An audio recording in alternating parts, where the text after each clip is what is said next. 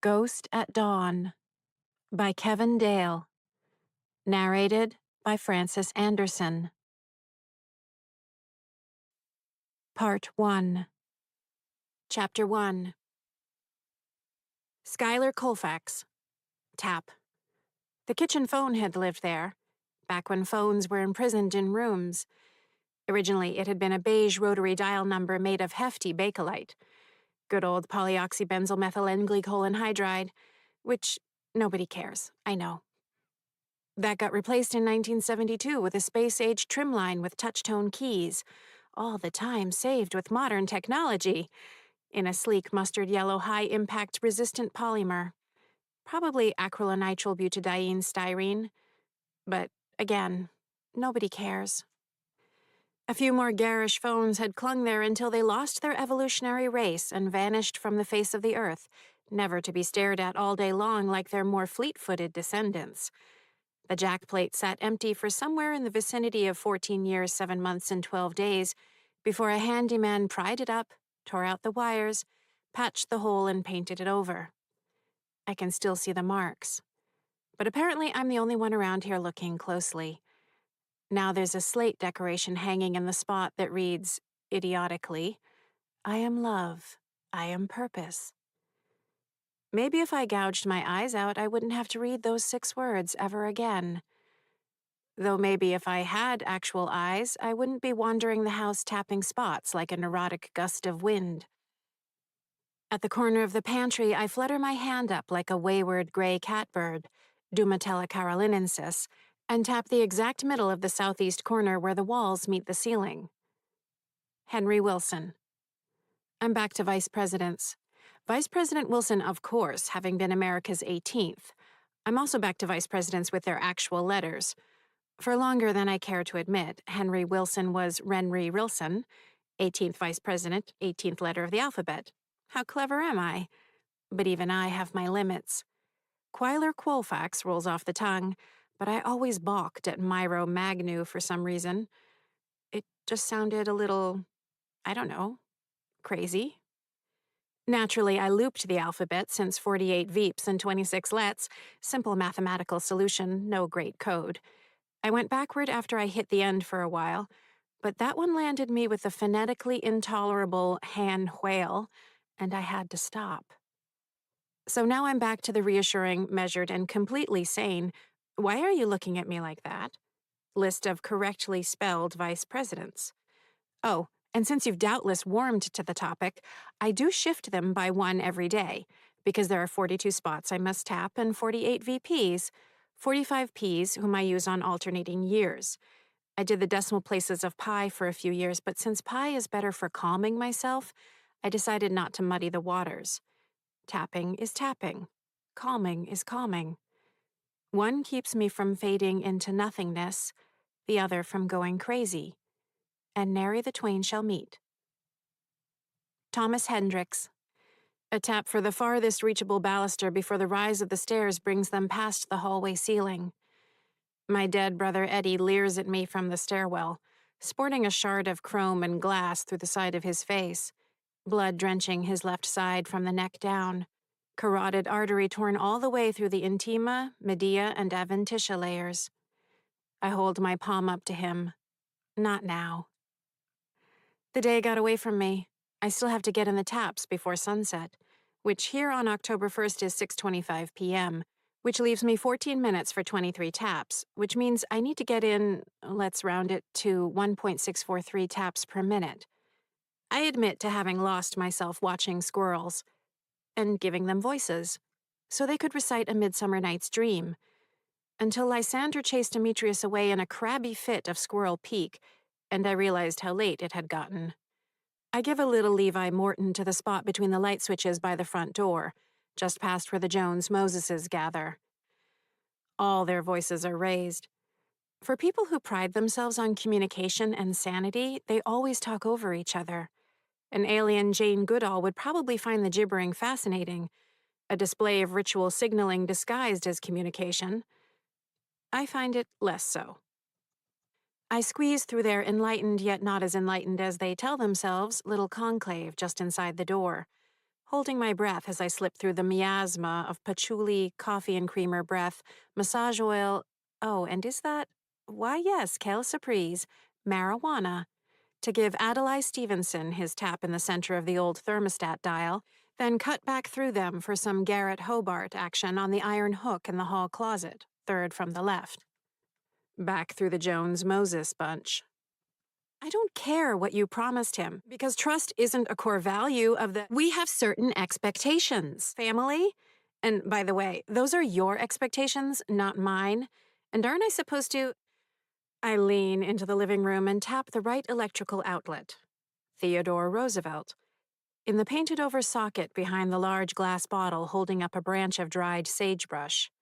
Tricia, the Jones of the Jones-Moseses, insists rather wrongly, it would seem, that placing said Artemisia tridentata in the kun, or partnership bagua area of the home, will, by the power of feng shui, cultivate flexibility and kindness in familial relationships. My peer review of her experiments says the study demonstrates invalid estimates, which, in the cordial terminology of scientific literature, means nope. Ha ha ha.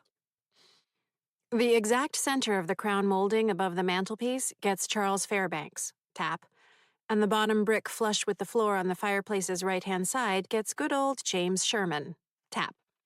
For those playing along at home, they're the two closest tap points found within 154 Chestnut Street, separated by a mere 95.6 centimeters. Oh, honey, a voice says, in my head. I stop in my tracks, putting my fingertips to my temples, squeezing my eyes shut. No, I don't have time for this. The voice radiates compassion, sadness, and pity.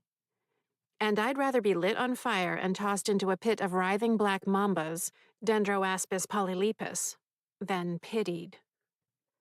I open my eyes, recommitted to ignoring the voice.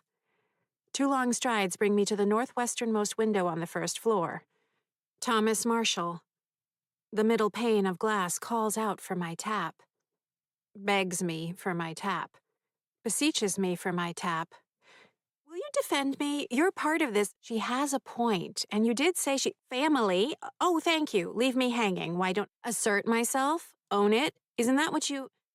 I reach out, then pause with my fingertips, 6 millimeters from the glass. Thomas Marshall. Wamus Warshall. Touch it. Just a tap. Tap it. Tap it. Tap it. I pull my hand back, and it's like swimming the wrong way up Niagara Falls, against all 85,000 cubic feet per second of Niagara Falls's flow. I lower my hand to my side. From the doorway to the dining room, my mother, Emily Jeanette Nagel Jarvis, looks at me with such contempt I flinch. Even with the frontal and lacrimal bones over her right eye shattered, she has a way of laying bare my soul. Though how hard is that? It's all I have left. I turn to face her. I don't remember which name comes next. It's utterly slipped my mind. You'll fade. Heavens, no. And also, who cares? Karen Mary Ellen Jarvis. And just like that, I'm the girl in nursery school who had trouble not wetting her pants when she was anxious. And she was anxious a lot.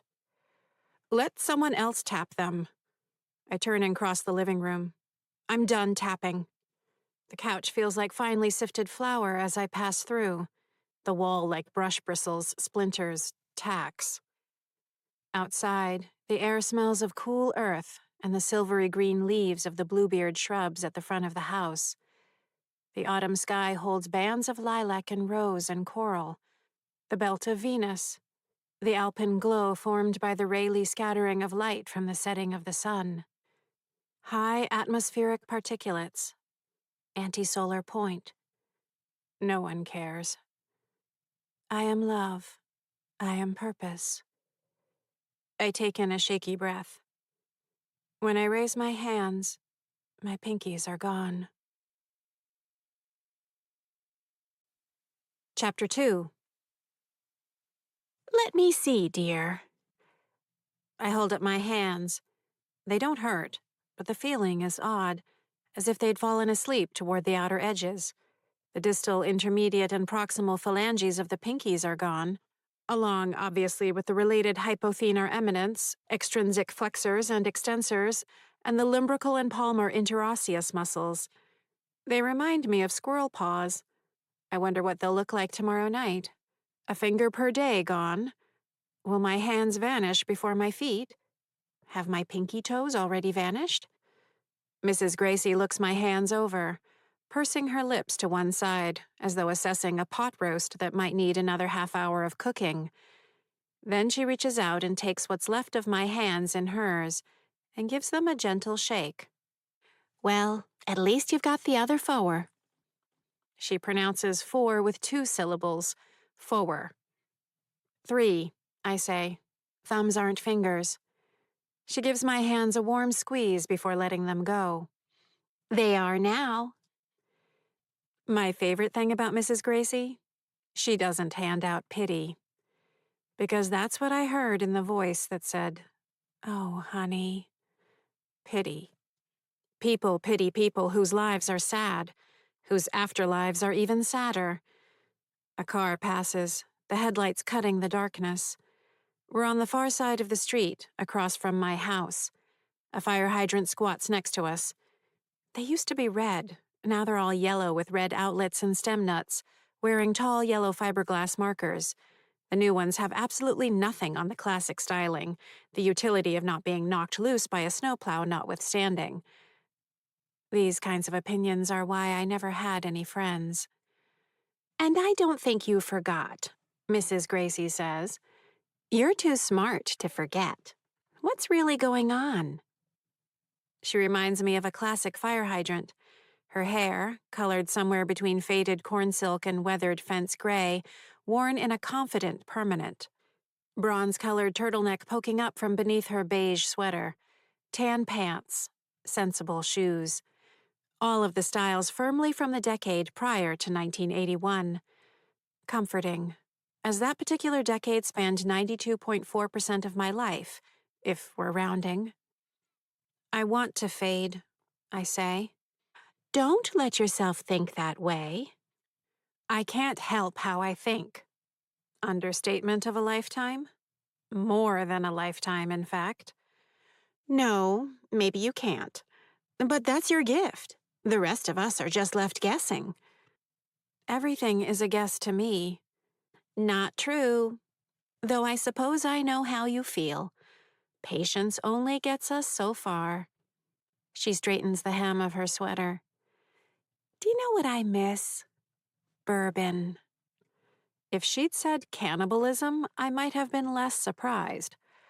She sees my reaction and smiles. And a Virginia Slim. You never smoked. I did. Not a lot, but when I smoked with pleasure.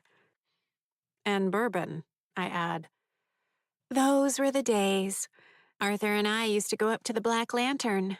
Roast beef and gravy, green beans, wonderful biscuits, apple pie a la mode, and a bourbon and a smoke. How about that? It'd been Arthur Gracie's 4th heart attack that had done him in 13 years before I was born, so there's part of the answer to her question. Maybe without the bourbon and the cigarette. Crickets fill the night around us with their song. Mrs. Gracie turns to me. We can't give up. You can't give up. I don't know how I'd get on without you. You work out things the rest of us don't even notice. None of it does any good. We're all still here, she says. Exactly. We're all still here. But that's what matters. Without that, well, I hate to think about it. You're the one who's going to get us out of here. You can't let yourself fade. A fluttering shadow passes between us. A bat. Most likely Aptisicus fuscus, or the imaginatively named big brown bat, swooping up a snack of a moth. With at least 356 known species of moths in Massachusetts, I won't hazard a guess. Darting around the streetlight overhead. What if we're wrong? I ask. She crosses one hand over the other, and her gaze follows the bright taillights of a car winding down Chestnut Street toward the center of town. "Then aren't we a couple of dummies?" she offers. She turns back to me. "Was it another vision?" "No, no vision," I say. "Oh, honey." "Voice?" "Oh, honey." "No, nothing," I lie. The first wriggling starts deep in my head, bringing my eyebrows together. Enter migraine, curse of the living and the dead. Why? I don't know. Questions have answers, don't they? Equations have terms and expressions comprising variables, coefficients, and constants. They give you answers. But I'm missing something. "You're sure?" Mrs. Gracie prompts. "I'm just tired." Another lie. I'm never tired. I never sleep. Even when I was alive, I barely slept, my overheated mare of a brain galloping and galloping all night long. "Maybe it's not too late," she says, "for finishing the tapping?" "Maybe. Sunset was only 97 minutes ago." I look at my hands. I could get the rest of them. "That's the spirit. We'll get through this. Figure it out." I sigh. "What do you think the chances are that heaven will have Virginia Slims and bourbon?" "It would have to, if it's really heaven." She waves as I cross Chestnut Street, letting a stylish electric car pass right through me in a whir of tingling metal and plastic. A little terrifying, a little uncomfortable, a little invigorating. Once I reach my house, I glance back. Mrs. Gracie's pale form disappears into the night as she makes her way back to her house at 16 Rock Ridge Road. Why didn't I tell her the truth? Maybe it has to do with my least favorite thing about Mrs. Gracie, the fact she handed out the poisoned cookies that killed me at 10:12 p.m. on Halloween, 1981. Chapter 3. "You're in a ton of trouble," my brother Eugene rasps, following me through the upstairs hallway. His voice has been damaged ever since he choked to death when he was 16. "Don't care," I say. "Since when?" "Go away." Spyro Agnew. Tap. The door handle of the thin closet that still smells faintly of the witch hazel it held for over a decade. Just tapping it so, as I have some 13,851-ish times before, grounds me. Earlier, I just had a moment. Like missing a step in solving a juicy math problem, but catching it in my proofs. Hardly a mistake. "You look ridiculous without pinkies," he says. Says the genius who choked on a grape while trying to see how many he could fit into his mouth. "You say it like it's my fault. 19, by the way." "How could I forget?" He shrugs. "I would have been fine." "I'm not doing this with you," I say. The master bedroom is Bajan Jewish chic, colorful earthenware pottery, a rainbow tallet tacked above the western window, things like that. My mother doesn't think much of it, I suppose preferring the culture-free utilitarian decor she'd favored. Her mother's dressing table, her grandmother's bureau, a bland print of bland sunflowers. The strike plate in the doorway gets Gerald Ford. Tap. See? Nothing sad about it. Just a tap. A regular keep everybody from vanishing tap. "I doubt any of that's going to help now," Eugene says. "Way after sunset." "Only 111 minutes. Calm down. Besides, I'm the one missing pinkies." "Until my fingers start disappearing because you're not tapping." "I see your problem," I say. "I'm serious." I turn on him. "Am I not tapping? Did you not just see me tap the doorway?" "I don't want to fade is all," he says. "Thank you for your concern." Just beneath the north-facing window, the plaster wall still bears the ridge of a patched crack. 4 coats of paint have further mellowed it since the rattling air conditioner that caused it rode that window through the 1970s. I run my fingertip until I feel the slight saddle-shaped dimple. Nelson Rockefeller. Tap. Eugene follows. It's what you're planning, isn't it? To make you fade? If there's a trick to it, I haven't found it yet. And I'm the genius, as you remind me daily. I'll keep looking. Joke all you like. Now I've got to hear it from Mom. She's pissed, like I can do anything about it. I duck into the bathroom. 17 types of skin cleanser across every free surface. Elise. Inspirational affirmation. Framed. Trisha. This last reads, obstacles are opportunities. Breathe. You're enough. Before I vomit, I reach up to the upper left corner of the window frame to press my fingertip against the wood. This spot, and only this one, has always been a press and not a tap. Walter Mondale. Just stay out of her way, I say. Mine too. If you're gonna let everything fall apart, how can I? I am not letting anything fall apart. Pinky swear? I cock my head to one side. Do you think I do all this for myself? Yes. Wrong. I'd be happy to fade. Please let me fade. But no, you're tied around my neck, along with Eddie and Mom and Dad and Kyle, Andy and Mrs. Gracie, so I keep tapping. Except for tonight. If I'm lucky, it'll be my ears that disappear next, so I don't have to listen to your whining, I say. You sound like Mom. I catch myself before I purse my lips and narrow my eyes. Like Mom. I settle for flicking my fingers impatiently at him. Shoo.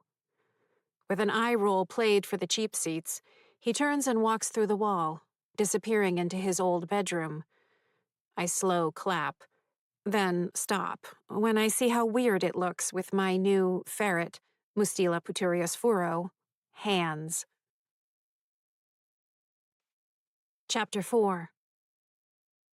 Passing up into the attic, through wires snapping with current, big 1940s nails grabbing at me from inside the scratching joists, I recite some pi to center myself. 3.141592653588979. I hate arguing. 32384626433. Specifically, I hate arguing with idiots. So frustrating when they can't wrap their insufficient minds around the objective, inarguable, demonstrable evidence of their own stupidity. 83279502884, which is exactly what I'd have complained about to my friends, if I'd ever had any. 1971693993751. Not that it in any way makes me a freak. Oh, honey. No, I'm just honest. I just think clearly. Frustrating from time to time, yes, but better than the... Oh, God. Haley Jones Moses stands in front of a full-length mirror in her underwear and a half-muscle shirt, checking herself out. Posing. Flexing her triceps. Biceps. Listening to some insipid song blatting from a tiny speaker. And making the face. I'm sure she thinks of it as hot face or something equally sophisticated. To me, it reads more as, I'm being scrutinized by the 3 high-definition cameras broadcasting my every subtle lip purse to an audience of fascinated millions, while I have caramel stuck to my back molars that I'm working out with my tongue while trying not to fart. Yes, the afterlife is unfair. The dying, the confusion, the terror, unintentionally killing my family and then having to suffer their continued presence. Decades of tapping, the weighty expectations of others, eternity stretching out before me, unchanging. But really, seeing that face might actually be the worst part of all. Haley's most recent foray into concentrating her truly annoying personality into weapons-grade potency has been bodybuilding. I've watched the videos alongside her, unable to help myself. Hundreds of videos, each more vapid than the last, but she devours them, her expression quizzically rapt, hour after hour after hour. Those videos spurred on her insistent conversion of the attic, a formerly unkempt space used for storage, into a temple of sweaty self-regard. Carpet remnants cover up the rough floor planks. Hand weights, iron bars, giant rubber bands, ankle weights, a box for jumping on. Oh, and now a pull-up bar. As if I couldn't hate her more. Pull-up bars were once the bane of my existence. Gym class at Doherty Elementary School was for me what a bay full of great white sharks, Carcharodon carcharias, might be to a seal pup. Let's say Phoca vitulina, the harbor seal. Yet even worse arrived in 3rd grade, when I was put into special gym, as they kindly called it. Appalling. I didn't know the rules of any sports, true. I didn't care to learn. Also, yes, my coordination was elusive, my handwriting terrible, catching a ball impossible. Though as long as my hands could hold a book in front of my face, I didn't see the problem. But to find myself segregated out with the boy with the narrow head who always had spittle clinging to the corners of his mouth, and the spindly girl who'd worn ivory-colored plastic braces on her lower legs throughout kindergarten and 1st grade, presumably to treat congenital talipes equinovarus, or clubfoot, struck me as a mortifying mistake.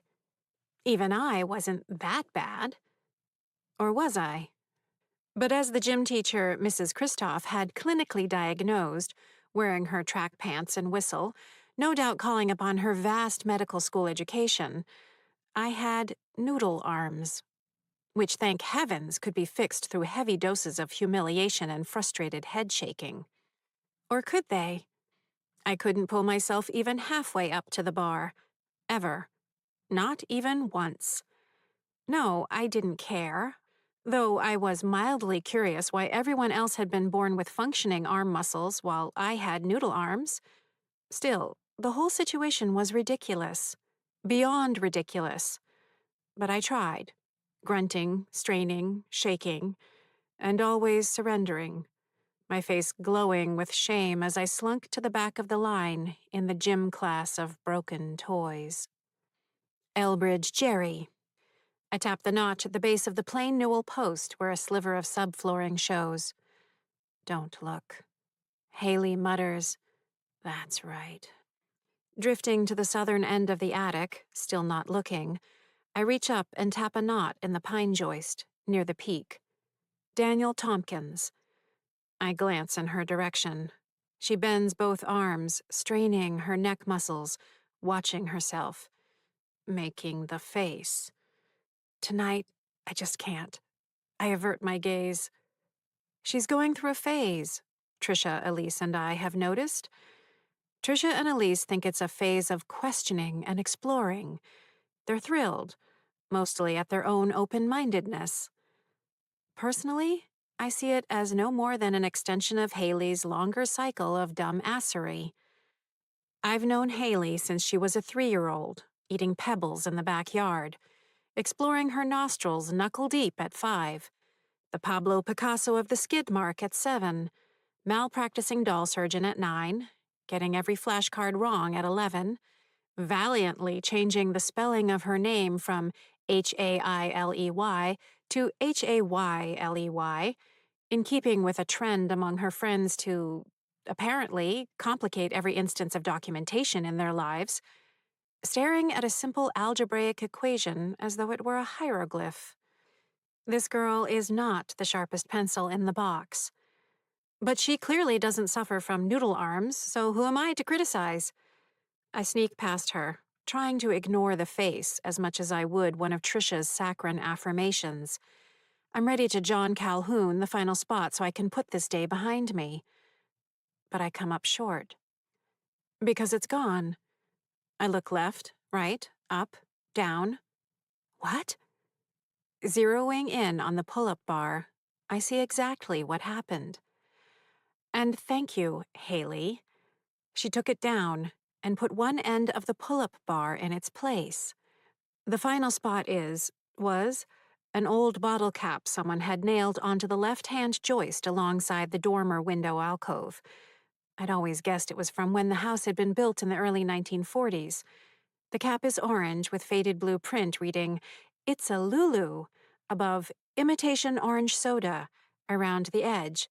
Smaller writing confirms contains water, sugar, citric acid, oil of orange, and U.S. certified color. Of course, Haley took it down. The way it sat there, drawing the eye, a perfect target for positioning one side of the pull-up bar. An inch higher? An inch lower? No. Why think outside the box? Why even think at all? I look around and spot the bottle cap lying face down on the floor next to a battered red toolbox, a rusted nail beside it. Which leaves me with a problem. Do I tap the cap? Or do I tap the spot where the cap used to be, even though the latter is now beneath the end of the pull-up bar? Or do I tap both? The thought chills me. Are there now 43 spots to tap each day? And will I have to keep track of where It's a Lulu ends up? Which will probably be the trash, though certainly not from Haley's hand. Still, there's no way Elise will let a stray anything linger for very long, unless it's a hair or a skin product. And if it ends up in the trash, what then? Not good. Not good at all. If it's not there, then how can I keep tapping? And if I can't keep tapping, how can I keep everything in check? Because if I can't, who can? Haley turns from the mirror, pursing her lips and shrugging her shoulders, rolling her neck like Sugar Ray Leonard having just finished a fight. I walk over to her, ignoring 30-odd years of self-control, and blurt, "You inconsiderate jock! You bovine idiot child! Your hair is stupid, and your arms are stupid, and your face is stupid, and what exactly am I supposed to tap now?" Haley freezes. For half a second, it's like she's looking right at me, meeting my eye. Her eyebrows go up. So do mine. Her gaze passes through me again. She turns her head, looks this way and that around the attic, listening. The shiver that runs along the back of her neck is clear enough that I see it. "What?" she says. "Oh, honey." Was that what made me do it? The pity I'd heard in that voice? A pity so heart-wrenching that it shone over my life and my afterlife, like the brightest, harshest low-pressure mercury vapor gas discharge lamp fluorescing into visible light, revealing how utterly sad it all is, and was, and will always be. Hi, I'm Karen Jarvis, and I'm a freak forever. Not that any of it excuses what I just did. Haley slips on a pair of black tights and a baggy sweatshirt, still looking around. She grabs her phone and turns off the music. At the top of the stairs, she pauses and gives the attic one last, curious look. Will she trip, breaking her neck? Electrocute herself in the shower? Choke on one of those protein bars she lives on? Have a blood vessel in her brain, which I'm forced to admit she actually has, give way, sending her to the floor? Or get hit by a car when she's out on her morning run? Because she's going to die. She has 24 hours at most. Because I talked to her. She makes it down the stairs intact. The attic light goes out right before she closes the door. What have I done? Chapter 5. Haley is dull, self-involved, unspeakably disorganized. She masturbates with embarrassing intensity, spends what little time she's not staring at her phone or her computer staring at herself in a mirror, grunts when she does burpees, each time. I can't even be in the room. She does marijuana with her friend Charlie and Charlie's younger sister, manipulates her mother's sense of modern parenting like Leonard Bernstein conducting the New York Philharmonic through Mahler's Symphony No. 2. How would I not want to be rid of that?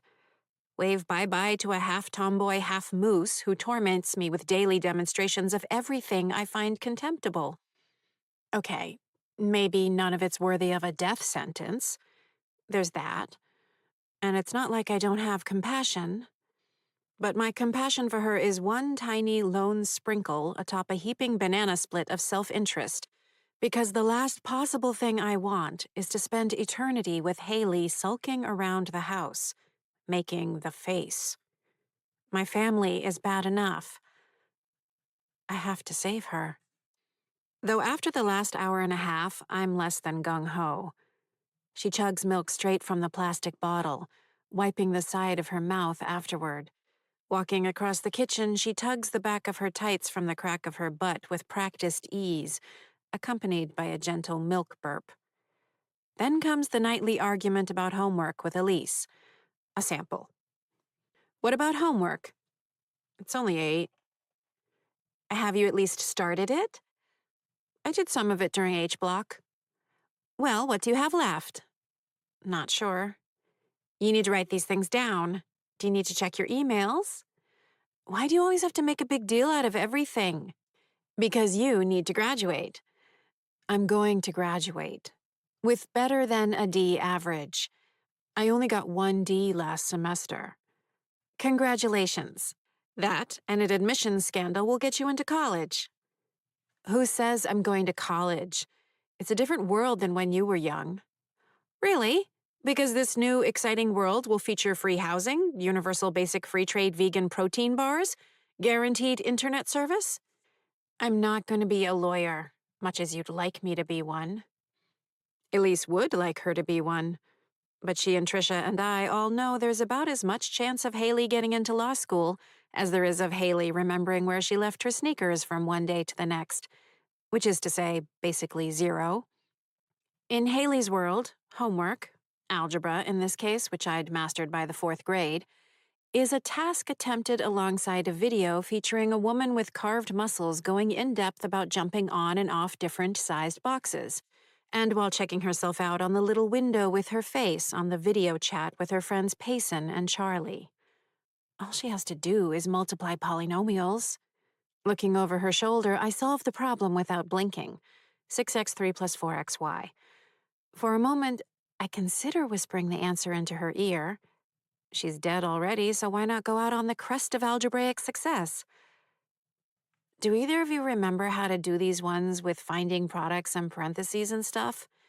She asks. Payson, whose look of late involves a beret with a long lock of hair corkscrewed down the side of their forehead, says, I've forgotten more math than you'll ever learn. What's the problem, my plum? Charlie grimaces, looking at his phone. Oh God, here we go. I know, right? Payson says. It's just, I can get the first half, Haley says, but I hate when it's those little numbers, the ones up in the air. Exponents, Payson sighs. Yeah, exponents. I hate exponents. I have news for Haley. Exponents hate her more. Trust me. I've seen what she can do to a perfectly good exponent. And it's not that different from what 7-year-old Haley could do to a perfectly good pair of Fruit of the Loom. To their credit, Payson knows their way around algebra. Payson also knows their way around Haley, which means they have their work cut out for them. I avert my eyes. The room used to be Eugene's and Eddie's. There were 2 things I was jealous of the twins for when they were alive. The first was their bunk bed. The other was their stupidity. Not that they were morons, just that they were firmly in the subgenius category. Under the cover of said averageness, they were allowed to roam the world, having fun, going along to get along, playing with their friends, keeping teachers marginally satisfied, forgiven for their mistakes. Did they ever worry about their grades?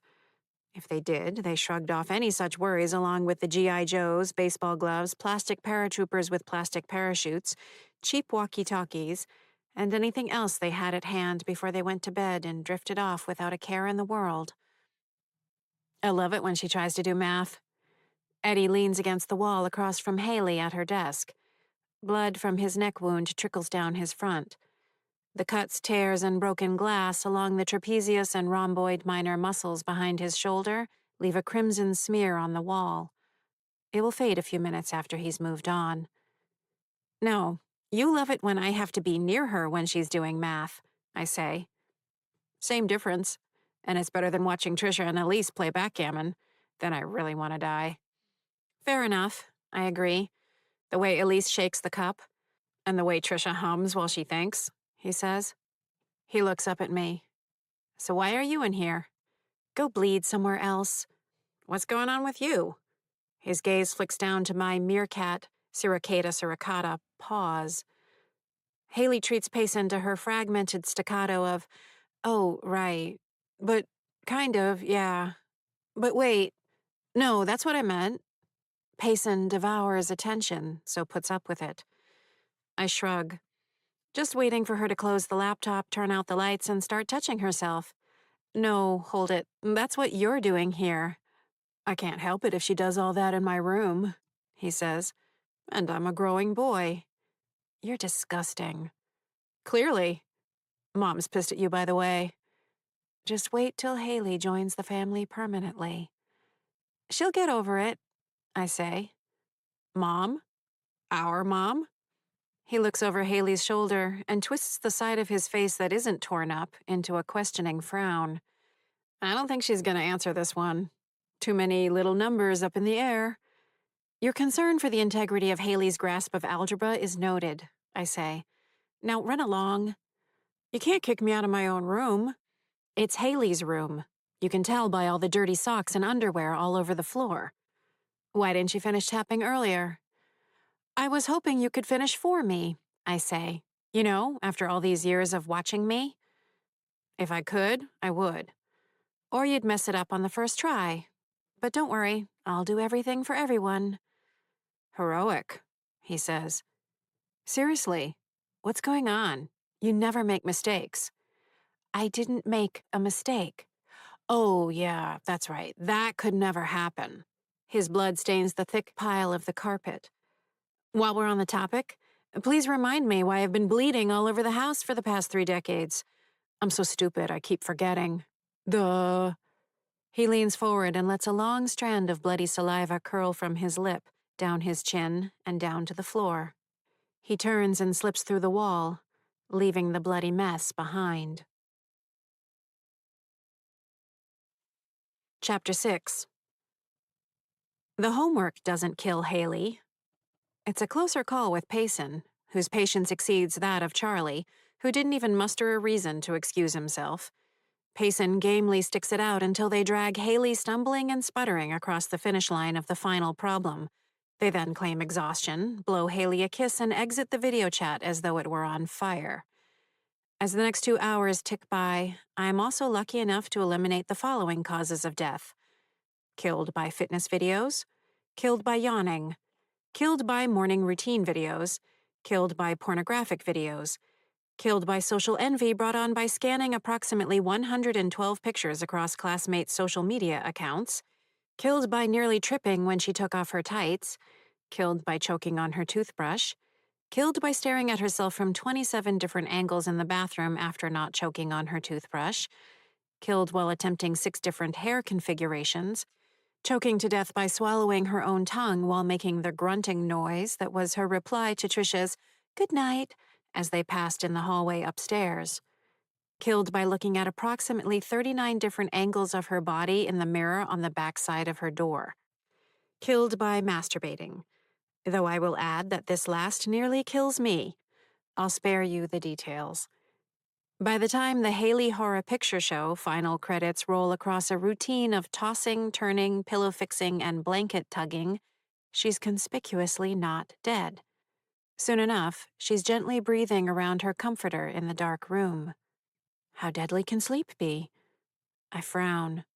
Has all her posing in the mirror and on her laptop's camera caused a tear in the wall of her carotid or vertebral artery, even now accreting the blood clot that will break off and lead to a massive stroke? The room is dark. Its only illumination a few thin strips of light from the street lamps angling past the window shade. Her breathing, accompanied by a regular glottal hitch at the back of her palate every few breaths, continues. Still alive. Still annoying. Normally, I spend the nights in my old room, which is now Elise's home office. She keeps it nice, and thanks to the enormous percentage of time she devotes to hair and skincare, it smells lovely. I want to be there. Not here. hovering bedside over the half-gurgling, half-snoring Yeti that is Haley.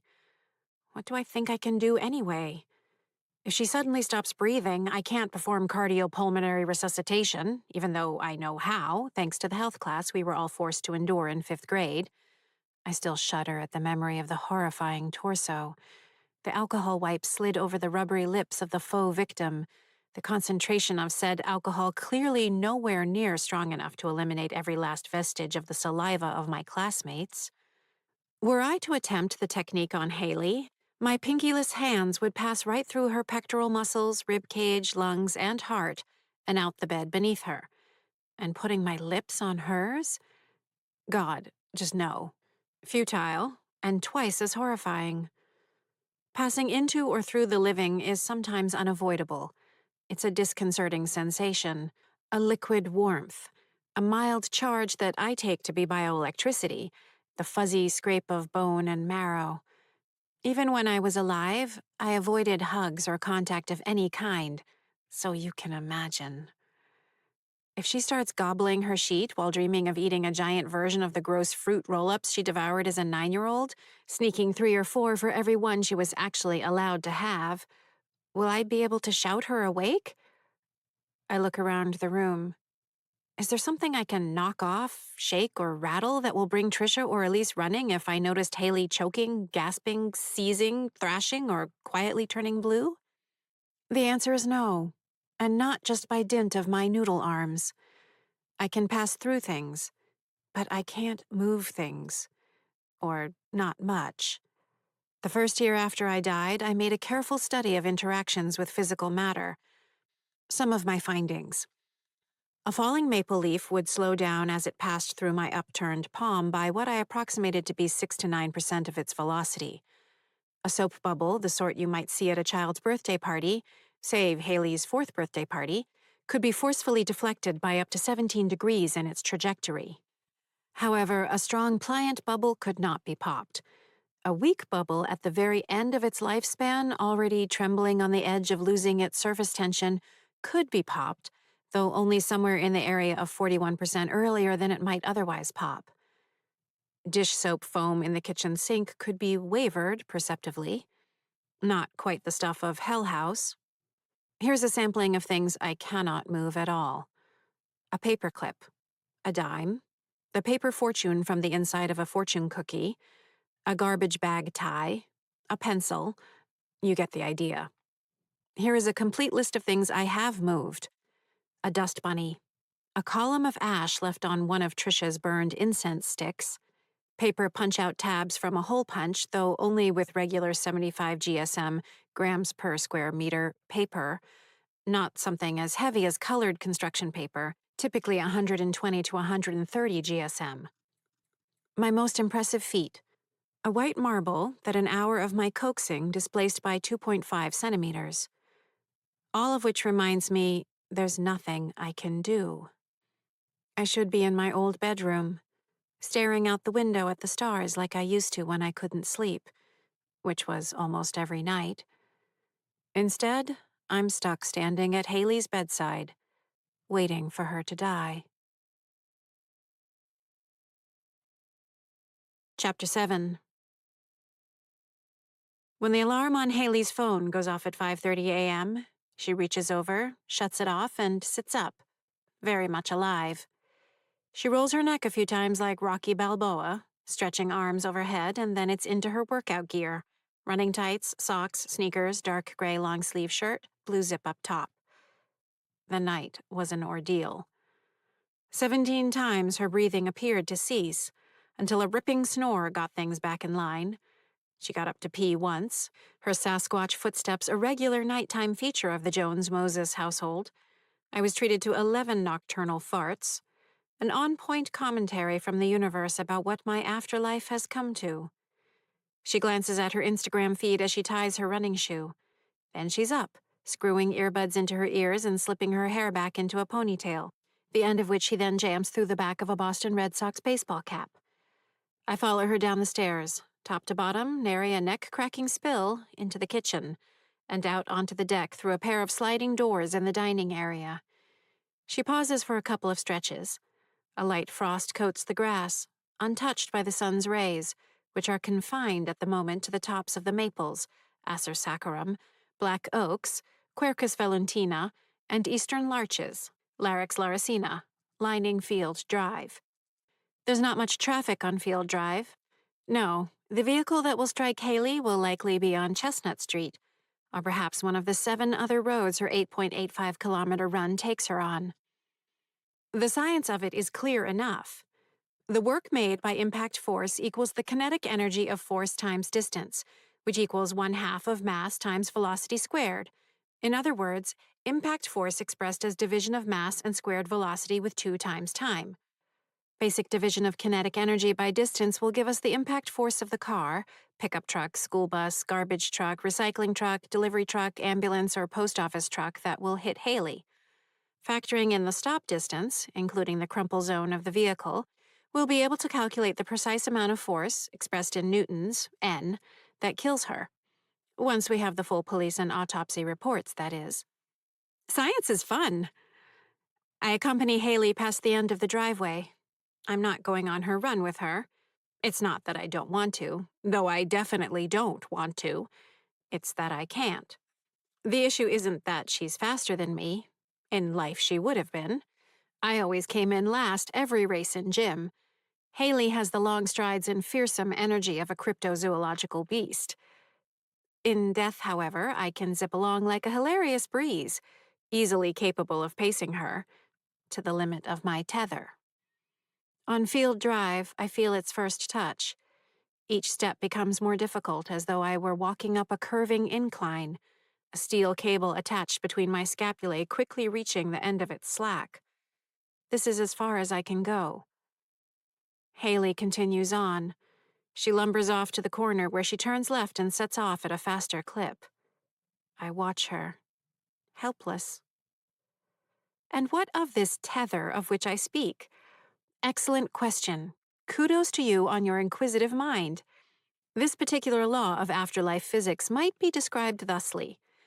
The spirit at rest remains at rest, forever bound to the spot of death within a radius that fluctuates diurnally. Boo-hoo. Which means I can only ever get so far away from the spot where I died. This spot, which I have dubbed my terminal anchor, represents the center point from which I can travel a limited distance in any direction. Though it doesn't describe a perfect circle, on average, during the daytime, that distance is 13.106 meters. Note, I restrict myself to the International System of Units, SI, more commonly known as the metric system, the beauty of which first became apparent to me in first grade. Diurnal in nature, the tether extends at the moment of sunset to a radius of 30.17 meters, while at sunrise it retracts back to the radius of 13.106 meters. Within these radii, movement is entirely unencumbered until the boundary is approached.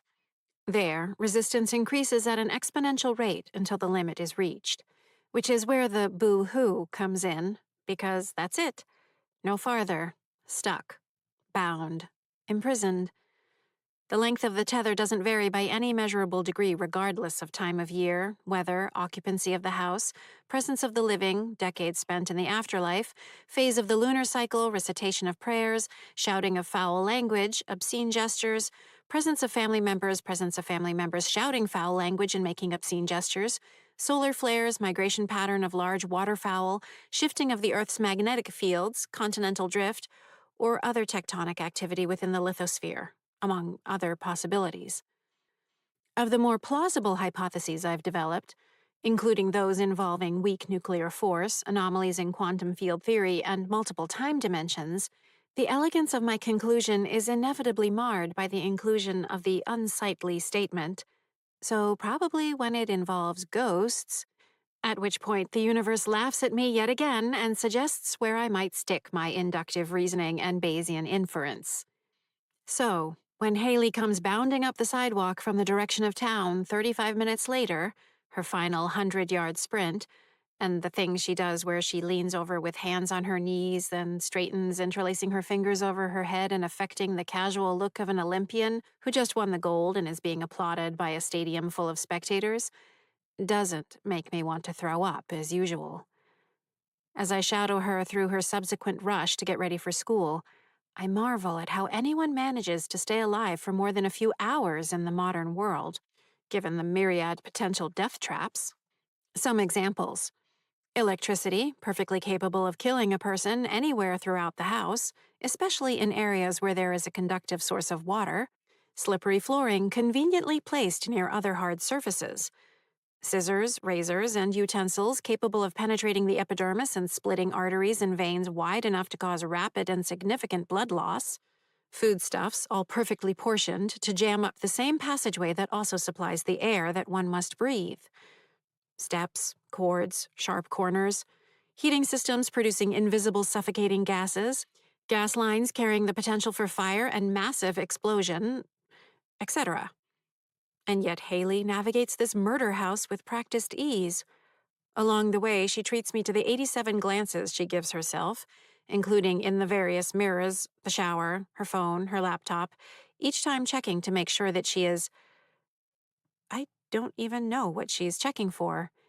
She looks the same as she did yesterday. She will look the same, well, I would say tomorrow, and technically I would be right, though she will bear whatever disfigurement her death brings. Maybe I can borrow her pinkies if she still has them. I'm going to a very dark place with this. Chapter 8.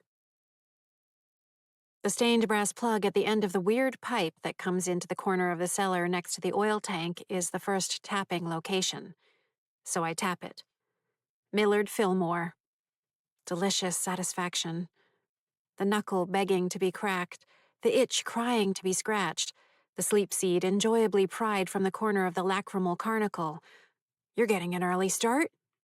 My dad stands by the stairs, beneath a dusty intersection of pipes that branch off to feed the radiators throughout the house. Behind him is the workshop area where he'd assembled a veritable, though anachronistic, armed forces of paper and wooden fighter planes and bombers over the years.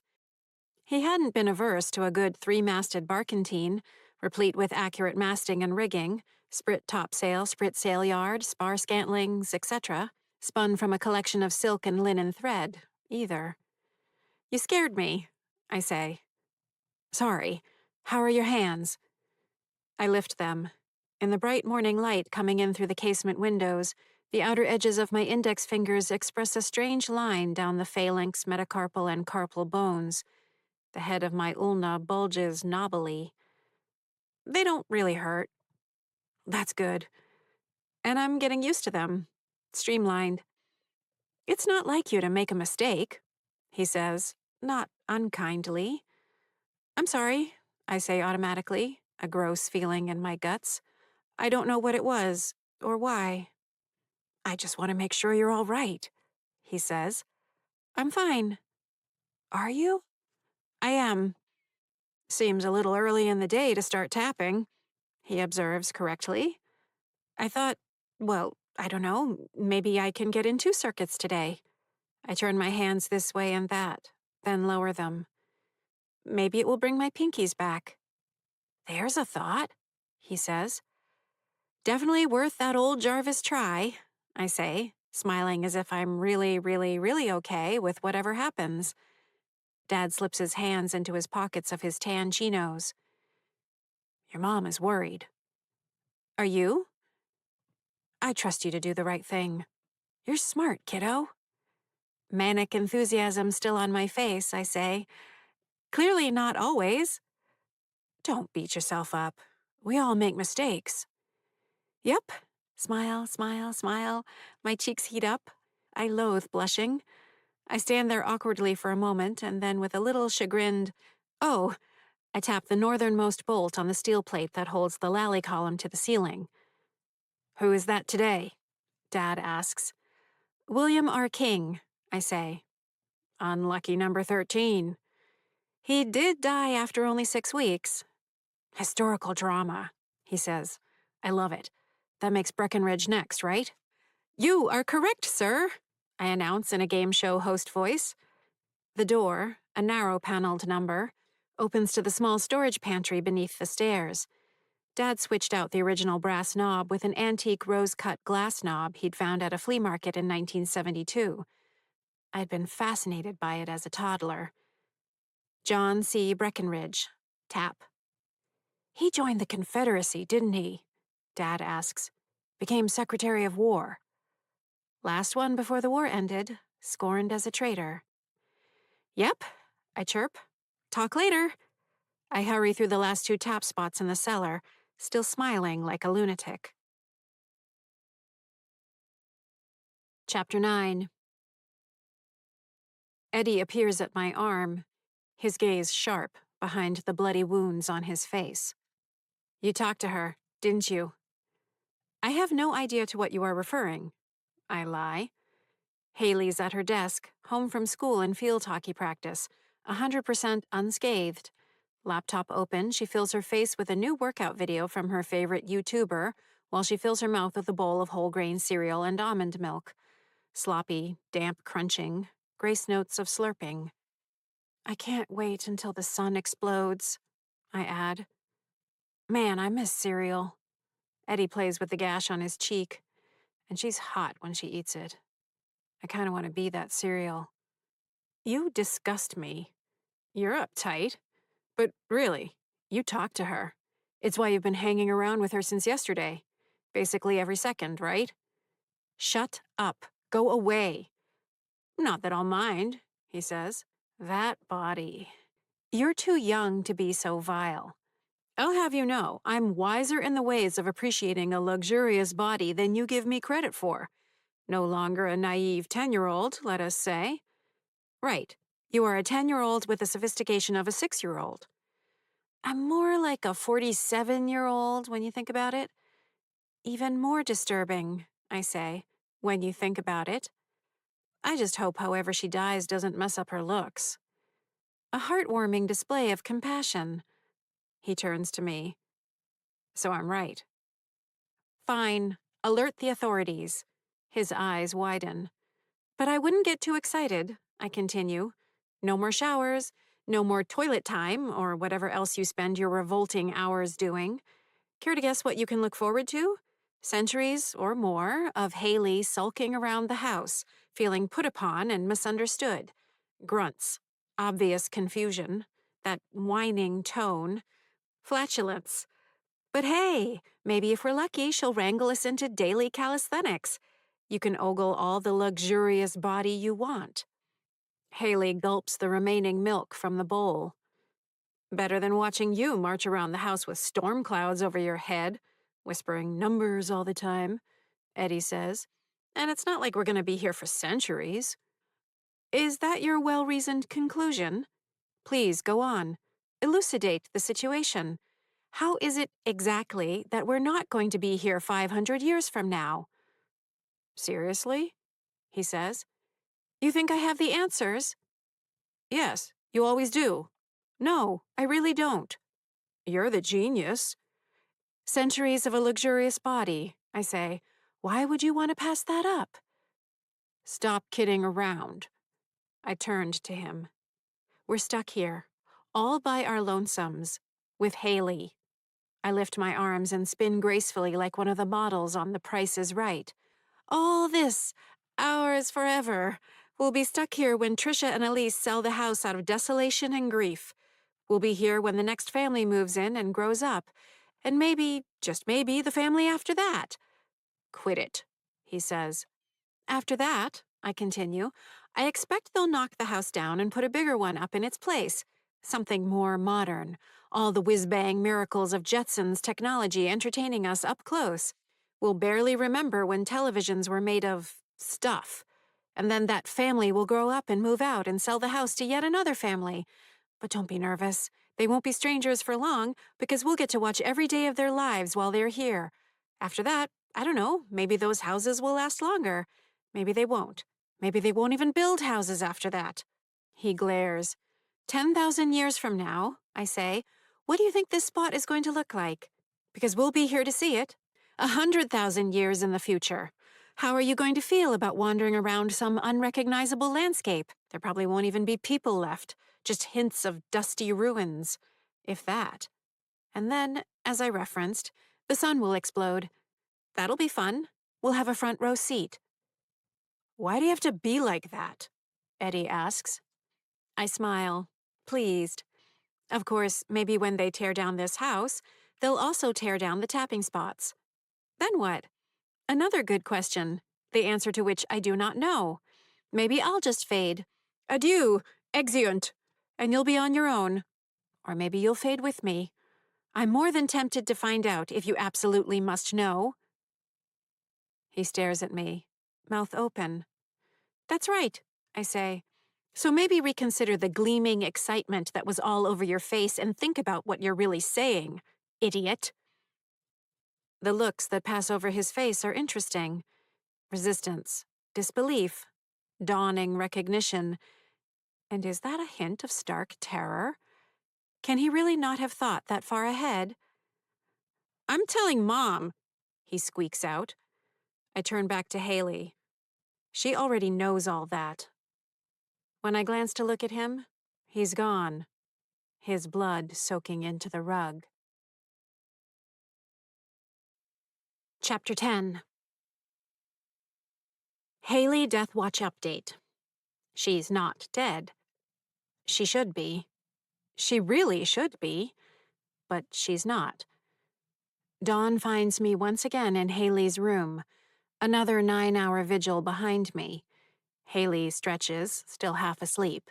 Her gargantuan feet poke out from under the sheet and comforter, cross as though she were relaxing on a poolside lounger at a resort, then retreat back under the blankets. She burrows deeper. Still alive. I don't like it. Theories for consideration. 1. My doubling of the tapping circuit yesterday has delayed Haley's death by 1 day. 2. Doubling the tapping dispersed the energies that would have led to her death. Continued tapping as normal will preserve this status quo. 3. With my incorporeal form no longer intact, look, Ma, no pinkies, any communication with the living is no longer fatal. 4. A gap of 114 minutes between the 19th and 20th tapping spots eliminates or delays fatality after contacting the living. Could also involve a significant gap between any two sequential tapping spots. 5. The intrusion of an auditory hallucination, oh, honey, presaged a disruption in the otherwise deadly effect of communicating with the living. 6. I paid too much attention to the auditory hallucination, oh, honey, instead of ignoring it, as in earlier such incidents, triggering an episode of delusion in which I imagined I spoke the words I did to Haley. Concerning. 7. In the 32 years since I last killed a living person by direct communication, the effect has been blunted by a heretofore undetected half-life. Related question 1. Does this suggest I now have a larger number of words I can communicate to the living without killing them? In other words, an issue of quantity. Related question 2. Or would all attempts be safe now, as the concentration of the effect has fallen below a fatal threshold? In other words, an issue of quality. 8. Haley is too dumb to have fully registered my communication. Conclusions. None immediately satisfy. Not even close. I slide through the door into the hallway. The smell of fresh coffee drifts from the kitchen. Eugene sits at the top of the stairs. She dead yet? He asks. Twins are insufferable, I say. Is there anything you don't tell each other? I've trained Eddie not to tell me some things. So, yes. Is she dead? She's happily filling the room with her morning breath. Thanks for asking. Disappointed? No, he says. She's all right. Except to her mom's. She's a teenager. I sit next to him. I'll grant you're the expert on teenagers, seeing as how you're the only Jarvis offspring to have lived long enough to be one. 16 for 31 years. I guess that kind of makes me an expert. 32. He frowns for a second, then nods. I don't question your math. But you question something, I say. We're being honest? I guess we are. Okay, he says. All this all whatever it is you're doing? I'm not doing anything, I say. Really?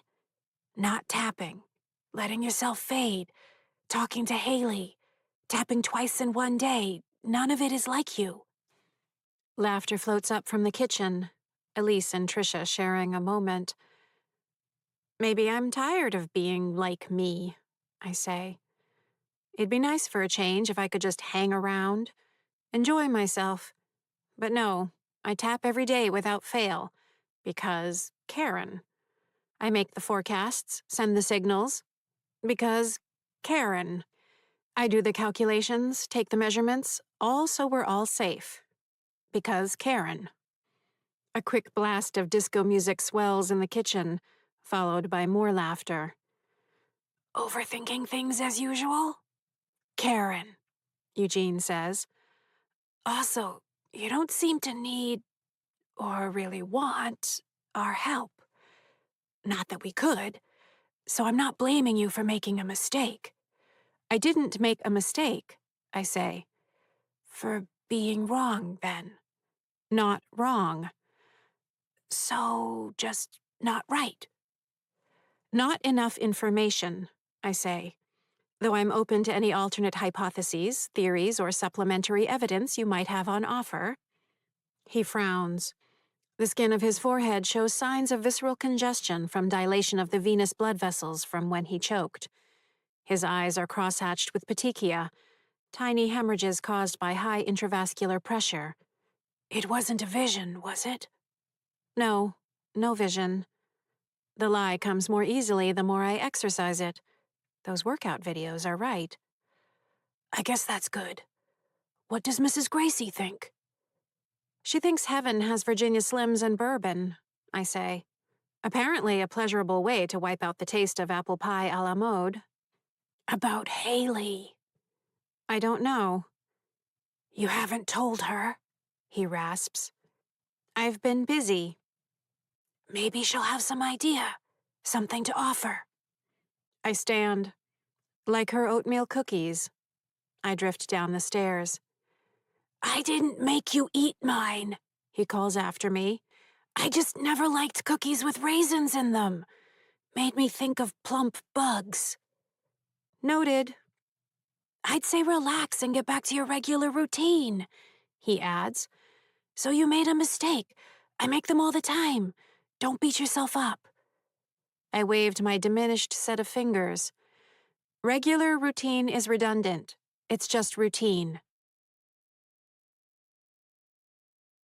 Chapter 11. Don't beat yourself up. Hilarious. Relax. As if serious people relax. Stop overthinking things. The cri de coeur of mediocre underthinkers. Does anyone approach a tall girl and casually suggest that she stop being so tall all the time? Or tell the red-haired girl that, hey, life might be a little less stressful if she could just not be so homozygous for the recessive allele on chromosome 16 so as not to alter her MC1R protein production? Mrs. Gracie knows me well enough to skip all that.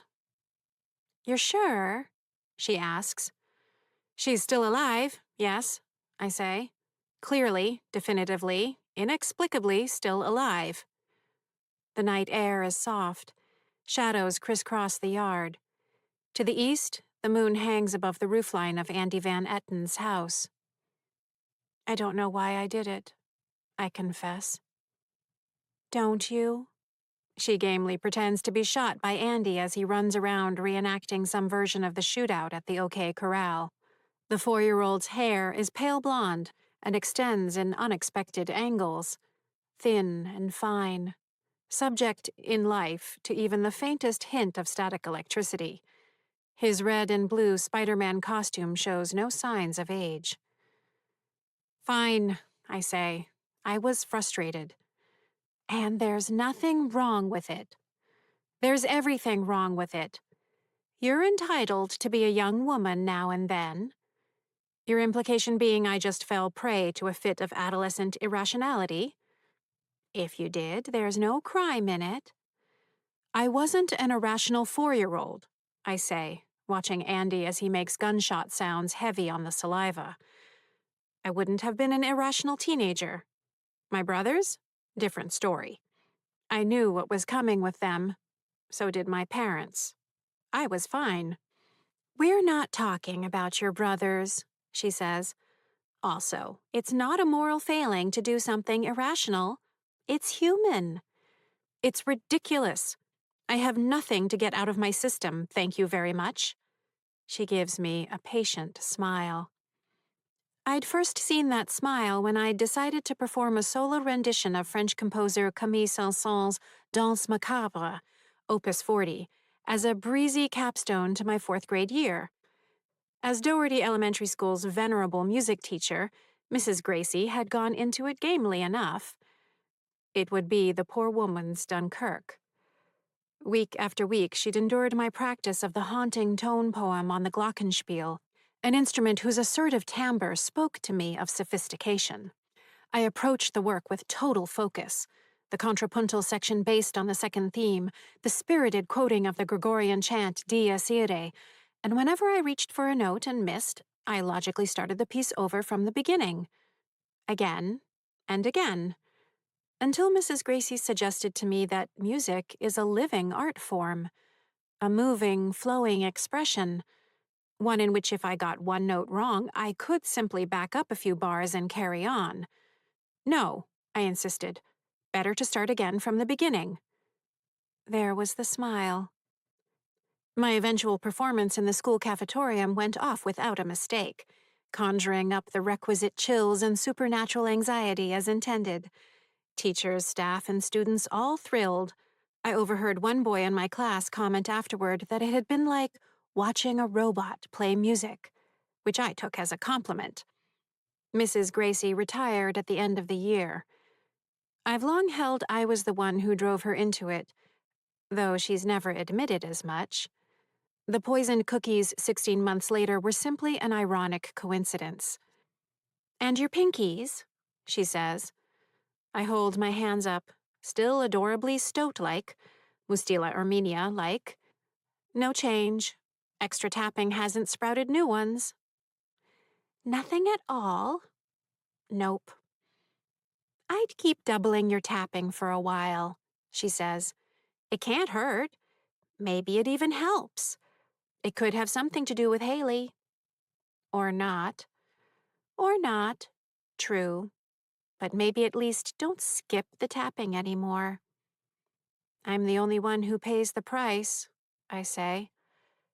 She tugs thoughtfully at the collar of her turtleneck. "Or not." "Wait," I say. "Did something happen?" "Arthur. He came by last night." "Last night? He's not supposed to come by until Tuesday." "He must have missed the forecast," she says. "But there was less than a 2% chance of a visit last night." The actual percentage I calculated was 1.633%. I always round up for the others. An error this notable hasn't happened since December 11th, 1994. "He caught me round the back," she says. "By the bird feeder. My own fault. I've just been convinced there's a snag near the back of my old garden. A little zig. Like someone missed a stitch, but instead of fixing it properly, they just doubled back and kept going. Sometimes it's there, sometimes it's not. But last week I noticed it again, so I got it in my head that I'd better look at it at night." For decades, Mrs. Gracie has spent much of her days searching for a way out of the barriers, though her supposition that they're physical materials subject to wear and tear, or a missed stitch, isn't supported by the evidence. They're a force of some kind, not the waist of a skirt that's been stretched to the point of popping a thread. Still, her searches during the days give her something to do. "What did he do?" I ask. "He strangled me. It breaks my heart." Arthur Gracie died in the spring of 1957. He was not, in life, much of a strangler. "It's the Hollands' new baby," Mrs. Gracie says. "Little Harper, just a little bud of a life, barely unfolded. So beautiful." "Ah," I say, even though babies revolt me. Yes, it's joyous and miraculous and life affirming that Nick and Erin Holland, both lawyers, have squeezed out their first child at the ages of 29 and 31, respectively. Yet, beautiful as she may be, their little cinnamon bun is regularly extruding fecal matter and semi liquids at an alarming rate, when not busy squalling, gurgling, or sleeping, which is all a baby does, thereby eliminating any cause for interest. I never planned on having any. It's made him worse than ever, Mrs. Gracie says. Why would it? She's quiet for a long minute. Then she nods as if settling some internal debate. I never told you this, but Arthur and I had 2 daughters before the boys. They didn't live very long. Patricia was our first, born in September of 1938. Stillborn, which happened more often back then than it does now. She was a very beautiful girl, face so perfect. Little fingers and toes as lovely as though Michelangelo had carved them. The wind sighs through the leaves overhead. Behind us, Andy sits in the yard, fiddling with the grass, having moved the shootout down to toy size. Well, she continues, we were young, so we tried again. It's what you did. And by the spring of 1940, we welcomed Rose Kathleen Gracie. She came out cheerful and lively, a head of hair as blonde and fine as you'd ever seen. A bit like Andy's. Andy lies on his back, sweeping his arms and legs through the grass as though making a snow angel. But we only had her for 8 days, Mrs. Gracie says. Over the years, I've come to believe she just had the perfect little life. Held practically every minute, wrapped in the softest blankets and more love than you can imagine. Fed, snuggled, kissed. Arthur so gentle with her. The finest father a young girl ever had. But sweet Rose died in her sleep on May 24th. That whole month was beautiful spring weather. She never knew a cloudy day. I wish I had a tissue box or something to offer. Around us, the fall field crickets, Gryllus pennsylvanicus, sing their summer coda. We held off after that. It was all too painful. And don't forget, the world seemed to have lost its mind at that time. But we had each other. By 1943, Dawn was born. Then Ronald. Alan last in 46. She frowns, plucking at a buttonhole on her sweater. Arthur never had a cruel bone in his body. Not once. Not ever. He was kind. Far too kind for this world. A rare man. How I treasured him for it. I'm less concerned with Mrs. Gracie's feelings, though they are sad feelings and I remind myself to make an understanding facial expression, than the fact that my forecast was wrong. All forecasts can expect errors, also known as residuals, hence the formula ET equals YT minus FT, representing the variance between the actual value and the forecast value for the period in question. Since I've determined over the years that my methods of forecasting contain at least some correlations between residual values, a bad thing, I've adjusted my technique to overcome the aggregate error by factoring in the expected value of the residuals as a function of past known residuals. A good thing, generally. See, it's not as though I can't admit when I'm wrong, but I really, really don't like it when I'm this wrong.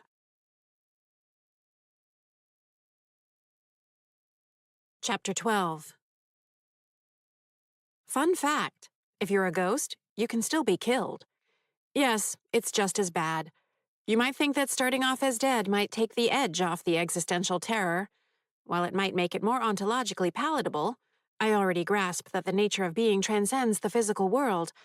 Having your head ripped off is still having your head ripped off. Ripped off. A ghost is a ghost to the world at large, able to pass through physical objects with minimal resistance, altered relationship to the living, operating on a subtler topology of energy frequencies. constrained by a puzzling subset of the standard laws of physics, though not always. But to the ghost themselves, or to another ghost, or to the tormentor of a ghost, the perceived physics of ghosts resembles the standard laws of physics, meaning I can push my hand through a brick wall, but I can't push it through my own chest. Then it just feels like a chest ought to. Manually impenetrable, flesh over bone over lungs, etc. I imagine you have questions. See? I told you science is fun. Supplementary data points to your likely immediate questions. I can't touch Haley or anyone else living without passing into and through them, but I can touch my family, Mrs. Gracie, Andy, and Kyle O'Brien, the ghost of a 10-year-old who lives across in Downfield Drive from me. Not that I do, not a touchy person, thank you. Mrs. Gracie, Andy, and Kyle have all been killed as ghosts on multiple occasions. Yes, by the aforementioned tormentors. Which is the reason for my making forecasts, to protect them against further killings. I have never been killed as a ghost, nor has my family. My tapping may offer protection against tormentors. Or my family and I are one another's tormentors. Except we haven't killed each other. Save for when I killed them and made them ghosts in the first place. That sounds worse than it is. It's still pretty bad. More on that later. The tormentors themselves fall under what I've dubbed Familia Castanea, because who among us doesn't love a worthy taxonomic ranking? Okay, if you insist. Domain, Mortimi, Death Realm. Kingdom, Spiritus, Spirit. Phylum, Umbri, Shadow. Class, Custos Carceris, Jailer. Order, Somnum Exterriformis, Form of Nightmare. Family, Castanea. Chestnut, as in street. Genus, Tortorum, Tormentor. Species, Pupae, Scenics, Oculi. Puppet, Old Man, Eyes. Each of the three tormentors, Totorum pupae, Totorum scenics, and Totorum oculi, has a distinct appearance and pattern of behavior, though in general they all share primary characteristics, none of which are good. While the arrival on a given night of a particular tormentor appears to be random, careful observation has revealed a pattern, a subtle order within the noise. Every day, I gather the information from the night before through either direct communication or through a system of signaling I devised. From these daily reports, I estimate where in the cycle the tormentors are and generate a projection for the next week. No applause, please. And thank you. But because science is fun, I think we have time for a quick, inspiring digression. Without access to calculators, pen, or paper, I rely on the ancient technique of the memory palace, an imaginary location I concentrate on to fix data and from which I subsequently derive calculations. I use Doherty Elementary School. Starting from my kindergarten classroom, I utilize that and adjacent classrooms, moving up through the grades. Each grade contains 3 classrooms, and I assign each a value. Yes, no, maybe, expressed as 1, 2, 3. Each ghost companion is represented by a different vivid image: blue cats for Mrs. Gracie, yellow penguins for Andy, red alligators for Kyle, through which I log the value. I keep a rolling status of 7 days, each new day replacing the grade that keys to the day of the week. Based on the past 36 years of data, it took some time to refine my system, the accuracy rate for a 3-day forecast hovers around 86%. While my 5-day forecast stands closer to 74.5% accurate. I've also maintained a running record of how often one or more tormentors have appeared. Since graphs are the glockenspiel of data presentation, may I offer tormentor presence average graph. No tormentor, 26%. Single tormentor visit, 63%. Dual tormentor visit, 3%.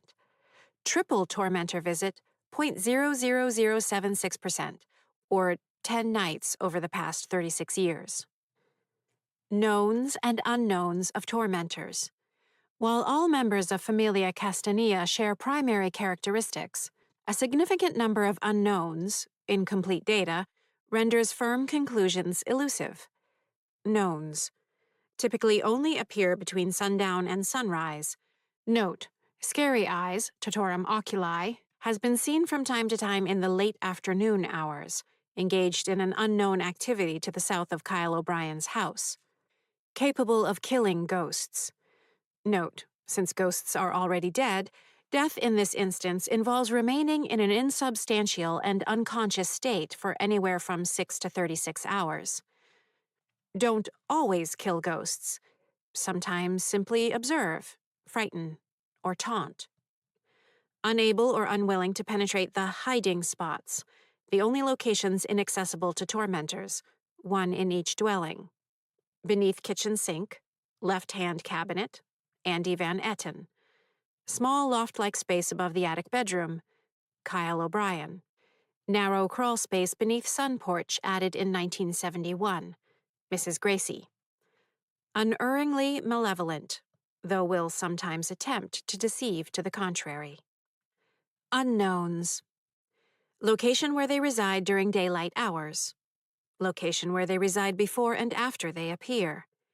Location where they reside on nights when they fail to appear. Are they distinct entities or a singular entity that assumes different forms? No two have been observed simultaneously in the same place, though some controversy surrounds reports of contemporaneous visits. Controversy involves discrepancies in subjective reporting of time of night and, in the case of Andy, that he can't tell time. Reasons for generally only appearing between sundown and sunrise. Why hiding spots keep them at bay. Why they maintain visitation patterns that fall within reasonable bounds of predictivity. Reasons why Mrs. Gracie, Andy, and Kyle have them, while I don't. If they can be destroyed. What they want. Why us? Conclusions. Overthinking things? With the number of variables in play, I'm quite sure the opposite is true. Chapter 13. Well, I don't like the sound of any of that, Mrs. Gracie says. Andy tugs on our hands and swings himself between the two of us, regaling us with impressions of the battle he just imagined. It involves a lot of pow, pow, pow, and one large kapow. I like even less how worried you are. It doesn't matter that I'm worried, I say. I've been worried since 1970. I just want to figure out what's going on. Could it be the bottle cap? Mrs. Gracie asks. Breaking the circuit somehow. I'm treating it like two spots now. Should you? It's the most logical approach until I have more data. I will take your word on that. Andy's fingers clamp down on mine as though he's gripping a rope for dear life.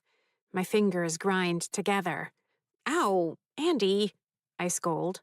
Flibber, flibber, flibber, he shouts. He tears free and races toward his house.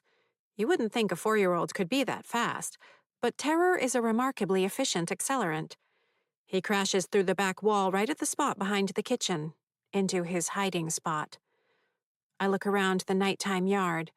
Mrs. Gracie looks at me, flexing her thin fingers in pain. He's not supposed to be here tonight, I say. You'd better go inside, too. Maybe he's wrong. Maybe he's not.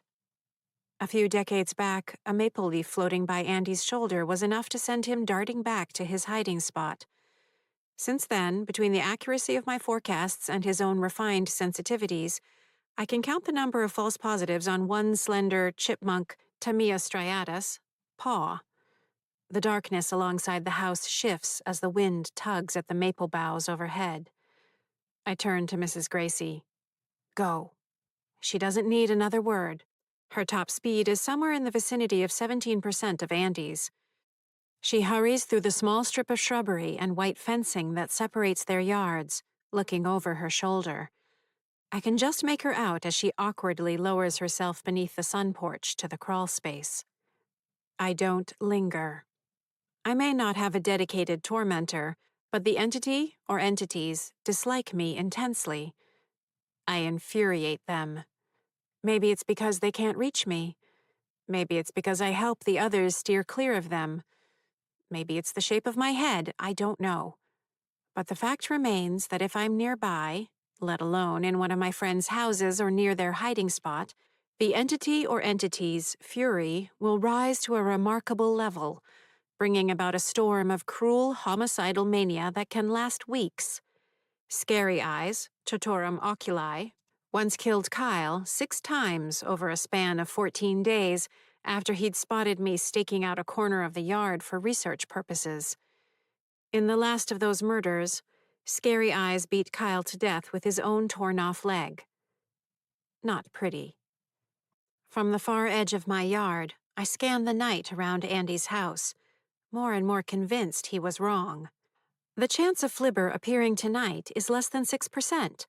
Not impossible, just not particularly likely.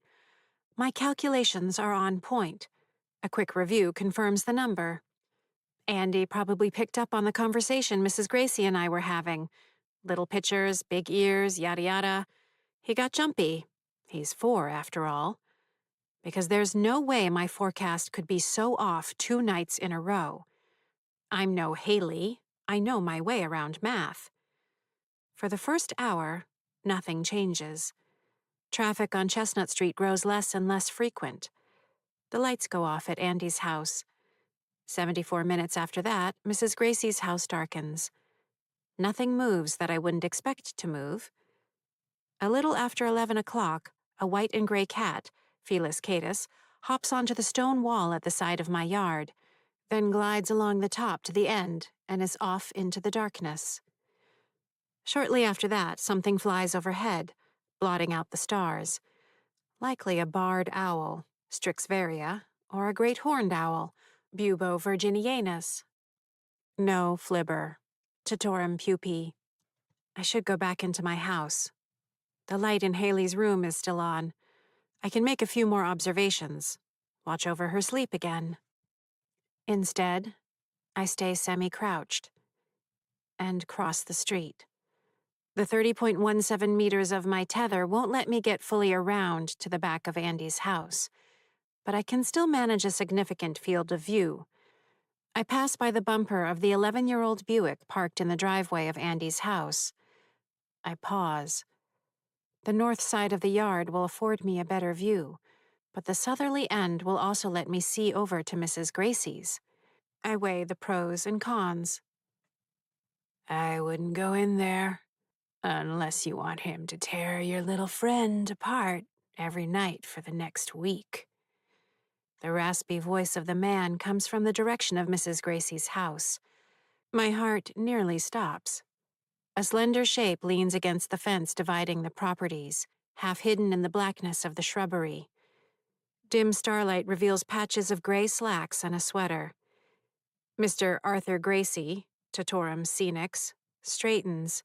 His gaunt face peers out at me from beneath the shadowed brim of his fedora, obsidian eyes taking me in. He holds a pipe in his left hand and points the stem at me. Making him mad is about the worst thing you can do. He's a maniac. The little monster even scares me, and I'm no dewy-eyed virgin. I stand. I don't want him torturing my friend. Does he hear the tremor in my voice? Because that's pretty much all I hear. Oh, you don't want that, he says. He clamps the pipe in his stained teeth. Well, I didn't want to go to Iwo Jima. Look how that worked out. You don't get it, do you? No one cares what you want. You're not Arthur Gracie, I say. I know you're not. That's the other thing. They all go on and on about what a little Einstein you are. But frankly, I don't buy it. He keeps me pinned with that awful gaze as he slips his hands into the pockets of his slacks, as if the two of us were just chatting about how the nights have been getting cooler. They love patting you on the head, seeing you leap up on your back feet, Spin around doing the trick like one of those little circus dogs. But what do you really know? Not half as much as you think you do, sweetheart. You may be good at math. Hell, you might even be a little human calculator. But when I look at you, I don't see a genius. All I need to do is take a look at your house, your brothers, your mother, Dad. Stop it, I say. He gives me a smile, untouched by warmth.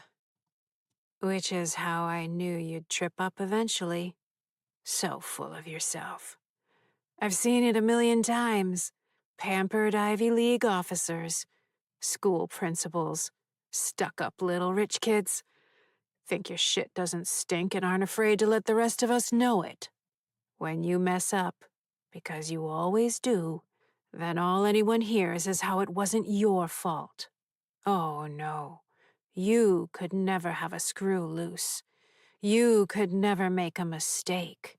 How you were actually right all along, as if you could make the rest of us play along. Pathetic. I don't know what you're talking about, I quaver. Yes, you do. I'll give you this much. It took longer than I thought. You dig in like an obsessed person. Tap, tap, tap. Every day. You didn't miss a one. Until you did. Which is all I've ever needed. That's my way in, kid. He cocks the pipe in the corner of his mouth and sucks on it.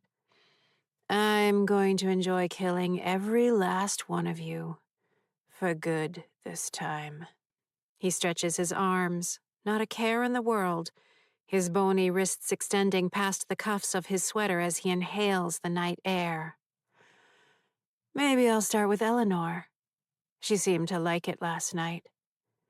I take a step toward him, then another. Don't, I say. That might be how you talk to the other so-called adults around you, but mind yourself with me. Understand? I ball my fists. Leave her alone. Getting between a husband and his wife is another mistake you don't want to make.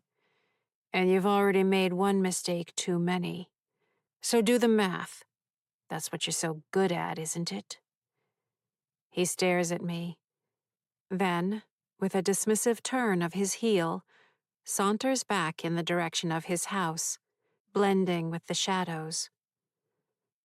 I don't move. I don't look down. I'd held his gaze, held it as hard as I could. Not a clue in my expression. Poker face. Because I'd long ago committed the distances to memory, overlaying them against the features of my yard, the street, Andy's yard. Right now, my feet are beyond the end of the driveway, which means I'm farther from my house than I've been since October 31st, 1981. Chapter 14. No, I say, I'm not hearing voices. Oh, honey. Mom has me cornered in the entryway. So you didn't? You're not listening to what I'm telling you, I say. Something has changed. Something with the energy. The concern is clear on the side of her face that isn't bloodied and crushed. She can only stand like a scarecrow left a season too long in the field, slumped to her right owing to her shattered left hip and broken ribs. Her abdomen is distended from internal bleeding. You still haven't answered my question. Did you hear a voice? The last part comes out drenched in accusation. Hear a voice. I still haven't answered her question. She's right. When I was young, I had imaginary friends. My indoor friend was named Beatrice Melody Queenshade, the high-most royal scholar of the fairy kingdom of Harrowdale. She excelled at every subject: mathematics, spelling, reading, the physical sciences. She was also an expert at alchemy, light weaving, and shadow dancing, and she could speak with animals, having a talking silver mink, Neogale Vison, as her familiar. She, of course, recognized my many talents as an intellectual peer, and we got on fabulously. In fact, we got on so fabulously that there existed the enticing possibility that she might bring me over to Harrowdale to become her apprentice. My outside friend was great-great-aunt Bidulacii. She was a whirlwind of pine needles, twigs, and scraps of birch bark, who led me joyously through the woods that extended out behind Field Drive. She and I spent luxurious summer mornings hopping from stone to stone in the little brook that ran through the woods, scrambling up the brambled and pine needle-strewn drumlins, the small hills formed from glacial till during the Wisconsin glaciation, which had ended some 50,000 years ago. She loved that I knew that. Great-great-aunt Bidulacii encouraged my study of trees, wildlife, birds, salamanders, insects, snakes, and the underbrush. I showed her how I could shimmy up a slender pine, Pinus rigida, my hands coming away sticky with pitch after climbing through the sun-dappled aromatic branches in hopes of observing nesting blue jays, Cyanocida cristata, or black-capped chickadees, Poecile atricapillus. She, in turn, showed me those nameless delights that hinted at the magisterial splendor of the universe. The glinting ribbons of light were a braiding coil of water sluiced between two mossy stones in the brook, glimpses of iridescent color gathering in the high cirrus clouds on a chill November afternoon, the intricate filigree of frost that coats the carpet of oak leaves, and the way it begins to steam when the sunlight finally hits it. Really, those two were all the friends I needed, rendering the fact that I had no real friends moot. My eventual mistake was mentioning them to my mother. "No," I say. "There's your answer. No, I haven't heard any voices. Negative on the voices. Is that clear enough for you?" Mom frowns, which widens the deep gash across the side of her face. Her brother, Paul, was my favorite relative by far. He was tall and lanky, and his features, crooked face, bent nose, lopsided smile, could have made him unattractive. Instead, they amplified his natural charisma. Paul was the oldest of the 4 Nagel siblings, and he had been the promise of the family from the moment he stepped out of the gate. He possessed the Platonic ideal of intelligence, unity of thought, precision of language, perfect memory. A brain that ran on high-octane fuel. He chewed through books of remarkable sophistication at an audacious age, later became a fearsome chess player. His teachers adored him. But then, he started hearing voices during his sophomore year at Peabody High School. His theories and observations, once so sharp and penetrating, became obscure, gradually devolving into a complex tapestry of conspiracies involving Soviet mind control, a UFO that brought about a startling green illumination, and a highly classified mathematical theorem. He never finished high school. And more quickly than anyone thought possible, the one-time star of the Nagel siblings became the shameful secret of the family. All I knew was that he was there every Thanksgiving, every Christmas, every Easter, every 4th of July cookout, and he was hilarious. He could do delightful sleight-of-hand tricks, not that I believed it was actual magic, like my stupid brothers did, but I admired the deftness and the skill with which he could distract attention and create the illusion of something happening that wasn't. Better still, in Uncle Paul, I found someone whose mind could race alongside mine. Our jokes were funnier to each other than to anybody else. He could follow along with all the adventures of Beatrice Melody Queenshade and great-great-aunt Bidulacii with rapt attention and delightful commentary. And he was better at math than me. That got my attention. I never minded how shabby his clothes were or how deep the yellow nicotine stains between the index and middle fingers of his right hand were. Did I ever notice the dark circles under his eyes? Did I ever wonder why he was so skinny? If I did, I didn't dwell on it. Then, in November 1977, Uncle Paul died.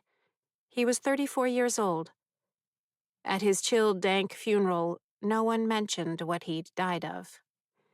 As for Beatrice Melody Queenshade and great-great-aunt Bidulacii, after I mentioned them to Mom, I was told in no uncertain terms that I was not to mention them again.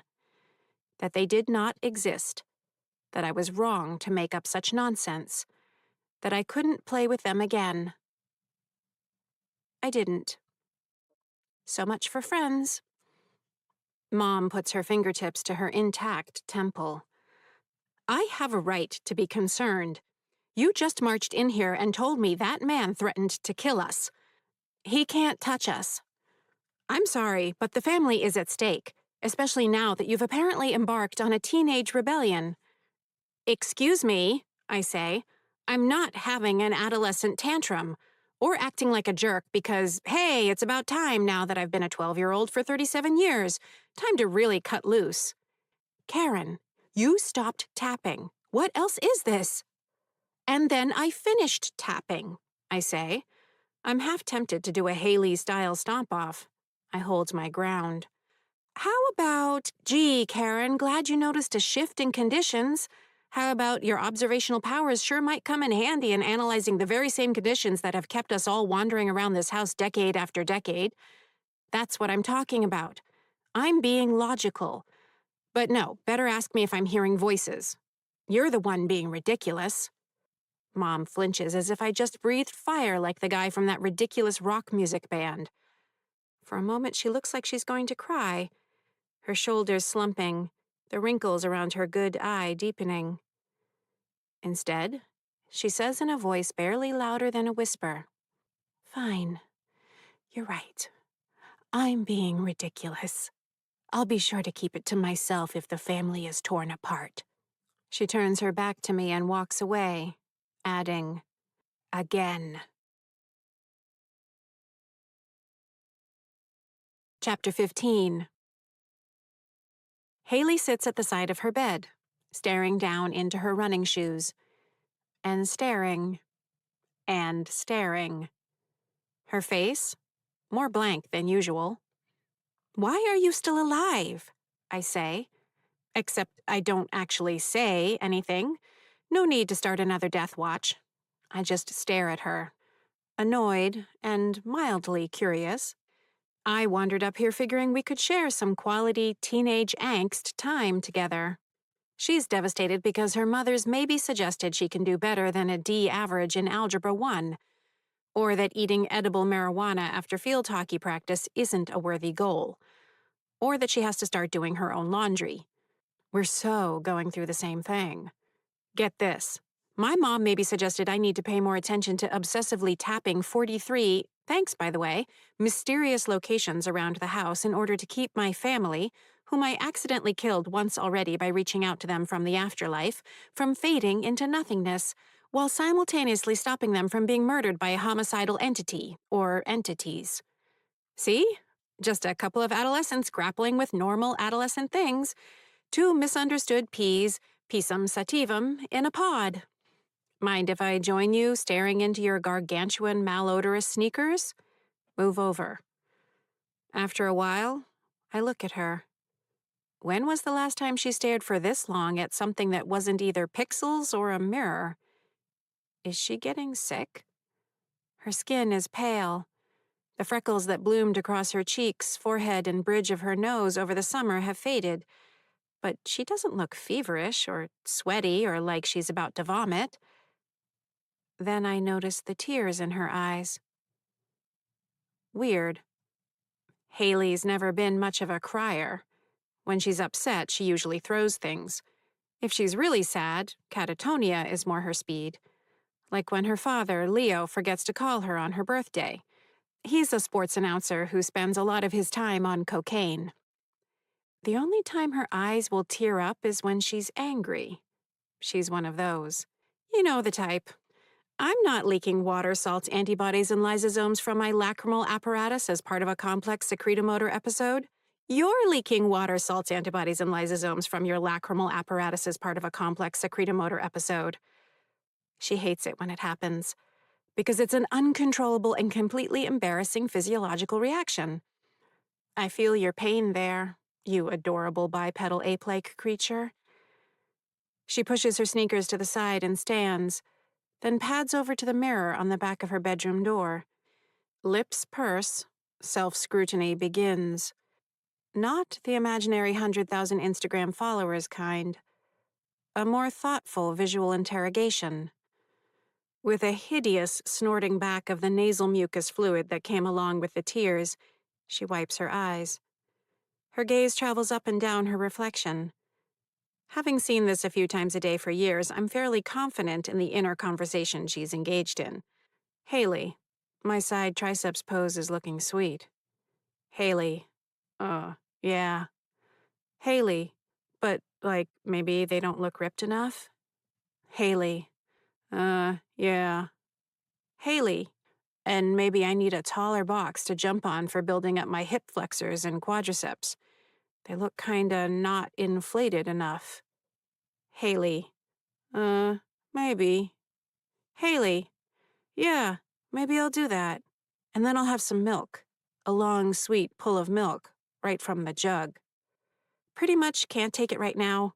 Our adolescent solidarity is annoying me, so I turn to go. But before I can slip through the wall, Haley looks her reflection in the eye and says, "Fuck you." I pause. She strides over to her dresser and rummages through the small drawer at the top until she comes up with a pair of barber scissors. Another tear of angry frustration appears like a trembling, clear pearl on her unusually thick eyelashes. Frowning, she grabs the scissors, snatches a towel off the floor, and stomps to the bathroom.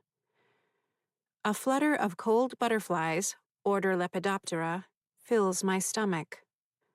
The scissors are sharp enough to sever the A radialis et ulnaris, her wrist artery. She doesn't need to be a surgeon to bring about fatal exsanguination, just determined. And that look on her face is about as determined as I've seen. Oh, God. This is how she's going to die. It makes perfect sense. Every last cliche, every bit of attention-seeking, all wrapped up in a horrible gesture that's somehow my fault. In the bathroom, she strips off her sweatshirt and tights, folding them neatly and placing them atop the laundry hamper. Just kidding. This is Haley. She kicks them off and they land where they land. Still, in her boy briefs and athletic bra, she turns on the water in the shower. Slice the wrist in a tub of warm water to dull the pain. But no. She locks the door. She walks to the sink and stares at herself in the mirror, opens the scissors, and puts one point to her throat. Chapter 16. This is how it ends. Or starts. My mind races. Anger, tears, shoe staring, adolescent depression. My words to her. Recipe for suicide. But how do I stop it? Remember the octopus, a voice whispers in my ear. Good thing I can't actually touch Haley because I startle so badly at the sound that I careen into her. If ghost physics and living physics were identical, I would have just caused her to slit her own throat, which in some wry fashion would have been priceless. Instead, I pass through her, cringing at the sweeping sensation of energy, warmth, and the particular Haley-ness of Haley that snaps and crackles my nervous system. I come out on the other side of her, halfway into the sink and cabinet, gasping. Still not much of a hugger. Haley didn't react. She's still giving herself that 1,000-meter stare with the scissor tip on her throat. Remember the octopus. It's the same voice I heard in the living room. Or, to be specific, in my head while I was in the living room. The, "Oh, honey," voice. A voice full of kindness and compassion. Remember the octopus. I turn to Haley and blurt, "No, don't do it!" Haley's eyes shift. All right, don't panic. I didn't kill her when I spoke to her 3 days ago. But even as I think that, I also think, but what about the theory for consideration number 7, related question 1, and its inference that there may exist a quantity of words below which I won't kill her if I speak with her? And what if I've just exceeded that limit, while she has a blade to her throat? Huh? She says. Okay, she heard me. Possibly. Or sensed me. Maybe not the end of the world?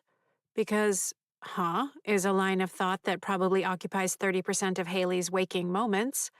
Maybe it'll just pass on by. Then there's theory for consideration number 8. Haley is too dumb to have sensed my communication. She stares into the mirror, opens the scissors wide. She turns, reaches back, and lifts her ponytail. The blade of the scissors slice through her hair with a shearing bite. No, no, no. I mean, I'm glad her external carotid artery and internal jugular veins are intact. Yay, good job, Haley. But your hair? It's the one thing you've got going for you. Long, thick hair with a luxurious natural wave. I'm not normally jealous of Haley, but when I am jealous of Haley, it's her hair. Everything I always wished for. And unless you've been cursed with strange hair, I'm sure that sounds ridiculous. My hair, black and with a mind of its own, never stayed down. In its untamed state, it looked more like plant life than human hair. Callie tragus, the tumbleweed, if I randomly picked an example I'd never ever thought about as I lay awake at 3 a.m., say. To keep it contained, I always had it cut short, theoretically into the fashionable wedge haircut made popular by figure skater Dorothy Hamill in the 1976 Winter Olympics. Sadly, it just made me look like a skinny Gertrude Stein. Of course, I told everyone, manic smile plastered on my face, that I was unconcerned about such superficialities, valuing instead the utility of not wasting even a moment on my hair. But inside, I hated it. Hated it.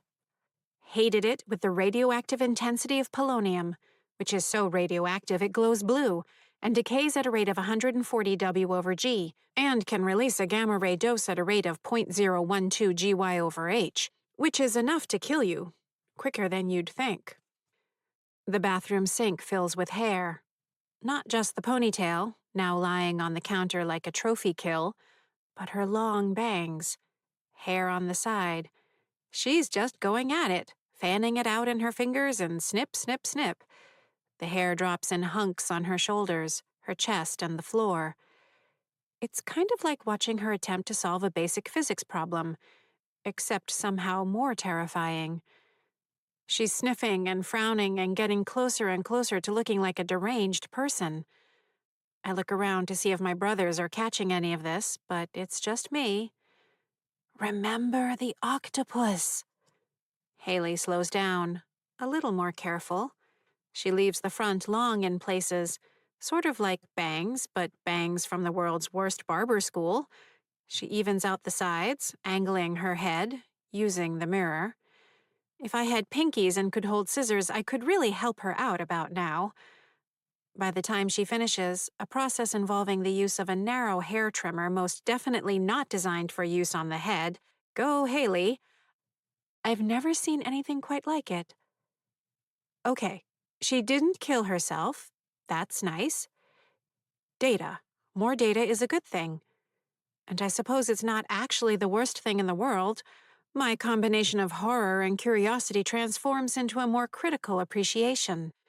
She's kept a long wave of hair in the front, while the back and sides are uniformly shorn. It's not a look that says, I don't care. It's a look that says, I care, weirdly. Even though Haley didn't kill herself, I'm convinced that Elise will now do the killing. She'll at least have a seizure of some kind. If you were a pie graph, who among us doesn't love pie graphs, Elise's thoughts on an annual basis, the slice that comprises hair, hair care, hair products, hairstyles, hair judgments, and the hair of everyone she sees in person or in the media, I would conservatively put that slice of the pie at least 56%. This is going to be bad. When Haley finishes cleaning up, flushing most of it down the toilet like she's disposing of several grams of heroin just as the police batter down the front door, she jams the large ponytail into a white plastic CVS bag she finds in the back of a drawer. With that, she takes off her underwear and gets into the shower to wash off the rest of the clippings that decorate her shoulders and cleavage. Remember the octopus. I turn and flee through the wall, though not as would normally be the case, because naked Haley is my cue to leave. Chapter 17. In the spring of my second grade year, I'd been led by my teacher, Mrs. Newey, to a strange part of Doherty Elementary School. Offices stood along a hallway connecting the main building to the section that held the library, my favorite part of the school, and the art room, where, while I enjoyed the smells of clay and finger paint, I never saw anything in the way of talent among my classmates. Mrs. Newey brought me instead to a narrow office tucked 3/4 of the way down the corridor, where I met Ms. Marchitelli. A striking woman. Not obese, but large all over. Wide face with a prominent nose and full lips. Big eyes decorated with eyeshadow and mascara looked out from behind enormous glasses in red plastic frames. Thick, curly hair, black, extended in a wild halo around her head. Her fingers bedecked with rings. Her wrists clanked with bracelets. She wore what appeared to be a suit coat and matching pants of purple leather. Her extremely ample bosom strained at the front of her black turtleneck sweater, cradling a cascade of necklaces. Red opened-toed shoes with platform heels completed the outfit. A thick fog of perfume hung about her. I remember putting my sleeve to my nose as she invited me to take a seat on the couch by the window after Mrs. Newey left. A number of toys covered the far end of the couch, next to a small cardboard treasure chest that held more toys. I didn't know what I was doing there, so I sat on the couch and looked at her expectantly. She smiled at me and told me to make myself comfortable, that she'd be with me in a moment. She turned back to some papers on her cluttered desk, making a note on a form on a clipboard, then swiped the tip of her index finger with its ruby-colored nail polish across her tongue before flipping through the pages underneath. Disgusting. I wanted to leave. The 14 pieces of jewelry on her hands and wrists knocked as she wrote something down. She glanced up at me. "You can play with any of those toys if you like," she said. I didn't want to play with toys. I wanted to keep doing math. But since Ms. Marchitelli was evidently a teacher, or something like a teacher, I looked the toys over and selected a blue octopus. One of the high-tech feats of the 1970s technology was toys made of a stable emulsion of polymer microparticles, in other words, latex rubber, and filled with gelled corn syrup. Pull them and they can stretch to nearly 4 times their length before returning to their original shape. Mildly interesting to watch and fairly satisfying to do, if only once or twice in a lifetime. This particular blue octopus was heavy and missing half of one of its arms. It also wasn't anywhere near an accurate representation of a bilaterally symmetric 8-limbed member of the order Octopoda. The proportions were all wrong. The prehensile appendages missing the infundibulum and acetabulum of the suckers, and the visceral hump sat in the incorrect location. I gamely tugged at the arms and mashed at the softball-sized volume alleged to be the head. "You like octopi?" Ms. Marchitelli asked. "Octopuses. The plural of octopus is octopuses." She smiled. "I stand corrected. It's a Latin third declension noun, not a second declension. Cactuses are the same. Most people don't realize it." "How interesting," she said. "I love to learn something every day. Do you?" "Learn something every day?" "Yes, I try to learn at least 6 new things every day." I wasn't sure what kind of answer she was looking for. I smiled and pulled the broken arm of the octopus. Stretching it, stretching it. Look how fun it is to stretch things. "I don't know if I'd be brave enough to pick up a real octopus," she said. "They don't like to be handled. You're better off just observing them." Duly noted. "What else do you know about octopuses?" I told her everything I knew about octopuses. 17 minutes later, I finally suggested I'd have to consult more resources to get her additional information. "That's fine," she said. "You obviously know a lot about them."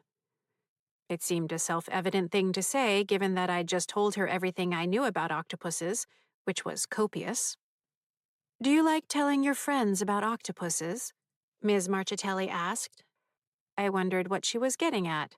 It wasn't like I had any particular octopus agenda I was intent on spreading throughout the second grade. While I found octopuses interesting, there were dozens and dozens of things I found just as interesting, or more interesting. And she'd been the one with the broken octopus toy in her office. I don't enjoy communicating with people who aren't my intellectual peers, I said, though I am quite happy here at school. She smiled and pushed her glasses back up her nose. I love that you're happy here. Thank you. Stretch, stretch. Smile, smile. Who do you think are your intellectual peers here? Out of curiosity? Here at school? Sure. That's a good place to start. By then, her perfume was starting to make my eyes water, so I reached for the answers I thought might get me out of there most efficiently. Well, my teachers, obviously. Strictly speaking, that wasn't true. I was better at mathematics than my kindergarten teacher, Mrs. Heller, my first grade teacher, Miss McCarthy, and Mrs. Newey. I'd seen them each make obvious errors, which was why I'd taken it upon myself to quietly sneak up to the second floor of the school, home of the 4th, 5th, and 6th grades, to gather and correctly complete all the laminated learning packets of both the SRA cards and the Alpha and Beta mathematics sets using a series of borrowed vis-a-vis markers. There are some very smart teachers, Ms. Marchitelli said. What about the other students, your classmates? Are any of them your intellectual peers? Was she serious? Just at that morning's recess, I'd witnessed Mike Long and Danny Butler comparing dried nasal scraps beneath the geodome. Chrissy Moore announced to Karen Collins and Suzanne Gautier that she planned on having a cat named Manx, which was ridiculous because a Manx is a breed of cat. I could find 24 similar examples from that week alone. Probably some of them, I lied, sensing the truth wouldn't do. Like who? The moment stretched out. I smiled some more. I'm probably the best at the subjects. That's what I hear, she said with a warm smile. Your teachers are all impressed. You learn everything and you're always hungry to learn more. I enjoy learning. I drove my thumbs deep into the octopus's head. Tests and quizzes, packets, projects. She put the clipboard down and leaned forward. Then you, my new friend and octopus expert, are in luck. Because I have some tests that you and I are going to take down the hall that ask all kinds of questions. How does that sound? While I was still leery of her inquiries, I'd never met a test I didn't get a perfect score on, so I was intrigued. The series of tests I took established definitively, as if there had been any question, that I was a ridiculous freak, or in the lexicon, profoundly gifted. Each afternoon of that week, I went to Ms. Marchitelli's office, where we would chat for a few minutes before heading off to a small testing area set up at the end of a hallway past the library. A pair of desks stood there, along with clocks, blocks, writing instruments, and all kinds of booklets and answer sheets. Much better than sitting through the portions of class when I wasn't allowed to work at my own pace, but was also told I wasn't allowed to answer every single question the teacher asked. I hated sitting there screaming the answer inside my head while my classmates screwed up their eyebrows and bent their lips as they got the simplest answers wildly wrong. That Mrs. Newey didn't pound the chalkboard in frustration amazed me. So the testing with Ms. Marchitelli was more than fine. The tests kept me interested. Every now and then there was a concept I struggled with, but not for long. She also kept a glass jar of individually wrapped peppermint candies I was allowed to take from while I did the testing. Most agreeable. Ms. Marchitelli wasn't a stickler for the clock like Mrs. Newey, and she sometimes set aside time just to talk. She let the conversation go any which way, even telling me stories about her friends, her family, her life outside of Doherty Elementary School. Which was, I confess, something of an eye-opener because until then I hadn't really conceived of teachers as human beings with their own lives. As for the results of the testing, she didn't tell me anything. When we'd repeated 2 sections of the testing, apparently getting every question correct was unusual and required verification, she'd only indicated that I'd done very well. I asked her what the highest possible score could be, and she gently told me the specifics weren't the important element. I found that odd. Evidently, so did my mother, because that evening she announced to the family at dinner that the testing had revealed my IQ to be 187, which put it at least 4 standard deviations above the mean, in the 99.9th percentile. Chapter 18. I kept seeing Ms. Marchitelli even after the testing finished. One snowy Friday morning, she wore floral pants tucked into tall boots that hugged her ample calves, a loose black velvet blouse, and a lengthy tortoiseshell necklace. Her hair was piled high, held in place by what looked to me like a pair of red enameled chopsticks. "I thought of you when I saw the octopus in this," she said, pulling a thin book from the canvas book bag leaning against her desk. I took the book. It wasn't about octopuses. Rather, it was a children's picture book. The disappointment must have showed on my face. "It's not a bad story," she offered.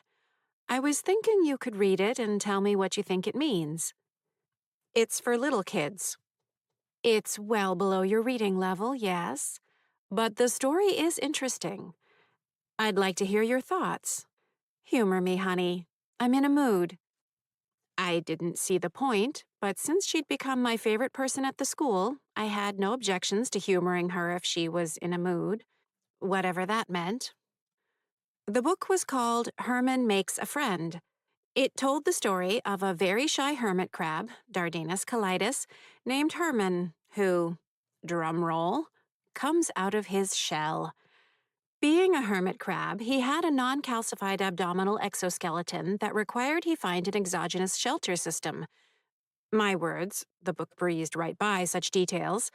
Herman was so shy that he stayed away from other crabs, afraid to abandon his current shell, which I assumed to be the shell of a sea snail or perhaps a bivalve or scaphopod. Again, the book was vague. Until a series of mishaps forced him to retreat to a beautiful outcropping of a coral reef. He goes in one hole and encounters a terrifying sea snake.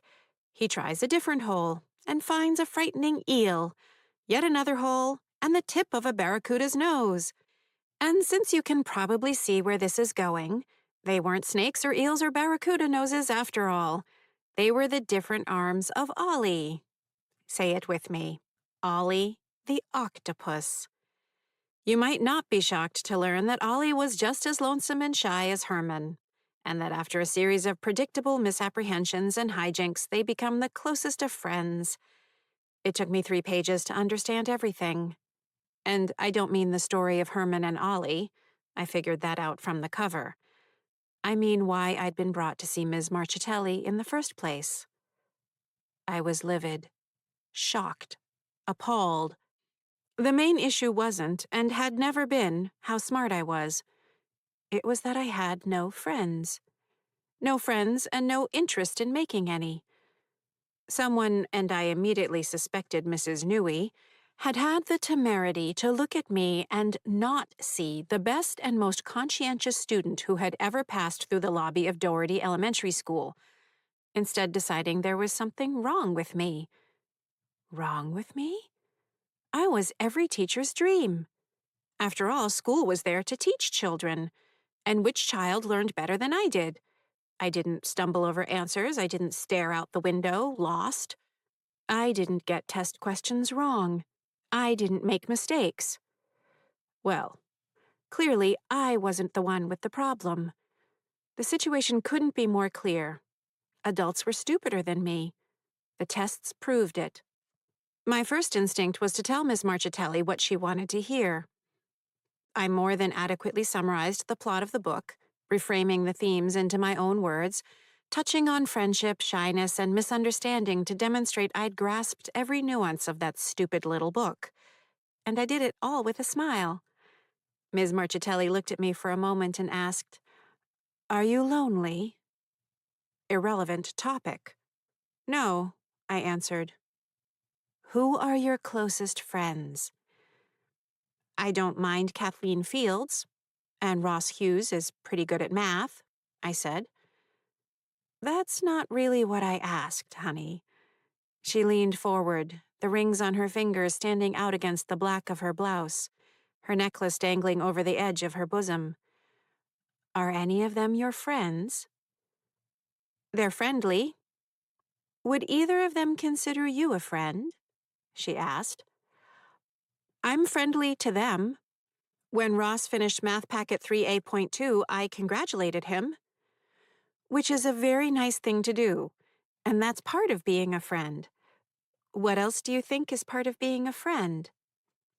All I could think about was how I wanted to challenge Mrs. Newey to a math competition, in the cafetorium, in front of the entire school. Total humiliation for her. But what I said was, as we saw in Herman Makes a Friend, friends are empathetic companions who cheer each other on once they get beyond their initial doubts about one another. That answer deserved a 100%, an A+. Check and mate, Ms. Marchitelli. She smiled and said, Okay, I like that, if that's a definition, and I think that's a very good definition. Who is your best friend? My mom. Your mom is your mom, and it's great to be close to your mom. I'm close to my mom, even when we have our disagreements. But I'm talking about here at school. You, I said. You are my best friend at school. She put her hand to her heart. I'm flattered. And we do have a good relationship that means a lot to both of us. But what about someone your own age? What was the point of wasting my time with people who folded paper into little triangles to flick across a desktop, who pretended to give each other cooties, and who didn't know the first thing about arithmetic, who couldn't remember where they left their lunchbox? I'm too smart for them, I said.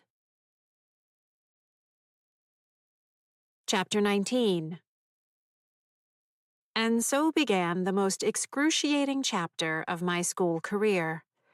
Ms. Marchitelli, Mrs. Newey, and seemingly all the pertinent players within the administrative structure, including the principal, Mrs. Bell, became intent on seeing me make a friend.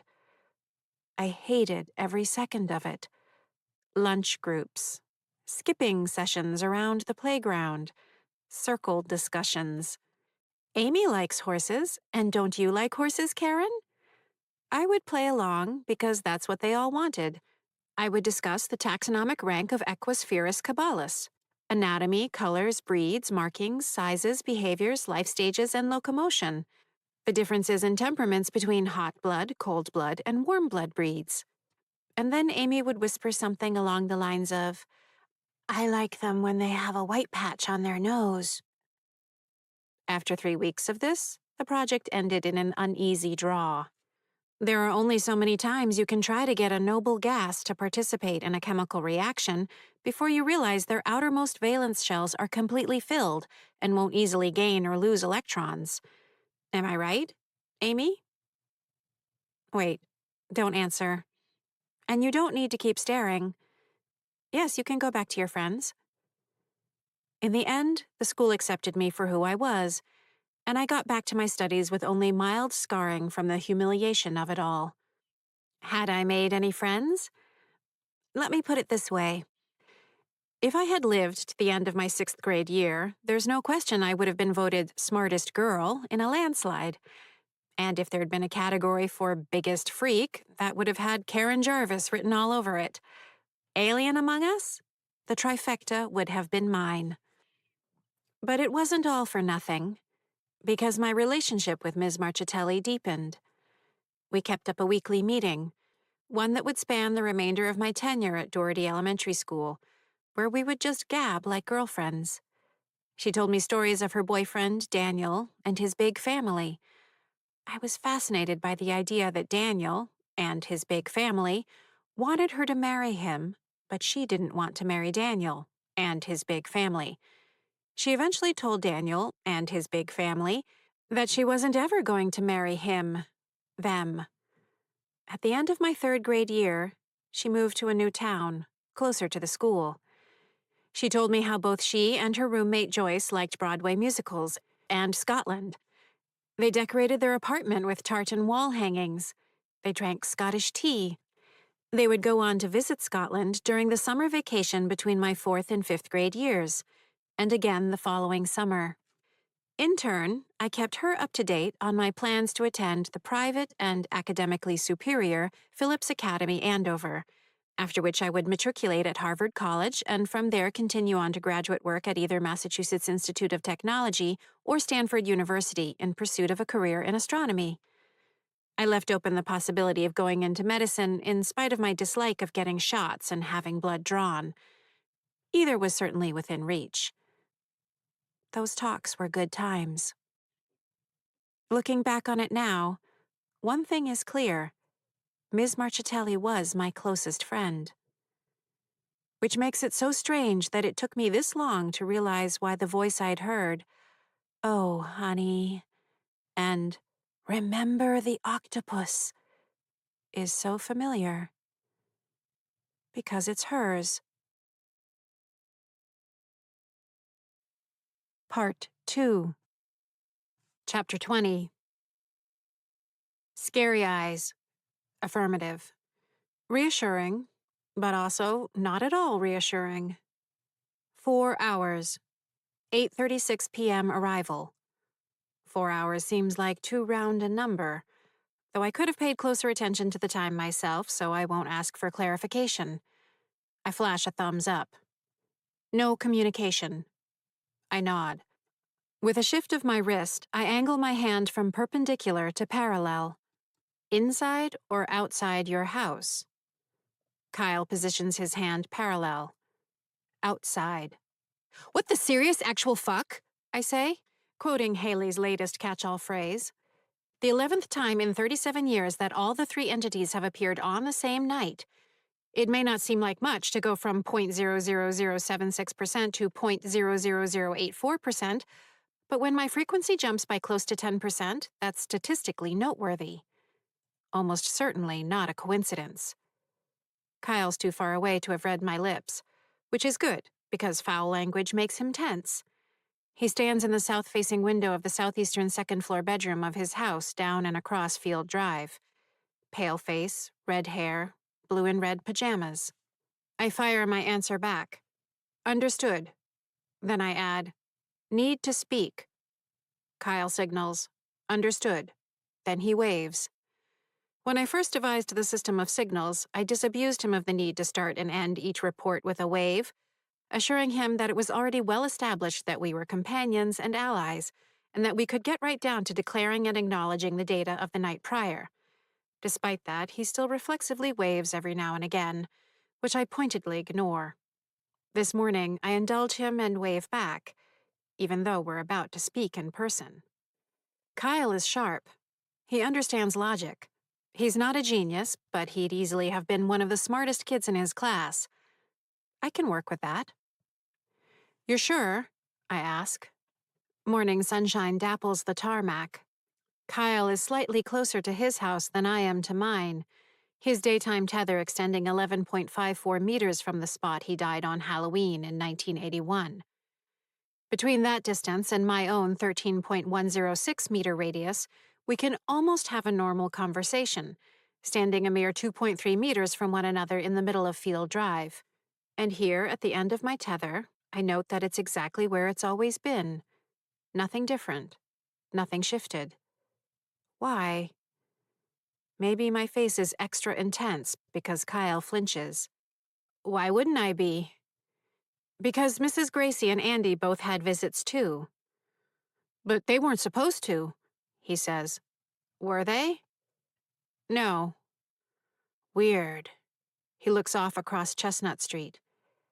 And you didn't know they would? Pretty sure I'd have mentioned it.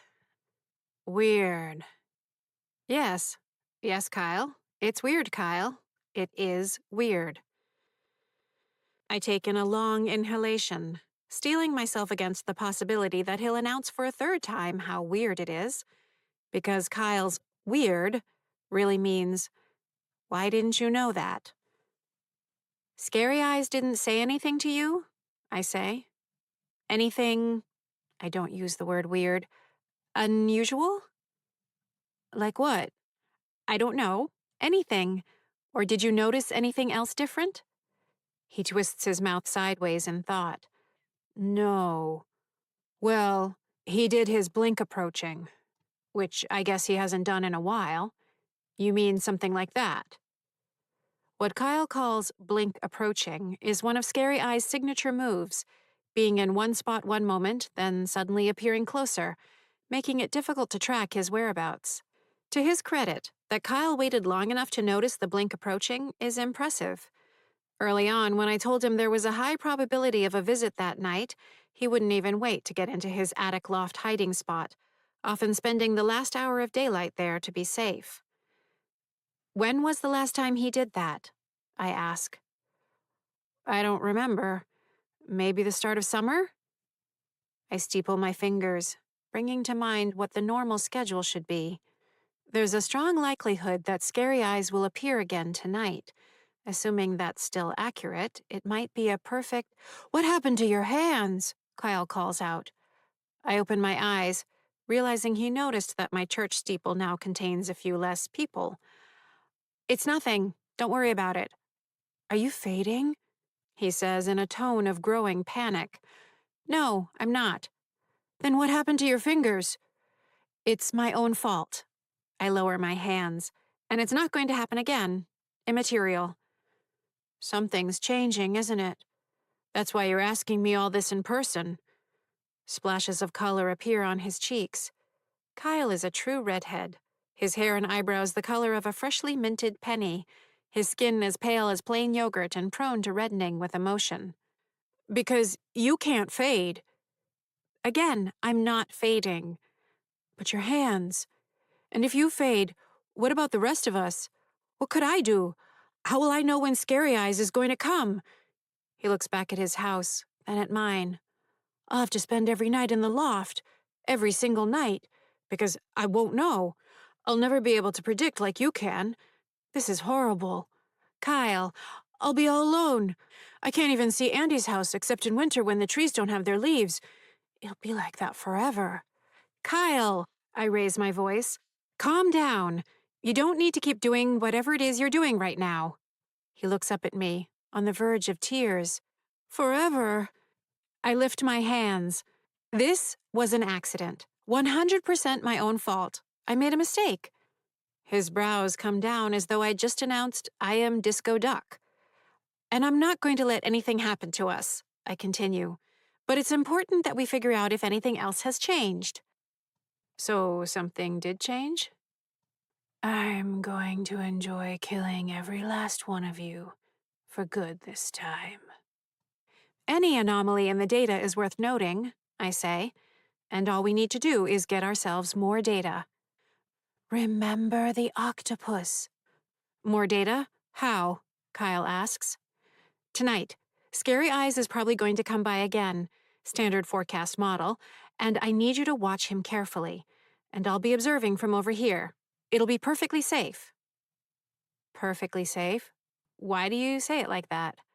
Because you're going to be somewhere he won't expect, I say.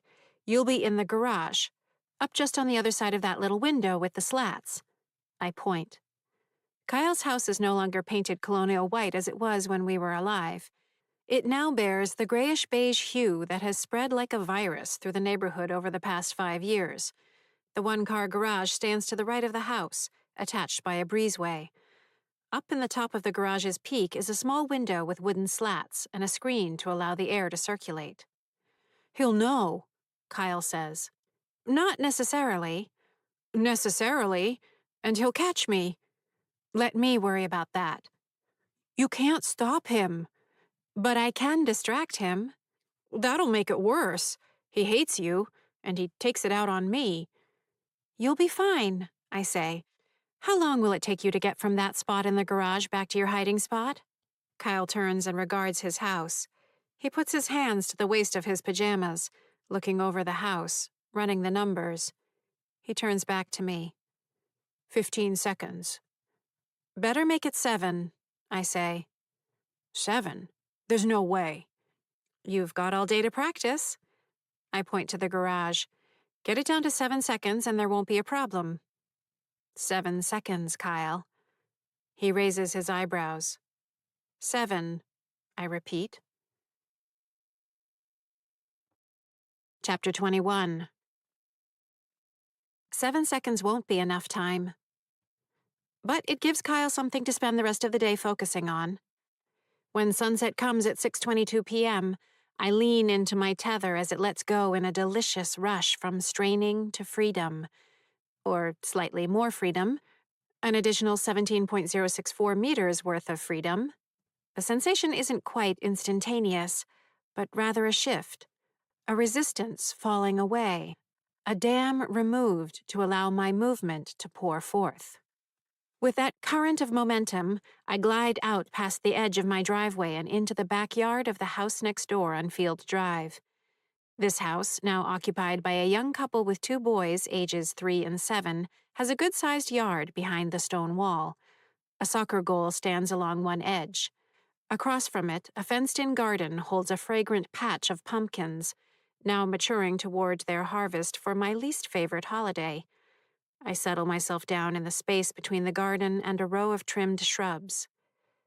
Directly across the street, Kyle's house stands in the colors of civil twilight, the period of natural light remaining in the sky until the sun reaches 6 degrees below the horizon. Shadows creep over my hiding spot as civil twilight, 6 degrees, gives way to nautical twilight, 12 degrees, astronomical twilight, 18 degrees, and eventually to night at 7:55 p.m. Patience comes easily to me. As easy as pie. 3.14592653587. Kyle's pale form is visible, for a time, in the window in the garage. Good. 932384626433883279. I'm sure he practiced his sprinting. Sorry, Kyle. Night deepens. Saturn and Jupiter appear, chasing each other across the ecliptic. At 9:49 p.m., Scary Eyes shows up. The most disconcerting of the entities. A pair of gleaming silver eyes surrounded by a shifting, inky darkness appears at the line of thickets separating Kyle's house from the house at the corner of Field and Chestnut. I don't move, don't shift, don't breathe. The vent window above the garage is lost to darkness. Kyle remains hidden. Don't move, Kyle. Let him get closer. Stick to the plan. Scary Eyes drifts onto Kyle's driveway. A scarecrow in tattered black silk. A trickle of fear runs down the back of my neck. The darkness of Scary Eyes devours the night itself, muting the gossamer sheen of starlight. Just another meter.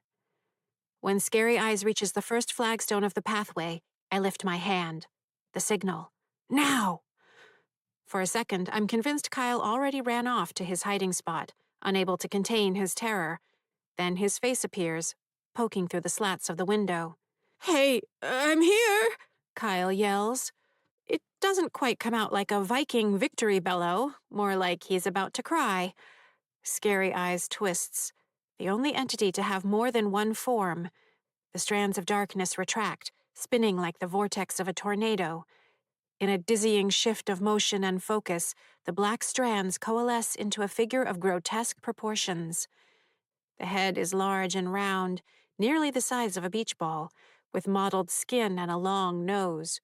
Eyes of solid black glare out with a pronounced effect of menace.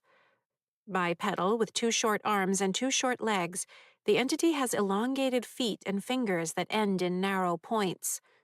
Completing the unsettling presentation are a white shirt bearing a jagged black stripe and a pair of black pants, their materials of unknown origin. It's hard not to scurry back into my own house, to dive beneath a bed and tremble. Several 100 million years of mammalian evolution react with precision when in the presence of a predator. But I push those instincts aside. You'd think it would be easier given that I'm already dead, but not exactly. And get ready to move. Was Scary Eyes caught off guard as I'd hoped? Or did he suspect something was off even from the edge of the yard? We're about to find out. Kyle darts back inside the window. 7 seconds won't be enough time. I stay hidden, cringing. It only takes 2 seconds before a black twisting rope of darkness extends from Scary Eyes, lightning quick. The tendril extends right into Kyle's house and pulls taut. A moment later, Kyle emerges, kicking, struggling, scrabbling for purchase as he's dragged through the wall and outside, then slammed to the ground with a bone-jarring grunt. Scary Eyes pulls him close. Kyle fights and wheezes, groaning, clawing fruitlessly at the earth. When he's a meter from the fiend, he's forcibly yanked upright, bound with curls of black energy around his arms, shoulders, and throat. I want to run over, to cry out, to say something bold and heroic and devastating that will make Scary Eyes let him go. But that's not the plan. We need this data. Kyle's eyes bulge as his face darkens to the color of eggplant, Solena melongena. Scary Eyes waddles up to him and grabs him in his horrid but powerful hands. I force myself to watch. I'm sorry. I'm sorry. I'm sorry. We need this data. When Kyle hits the wall, the snapping of his bones carries all the way across Field Drive. A pitiful, strangled cry rises and dies in his throat. The two of them slip through the wall, into the house, leaving blood to drip in trails, nearly black in the starlight. From inside the house comes the sound of smashing, breaking, and banging as Kyle is murdered. I sidle back to the rear of the house, then race along the back edge out of sight from Kyle's, heading west. Past the garden, through a decorative wall of fieldstones, into the next yard. The mailbox by the driveway marks the limit of my nighttime tether, exactly 30.17 meters from my bedroom, where I died. I angle over, starting to feel the tug. Or do I? By the time I hit the limit of the tether, the mailbox is behind me. Using my feet, 22.5 centimeters, as a reference, I heel-toe back to the line perpendicular to the mailbox. 6 and a little more than 1/3 of a step. Approximately 1.43 meters past the historical limit. Even farther than last night. Kyle's house is dark. The night has gone quiet. I look across the backyards to my house. The lights shine, downstairs and upstairs. Haley is in her room, alive. All 3 entities showed up last night. I heard Miss Marchitelli's voice.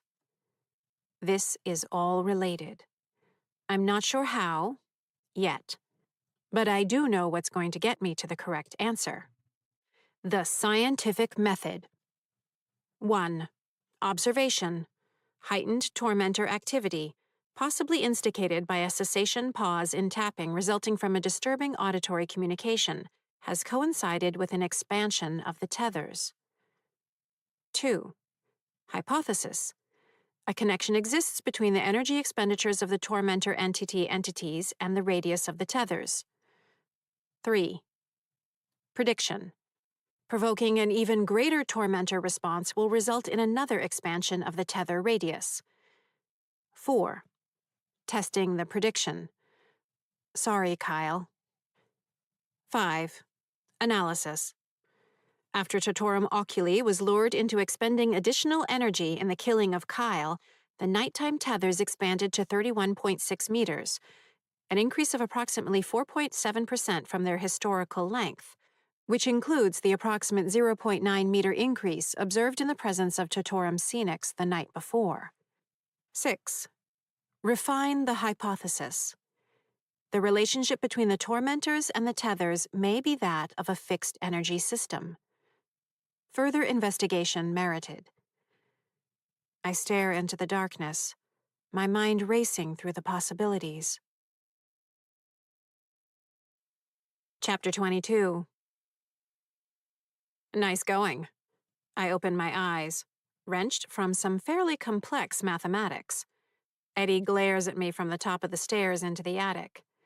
I'm in the middle of something, I snap. Yeah, well, I was in the middle of something too, he says. More blood than usual streams down his side. The side of his face opposite the embedded chrome and glass is gashed open, along with a part of his neck. What happened to you? Oh, this? He says, pointing to his new wounds. That psychopath husband of your old lady friend attacked me with a corkscrew. The numerators and sums I'd been running through dissolve in my broken concentration. What? Exactly, Eddie says. I'm sitting in the upstairs bathroom, minding my own business, enjoying a little Haley hardbody time. Love the new haircut, by the way. When he freaking pops through the wall like a maniac and grabs me by the back of my neck. Stab, stab, stab. Asshole. What? Wait, he grabbed you? He was in the house? I ask. Do you know what it's like having your face and neck torn open with a corkscrew? It's terrible. And this is coming from a guy with parts of a car window frame and door in his throat. You have no idea. Seeing the blood running down his left side throws me for a loop. I only had organs fail catastrophically. My bad. At least you got the cookies. And at least you died at home. I was impaled and crushed in the car and then had to listen to Mom groaning with her face all smashed as she bled out next to me. Trust me, I'll take the cookies. Fine, I say standing. You win the horrible death competition. We've been over this. Have we? Because it seems to me that you might, once again, be glossing over the whole whose fault is it part. Because, what, you had no idea he might just swing by, homicide on his mind. I hold up my hand, silencing him. Let's start this again. What time was this? I don't know, he says. 20 minutes ago? I went looking for you, but you weren't here, coincidentally. Please. And he stabbed you? He points to the flap of flesh hanging open on his face and neck like bloody poinsettias. You had no hint he was coming? I ask. Into the house? Why would I? He's never done that. So, what, I should have been looking out for him? Or I should just expect it from now on? This is fucked. I don't mean in general. I mean, did you sense anything different right before he showed up? I sensed I was about to get some delectable views of hairdresser Haley in the shower, which I kind of been looking forward to all day because our dear mother has been 100% up my butt, giving me an earful about why you're suddenly off your rocker. So that's what I sensed. Unless you count the corkscrew tearing into the side of my throat. Definitely sensed that. Nothing else? I ask. That's not enough. Think. Nothing. No shiver up my spine, no goose walking over my grave. 1 second I'm happy as Haley's clam, and the next this old guy is breathing in my ear and mistaking me for a bottle of wine. He gingerly feels around the wound, pulling back fingers slick with bright blood. Tell him the next time he wants to give you a message, he can give it to someone else. Jesus. What was it? I say. I told you, a corkscrew. No, idiot, the message. What was the message? Eddie flicks blood from his hand, wiping the rest off on the thigh of the maroon corduroys he died in. Tell that little genius sister of yours that if she keeps playing games, she'll regret it, because I'll fucking murder you and your whole fucking family. Nice guy. But we're already dead, I say. See, you are a genius. I don't think that's what he means. There's some other definition of murder you have in mind? Maybe not murder like murder, more like surprise. I'm stabbing you in your face, which fucking sucks, in case you're wondering. I pace over to Haley's jumping boxes. Useful clarification, thanks. Did he say anything else? Yeah, he invited us all over for dinner, Thursday night. Mrs. Gracie is making chicken a la king. He says it's delicious. I'm serious. I told you all there is to tell. He grabbed me, he stabbed me, he said he was going to murder us all. That's the message. He yanked out the corkscrew, and it's worse coming out than going in, believe me. Then he called me a little shitbird, whatever that is. Then he disappeared through the floor and was gone. You're expecting something else? Because it seems like a pretty clear message to me. How does he know what I'm doing? I say. Eddie raises his hands. That's where your mind goes? How about, how did that freak get into our house in the first place? Since when does that happen? And I thought they only ever go after your friggin' friends, not us. What's up with that? I pace back to him. I don't know. Great. Perfect. The one time I get stabbed in the face and throat with a corkscrew is the one time you don't know something. He shakes his head. That's not what I mean. It's that. But Eddie's already gone, leaving behind great fat dollops of blood soaking into the carpet remnants. I stand there, watching them gradually fade.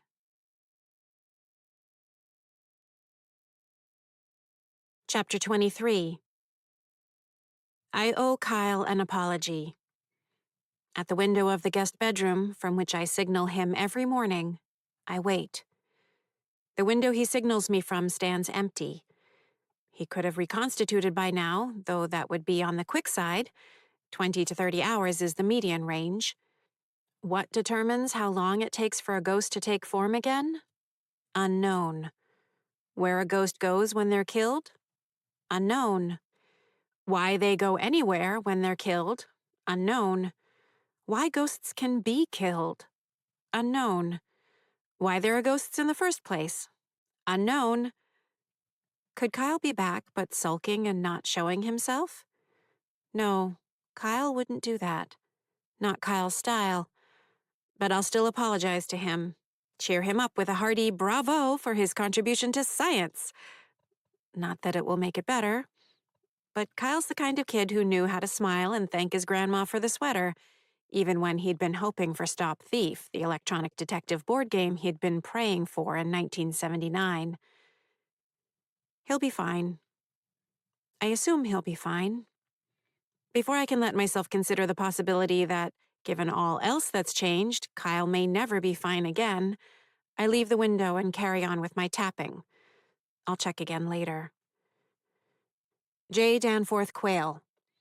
The top trim around the closet has a small groove approximately 43 centimeters from the northerly end. Tap.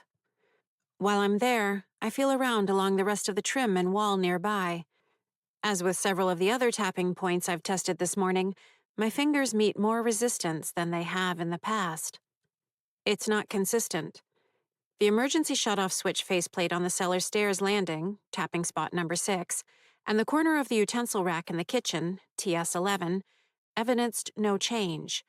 But when I tapped Richard M. Johnson on the bottom bolt of the Lally column in the basement, the entire plate, including the 3 other bolts, showed more resistance than before. Not solid like the tapping point itself, but almost as though it were made of thin bamboo or balsa. Strong enough to sustain a little bit of pressure, though fragile enough that it felt as though a good push would make it give way. Which was never the case before. Never. At each spot I tapped subsequently, I don't go backward, so the previous spots will get investigated tomorrow, I conduct a quick survey, committing the results to memory. I'm using a 0 to 5 scale, let's call it the Jarvis scale of transplanar material resistance, based on how significant the apparent change is at each spot. Once I quantify the results across, say, 1 week's worth of logging, I might have enough data to begin a proper analysis. I give J. Danforth Quayle a rating of 3.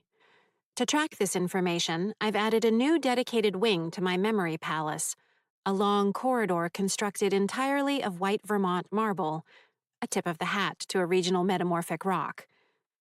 In my visualization, it glows with late morning sunlight. The addition of atmospheric lighting conditions, particularly ones that are conducive to my best levels of mental energy, i.e. late morning, reinforce the images for better recall. The corridor opens into 43 equal-sized chambers on either side, each with a rectangular window looking out on a landscape beyond. Exact east on one side, exact west on the other. Again, reinforcing memory. Each chamber is adorned with a number carved into the marble above the doorway, and inside I place solid polished marble bricks. A single marble brick is sky blue. 5 marble bricks are midnight blue.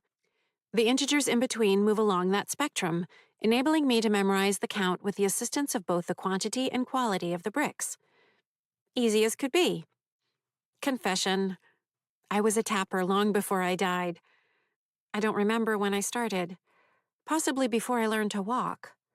Certain spots in the house just called out from me to tap them. Throughout the time I was at Doherty, I maintained a satisfying collection around the school.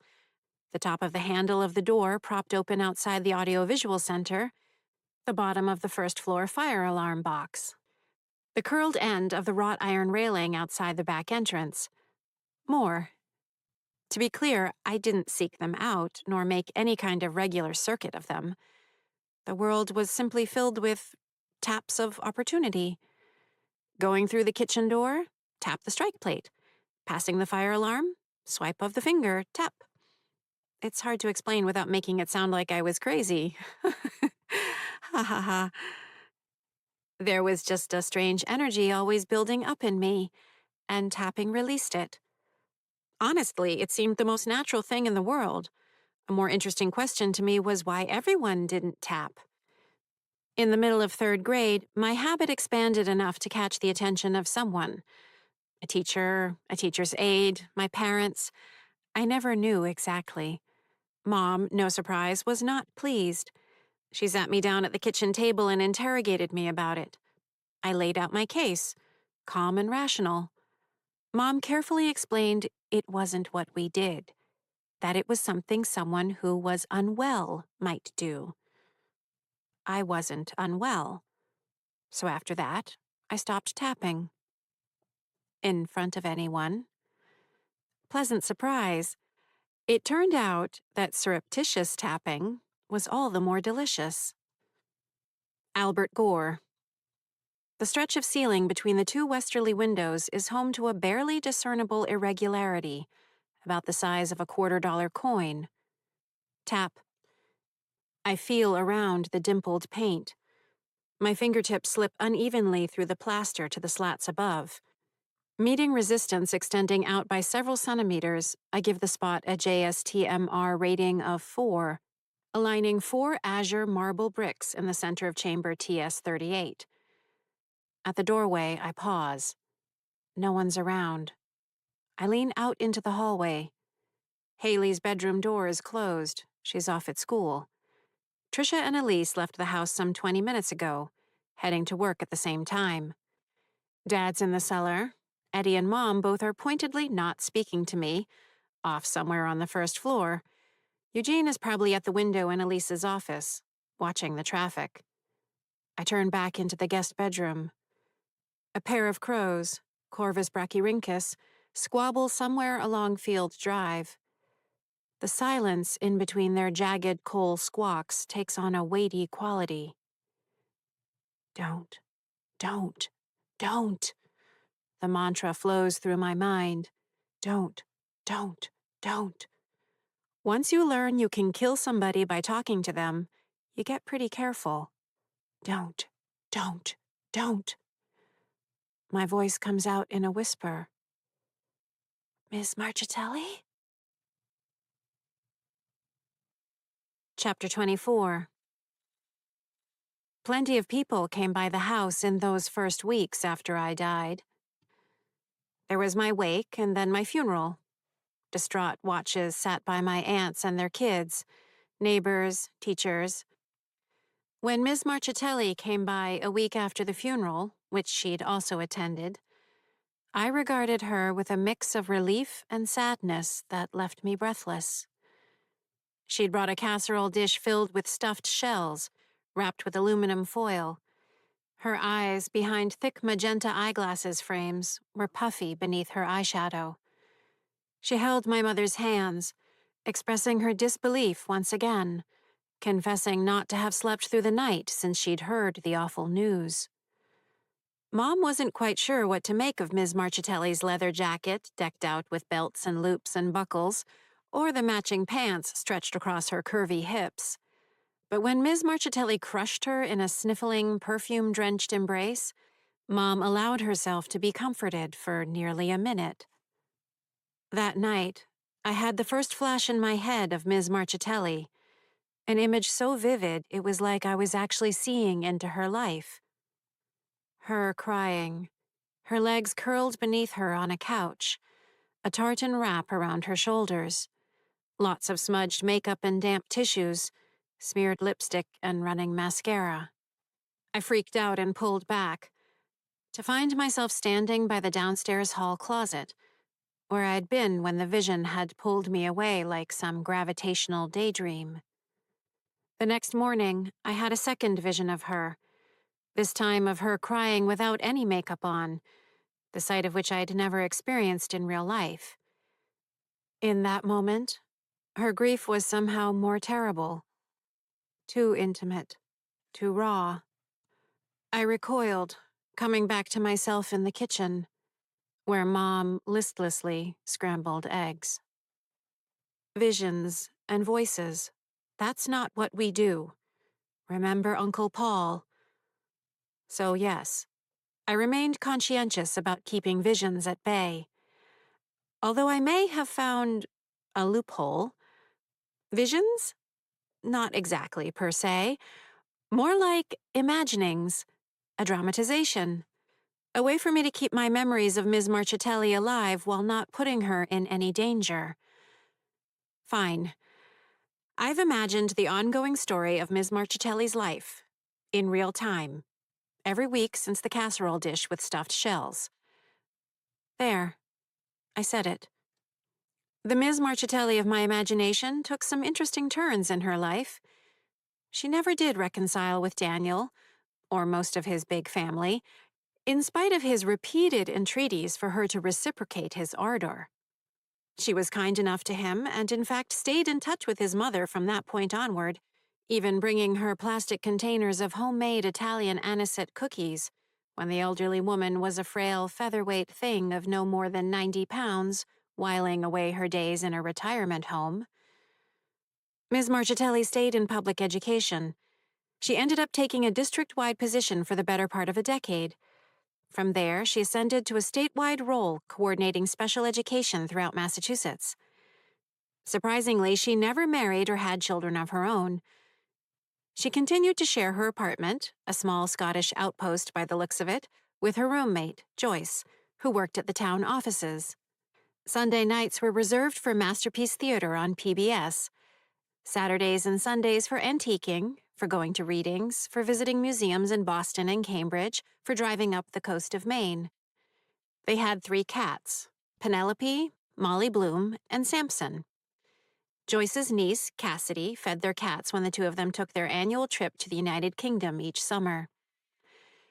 As time went on, they devoured television shows about prime ministers, police investigators, wealthy people and their servants, and cake baking.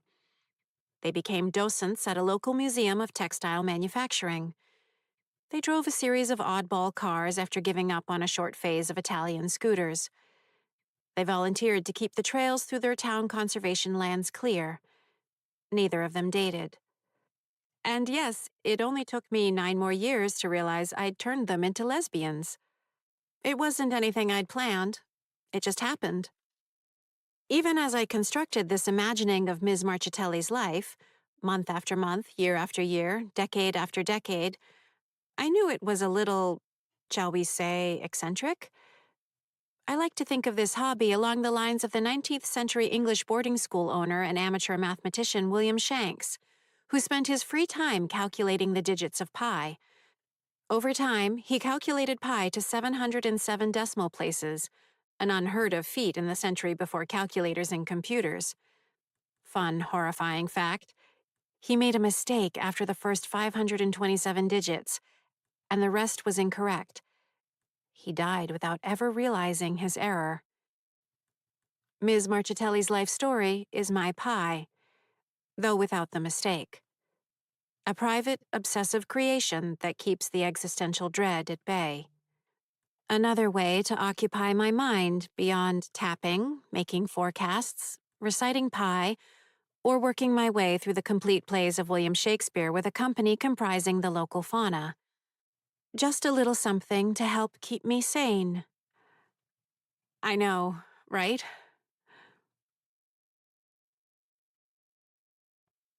Chapter 25. Ms. Marchitelli? The guest room stands along the western side of the house, untouched by direct sunlight. This is harder than I imagined, hacking through the hedgerow of don'ts I've let grow for decades. Catching, impenetrable, unwise. I straighten, folding my left hand into my right behind my back as though I were about to give a presentation. "Are you here?" I ask. The crows outside take their argument elsewhere, their calls fading. The clock on the wall, the face a bright pastel drawing of the Buddha in colorful repose, ticks. Maybe I need to picture her. I close my eyes. A towering spill of curly black hair, Rubenesque figure, expressive and exuberant lips, tear-inducing cloud of Charlie by Revlon, silk scarves, plastic jewelry, clinking bracelets. Nothing. Okay, that imagery was from when I first saw her. I fast forward. In my ongoing story, Ms. Marchitelli's fondness for Italian food, baking in particular, pushed her up through several sizes of clothing. Whatever tries at jogging, aerobics, or yoga she made in subsequent decades couldn't compete with her undiminished love for Bolognese sauce and Bardolino wine. As her hair grew classically streaked with gray, after 5 years, 3 months, and 2 weeks of having it professionally colored, her blood pressure edged into concerning territory. The colorful blouses she favored didn't hide her thickening abdomen and hips. Her full face extended downward like a water balloon slowly filling. I lock that image in my mind. "Ms. Marchitelli," I say. Between the windows, the wall shifts with the barest hint of a ripple, like I'm seeing it through a thin layer of water. "Honey." The word floats in the air, in the room, in my ears. For a moment, I can't speak. That's her voice. A voice I haven't heard in person in 13,849 days. The span between the windows comes alive, as though a strange combination of molten glass and giant quivering raindrops. My words falter. "It's okay." The air bends. Flecks and streaks of light appear. Behind me, a voice says, "Should I ask?" Gah! I cry out, adrenaline flooding me with the speed of a lightning strike. I spin. Eugene leans against the doorframe, eyebrows raised. "Don't ever do that," I sputter. "What the hell? God." "If you're not used to ghosts by now, that's on you," he says. "Who are you talking to?" "I'm not talking to anybody. I'm tapping. I'd ask you to pitch in, but you're useless if you haven't noticed." "Nice. Thanks," he says. "Remind me to not keep defending you to Mom and Eddie." I stay facing him, but all my attention is on the spot where I'd seen Miss Marchitelli? Had I seen Miss Marchitelli? I'd heard her. I'd definitely heard her. But now there's nothing. The air looks fine. The wall looks stupid and boring just like it always does. And my brother caught me talking to myself. Or to my imagination. Or to Miss Marchitelli. "I don't need defending," I say, "and never sneak up on me when I'm tapping." "You aren't tapping." I was taking a moment to myself between taps. Crime of the century. "Are you okay?" he says. "Seriously." Just standing in an empty room talking to a vision? How's that not okay? I storm past him into the hallway. "Move." "What about Eddie's face?" he says, following. "Consistent with the entry and exit of a corkscrew. What about it?" "He showed it to me." He would. I barely slow at the door to the attic, leaning down to tap Richard Cheney along the underside exact center. I mash my hand to the spot, not lingering for a detailed investigation with Eugene hovering over my shoulder.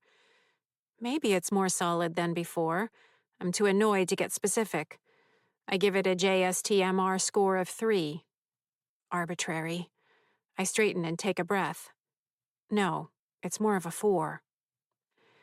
"I suppose I'm not allowed to have an opinion on that," Eugene says, "sneaking up on you and all. But I definitely have an opinion on that." "You can have any opinion you like. I pass through the door and head up into the attic. "A corkscrew-jabbing old man," Eugene says, trailing me. "In our house." "I'm working on it." "Should I be reassured?" "You should be somewhere else," I say. "I'm busy."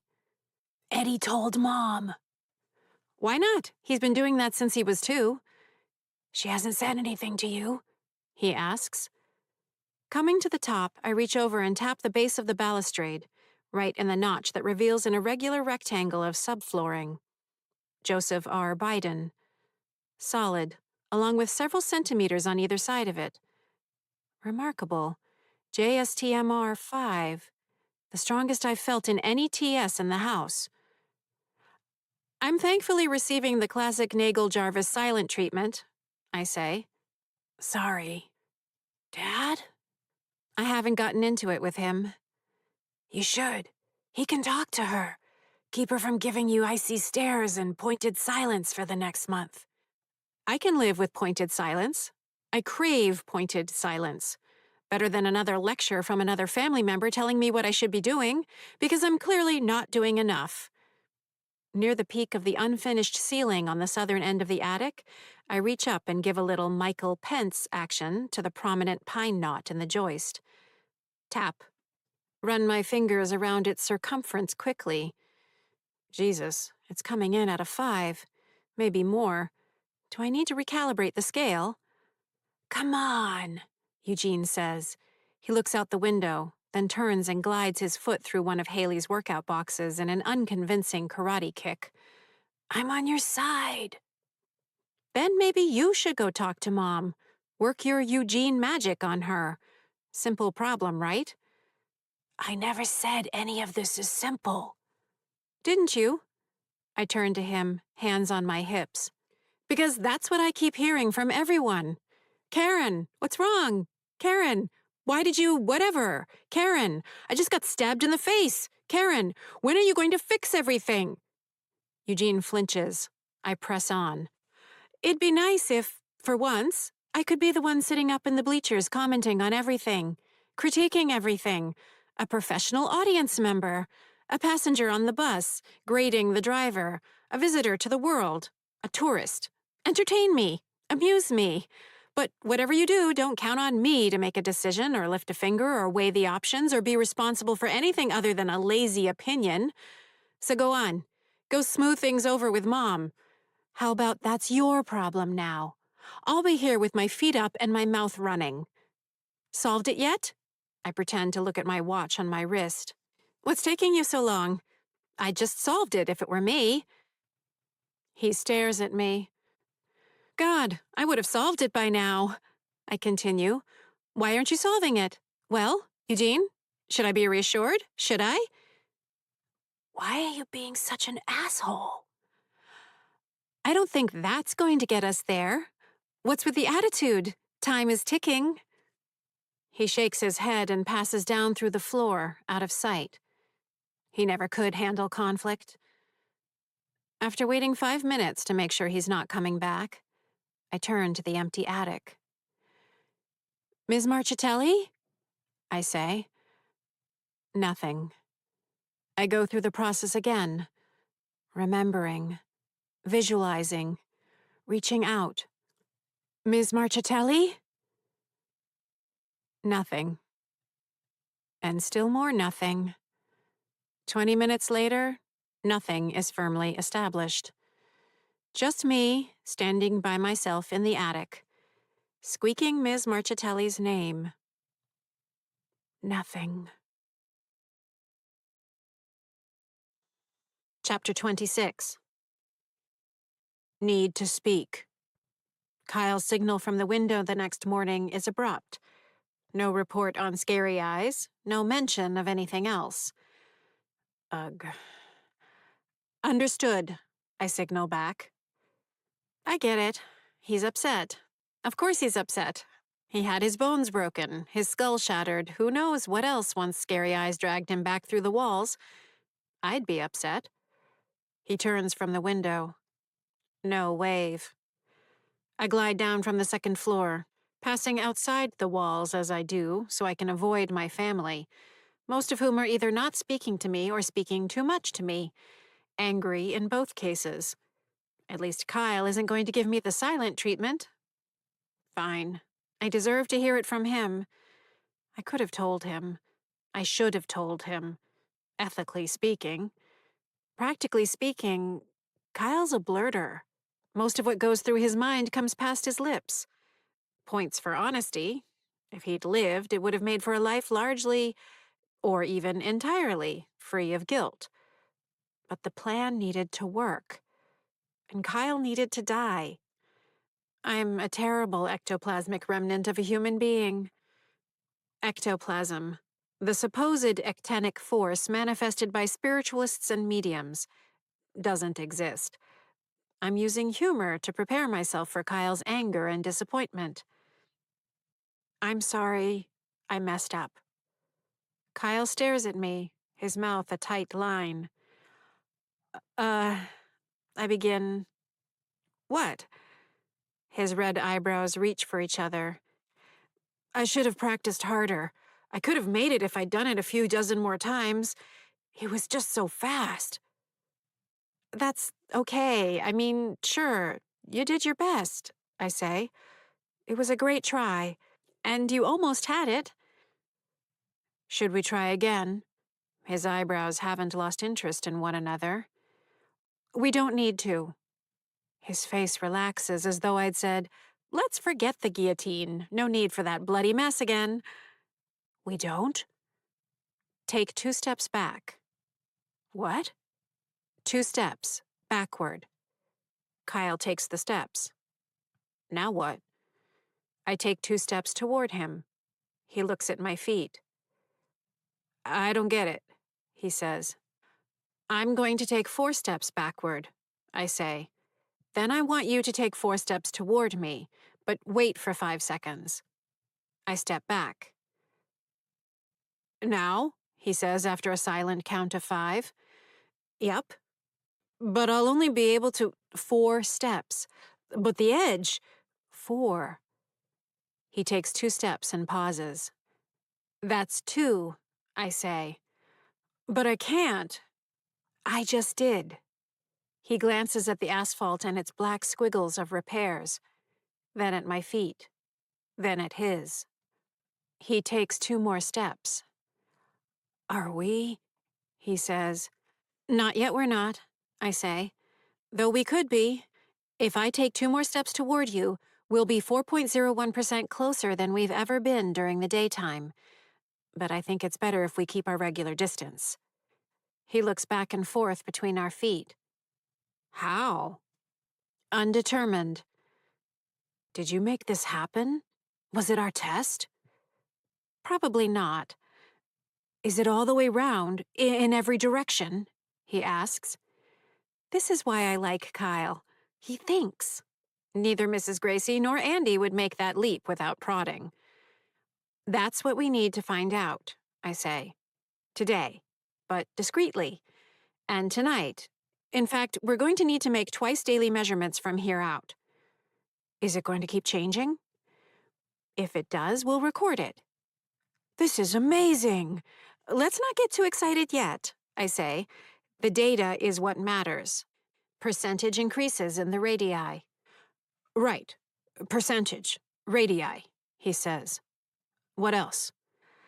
Oh, not much. A homicidal elderly man stabbed my brother in the face and is threatening to kill the rest of my family.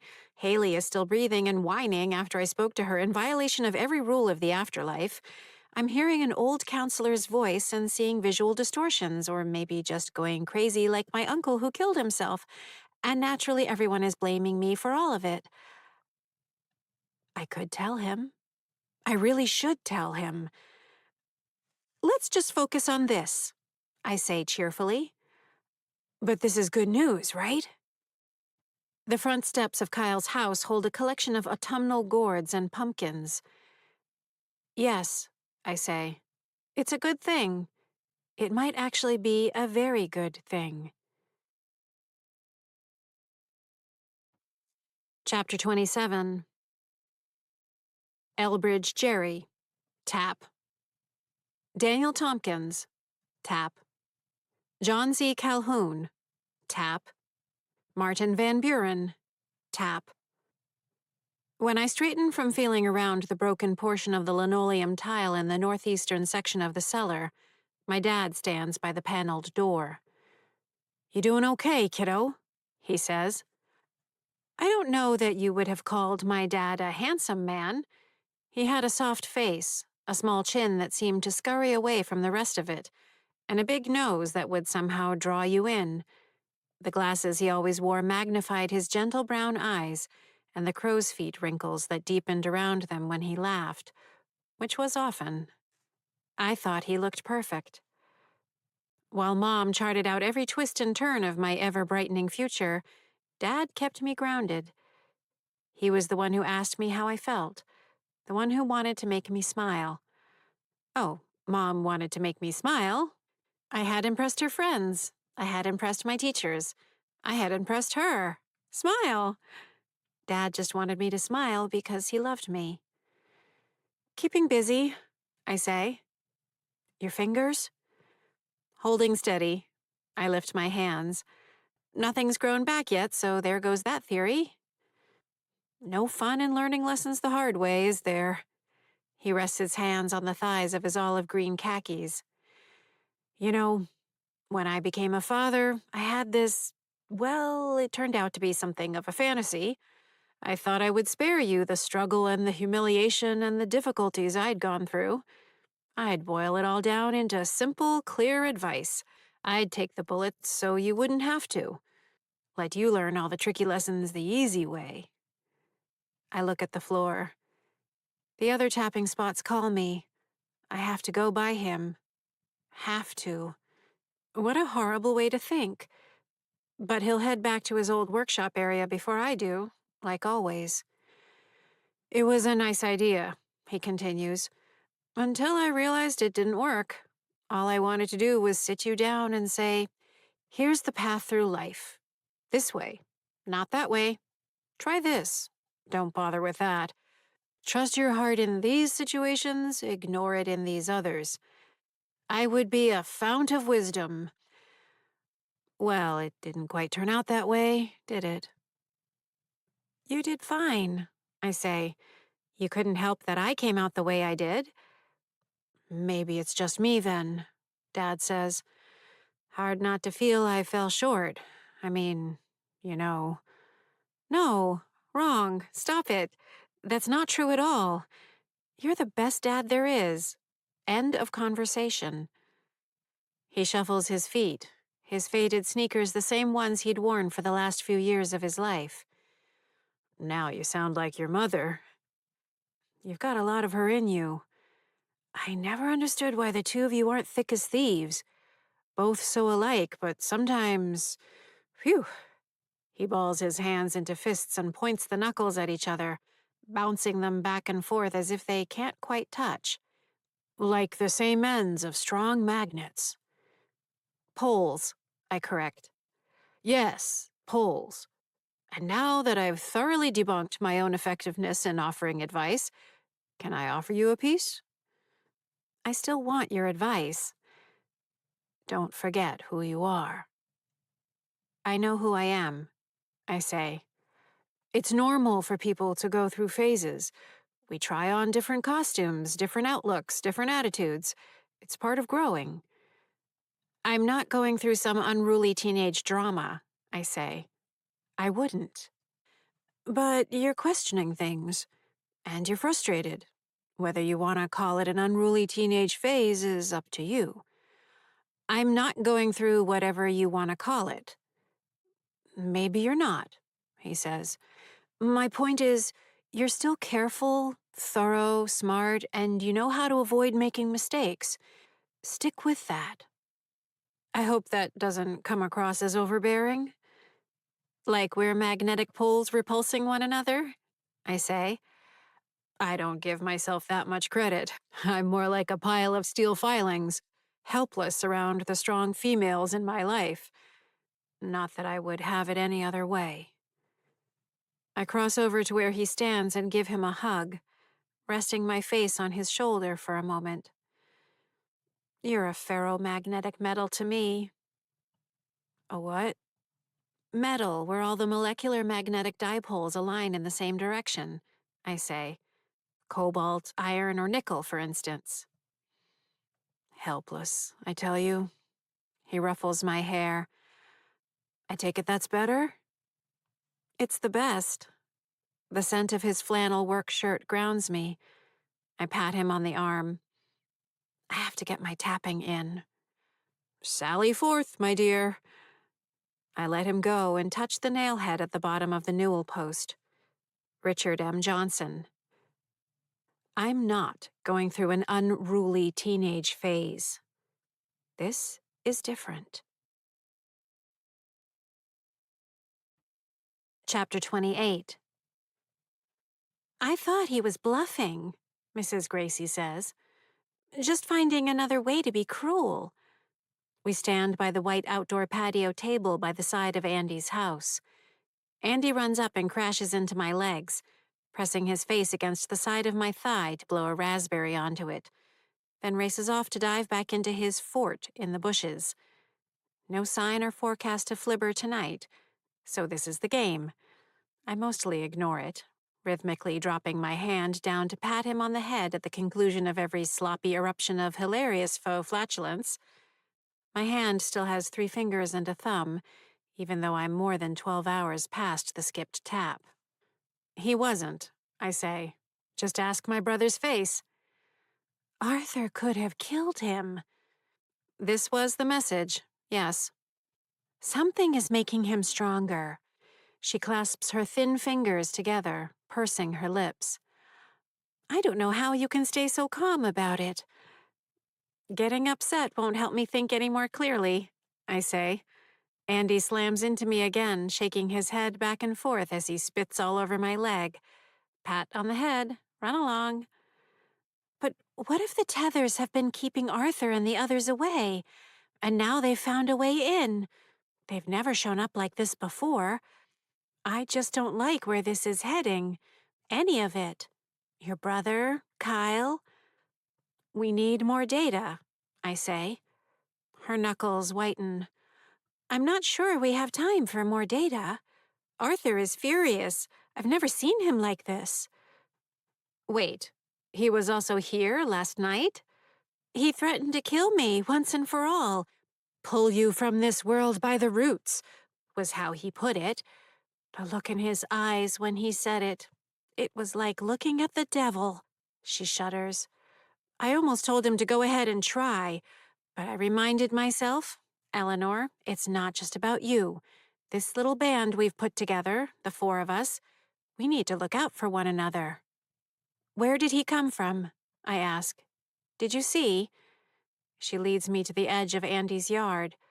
Before us, a thick pair of rhododendrons form a natural barrier to the property beyond. The streetlights shine at even intervals, marching down to where the road curves off to the right. Double that distance, and Chestnut Street reaches the center of town. The ambient light from the heart of Main Street dulls the night sky, an illumination that's grown brighter over the years. That wasn't all, Mrs. Gracie says. He told me he's going to murder your family, one by one, make them suffer, shred them so small they'll never move on to anywhere, was how he put it. She puts her hand to her mouth and shakes her head. I'm so sorry. This isn't Arthur, I know that. You've explained it. But sometimes I get so confused. This isn't your fault, I say. Isn't it? Isn't it all my fault? Stop it. I reach over and take her thin hand in mine. We're not giving up. In fact, we're just starting to fight back. That seems to be exactly what Arthur wants. Andy scoots up next to me, sees we're holding hands, and takes my free hand in his. He follows our gaze as we look out into the night toward downtown. Stars silhouette the black treetops and rooflines. Or that's what he wants us to think, I say quietly. Chapter 29. Up in the attic, I examine the last tapping spot, the irritating TS-43. The asterisk. The is it or isn't it spot that's haunted me since Haley decided to focus on her guns. Luckily, Haley decided to keep the bottle cap, picking it up and putting it on one of the exposed studs across from the pull-up bar. Late afternoon sunlight climbs the inclined ceiling. Neither one of the spots demonstrates much resistance. Both come in somewhere between a 1 and a 2 on my JSTMR. If I could get them both back to the same location, would that double the results? But how would I do that? I can't, so I feel around. The resistance behind and around them is quite faint, like passing my fingers through spider webs. When Haley bounds upstairs behind me, her expression intense and unhappy, I don't flee as normal. At least she won't talk to me, not passive-aggressively, sibling-aggressively, or animal cryptid-aggressively. I'm happy to work through some theories in the corner while she grunts and pants in her workout area. Nice to have a little company, in a weird way. While I manage to mostly shut out her ape house noises, I look over when I notice she's been holding a plank position for nearly 5 minutes, which I couldn't have managed for 5 seconds. I grudgingly admit she has talent. Haley does crunches, leg lifts, strengthens the muscles of her back by raising her torso while lying on her stomach, jumps off and back onto her box, lifts weights, stretches, and works herself into a sweaty display of physical prowess utterly beyond my reach. When she gets to the pull-ups, I admire her biceps, though not as much as she admires her biceps. When she finishes her last set, she heads over to take the requisite gander at herself in the mirror. Yes, those are your triceps. See how they pop out when you turn your arm in that unnatural way. Maybe an inordinate amount of additional effort will one day allow them to bulge further. Yay. Fine. Maybe I'm a little jealous. Even though looking at Haley is like looking at another species. She's tall, coming in at 1.83 meters. Her shoulders are wide, her legs are strong, and she has a figure that keeps Eddie coming back for more. On the advice of some of her video mentors, she's gotten out of her earlier habit of ferocious slouching. She grew so tall so quickly that she didn't know what to do with herself, and often consciously or subconsciously tried to downplay her height. Her face isn't bad, and with the right haircut and makeup isn't an issue. The right haircut not being the haircut she gave herself. I, on the other hand, have always looked like some unnatural combination of alien and pipe cleaner. My noodle arms are of a matching set with my noodle legs and my noodle waist. My head, however, is somewhere between full size and extra large. Add to that the hair from some other part of the animal kingdom, and the fact that I have a mild astigmatism, necessitating the wearing of glasses, and the caricature is complete. It's nothing but vanity, but I like to think I would have grown into some sort of attractiveness in time. In my imagination, puberty would have brought some flattering curves that would ensure that I wouldn't actually go through life with the body of a 10-year-old boy. My features would remain fine, but become something closer to elegant. While I'm at it, my hair would transform into long, flowing, human hair. Confession. I have pictured myself in my early 20s getting my doctorate degree at Stanford University, walking gracefully across the 17-acre Maine quadrangle, dressed in flattering jeans and comfortable shoes, a form-fitting long-sleeve shirt unbuttoned 2 buttons at my throat, my hair held back by prescription sunglasses, a satisfyingly heavy backpack slung over my right shoulder, catching the eyes of fellow students and even professors, though my energies would have been entirely focused on my studies. My skin, instead of being nearly translucent, easily bruised cottage cheese that burns at the slightest touch of sunlight, would instead be something closer to porcelain. In this reverie, I add a splash of freckles across my cheeks and nose. Just as beautiful as Haley will ever get. "Haley?" comes Elise's voice from the bottom of the attic stairs. "Working out," Haley says. The footsteps coming up the steps don't care. Both Elise and Trisha come into the attic. Trisha walks over and switches off the wireless speaker that's been playing the insipid music Haley gobbles down nonstop. "Hey, I said I'm working out." Haley keeps her arms semi-flexed. What do you know about Tucker Eastman? Elise says. I know he's an idiot and an ass. So you were part of this? Haley let slip a quick glance to the floor before looking up all wide-eyed and earnest. Part of what? That website, Elise says. Tucker Eats It. I don't know what you're talking about, Haley says, though Tucker probably does eat it. This isn't funny, Trisha says. Charlie's mom just called and told us all about it. The moms group on Facebook found out about it. They're upset. Haley lifts her hands. Whoa, mom's on Facebook upset. Interrupt all workouts. You better not have been involved, Trisha says. It's a joke, Haley says. Seeing the look on her mom's faces, she at least has the sense to realize her workout is definitely over, so she shrugs on her sweatshirt, still kind of flexing her shoulders and neck muscles as she does. And there's no one who deserves it more. Tucker's preferred pronouns are dick and head. He's the worst. You know he spilled a pudding on Payson's lap, right? Totally on purpose. And he's always telling everyone Charlie drops deuces in the bathroom. He's a freaking jerk. He actually brags about how his family's been here in Andover since the Mayflower, basically, so he thinks he's better than anyone whose family wasn't. That's not the point, Trisha says. How is that not the point? He's everything you taught me to hate. We don't teach you to hate. We never taught you to hate. Haley yanks the hood of her sweatshirt up over her head. Fine, whatever.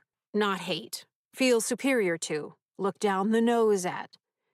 See for what they are, Trisha says, and have some compassion for their ignorance. Like he showed Payson compassion by ruining their skirt? That's for the school to deal with, Elise adds. Not like this. You realize there are legal implications for putting together something like this and making it public?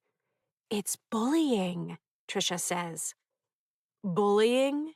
Haley says. Not even. At most, it's mocking. There's one lawyer in the family, and it's not Haley. Defamation is defamation, Elise says. This Tucker boy isn't a public figure. He's a private citizen and a minor. Are you seriously telling me that the moms group has decided we're the bullies here? Haley says. What do I care what a bunch of gossipy moms think? He's the bully. Fuck bullies. You filmed him without his consent, Elise says. Then you made it look like he was eating you-know-what, however you managed to do that. Then you turned it into a website. Then you sent the link around to everyone in school. How would you ever think that was okay? If you knew him, you'd know it was fine. Meaning what? He's in on the joke? He is the joke. Haley jams her hands into the pockets of her sweatshirt and hunches her shoulders. But it's fine for you to say everything you do about Uncle Marcus. Completely cut him out of our life because of who he voted for. But when we play a little joke on a douche who makes Uncle Marcus look like Barack Obama, suddenly I'm the bad guy? What planet is this? You guys obviously don't get me. I have to admire the way she pulled that grenade out, gleefully pulled the pin, and dropped it right on the floor in front of herself. If there's one thing that crystallizes the parenting approach of Trisha and Elise, it's the belief that they get their child on every possible frequency. Worse, the drama surrounding Trisha's brother Marcus has been the most careful, caution, warning, sensitive topic of strife to have engulfed the family since I've known them. Trisha and Elise both give Haley the silent death stare. Although, personally, I'm with Haley. Fuck bullies. Chapter 30. I am not, shall we say, unfamiliar with bullies. And since I left my humility aside sometime shortly after I left my rodent poison-induced organ failure aside, I'll just come right out and say it. Being extremely intelligent in a world that is often, at best, of average intelligence, paints a bright red target on one's back. I never understood it. When people are faster runners than others, they're admired. When people are prettier than others, an accomplishment that's not any accomplishment at all, Everyone likes them automatically. Good at kinetic physicality of hitting a small ball that's moving or maybe not moving? Hooray for you! Know how to smile? Get along as part of a group? Know your place? Welcome. Come on in. All the riches of friendship shall be yours. Yet of all the pathways to popularity, grasping trigonometry in fourth grade is not one of them. Did I maybe, possibly, potentially bring some of it onto myself? Here is an actual quotation of mine from when Kimberly Carter, fellow second grader, asked me if I wanted to join the game of tag she and her friends were having at recess. Thank you, but I prefer the company of my intellectual peers. And another from when my fifth grade teacher, Mrs. Watson, asked me which other student I would like to partner up with to do a report on a United States president. I prefer to have no partner, thank you. I don't believe any of them could grasp what I'll be going for. There was also this gem from Thanksgiving 1980 when my Aunt Patty scooped some of her sweet potatoes with marshmallow, which I would never eat because of the texture, onto my plate and asked me if I was having fun. It's difficult to have fun without sufficient mental stimulation. I believe we've established, quite convincingly, the motive. The prosecution rests, Your Honor. So there was the general dull group shunning, which, even if self-inflicted, functioned as a sort of background bullying. I also suffered through the occasional more personalized bullying, two boys in my fourth grade class using me as an example of grotesquerie as a romantic interest. Kristen Murphy pointedly commenting on the flatness of the front of my sweater during the first week of sixth grade, eliciting a wave of knowing glances and snickers among her clique of popular girls who'd matured over the summer vacation. My cousins Sean and Darren chasing me around their backyard with hunks of dried dog feces speared on branches. The only time I've ever dealt with a targeted and sustained campaign of bullying was when an older boy, 2 grades ahead of me, found it endlessly amusing to torment me. His antics ranged from infantile, spitballs projected from a straw to the back of my head, to personal, when I began wearing prescription eyeglasses and stepped onto the school bus for the first time with them. This boy announced from the back of the bus, "Hey, nice glasses! What are they made of? Human poo?" Yes, that's what he said. Human poo. Inane. Yet I heard, or imagined I heard, the phrase, human poo, whispered in my proximity for much of the next week or two, which at the very least left me questioning whether I'd made the optimal frame choice. There were further incidents with him involving puddles, snowballs, and wadded chewing gum on chairs. Imagine my delight in third grade when he took my pencil box and tossed each and every pencil up into the exposed orange-painted metal brackets that lined the ceiling of my classroom, then handed me back the empty box with an apologetic, "Whoops." Or the next month when he took several sand dollars, the skeletons of the flat burrowing sea urchins, Echinarachnius parma, I'd brought in for show and tell, and then claimed to have no knowledge of the crime. The sand dollar incident culminated in a phone call from my mother to his mother, followed by an exchange of the stolen shells wherein he claimed to have misapprehended an offer on my part for him to borrow the shells for the night. I did manage to land him in Principal Bell's office. After several incidents involving him dumping my books down the stairs at school, nudging the pile out from my arm with the toe of his shoe or his knee, I told him in no uncertain terms that he wasn't going to dump my books again and that he was going to leave me alone for good. Then, I simply worked out the proper timing, positioning myself several days later on the main stairs beyond the lobby with an enticing collection of notebook, binder, and 3 library books under my noodle arm while I waited for him to appear behind me. Moments later, the books took flight, fluttering out in an avalanche of worksheets as he whispered a smirking, "Careful," and passed me by. Only to find Mrs. Bell staring up at him from the bottom of the stairs, where I'd calculated she'd be at that exact moment. Even then, I'd been good at forecasting.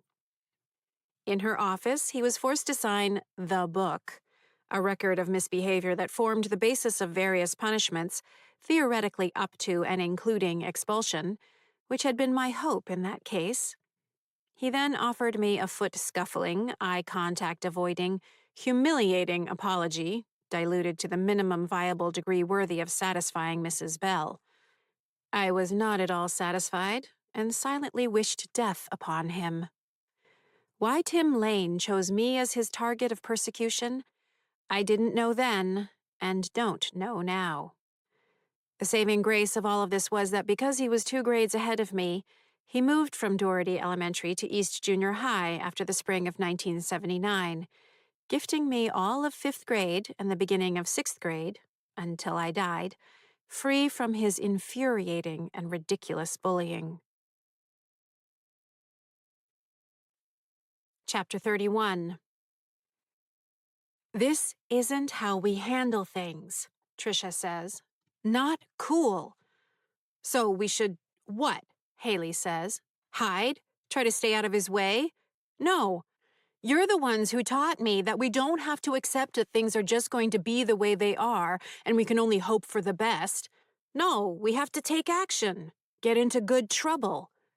Trisha and Elise exchange a look. Nice try, Elise offers. This isn't about civil disobedience. And you're not getting out of this that easily. There's a line and you crossed it. You know you crossed it. Now it's up to you to own up to it. She's not a lawyer for nothing. Fine, Haley says. We'll take it down. It's already down. Payson's mom watched them take it down. There's no way in hell I'm going to apologize to Tucker. That's bullshit. You have to put it out there that you're sorry, Trisha says. What, like to the universe? Elise shakes her head almost imperceptibly. Sometimes Trisha is a bit much, even for her. Publicly sorry. Secretly not sorry. That's your business. But this escapade of yours has cost you 1 week of internet. Haley's eyes widen as though she's just been denied every basic human right recognized by the United Nations. You can't do that. I need it for my assignments. My homework. Elise, Trisha, and I all bite back laughter at the same instant. Haley's concern for her homework is about as convincing as if she'd declared that the injustice done to her had brought on a sudden blindness, and then she'd started to pantomime groping her way around the attic. Your teachers are going to get you the assignments on good old-fashioned paper, Elise says. You'll stay on top of said papers. No losing them. No forgetting them. That's how we're handling this. And that's how you're avoiding getting officially suspended. This conversation is at an end unless you have any further comment. Do you understand? Haley turns from them and picks up one of her hand-strengthening squeezy springs. You guys don't get it at all. It's like you're stuck in the 90s. Then welcome to the 90s for a week, Trisha says. She walks over and snatches up Haley's phone. Whoa. Mount Haley begins ejecting volatile gases of indignation, self-pity, and incoherent logic. Her words rise up the magma conduit behind her mouth and explode into an eruptive column, filling the attic with the ash plume and pyroclastic flows of her outrage. Eugene appears at my shoulder. He takes in the scene with his bloodshot, swollen eyes, his bluish lips untouched by even a twinge of curiosity. I need you, he says. This is an emergency. What? I ask. Just come, he says, vanishing down through the floor. I follow him down through Trisha and Elise's bedroom, into the kitchen below, and finally into the cellar. Red numerals glow in the 2 carbon monoxide detectors. A few other small LED lights, the irrigation controller, the wall-mounted hot water heater, provide the only other illumination. What? I say. Eugene lifts his hand in the direction of the old workshop area. Dad's gone.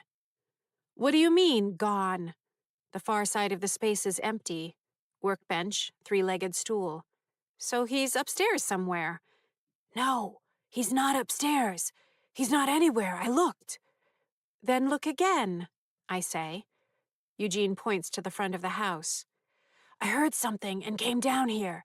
Something moved through the wall. Kind of freaked me out. Dad wasn't here, but I figured he was somewhere else, like you just said. I poked my head outside anyway. And there's Mr. Gracie standing across the street looking right back at me. He gives me double guns, then takes one and puts it up to his forehead and pulls the trigger. Then he shakes his head and shrugs like I'm a fucking idiot. He saunters off, that fucking hat of his tipped back on his head. He's messing with you, I say. Then where's Dad? Because I can't find him. You're not being logical. Me? I'm the one not being logical? He says, raising his voice. What the hell have you been doing? Pissing that guy off, running around, talking to Haley, messing up your tapping and rolling your eyes anytime anyone here questions you. Excuse me? I say. How does that make any sense? Right, because you own all sense. All of it. The rest of us are left tripping over our own clown shoes because we can barely scrape together a handful of collective sense. In every way, dumbasses.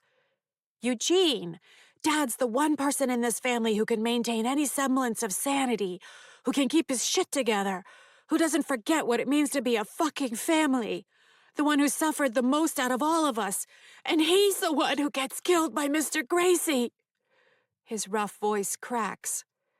The words hit me like a punch to the face, leaving me stunned. Not true. You don't know that. You're not listening, he says. He's gone. I'll take a look. Oh, you will. Thank God. Now we'll make some progress, now that Karen's on the case. Calm down, I say. He stares at me, then says, You know what? Maybe you should ask yourself why we're all here in the first place, genius. He throws a hand in the air, dismissing me entirely. I'm gonna look for Dad again, even though I don't think I'm going to find him. But what do I know? I'm apparently not capable of thinking straight. He lifts up through the ceiling and vanishes. His words echo in my ears as the bottom of my stomach falls out, taking my heart with it. Part 3. Chapter 32. The four of us sweep the house from top to bottom. We stay in sight of each other, so there's no way Dad can slip by us. The roof, all the rooms, the closets, crawl spaces, chimney, beneath, between, behind furniture, appliances, laundry, out on the deck, under the deck, in the yard, through the shrubs, by the fire pit. Nothing. We reconvene in the cellar. So, he's not here.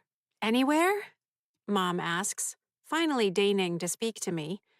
To say that her voice is cold is akin to saying the atmosphere of Neptune, -200 degrees Celsius, is a touch chilly. There's something we're missing, I say. Maybe he's outside, Eddie offers, beyond the tethers. Beyond the tethers? Mom says, turning on him. Even if he could, which he can't, are you suggesting he just went for a stroll, without telling any of us? Maybe he found a way out, Eddie says. Or Mr. Gracie killed him, Eugene says. I knew this would happen, Mom says. Eddie stands on a taped-up cardboard box labeled Great Aunt Mariah's Tea Service to look out the window. Maybe he didn't want to tell us until I don't know, he was sure. Your father wouldn't just leave.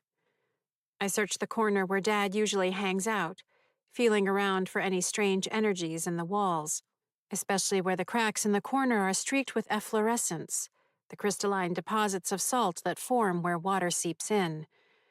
There's something strange in the way the concrete grabs at my hands. I think what Mom's saying, Eugene begins. I know what she's saying, and I know why she's saying it, I say. I need to concentrate. Your concentration hasn't helped so far, has it? She says. Look what you've done. Eugene and Eddie both glance at her in surprise. Have you even tapped today? She continues. Or am I not allowed to ask? I did my tapping, I say, just like I do every day. She puts one hand to her forehead, covering up her bloody head wounds. None of you listen. Understood. I'm an unpleasant, overbearing, selfish monster. I couldn't possibly recognize the one thing that would bring on more catastrophic trauma for the family. Fine, silly me. I'll just leave it in your capable hands and wait in my sewing room for Mr. Gracie to come and kill me. It's about time. Have fun, kids. With that, she walks to the stairs and takes them one at a time to the top to slip through the door without another word. Well, that went well, Eugene rasps. It couldn't kill her to be a little nicer, Eddie says. Eugene and I stare at him. Then Eugene turns back to me. You really did all your tapping today? There's no connection between tapping or not tapping and Dad disappearing, I say. She says, defensively, Eddie says. Thank you for your psychoanalysis, Dr. Jarvis, I say. Thank you for your psychoanalysis, Dr. Jarvis, he mimics. Eugene steps between us, holding up his hands. Arguing isn't going to help us find Dad. My question about the tapping isn't an insult to your intelligence. Maybe there's an actual connection. I mean, things have actually changed since you had your little brain fart. All kinds of things. I'm going to go out on a limb here and say there's something to it. I keep feeling around in the walls. I've been thinking somewhat along the same lines, I say. Nice, Eddie says to Eugene. She's almost giving you credit for a good idea. Maybe I'll even have a smart idea all on my own one day, Eugene says. Yes, message received, I say. Could we just stay focused? Or must we indulge in another one of your little twin talk routines? Maybe you should apologize, Eddie says. Maybe that will do something. Mom needs to calm down first, I say. She's not thinking clearly. Not Mom, Mr. Gracie. Excuse me? He's the one who took him, Eddie continues. Holding him hostage or something. Maybe that's what he wants. Hostage? How'd you get him out of the house? Eugene asks. Don't know. Where's he keeping him? Eugene says. I don't know. Maybe at his house. Maybe in the woods, Eddie says. But we don't know it couldn't have happened, do we? I shake my head. Do you seriously think he's going to send over a note made from the cutout headlines of newspapers and magazines demanding we fork over, what, money? Our heartfelt apology? The steak and potatoes and green beans he's been missing? That doesn't make any sense. It might not be that ridiculous, Eugene says. Mr. Gracie couldn't just sweep in and abduct Dad. He swept in and stabbed me in the throat, Eddie says. What's the difference? You're still here, Eugene says. Oh, good. Another genius sibling, Eddie replies. How about we stay focused? I say. Yes, Mom. Okay, maybe, Eugene says. We should at least explore the possibility. Fine, I say. I agree. Eddie rolls his eye. So Mr. Teenager says it and you agree. Of course. Does it matter whose idea it is? I ask. Let's just see what we can come up with, Eugene says. As awful as it is, or even if Mr. Gracie did manage to, kill him, it's still better than the other possibility. What other possibility? I say. Eugene looks at me for a moment and can't quite hide the ripple of sadness that moves across his swollen face. That he made himself disappear. Willed himself gone. Again. Chapter 33. The 10 Worst Days of My Life by Karen Mary Ellen Jarvis. You might, logically, expect the day I died, October 31st, 1981, to be the worst day of my life. It's the third worst day of my life. Countdowns are often considered enjoyable to many people, so here is a countdown of the 10 worst days of my life.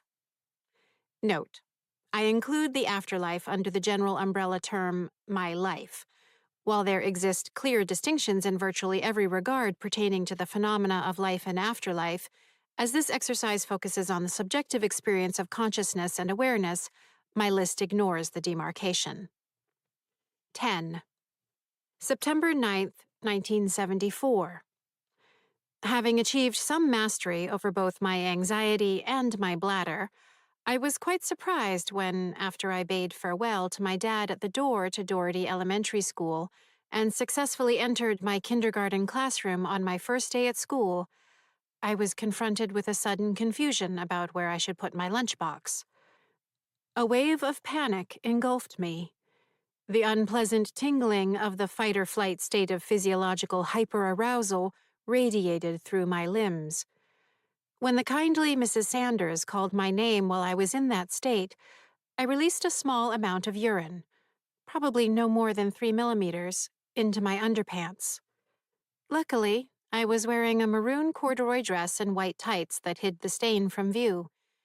Even so, the shame, which took longer to evaporate than the urine itself, undercut a significant portion of the self-confidence I'd entered school with, a self-confidence I'd focused on building up through the entirety of that summer. 9. May 14th, 1979. In Mrs. McDonald's 4th grade class, I'd made the daring decision to give my talk on the Yanomami, a tribe indigenous to the Amazon rainforest along the borders of Venezuela and Brazil, without the help of notes. With 3 poster boards featuring maps, pictures, and illustrations carefully lined up behind me, I embarked on what I expected to be for my class a pleasing blend of cinematic narrative arc, hard sociology, and scientific insight. Not the ideal audience, however. Some polite interest, some bored inattention, and Danny Butler and Keith Young offering me what they intended to be disruptive facial expressions from the back of the room. Unfortunately, in the lead-up to the presentation, I'd played with 2 different drafts, one more rigorous and scientific, the other lighter in tone with an eye toward entertainment.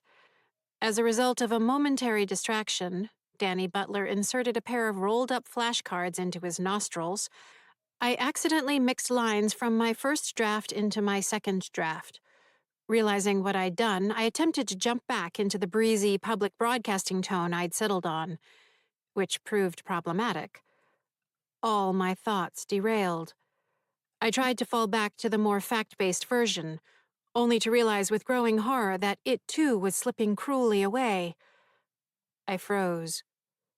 The longer the silence stretched out, the more eyes of my classmates lifted from whatever bored focal point they'd rested on to pin me at the front of the classroom. The more gazes landed on me, the more my cheeks flushed scarlet. As goes the curse well known to anyone who blushes easily, the more I felt the blush, the more it intensified in a deepening feedback cycle. After 43 seconds of excruciating silence, Mrs. McDonald attempted to salvage the moment by thanking me for such a lively presentation and coaxing the class into an uncomfortable round of applause. I collected my 3 poster boards and returned to my desk, for the first time wishing I was in fact a ghost. 8. January 4th, 1976. Over the Christmas vacation leading into 1976, I fell in love with a pair of futuristic-looking winter boots. They were insulated, went halfway up my calf, and were possessed of a thick blue shape, reminiscent of the boots in which the Apollo astronauts had trod the anorthositic dust and rock of the highlands of the moon. That they were designed for boys did not stop me from appreciating their aesthetic and utilitarian grace. My classmates disagreed. So on Monday, January 4th, 1976, I strode through the snow and slush during my first grade recess, expecting admiration and heartfelt compliments, only to realize I'd made a catastrophic error in judgment. The laughter was bad enough, indicative as it was of social undesirability, the force of my outgroup status bracing. Worse was when Tim Lane approached me, expressing curiosity about the materials of the boots. I foolishly lifted one foot to show him, at which point he yanked it off my foot and tossed it beneath the geodome in the center of the playground. I was forced to hop to retrieve it. soaking my sock through while I marinated in humiliation. As I struggled to wrench the boot back over my wet sock, tears welled in my eyes, and I briefly considered throwing myself face first down into the snow and sobbing. 7. April 17th, 1974. Although my mother disliked pets, my father had prevailed upon her to retain the black cat he'd owned as a bachelor, Alfred. Curiously, Alfred was female.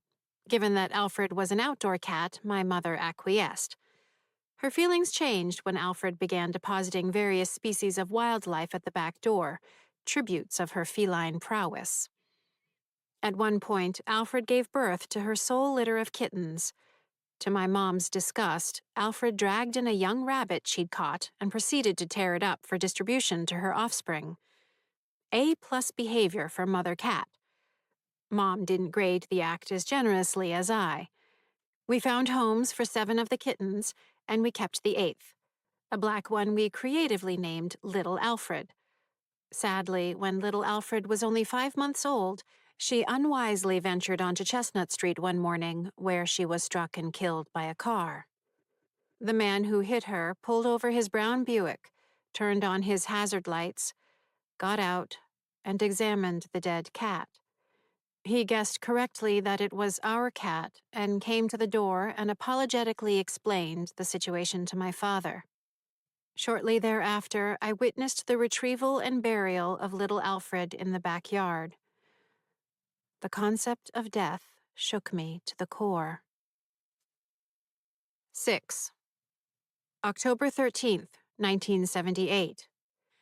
In 4th grade, I'd taken on the duties of caring for the classroom guinea pig, Amenhotep. The name had been my suggestion, conveying a sense of regal stature that matched the long, luxurious hair of the brown and white Cavia porcellus, and offering a playful nod to that year's planned curriculum, which included a superficial survey of ancient Egypt.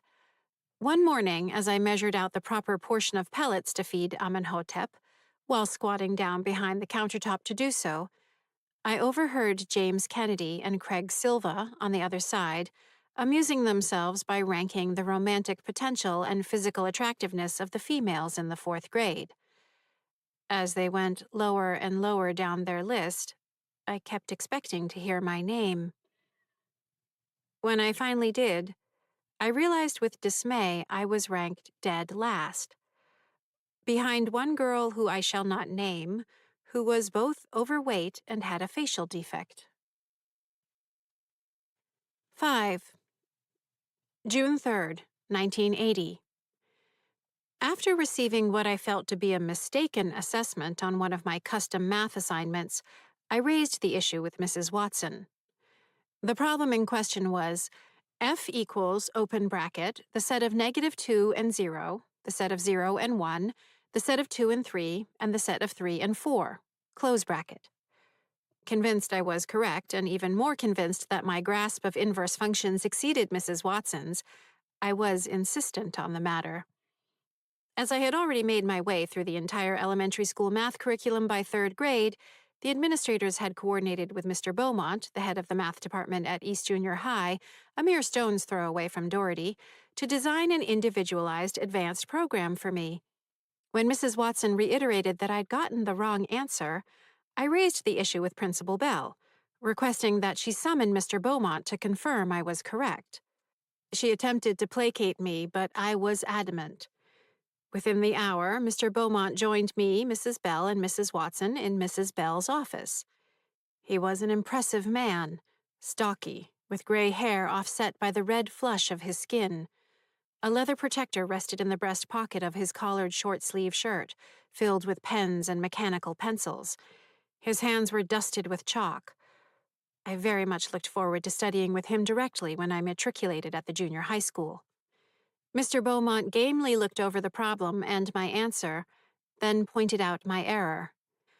I had neglected to account for the fact that the x and y intercepts on the graph of f became y and x intercepts, respectively, on the graph of the additive inverse of f, which is -1, which of course led to disaster.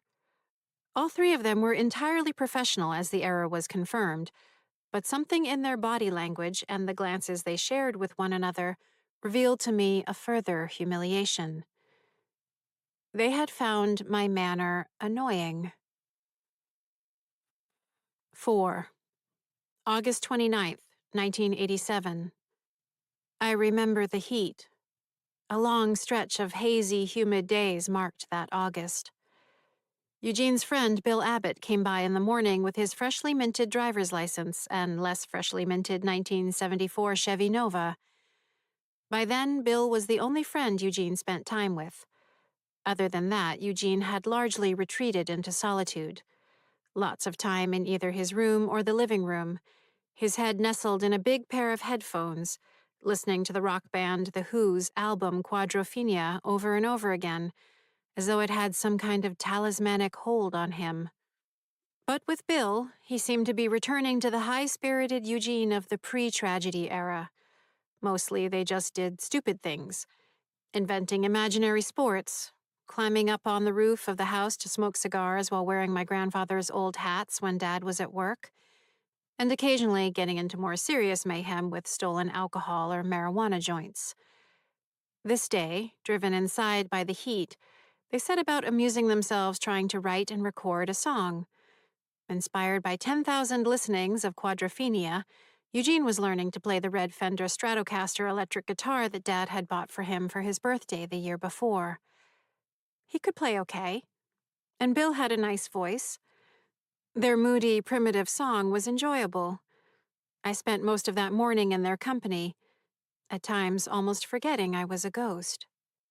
They took a break around 11, sitting at the kitchen table with the patio doors open, the screens letting in the heavy, warm air. Eugene grabbed a bunch of green grapes from the refrigerator and brought them to the table. Thus was born the grape contest. Eugene suggested it, daring Bill to stuff as many grapes into his mouth as he could. Bill was game and soon had 14 grapes in his mouth. Eugene was convinced he could top that. The two of them looked ridiculous, and the hilarity only grew. As Eugene approached Bill's score of 14, I got caught up in the moment, silently cheering him on. When he reached 16, I joined Bill in egging him further on, actually saying out loud, "Do it! You can do it!" He got a 17th grape into his mouth. I didn't realize what I'd done. The two of them, refreshed, limber, and full of grapes, returned to their songwriting. They actually played the song, Subside in the Mind, for my dad when he arrived home for lunch. He appeared to enjoy it and offered to go out and pick up a pizza, inviting Bill to stay for lunch. A typical summer day, one out of hundreds. Later in the afternoon, Bill left for a dentist appointment. Dad was off at the hardware store. Eugene puttered around the house in a pair of shorts and a t-shirt, a Red Sox baseball cap backward on his head when he sat down with the remaining bunch of grapes. I wasn't really watching or even paying attention when it happened. Apparently, Eugene thought he might surpass his earlier grape record. Once he had 19 grapes in his mouth, one of the back grapes slid down and caught in his throat. The other grapes prevented dislodgement. Eugene leapt to his feet in panic, hands at his throat, spilling grapes, but not enough. He searched desperately for help that wouldn't come, staying on his feet for another 71 seconds, at which point he collapsed to the floor just inside the front hallway. By that point, Mom and Eddie were screaming for me, but I was just as helpless as they were. Dad found Eugene's body when he returned from the hardware store 49 minutes later. 3. October 31st, 1981. Not surprisingly, my own death ranks high on the list of worst days. I've always resented that it was on Halloween, a holiday I approached with joy and flair. That year, I gave quite a bit of thought, some might argue too much thought, to my costume. Looking back, I'll admit to a competitive urge to outdo the efforts of my peers. I strove for multiple levels of meaning, authentic details, and a grab bag of relevant witticisms and explanations. No reason Halloween couldn't be both entertaining and informative, I reasoned. The wild thrill of the night itself invigorated. The crisp autumn air, the clear view of Mars, Saturn, and Jupiter shining brightly above the trees, the whisper and crunch of leaves skimming the sidewalks. The temperature was right. The smells of the evening were right. My entire future extending out ahead of me was right. 1981 was the first year in which I would lead Eddie and Eugene throughout the neighborhood, unaccompanied by either of our parents. I felt I could have taken on that responsibility several years earlier, but for some reason the age of 12 appeared to be the psychological threshold Mom and Dad needed me to reach before they embraced the notion. I'd devised the most efficient route through the neighborhood, designed to maximize our gains within the 90 minutes we were allotted. I was on top of my game in the costume department, receiving what I felt to be a pleasing admiration for my Henrietta Swan Leavitt outfit, complete with lace collar and a wig, capable of achieving the requisite early 1900s era stylings. Leavitt, who lost her hearing right after college, worked at the Harvard College Observatory at the turn of the 20th century, identifying over 2,400 variable stars and finding the connection between a star's brightness and its distance from Earth, which of course allowed Edwin Hubble to later determine that the universe is expanding. Unsurprisingly, he received the bulk of the credit. My quips about the period luminosity relation for Cepheid variables were met with bemused smiles. I believed most of the adults handing out candy tamped down their exuberance in deference to Eddie and Eugene, whose costumes were of a more primitive sort, and feelings more sensitive. My planning paid off, keeping us roughly on schedule in spite of Eddie's incessant dawdling. As we snaked our way efficiently through the neighborhood, our bags growing heavier with candy bars, bite-sized packets, boxes, and wrapped confections, I felt I was coming into the role I was meant for: responsible, effervescent, logical, and capable. I also felt that as far as the twins were concerned, I was achieving a satisfying blend of firm yet not overbearing. I remember quite clearly chatting with Mrs. Gracie as she handed out one homemade cookie to each of us. The only unusual thing I noticed was that she had a lock of hair flying loose, giving her a somewhat disheveled look, which was unlike her. Still, it seemed a small thing at the time, and we finished off our route with precision, arriving back at our own home with less than a minute to spare. Mom and Dad thanked me for doing such a terrific job. I believe I saw a trace of deepening respect in their eyes, knowing they could rely on me to help watch over and manage the boys. Not quite as a co-parent necessarily, but maybe as something more than just an older sister. The next part of my plan for the evening involved directing a careful redistribution of the take based on our particular preferences. Eddie disliked coconut, so the almond joys and mounds went to me in exchange for an equitable number of peanut M&M packs, which I didn't care for. And so on. It was made difficult by the twins' increasing blood sugar levels, but in the end, I think I achieved both a decent balance of treats and a worthwhile lecture on the inherent flaws found in laissez-faire capitalism and state socialism as theories of distributive economics. As a result of the arrangement, I ended up with all three of Mrs. Gracie's cookies. I made the unfortunate calculation that their being homemade, at close to optimal texture and flavor, I should eat all three, then and there. I didn't notice any problem at first. The taste was disappointing, though not alarming. Tetramethylene disulfotetramine, the main organic compound in the rat poison, is both odorless and tasteless. As to why 3 cookies killed me, sola dosis facit venenum, as Paracelsus said. The dose makes the poison. Recall my condition of noodle arms. You may extend that to noodle legs, noodle hips, and noodle chest. Noodle everything except my large head. My pediatrician had persisted in prattling on that I could use more meat on the bone at every checkup, ever. As I'd already made the decision to pursue a life of the intellect, I was less than concerned about his opinions. So yes, I was underweight for my height. In the 9th percentile, if I recall. By the time the tetramethylene disulfotetramine began attacking my central nervous system, I was already in my pajamas, getting ready for bed. Admission. I convinced myself it was nothing, even though I disliked the feeling coursing through me. The tingling in my fingers and toes, cramps in my intestines, a drying of the nose and mouth. Tetramethylene disulfotetramine has a profound effect on the mucous membranes. Worse still is the poison's effect on the autonomic nervous system, which regulates breathing and the electrical impulses of the heart.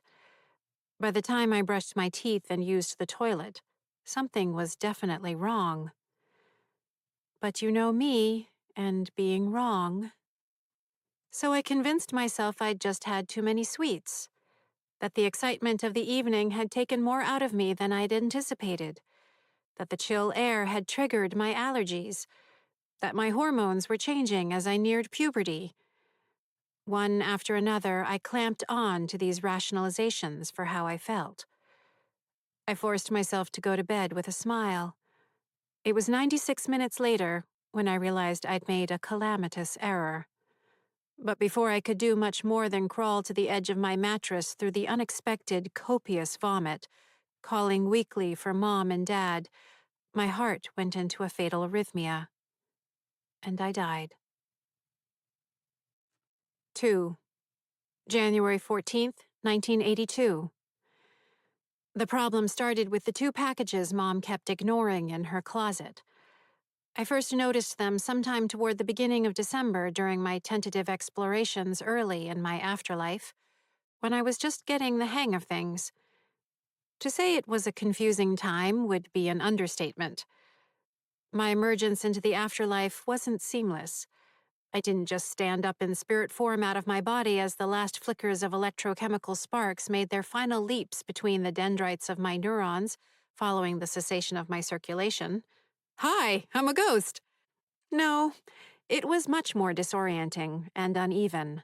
Startling blasts of awareness, as though someone were flashing a spotlight on and off an inch from my face, jolting eruptions of white noise, a splice in the film. Images, fragments, sensations assaulted me in the oblivious depths I kept sinking into. These shards of awareness were deeply unpleasant. They mixed with confusing images, stabs of empathy, fear, and unmitigated grief. A sense of movement and dislocation, glimpses of my family, but mostly it was smothering darkness. Imagine a swimmer caught in a riptide, during a gale, desperation and exhaustion, panic and resignation, sometimes above the water, sometimes below, battered by forces both unforgiving and malign. By the time I reached the shore, as it were, I could do little more than lie face down in the dank sand and groan, lucky to be there. It was well past Halloween before I had any stable reintegrated awareness, a sense of self. Only then could I begin to formulate some theories about the afterlife. First among them, communication with the living is impossible. Of course I tried. It was the first thing I did once the bewildering dislocation retreated enough for me to do anything at all. Even then, my voice was a weak, breathless, muted thing. Barely anything came out. When I tried to get the attention of Mom or Dad, they didn't register anything. I could stand in front of them shouting with all I had, but nothing. Could I manipulate material objects such that I might communicate even a hint of my presence to them? That was what led me to the tapping. The first spot I found was in the kitchen, the trimline phone. I might have been trying to use the telephone for communication. Please, don't judge. My parents sat at the table going through a pile of bills associated with my death. Casket, burial, headstone. When I touched the phone and my hand slipped through it, the pad of my thumb caught on a small area behind it. Real. Solid. The first firm touch since I'd died. Shivers ran through me. Electrical. A surge of optimism. Maybe this is how it starts. Would the entire house, the entire world soon come back to me? Was there some way out of this lonesome and terrifying situation in the offing? From that moment on, I set about investigating every square inch of the house, bit by bit, uncovering the locations of 42 tapping points. Not only did each one give me the same sense of grounding and connection, but doing them in a specific sequence multiplied the effect substantially. It took 3 weeks to catalog the complete set, and another 3 weeks to confirm to my continued satisfaction that no other such spots existed in the house or within the range of my tether outside. The two wrapped presents had been no more than a curiosity as I'd hunted for tapping locations. I simply assumed they were presents for the upcoming holidays. Eugene and Eddie both bore the curse of twins, share your special day, receive identical presents, or worse, one large present for both of you, and the curse of a birthday, December 24, right next to Christmas. This is for both your birthday and Christmas. They deserved no better, as far as I was concerned. So when the two packages in the closet failed to make an appearance beneath the Christmas tree, the subdued gaiety of which didn't hold a flame against the shroud of grief that year, I didn't think too much about it. Maybe something Mom had gotten for Dad for their anniversary, hidden in the closet well in advance. Somehow Eddie discovered them in one of his random closet excursions. The boy still likes to creep around to this day. When he brought them out and carried them to Mom 2.5 weeks after Christmas, he no doubt hoped they'd been meant for him after all, just forgotten. Mom's expression, a mix of stubbornness, untold grief, and a dash of annoyance, told me all I needed to know in an instant. The presents had been for me. She took them from Eddie, who still had the gall to suggest that given that I was no longer in the picture, perhaps the right thing to do would be to release the presents to him. No go. Instead, Mom informed him that the presents were a Texas Instruments TI-55-2 programmable calculator, capable of holding up to 32 key codes for repeating simple calculations with different values, a collection of 200 thinly sliced minerals in glass slides and an accompanying workbook, the perfect companion to the Nikon SM6 stereoscopic microscope they'd given me for my birthday the year before. Eddie's face fell. Mom was clearly stung by the sight of them. Being Emily Jeanette Nagel Jarvis, however, she pushed back her actual feelings in deference to action. I now see her instincts more favorably, to turn painful emotions into something productive. Should we sell them? Eddie asked. No, Mom answered. We'll donate them. In fact, we can drop them off at the Boys and Girls Club. They'll make use of them. 200 slides? We'll give them the microscope, too. Give my microscope away? I loved that microscope. 10mm working distance, 40mm fine focus, diopter correction, 10 times magnification eyepieces. Yes, while other girls my age were thumbing through Tiger Beat magazine, creating ridiculous boyfriend fantasies about Sean Cassidy and Leif Garrett, I was looking through science catalogs, dreaming of discovering an element. Really? Eddie said. She would have wanted them put to good use, Mom answered. I rather thought not. I would have wanted them put to good use for myself. Poring over the slides during holiday vacations, working up theories, connections, calculations. My eyes would have been bleary from spending so much time peering through the inclined eyepiece tubes. Happy, satisfied, and alive. But I could see Mom struggling. Something big welled up inside her. It struck me that if she could carry through with giving my things away, it might actually be an important first step in getting her head above the surface of the grief subsuming her. I whispered, "It's okay, Mom. Do it." Who knew that speaking to the living could kill them? But as my dad would say, sometimes you need to learn the hard way. Dad had taken Eugene out for hamburgers at Friendly's. Since my death, my parents had made a point of spending more one-on-one time with the twins. That left Eddie with Mom. So, After firming her mind to donate the gifts, she wrote a message on the large family chalkboard across from the kitchen table. 1:15. Donating a few things over in Lawrence. Back by 3-ish. Chicken is marinating. XO. I still recall the pleasant clack and sigh of the yellow chalk against the black slate. The two of them bundled themselves against the chill, clear January afternoon. Mom retrieved the microscope from my room, straightening her spine before she went in, as she'd taken to doing. She packed the microscope into a cardboard box, cushioned by crinkled pages of the Andover Townsman, then removed the wrapping paper from the other two presents before putting them into a spare Kmart bag. They left the house for the last time. Mom's 1978 champagne gold Chevrolet Chevette was T-boned at the intersection of Broadway and Canal Street in Lawrence at 1:42 p.m.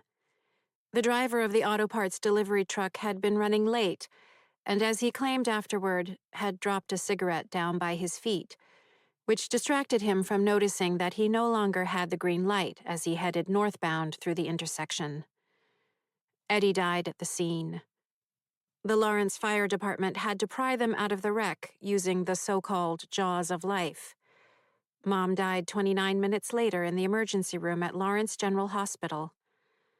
At 4:11 p.m., Chief Walter McCormick of the Andover Police Department, notified of the situation by the Lawrence Police Department, approached the front door of our house, removed his hat to tuck it beneath his arm, and rang the doorbell. 1. September 25th, 1987. My dad returned from the sporting goods department of the Salem, New Hampshire Kmart and went straight to his favorite corner by the workbench in the cellar. When I saw what he was about to do, I shouted for him not to call someone, to reconsider. Instead, he blew most of his head off above the ethmoid cranial bone with the shotgun he had just purchased. Chapter 34. Outside, I pause. Panic wants to lift me away on a great tide. My instinct is to run around the yard calling for my dad. My instinct, oh God, is to wet my pants. Everything is my fault. It's all been my fault since the day I died. Take a breath. Take a breath. Breathe. The waning moon hangs overhead. Farther out into the black expanse of the solar system, Mars peers through the hemlocks on Field Drive, gleaming like a distant mountaintop awash in the colors of sunset. Mars, half the size of Earth, diameter of 6,794 kilometers, slightly less from pole to pole due to being an oblate spheroid, home of Olympus Mons, the highest mountain in the solar system. At 27 kilometers, it's nearly 3 times taller than Mount Everest. Okay, I can move again. The stars get me around the yard. I name them whenever the panic touches the brim again. Vega, Deneb, Altair, Alpheratz. Dad? I call out. Dad? A pair of cars pass each other on Chestnut Street. Someone's back door closes. Leaves rattle. Behind it all, the silence of the glittering night sky. A universe of wonder with no great concern for my particular problems. I spin in a circle, peering into the darkness. The only thing I want is to feel Dad's presence. And I don't. Where are you? Dad was the one who read me stories, before I could read them myself around age 3. He was the one who sat up with me when I couldn't sleep, which was always. I remember the smell of his shirt, the solid warmth of his chest and shoulder, the movement of the rocking chair during those long nights when he tried to soothe his peculiar, sleepless toddler. I remember the calm rumble of his voice trying to coax me to sleep. Where are you? The strength of his hands as he helped me learn to walk. The safety of his hand wrapped around mine as he led me through the doorway of nursery school. And the terror that gripped me when I realized he was leaving me. It was like the sun going out. Tears and clinging and nearly wetting myself. Yet he comforted me. explaining over and over how safe I would be, how much fun I would have, how brave I was. He was the one who guided me, his frightened and overthinking little fledgling, out into the world. Eventually, I could even do it without crying, though I don't think I ever stopped clenching. Not for my whole life. Oh, Dad. I dropped to my knees, my face in my hands. The sound that comes out of me isn't a word, but if it were, it would be a word that means, how much more do I have to lose? Karen? The voice is warm and weathered. I suck in a breath, trying to stem the tide of sobbing. Dad? Karen? Where is he? I stagger to my feet. Left, right, I turn in a circle, searching. Nothing. Dad? I call. Aromas hit me, tangible and pungent. Wood glue, the sweet bite of freshly sawn pine. Laundry detergent and Old Spice deodorant lingering on an old flannel. I gasp. The smells bring back the past with such force it's like I just slipped back through the time stream to the 1970s. More than that, an unmistakable wave of dadness surrounds me. Don't leave us, please, I beg. Leave? Deep vertigo takes me. The yard tilts as I'm yanked into the most vivid daydream I've ever had. A mosaic of images flicker through my mind, one after another, like steel dominoes set in motion by a high-velocity rifle round. Hands, one of which holds a narrow paintbrush dripping with varnish. A framed picture of me from the start of 6th grade. Typewritten pages held together with a rusting paperclip. The title, The Interplanetary Medium and Heliospheric Current Sheet, by Karen Mary Ellen Jarvis. Beneath it scrawled in faded red marker the word, exceptional. A woman in her late 30s jogging down an unidentified street while pushing a fancy baby jogger stroller. A high school-age girl delivering a presentation involving detailed charts and diagrams. A stone of light gray marble shaded by a slender alder tree, Ulna cerulata. In front, a small glass vase with lovely purple violas, Viola sororia. The hardy flowers were my that son of a bitch didn't know what hit him, Mr. Gracie says. He leans against the corner of the house, his thin shoulders cocked at a carefree angle, bony beneath his cardigan sweater. His face is pale and drawn, his eyes black as coal pressed into dirty snow. He cranks his thin mouth into a sneer. Didn't even put up a fight. The images crashing through my head flick off as though someone had pulled the power cord from the wall. My unsteadiness vanishes. Where is he? I say. What did you do with him? He neither moves nor flinches. Slow down, sweetheart. What did you do to my dad? Relax. He didn't feel a thing. It's funny. He was quicker than I thought. I said to myself, well, look at that. Not a stumble, not a bump into a wall. If I hadn't known better, I'd have sworn that sad sack father of yours still had eyeballs. Funniest damn thing I ever saw. I walk toward him until the tether stops me. One of Mr. Gracie's sweater sleeves is threadbare at the cuff, speckled with what looks to be dirt. His fingers are soiled. With his sallow cheeks and sunken eyes, he gives off the impression of a man just recently crawled from a grave. He sucks his teeth, eyes glittering darkly. Cowards always run. Trust me on that. Not that I'm surprised. Nothing more chicken shit than giving yourself a haircut with a shotgun. You know what I mean? Not a good day for the ones who had to clean that up. No offense, kiddo. You're lying, I say. Maybe I'll even tell you where I buried his body one of these years, he says. What's left of it. He didn't do anything to you. So what? he says. "I've been shot at, and I never did anything to deserve it. Had two buddies of mine blown apart by a Japanese grenade, right where they stood smoking. They do anything to that little rat fucker who wasted them? No, they didn't. But here's the thing. I give as good as I get. Which is exactly what I reminded myself when I roasted 4 of those bastards with a flamethrower as they crouched in one of their hidey holes. Probably a good lesson to keep in mind.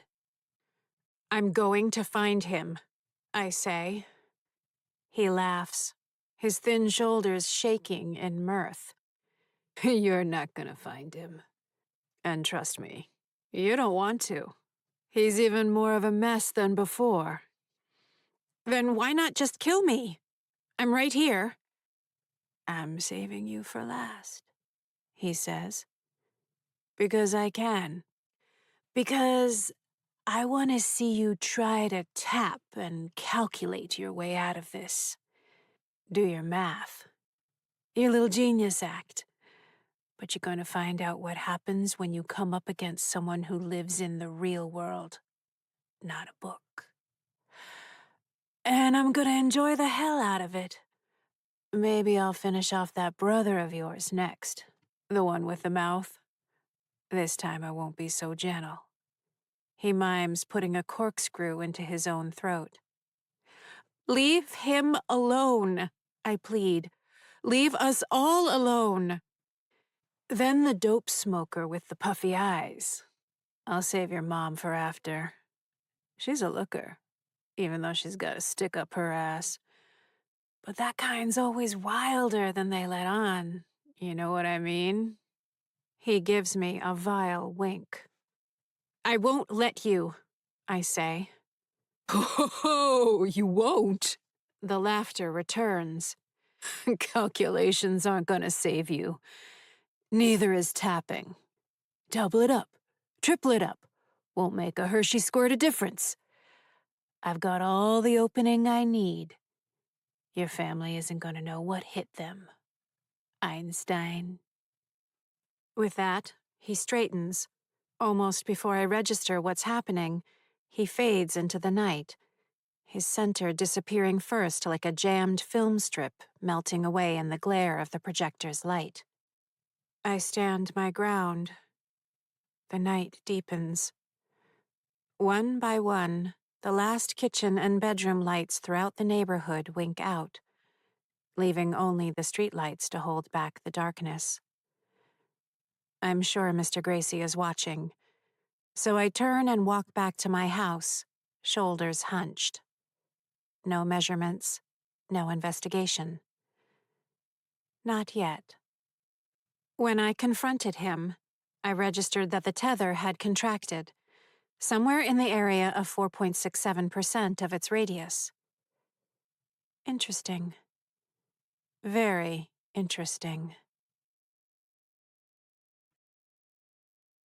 Chapter 35. I sweep my hands through the corners of the workshop area in the cellar, searching for anomalies. Don't you think it's weird how Dad spent pretty much all his time down here? Eddie says, seated on the 4th stair from the bottom. Thanks for the heart attack, I say. Don't do that. Appear suddenly like a ghost? Yes, don't do it. I turn back to my work. Seriously, I think it's the last place he'd want to be. The earth beyond the concrete feels strange, like passing my hand through a brownie grown so stale that it crumbles at the slightest touch. I meet points of acute sensation, puzzled as to the discrepancy. You've got it wrong, I say. That's exactly why he was always here. Enlighten, please? He stayed here because it's the last place any of us wanted to be. How does that make sense? He asks. He was ashamed. No, he wasn't. He was. Is that why you're down here? He says. Hilarious. He was also self-conscious about not being able to get around as well as the rest of us, I say, because he didn't have any eyes left. I turn to him. Why do you have to be that way? I don't know why I have to be this way. He smiles weakly. I might be a little messed up. Welcome to the Jarvis family. I turn back to the wall, searching. If you want to help, just let me concentrate. Go do something else. He sits silently. The concrete feels uneven in spots. I don't blame you, Eddie says after a while. I'd have killed everyone a lot quicker than you. Right. No, really. I tried. You what? I say, looking up. To see if it would work. Talking to someone, basically right after you told me to never ever do it. He cracks his knuckles. The sound of nitrogen bubbles bursting in his synovial fluid filling the cellar. A disgusting habit, though certainly not his most disgusting habit. Right after me and Mom's funeral, when everyone came over to the house, all that food, the whole place smelled like ham, perfume, coffee, and breath. I remember, I say. It had seemed impossible that one house could contain so much grief and leave the walls standing. Cousin Sean was following Eugene around, wearing that brown church suit that rode his ankles like floods, Eddie continues. They were up in our room. Sean was pawing through the long toy chest. He kept picking up toys and asking if maybe he could have them. You know, since there were now half as many kids in the house. 1/3 as many, I correct. Yes, pardon me. I mean, since the last time he'd been at the house for a funeral brunch. Anyway, it just set me off. They were my toys. And he was going to get to play with all kinds of toys I'd never get to play with. Stuff cooler than Micronauts, cooler than slot cars. So I thought, why does this big-headed, wet-lipped, doughy kid with a unibrow get to enjoy all the cool toys while I can only ever look forward to playing with the piece of chrome stuck in my neck? Eddie reaches up to his throat and wiggles the chrome trim that is indeed stuck through his neck. So I walked right up to him and said, "Hey, Sean, that's my pistol. Put it down." "Are you serious?" I say. "This is me we're talking about," he says. Not exactly the picture of self-control. But nothing happened. I kept an eye on him the whole time. Nothing. After everyone left, I kept expecting Dad to pick up the phone and hear the news. But no, never happened. I'm sure he's out there somewhere right now, peering into people's mouths and asking if he can have their toys. Remember how he always talked about being a dentist? You'd been dead less than a week, I say. It was the one thing I warned you about. Right, that was just the first time I did it. I said something to him every time I saw him after that. Grandma, too. That was more of a mistake on my part. I liked her and all. Just, self-control and my lack thereof. Homicidal maniac, I say. If it ever worked, which it didn't. He adjusts the chrome shard, and a pulse of bright blood spills over the collar of his shirt. I'm kind of not surprised nothing happened to Haley when you spoke with her. You didn't. Or maybe I did, like a million times, he says, lowering his brow as though to ward off the smack I should give him. I mean, only ever since she, you know. He makes an unappealing gesture in front of his torso, indicating breasts. Yuck, I say. I never told anyone. Do me a favor and don't mention it to Eugene or Mom. I see how stupid it was now. How mature. My point being, I don't blame you for any of it. You actually tried not to talk to living people, so don't beat yourself up. He gets up off the steps and wanders over to the utilities area, passing his hand in and out of the lally column. You don't think Dad's in hell or anything, do you? Dad isn't in hell. He did kill himself. Suicide is a one-way ticket to hell, according to the church. Since when are you Catholic, Mr. I make the boobs gesture. First of all, I'm not. Secondly, healthy interest in romance and procreation, totally normal. Third, Well, what if the rules are just the rules? I mean, we know rules, right? We're all stuck here because of rules. You haven't ever thought about it? No, I say. I'm not a ridiculous person. He doesn't say anything, just waves his hand up and down through the column. I cross behind him and lean down to touch the first tapping spot, hearing that last sentence of mine echo in my head as I do. Millard Fillmore. The brass nut of the sewer drain access cap feels extra solid, so I move my hand around and find the resistance extending by 6 to 7 centimeters from the center. Tap. You ever think, like, what if we're already in hell? Eddie says. His voice quavers. I go over to him. The torment is clear in his eyes. I put a hand to his unbloodied shoulder. This isn't hell, just hellish. I wish I was that sure, he says. I'm that sure. I'm not going to let anything happen to you or anyone else in the family. I'm going to fix this, okay? I just need time. I gently push him aside, since he's right in front of the second tapping spot. I also need to get tapping, so scoot. When I tap the bolt, it's like touching solid steel. I smile at Eddie. Before I tell you all about William R. King, the shortest-serving vice president in United States history, the R stands for Rufus, in case you were wondering, from the Latin rufus or red. Anywho, King died of tuberculosis 45 days after taking the oath of office in Havana, Cuba, which incidentally made him the only vice president to be sworn in on foreign soil. Good talk, Eddie says, just before rising up through the ceiling and vanishing, leaving droplets of scarlet behind on the floor. I look after him for a moment, then reach down and feel around the steel bolt again.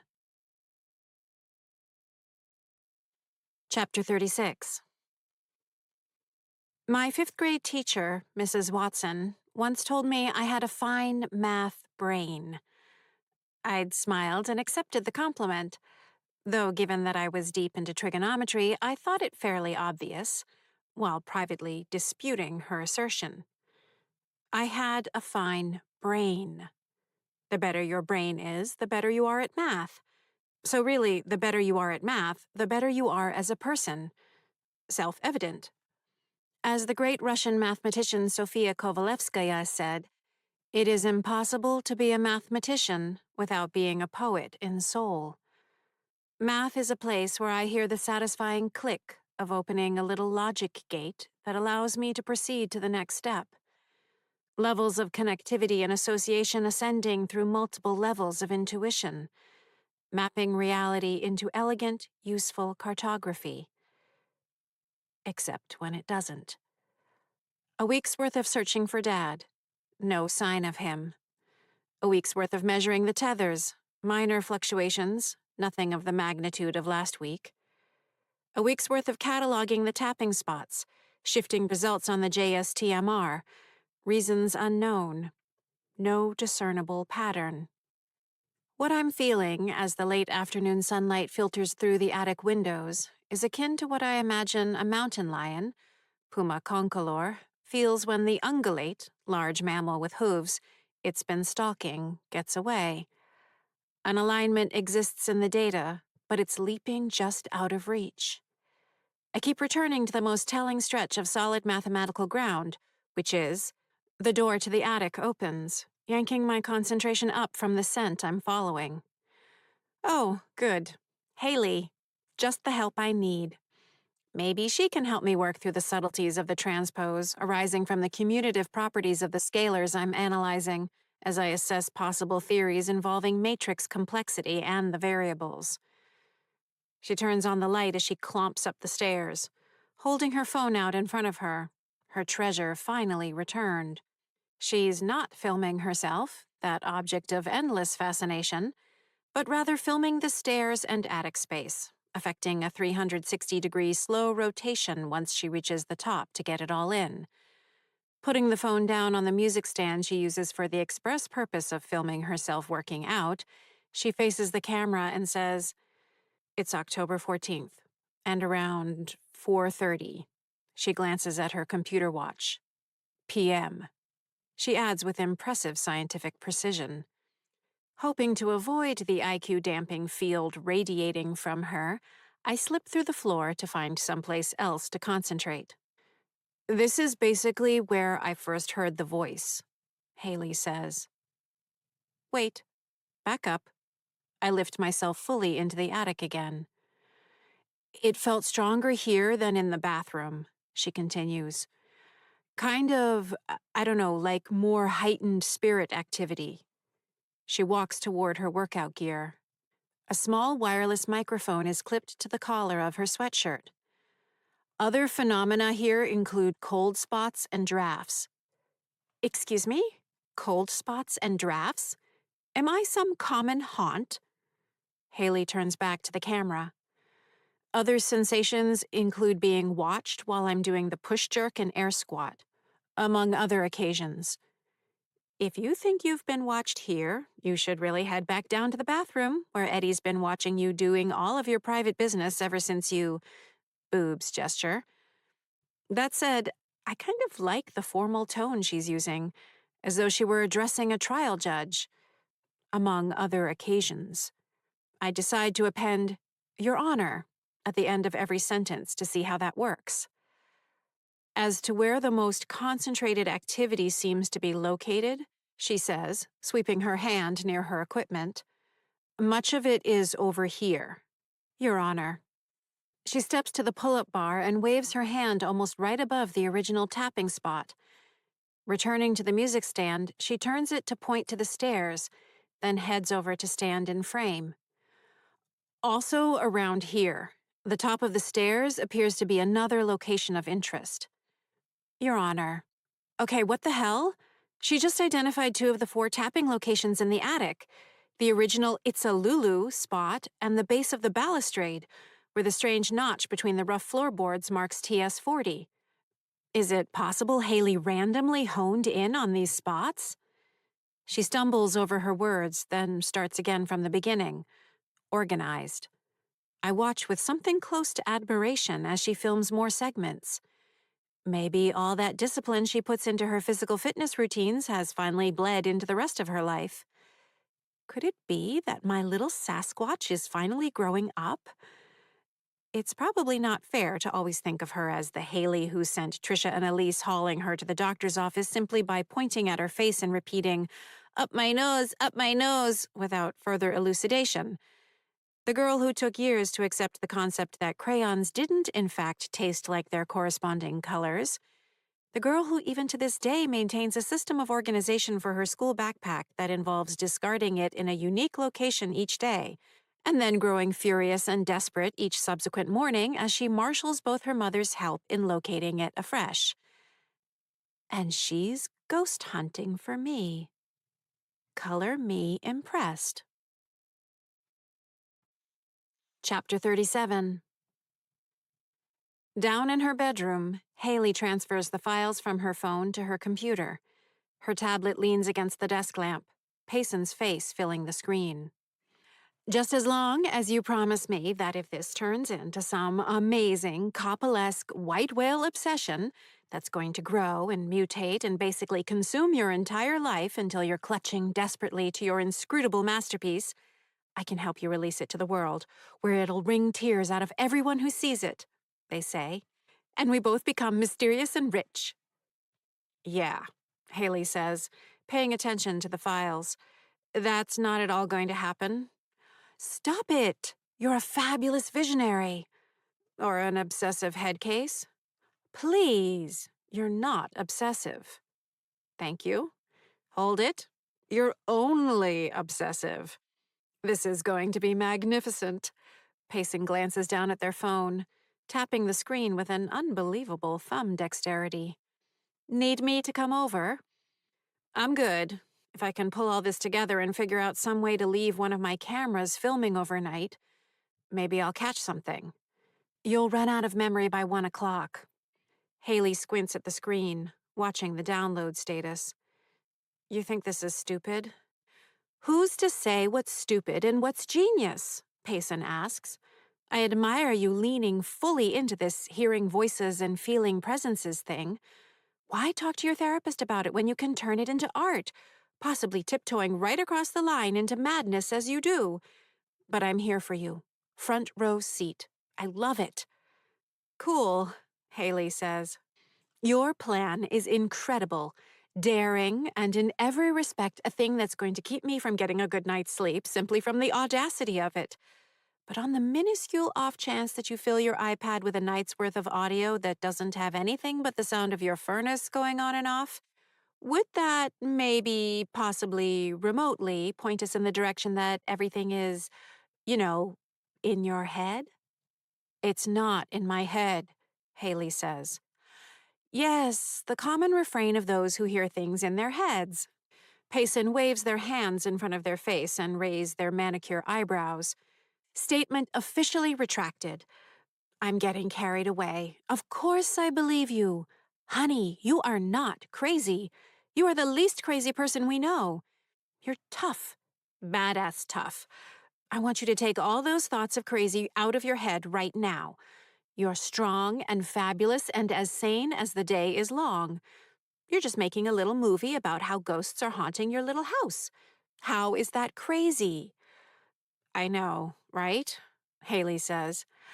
A little pro tip here, though. Maybe don't mention it to your moms or your therapist. They might think it's crazy. Yep, then it'd be pills to the gills for me. Meds to the head, Payson says. Juice to the caboose. I love that, even though I have no idea what it means. Payson fans themselves again. Gosh, but now I just want to be the caboose. They go on like this for a while, in what I recognize as the banter of friends. True to her word, Haley sets up her tablet in the attic to record any sounds I or my family might make overnight. As she leans over the device, the glow of the screen illuminating her face in the darkness, I consider just speaking to her. It hasn't killed her yet, and it might be easier than struggling to generate an electronic pop or click she'll fail to decode. At least someone's looking for a ghost, Eugene says. Jesus, how long have you been there? I ask, annoyed. Long enough to wonder if you were about to start talking to her again. Haley snaps her fingers 3 times, testing that the tablet is recording properly. I'm sorry, I say. Do you mean Haley? This Haley right here? The one who's still alive? Who's setting up her thing to do whatever right in front of us? Is that the Haley you're referring to? You know who's not right here in front of us? Dad. He's gone. I give a little laugh. Those two things have nothing to do with one another. Unless there's some kind of connection. A family connection. So you could talk to Haley all day long every day and she's not gonna die. Ask Eddie if you don't believe me. He already told me about how he talked to her, I say. Exactly. But that's him, not you. When you do it, someone dies. And maybe when you talk to Haley, one of us dies. Ridiculous. We're already dead. Then maybe there's something worse than being dead. Maybe your decision to talk to Haley is what made Dad disappear, sent him to someplace worse than dead. If there's some logic to what you're saying, I'm missing it. Sorry, I say. It was almost a week in between. No connection. And your scientific method has concluded that the time for reaction is what exactly? Not almost a week. All I know is that everything was fine, and then you decided to talk to Haley, and now Dad's gone. Haley gets up from her setup and heads to the stairs. Eugene and I step out of her way. And you were about to talk to her, weren't you? Eugene says. I'll answer for you. Yes, you were, because you're such a genius. But what if a week from now, Mom's gone, or I'm gone? Do you think I want to burn in hell or whatever fucking happens next? And what if Dad comes back changed? What if I come back changed? You're messing around with stuff you shouldn't. You have no idea what I was about to do, I say. Or not do. Doesn't take a genius to realize you're hiding something, he says.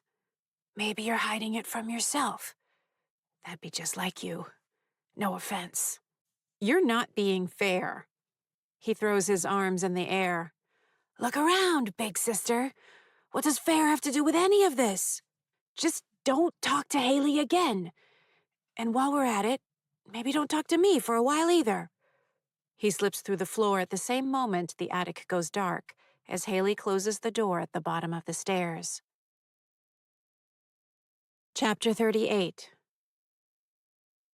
In the story I created of her life, Linda Marchitelli spent the better part of a decade quietly working on a novel inspired by her work with a profoundly gifted girl in the public school system, who might have died tragically young, possibly on Halloween.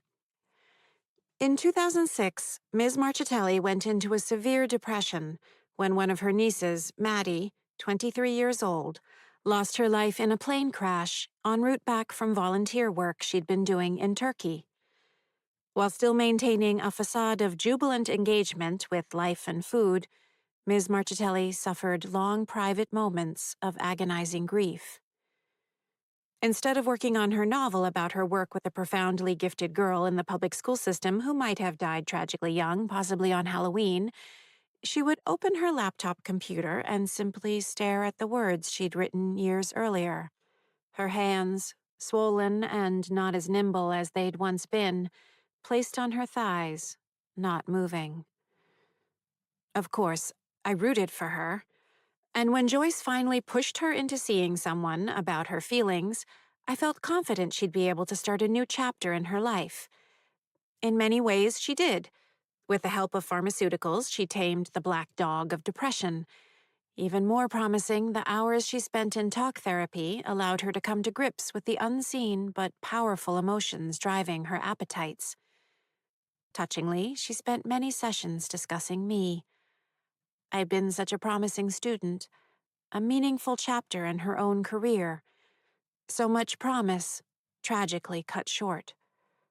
It turns out Ms. Marchitelli had developed something akin to a maternal connection with me, emotionally. It was tied in with her own upbringing and the conflicts that arose from her own private struggles with identity. Coupled with the decision not to have children of her own, she unwittingly wrapped me into the loftier themes of her own life and self-image. Confession.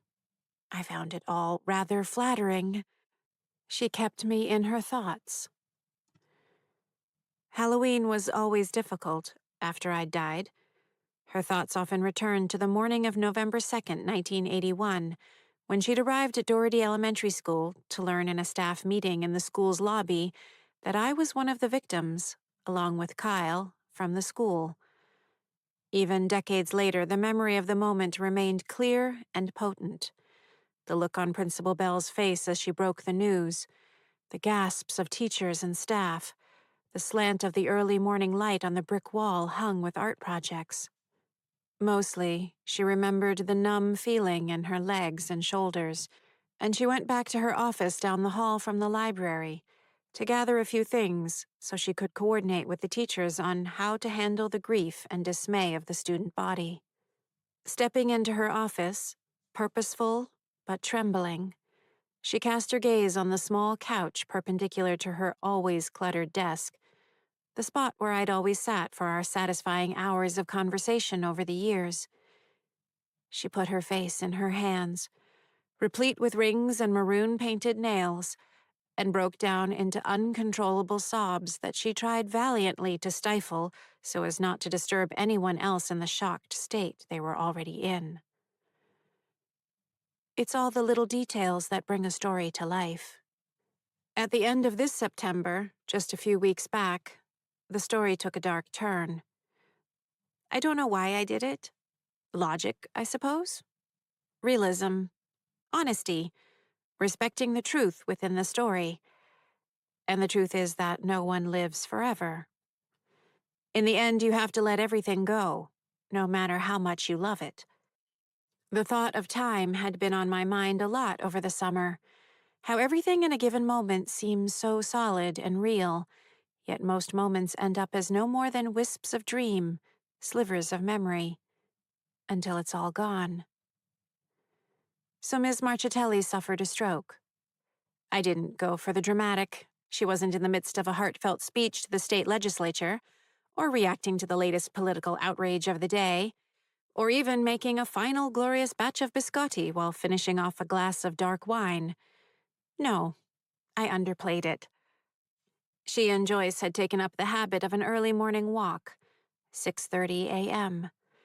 For the prior few weeks, however, Ms. Marchitelli's posterior tibial tendinitis, I paint with a fine brush, flared up again, requiring her to wear a brace on her right foot and ankle, which prohibited her from taking the walk. Joyce left the house on her own, leaving Ms. Marchitelli lightly sleeping. At 6:43 a.m., 1 minute after the intracerebral hemorrhage occurred, she came to full consciousness, knowing immediately that something was dreadfully wrong. A buzzing filled her ears, and she experienced a sensation of tremendous pressure in her head, accompanied by a disjointed confusion. Her heart raced. She tried to get up, but found the left side of her body unresponsive. Her struggles attracted the attention of her two cats, but they were of no use. In her panic, she managed to tumble off the side of the bed to the floor, where Joyce found her when she returned from her walk at 7:17 a.m. The situation was more dire than either of them feared. There were, of course, frantic phone calls, an ambulance ride, acute medical intervention to relieve the bleed in her brain. Yet in the hospital over the next week, she suffered 2 subsequent minor strokes, followed by a disastrous one. Joyce made the heart-wrenching decision to end life support after it was clear that Ms. Marchitelli would never recover consciousness again. When she died, she didn't die alone. Joyce held her hand the entire time, brushing the hair from her forehead. 2 of Ms. Marchitelli's siblings and 4 of her nieces and nephews were in the room, along with 2 of her closest friends. It took less than an hour after the doctors disconnected the life support. After an overcast and drizzling early afternoon, the sun poked out from beneath the clouds and filled the hospital room with liquid light for the last dozen beats of her heart, each weaker and more distant from the one preceding it, until even that stopped. A very moving scene, I thought. At that moment, I'd shaken myself out of the dreamlike state I'd slipped into, ready to finish my tapping. The sun had indeed slipped beneath the restless skies and lit the tremulous drips falling from branch and gutter, turning them into shimmering gold beyond the west-facing windows in the kitchen. It took me a few moments to come back from the scene I'd imagined. Something about the tightness of my chest felt cathartic after the rush of emotions I'd felt, picturing that beautiful and terrible scene. From somewhere in the house, an argument. Something about marijuana. Just another normal day at the Jones-Moses home. Schuyler Colfax. Henry Wilson. William A. Wheeler. Chester A. Arthur. Until suddenly, it wasn't a normal day at all. Because as I stood in the living room a few minutes later, just having tapped James S. Sherman, my mind flooded with memories of the hours Ms. Marchitelli and I spent together in her office. All that she'd become, all that I'd become, reeling from the intensity of the loss I just imagined. And I heard a voice. Her voice. "Oh, honey," which made me, for the first time in almost 4 decades, fail to get in all my tapping before sunset. I stand in the dark attic, Eugene's words echoing in my ears. "Doesn't take a genius to realize you're hiding something. Maybe you're hiding it from yourself." Am I hiding something from myself? Oh, honey. I don't think I was hiding anything from myself. But now, I'm starting to wonder if I haven't been stupidly, idiotically, foolishly, laughably, senselessly, brainlessly, pointlessly, unthinkingly, disastrously, grievously, heartbreakingly, shockingly, crushingly, ruinously, woefully, and tragically wrong about everything I've understood the afterlife to be.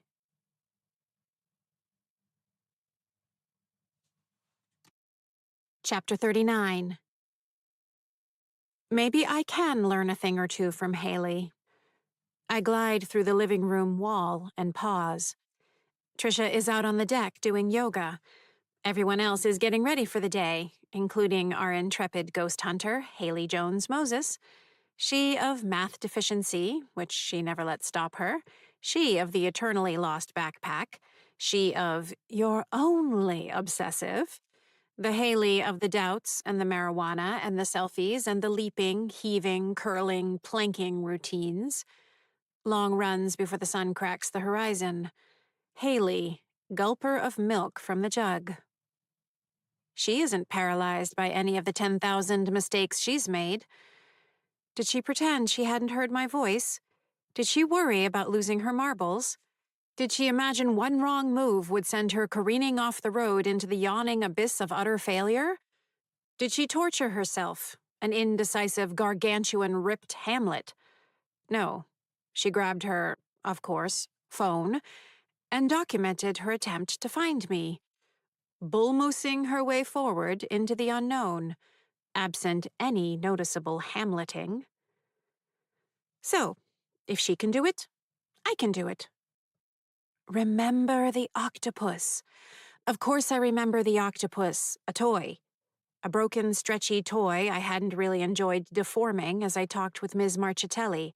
I remember the story of Ollie and Herman the Hermit Crab, a book that happened to be there when we had our weekly talk. Our weekly talk not about how the school might better accommodate my curriculum to my genius-level learning needs. Our talk because I was obviously a friendless, nervous wreck. Until it turned into a friendship. A real friendship. My only real friendship. Miss Marchitelli? I whisper. I step nearer to the spot where I'd first heard her voice, facing the far window. Miss Marchitelli? Nothing. Not a shiver. Not a warm feeling. No sense of her presence. I think again of Ms. Marchitelli's death, the gut-clenching grief, the time-slowing clarity of her final breaths, the receding ripples of her pulse. The story I think I made up, the story I'm starting to wonder if I made up, and then I sense her. How? I don't know, but the room suddenly holds the essence of her personality, how she occupied space, the energy that emanated from her, the texture of her clothes, the smell of her hair, the comforting jingle of exuberant costume jewelry clacking against painted fingernails. It's unmistakable. She's here. Here. Honey. The word floats in the air, half in my ears, half in the room. I suddenly can't speak. That's her voice. Not a hallucination. Not my mind turning against me. Her actual voice.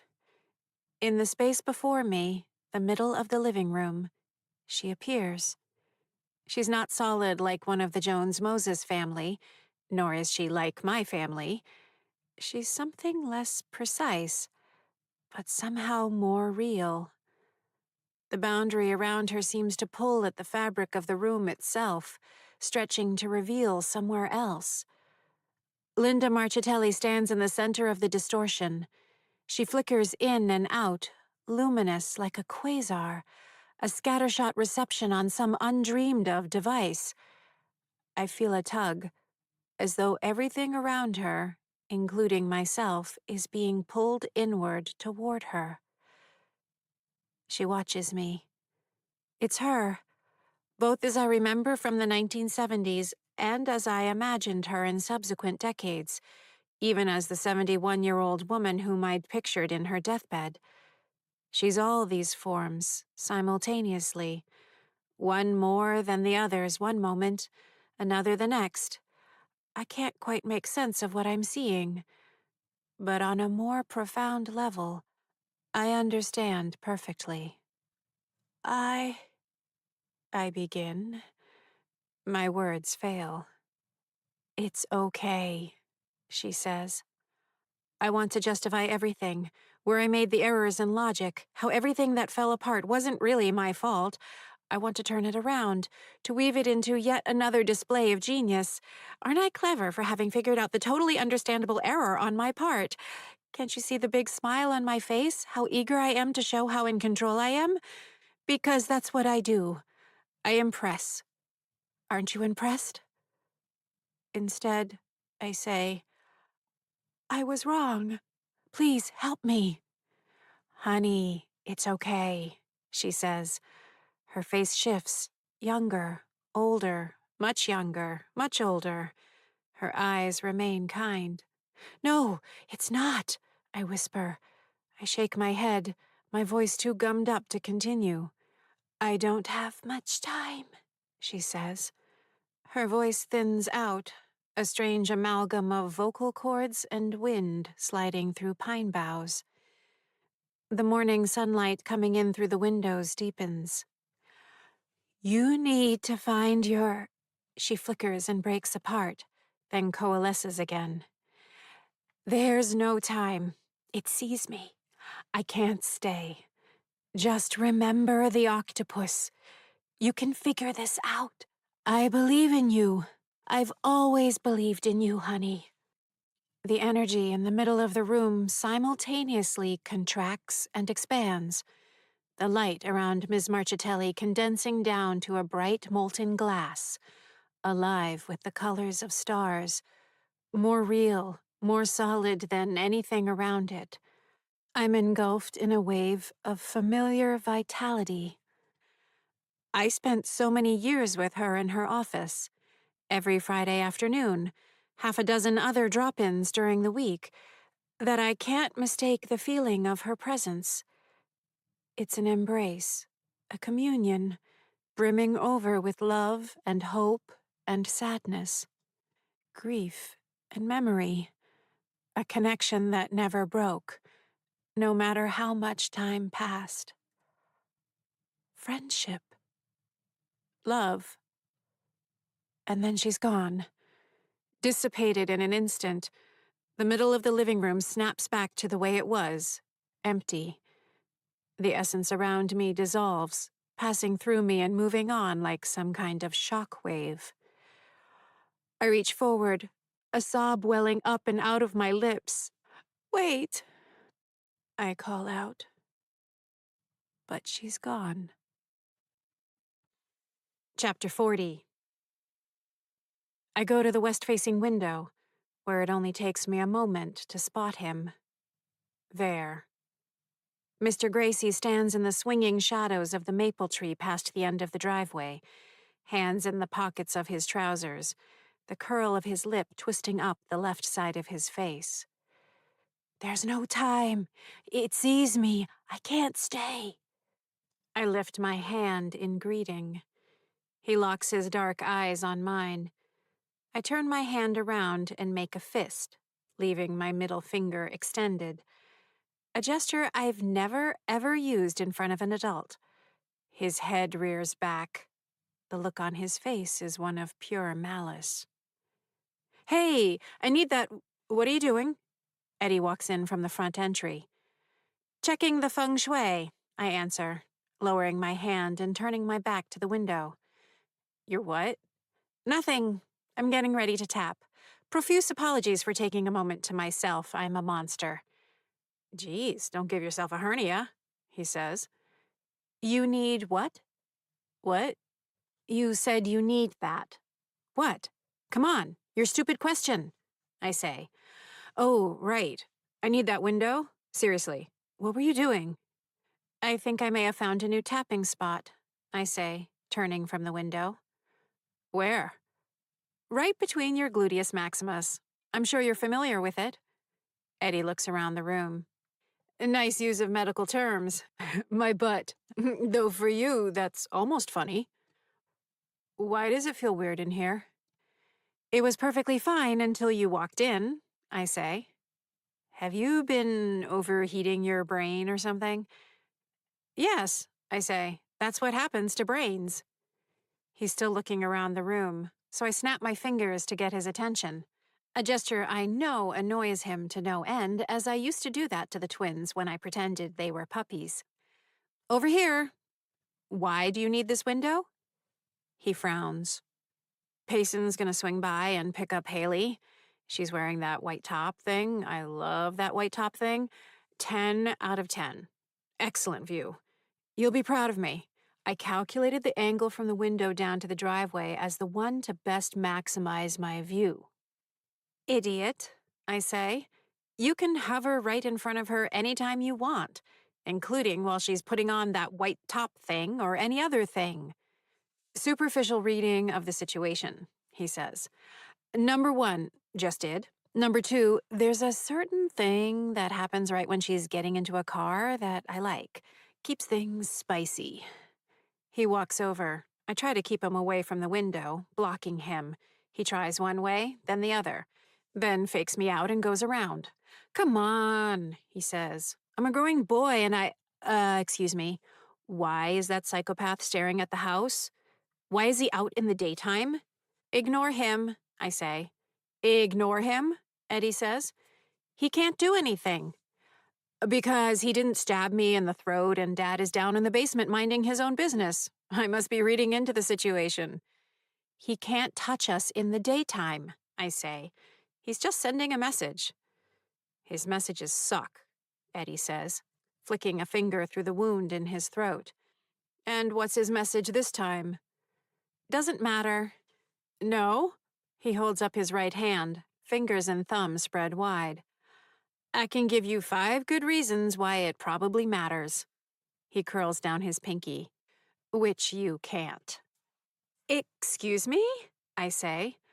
Well, in case you haven't already thought about this with that large, overheating brain of yours, doesn't it strike you as telling that you started out with 5 fingers and now you have 4? You're getting better at math, I say, applauding. He nods his head, acknowledging the applause. And for my encore, there were 5 of us in the family, and now there are 4.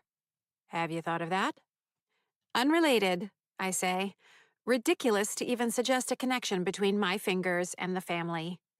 As though on cue, Mom steps in from the dining area, pointing to the western wall. What is he doing out there? Apparently, we're stupid to bring it up, Eddie says. Just ignore him. Ignore him, Mom says. He can't touch us during the daytime, I say. Says the person who said he couldn't touch us at all, Eddie says. Mom turns to me. This has gone far enough. You're not thinking this through. And of all the people in this family, you're the last person I expected to have to worry about regarding that particular flaw. You're acting like everything is fine. It's not. Your brother told me what happened with that man. It's because of what you're doing, isn't it? Of all the people in this family, I say, I'm the only one trying anything. I haven't heard you offer up any ideas, and it hasn't exactly been a stream of genius suggestions coming from Eddie and Eugene. If you think for a minute I wouldn't do everything I can to save this family, you haven't been paying attention. You have no idea about the grief and tragedy I've gone through. Some idea, I say. No, she says. No idea. You didn't have to watch your children die in front of you. You may be a genius, but you don't know what it means to be a mother. You don't even know what it means to be an adult. Tapping forever isn't the answer, I say. Think about what happens in 30 or 40 years when they decide to knock down the... It's not about what happens decades from now. Karen's conscientiousness and ability to pre-plan is unlike any I have observed in any student throughout my 32-year education career. Do you remember that? I ask. I'm sure you do, because you repeated that every chance you got when I was in 3rd grade. To the other moms, at recitals, to that reporter from the Eagle Tribune when he did that story on me and I had to pose at the dining room table with a dictionary open in front of me. You seemed pretty proud of my ability to plan ahead then. What's changed? You're gambling with the souls of this family, she says. She walks past me and goes to the window. Trust me, I'm not the only worried mother in this house. Did you seriously just compare me to Haley? I ask. Even Eddie looks surprised. There are matters of the heart you can't understand until you live them, Mom says.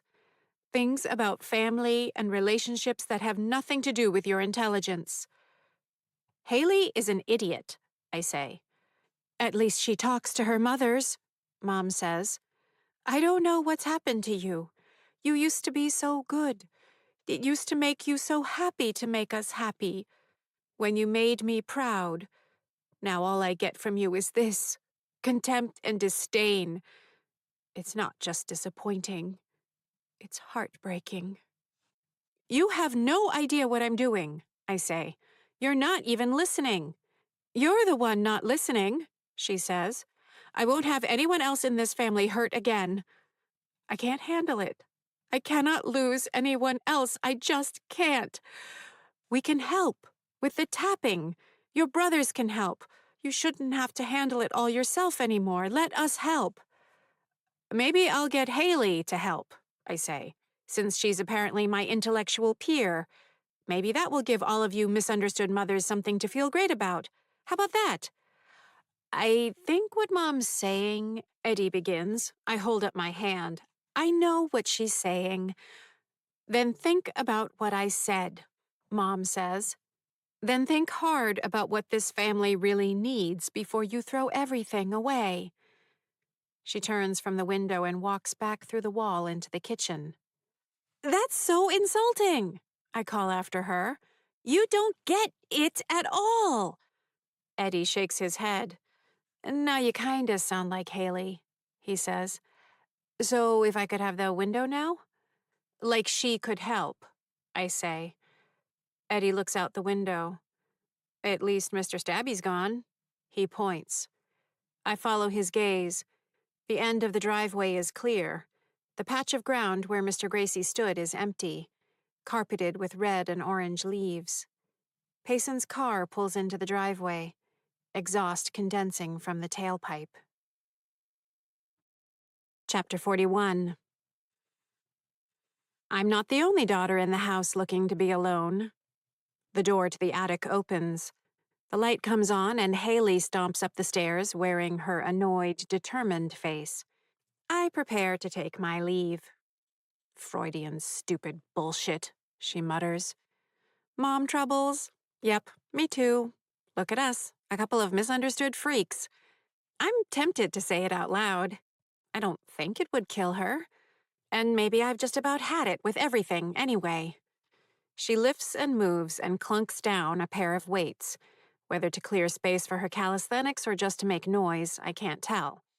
She goes to switch on the little speaker that plays her irritating music. The light doesn't come on. No sound. Haley growls a sigh of frustration, then yanks her black pullover sweatshirt over her head. It gets caught. Something tears. Fuck, she says, muffled. Once she slows and gets it off, she twists it around to inspect the collar. It's an old sweatshirt. A seam along the left shoulder has sprung, newly freed threads stretching from one side to the other. She throws it down the stairs. Fuck. Maybe she should have taken it off less like a gorilla and more like a human? Though the thought is spectacularly unkind of me, given my own struggles with collar openings and my head girth. She starts in with the rolling of neck and shrugging of shoulders that is the prelude to burpees. Why can't anything ever fucking work out for me? She goes over to the water-purifying filter jug on the card table past the weights. Picking it up, she frowns. It's barely 1/4 full, which, if she paused to think about it, which she doesn't, is more than sufficient to provide her with a full 236-milliliter glass to drink. Just pour it. You'll see. She sighs, then pours it. As I knew, it fills her glass perfectly. Bravo! Big container almost empty, smaller container perfectly full. Amazing. Same volume of liquid. In fact, if it were connected by a tube, as you almost certainly don't know, the isotropic pressure, the dimension of force divided by surface area, would have leveled out the surface of the liquid.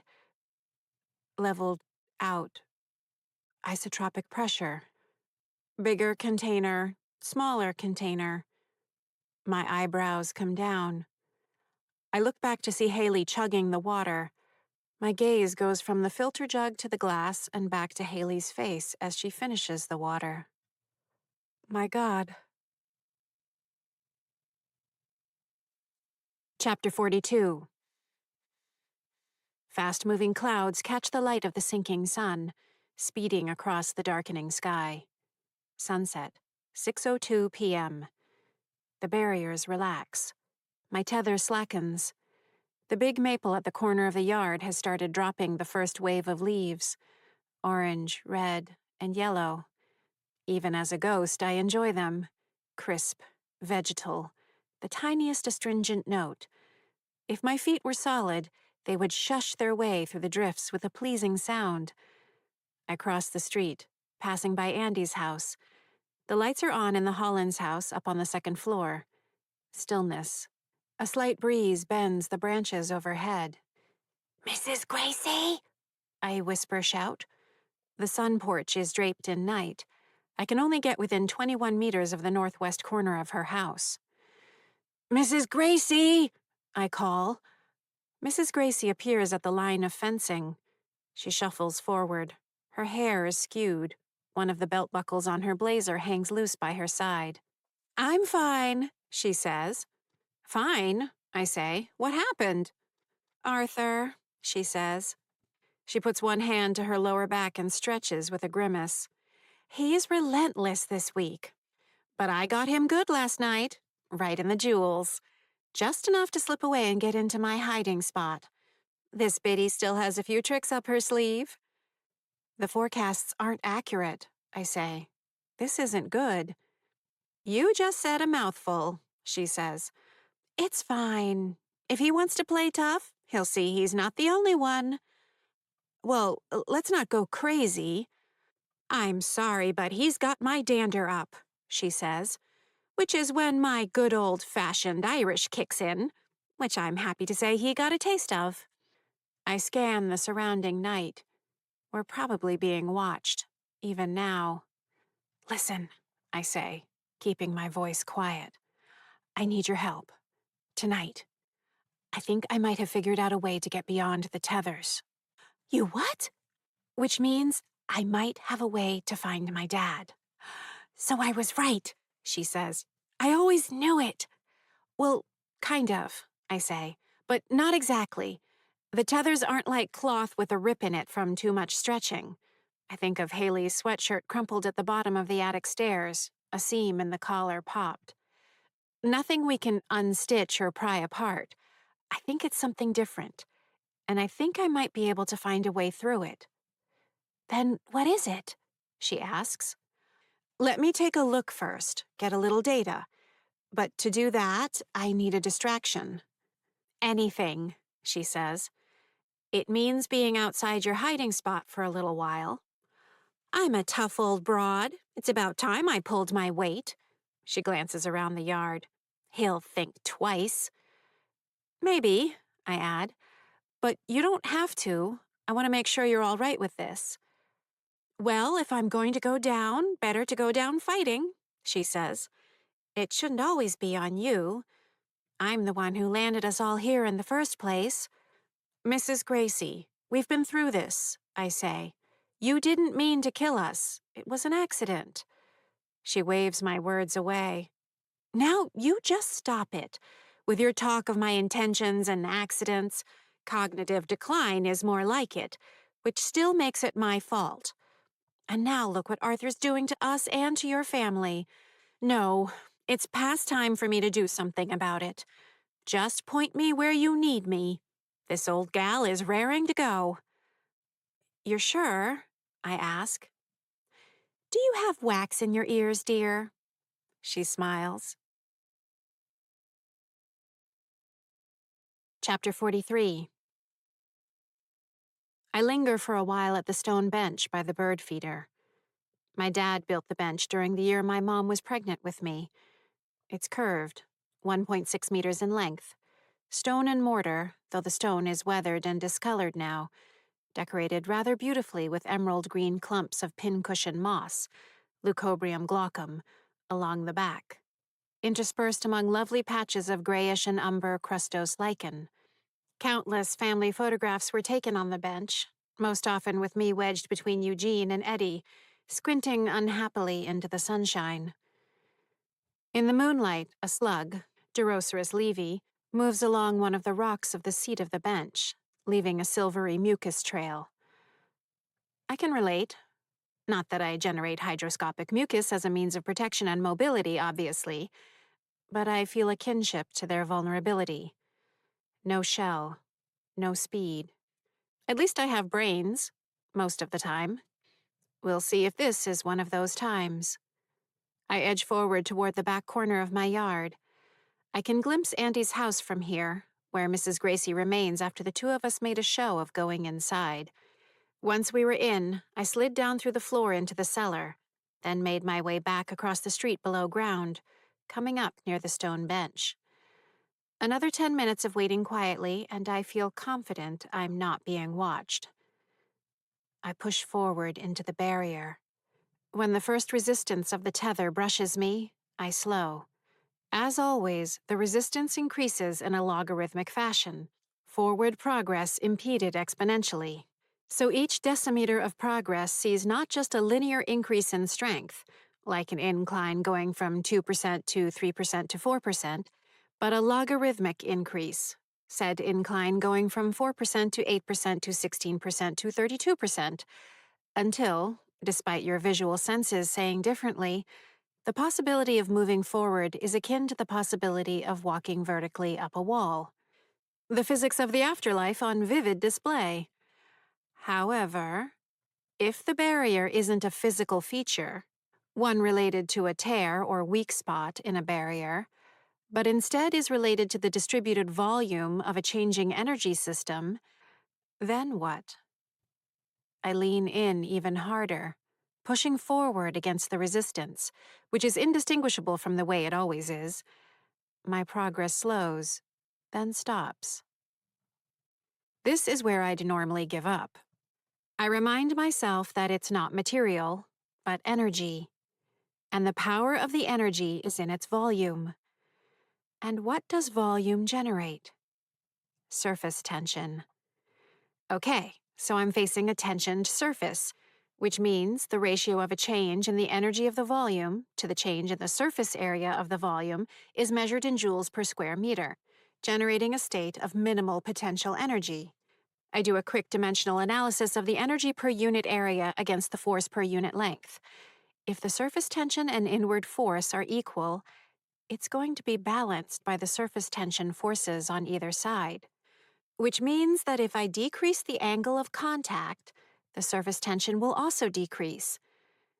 Visualizing the contact angle and balance of forces between the volume of the barrier and the medium outside of it, I calculate the contact point of the vertical and horizontal forces, and reach.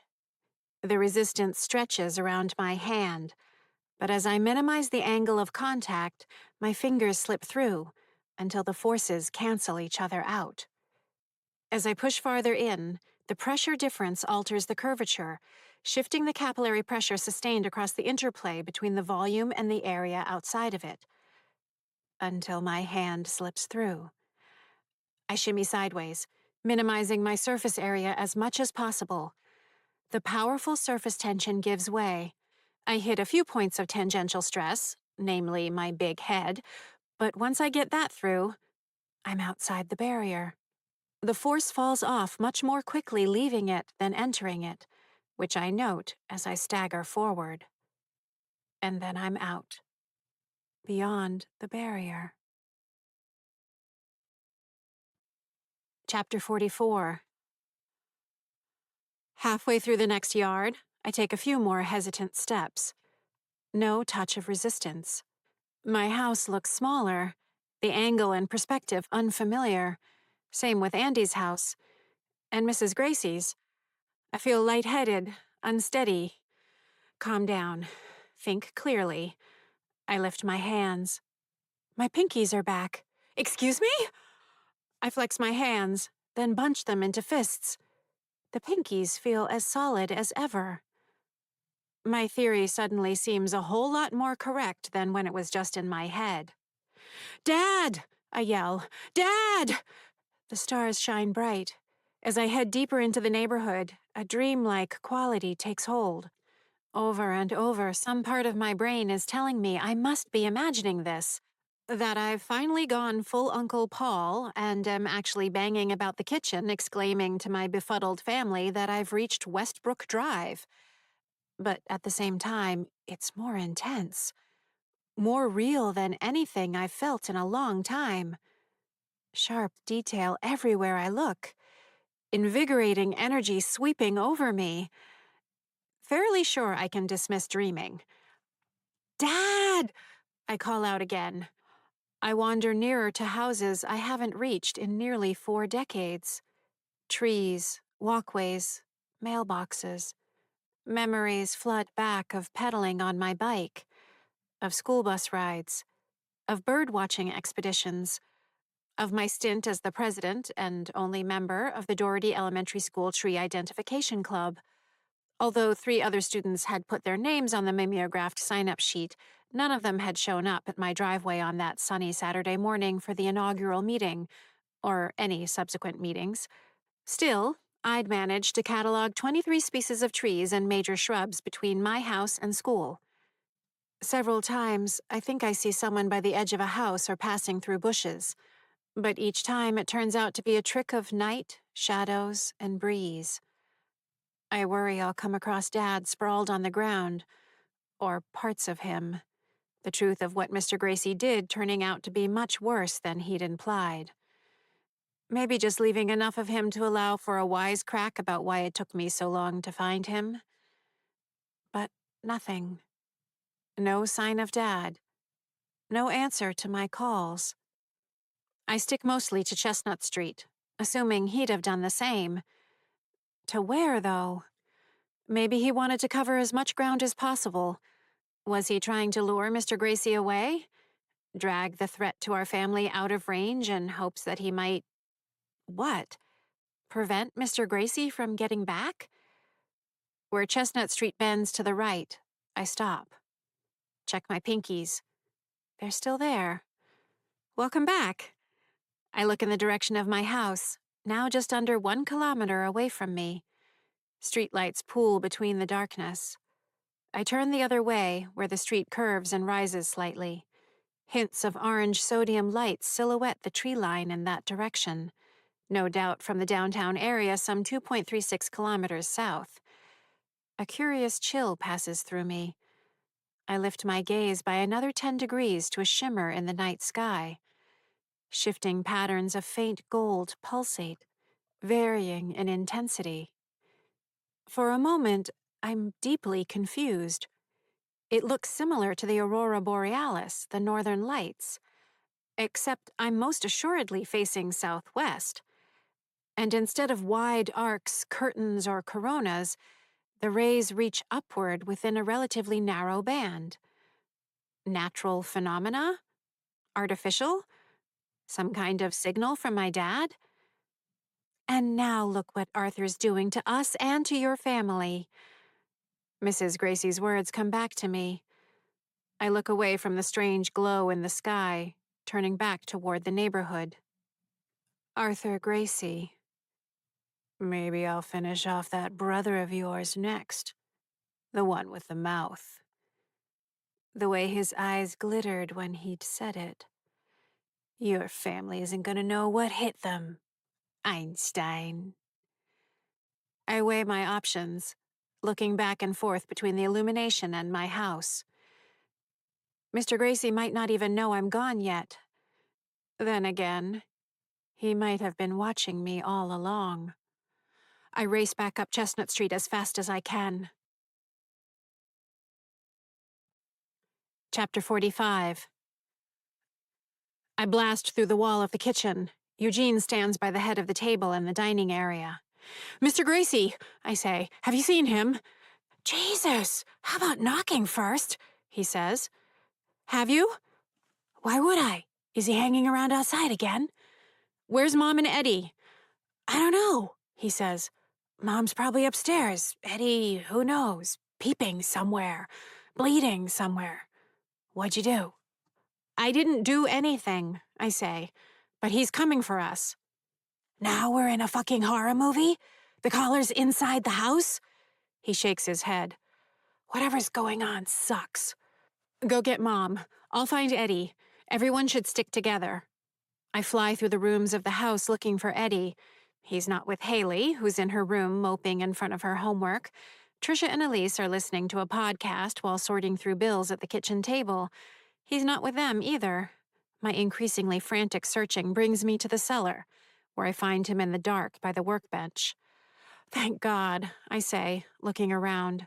No sign of Mr. Gracie. Why are you down here? Why do you care why I'm down here? We've got a problem. Wow, you really are a genius, he says. We should all get upstairs. I'm worried about Mr. Gracie. He's coming for one of us, isn't he? Maybe, I say. Probably. So we need to be careful. Not hang around by ourselves. What we need to do is kill him, he says, before he kills us. Bonus points if we can do it using a corkscrew. Though I'll settle for electrocuting him, luring him into a power line, poisoning him. There's got to be a way. We may not need to, I say. What does that mean? I consider for a moment telling him I got outside the barrier, but decide against it. Eugene could handle it, probably. Eddie can't. He'll swear up and down, left and right, that he won't try to get out. At the first moment I'm out of sight, he'll try to squeeze through the barrier himself, causing who knows how much trouble in the process. I can't risk it. I may be onto something, but it means being a lot more careful than we've been up till now. Still rather kill him, Eddie says. I pace. At least everyone is fine. And now look at what Arthur's doing to us and your family. Us. I freeze. Get with Eugene and Mom, I say. Stick together. Before he can protest, I lift up and leave through the cellar wall. The moon hangs above the tree line, the living wrapped in their pixel dreams, blue light glowing in windows up and down the street. Mrs. Gracie's house is dark. Faint starlight traces the edges of the roof, glints off the windows. The figure sitting on the back steps to the sun porch doesn't move much as I watch from the corner of the yard. He looks to be paring his fingernails, whistling a tune as he does, something from the 1940s. His face is a pale pen and ink sketch, tight mouth, wrinkles, eagle eyebrows, black eyes. He was a quiet, gentle librarian, to hear Mrs. Gracie tell it. I'm sorry, but I don't see it. I step up to the end of the driveway. Where is she? He keeps his attention fixed on his fingernails. His skin has the bloodless pallor of a corpse. I was wondering when you were gonna come out and start squeaking at me. The corner of his mouth pulls back and relaxes again. He sucks his teeth. Where is she? I repeat. No, don't you worry your pretty big head about her. She's exactly where she deserves to be. Meaning what? Meaning, don't you worry, he says. She's my friend. Look around, kid. You don't have a friend. She is. Sure. Because nothing says friendship like a handful of poison cookies. Isn't that what they say? He slides what looks to be a jackknife back into the pocket of his trousers and lifts his face to me. I fucking killed her while you were gone. Just been waiting for you to sneak out. You getting away like that gave me exactly what I've been waiting for. Years I've been waiting. Took you long enough. But now it's open season. On all of you. Look how excited our friend is. He points to Andy's house. Flibber hops up and down just outside the wall of the kitchen, his grotesque, mismatched anatomy moving in and out of the shadows. He gestures wildly, spinning, twirling, slamming his hands against the house, poking and punching his arms. He mimes yanking Andy out and pummeling him, lifting up the imaginary child and body slamming him into the ground, kicking, suffocating, strangling. Now that's going to be a mess, Mr. Gracie says. But I understand the satisfaction, believe me. Finally watching that last spark wink out of Eleanor's bulging eyes as I wrung the life out of her was better than just about anything. She was dead 10 minutes after you slipped off. Flibber arches his back in some kind of victory celebration. You're lying, I say. I'll get the rest of your family and the others too. Don't think I won't. With that, he turns and disappears into the house. I stare after him. She was dead 10 minutes after you slipped off. Flibber stares at me, his head tilted sideways, his awful eyes askew, the smile on his warped face a thing of horror. He lifts one hand and wiggles his thick fingers at me, then disintegrates into the shadows. Part 4. Chapter 46. Springtime afternoons in Ms. Marchitelli's office were wonderful. Languid sunshine broken up by the swaying leaves of the chestnut, Castanea dentata, that stood proud in the middle of the school lawn. Window open, letting in air heavy with the aroma of warm soil, flowers in bloom, fresh-cut grass. The open window also served to diffuse Ms. Marchitelli's eye-watering perfume, at my request. "What if you're using the wrong variables?" she asked. The topic at hand was my assertion that it was perfectly logical I did not have any friends. It wasn't the first time we'd had that particular discussion, though it was the first time she'd put forth this particular counter-argument. Intriguing. A battle on my turf. Questionable. Especially since she was using the term imprecisely. In mathematics, variable refers to a quantity in a calculation able to assume different numerical values, expressed as a symbol, usually a letter. She was obviously confusing variable with numerical constants, parameters, or coefficients. "Which variables do you suggest are incorrect?" I asked. Snippy of me. I'd only recently begun to grasp that many, if not most, adults made obvious and obtuse errors in mathematics, a most unexpected development. "You're the mathematician," she replied, rather ingeniously. I avoided the obvious targets of her thrust, though I could have easily rattled them off. Friendships can be meaningful. Learning to reciprocate expressions of interest is a useful skill. It can be fun to share observations with a friend. Eating lunch while engaging in social discourse with other children might feel better than eating lunch alone. Physical exercise outside of the nonsensical confines of organized sporting games is possible with a friend. Well-suited activities might include hide-and-seek, exploring the woods, jumping rope, or roller skating. Establishing friendships early might bear fruit at higher grades, when the exchange of home telephone numbers might aid in obtaining reminders of what assignments are due and when. Laughable.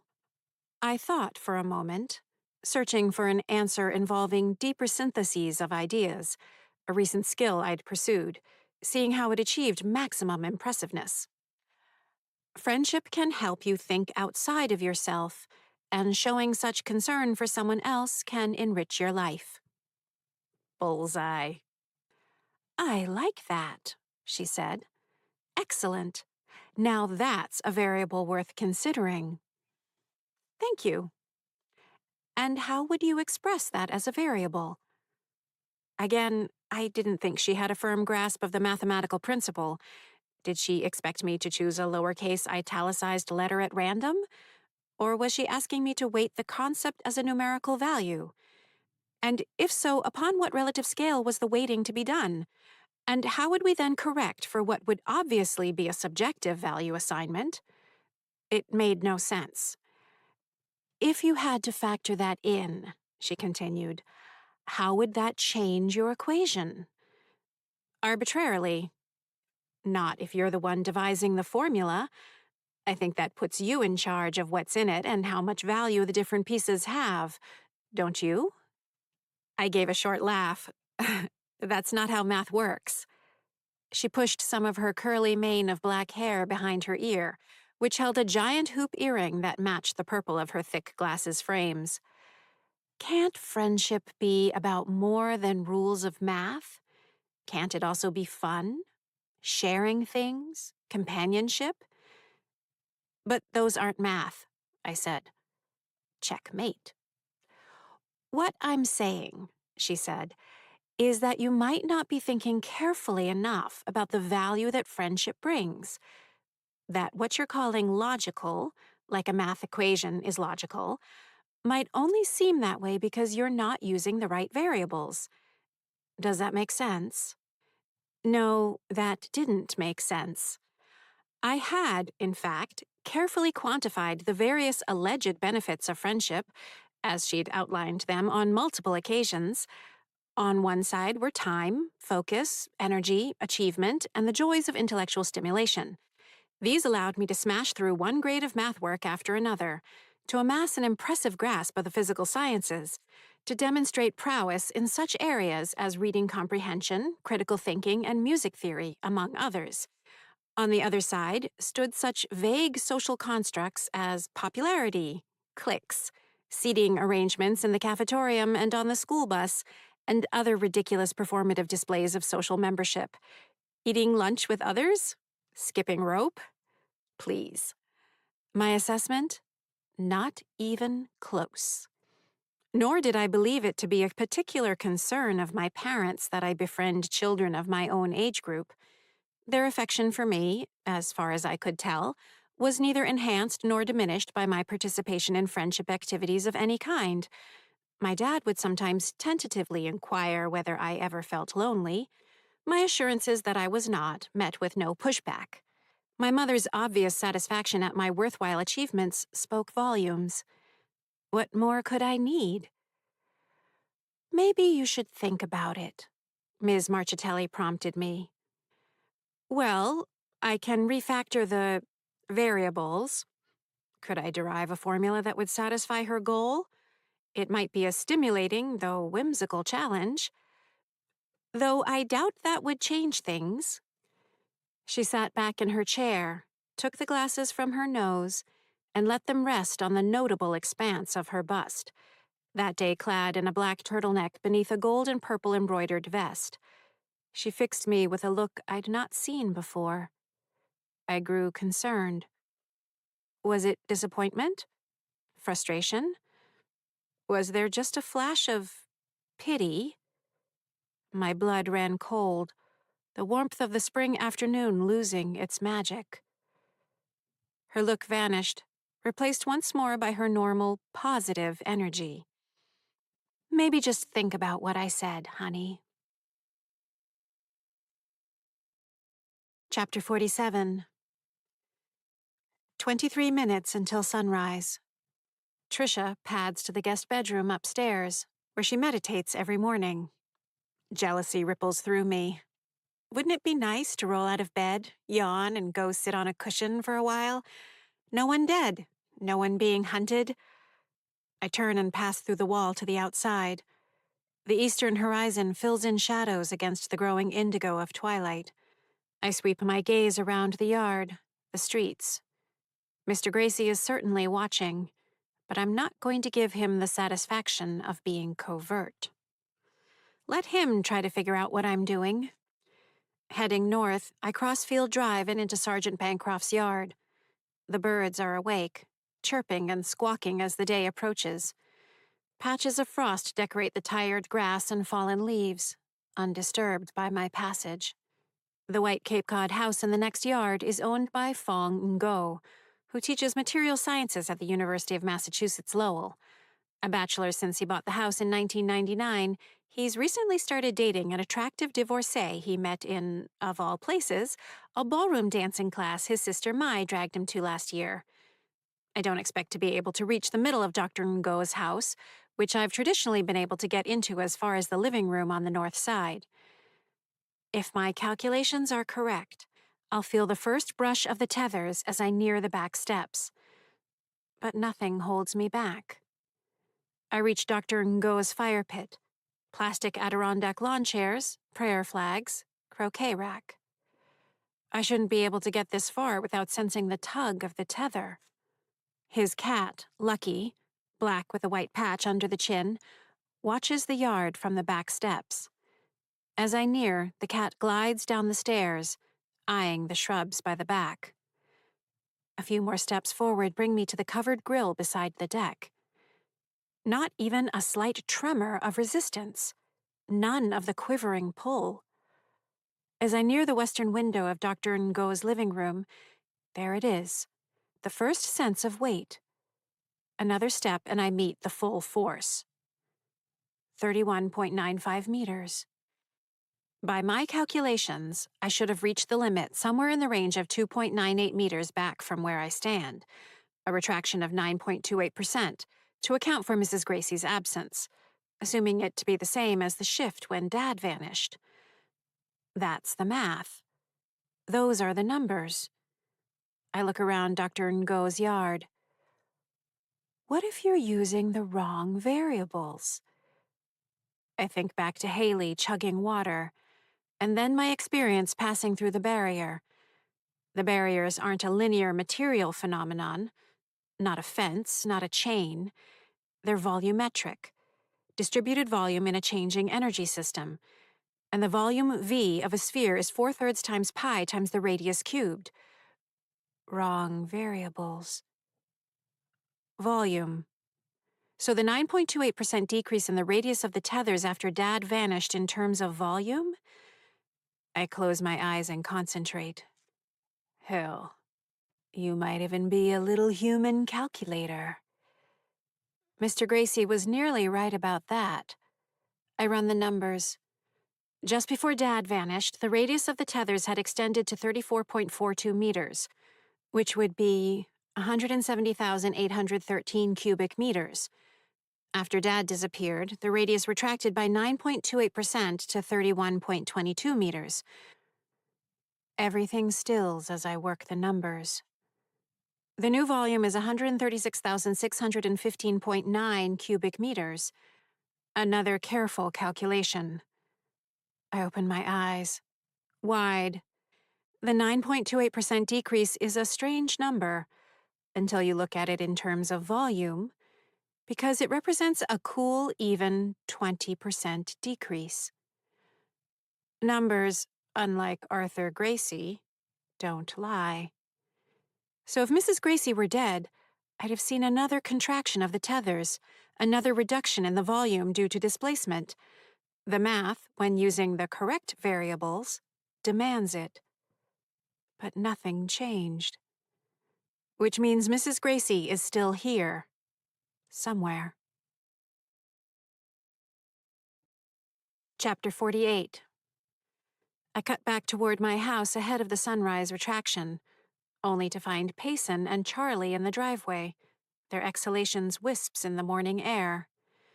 Charlie wears a baggy maroon sweatshirt above a blue pair of gym shorts, from which extend blue leggings with neon yellow lines going down the side, thick hat with pom-pom. His elfin features pinch against the chill. Haley's closest friend since they were both in kindergarten, he switched from his given name, Madeline, Maddie for short, 2 years, 8 months, and 2 weeks ago. Next to him, Payson bounces up and down on the balls of their feet. Their outfit includes neon pink flat sneakers, mismatched socks, silver tights that run up beneath a form-fitting skirt, and a blue satin zipper jacket with the word bowling in white letters across the back. Their hair is pulled into a bun. I've never seen Payson awake at this time of day. Jesus, they say. 7:15 means 7:15, if you're going to meet at 7:15 in the cold. Charlie looks at his watch. It's 6:44. Why did you make me get here so early? The back door opens and Haley comes out, wearing her normal running attire, a well-weathered collection of subdued blues and blacks in synthetic fabrics. A black wool hat holds back the uneven side of her hair. "You look like you're going to rob a bank," Payson says, shivering. "I'm not sure what you look like you're going to do," Haley says as she comes down the steps to the driveway. "Those are your running shoes?"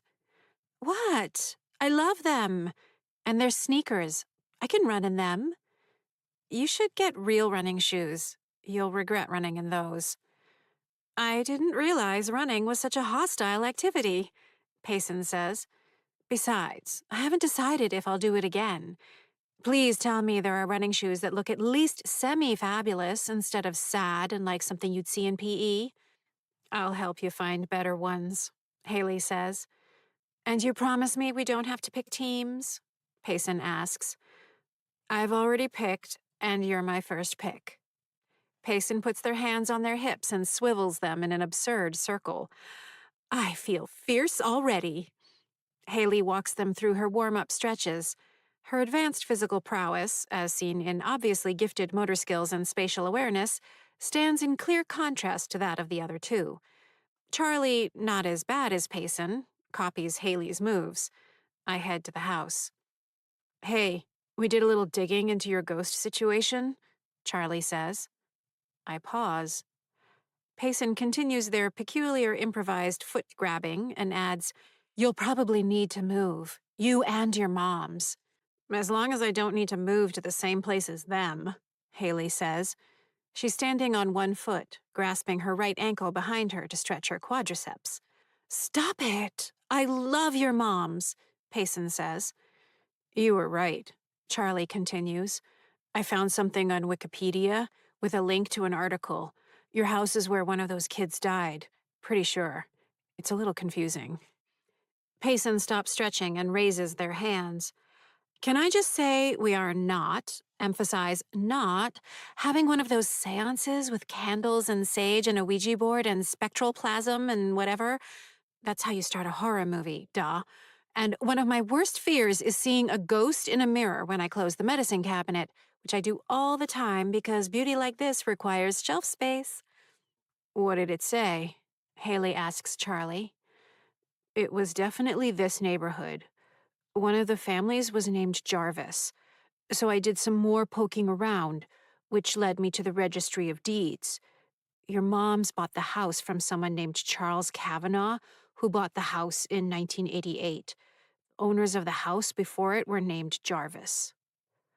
"Oh my God, I'm already starting to have nightmares," Payson says, fanning themselves with their fingers. "I always thought there was something off in your house."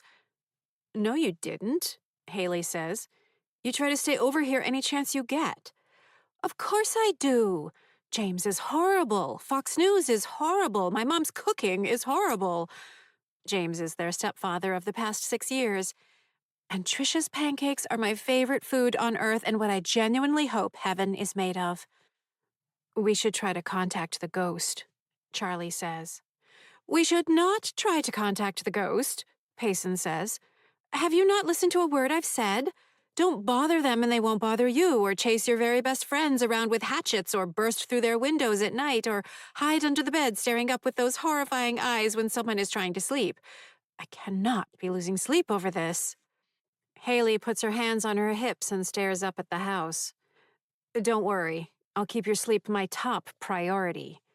"Which is exactly why you're the best friend I could ever ask for, even with your mean, joggy face and burglary fashion," Payson says.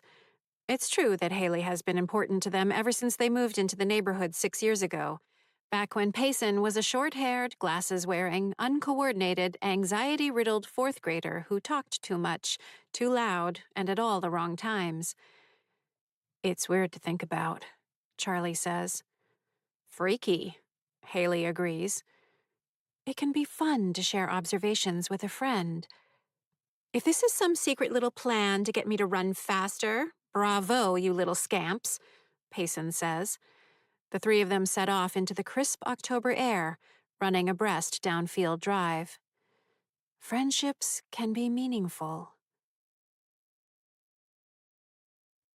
Chapter 49. Of course, Eddie loiters at the edge of the deck. Haley, running tights, stretching. "What's up with Payson's sneakers and skirt?" he asks. "I kind of liked it," I say. "Well, they have a nicer figure than you, I'll give them that." "Thanks. Where's Eugene?" "Trying to grow more belly button lint to stare into?" "I need to talk to the both of you," I say. "Can't I just wait for Haley to get back? Her post-run stretch is better than the pre-run stretch, and both make for a delightful appetizer to the post-run shower."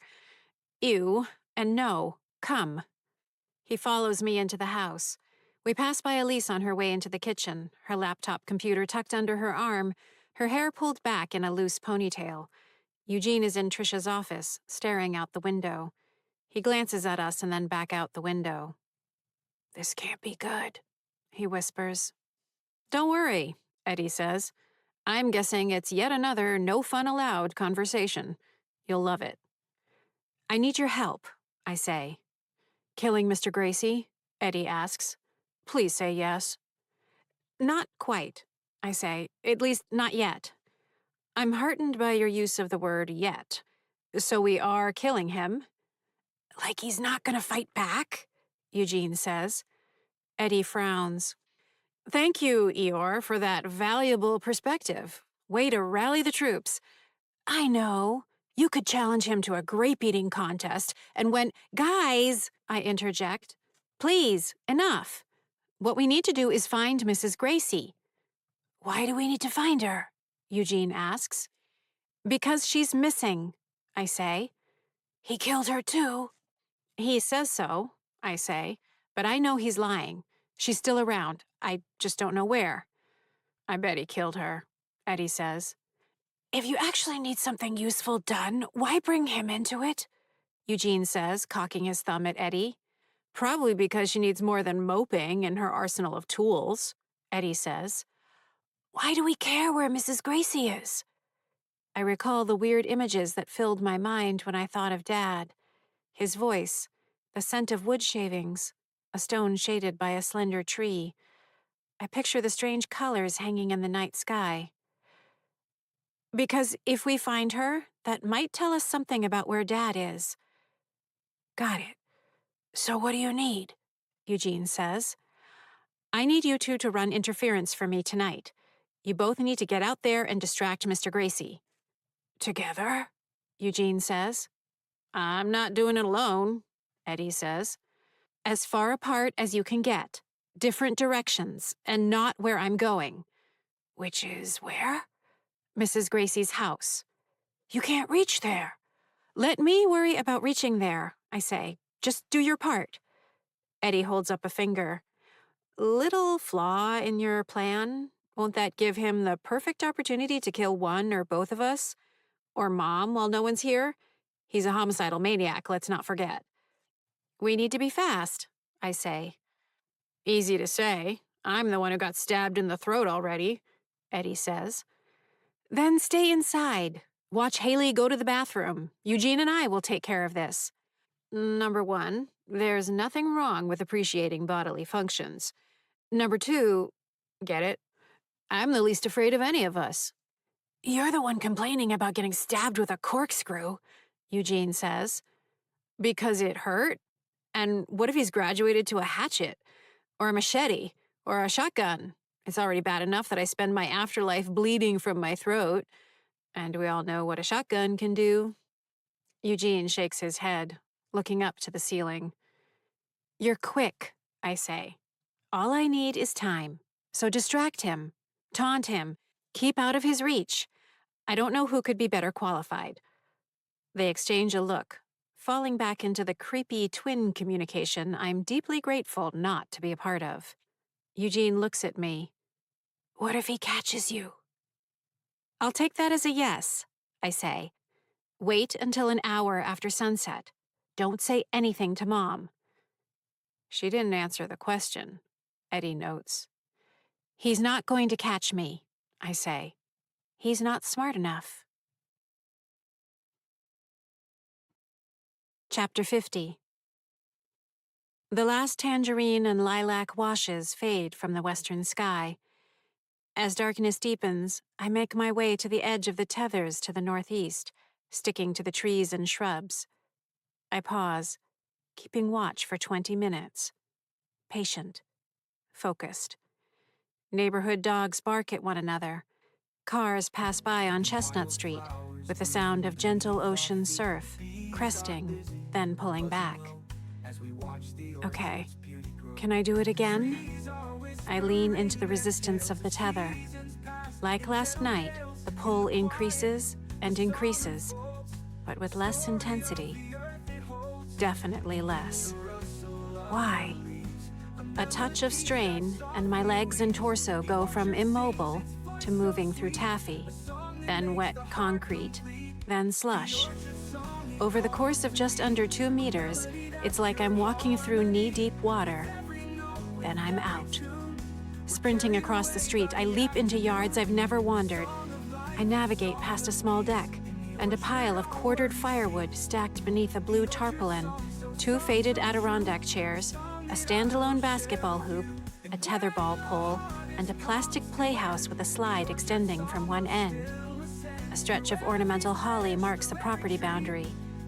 Continuing eastward, I cross another yard, keeping low until I reach Rock Ridge Road. A small residential street, it sees little in the way of traffic, even during the day.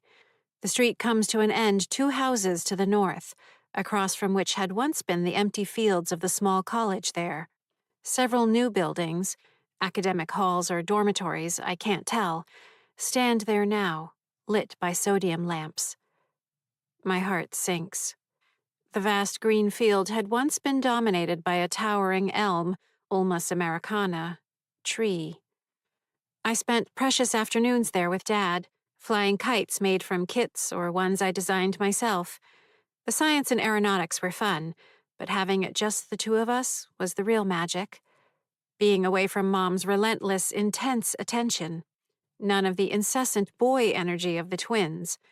Leaving all that behind allowed us both to relax as we savored the atmospheric conditions, thermal drafts, and wind patterns, calling out the various bird species whose airspace we now shared. Dad reveled in the crafty aspect of the kite construction, how the materials and arrangement allowed the kite to withstand and leverage the physics of an open field on Earth.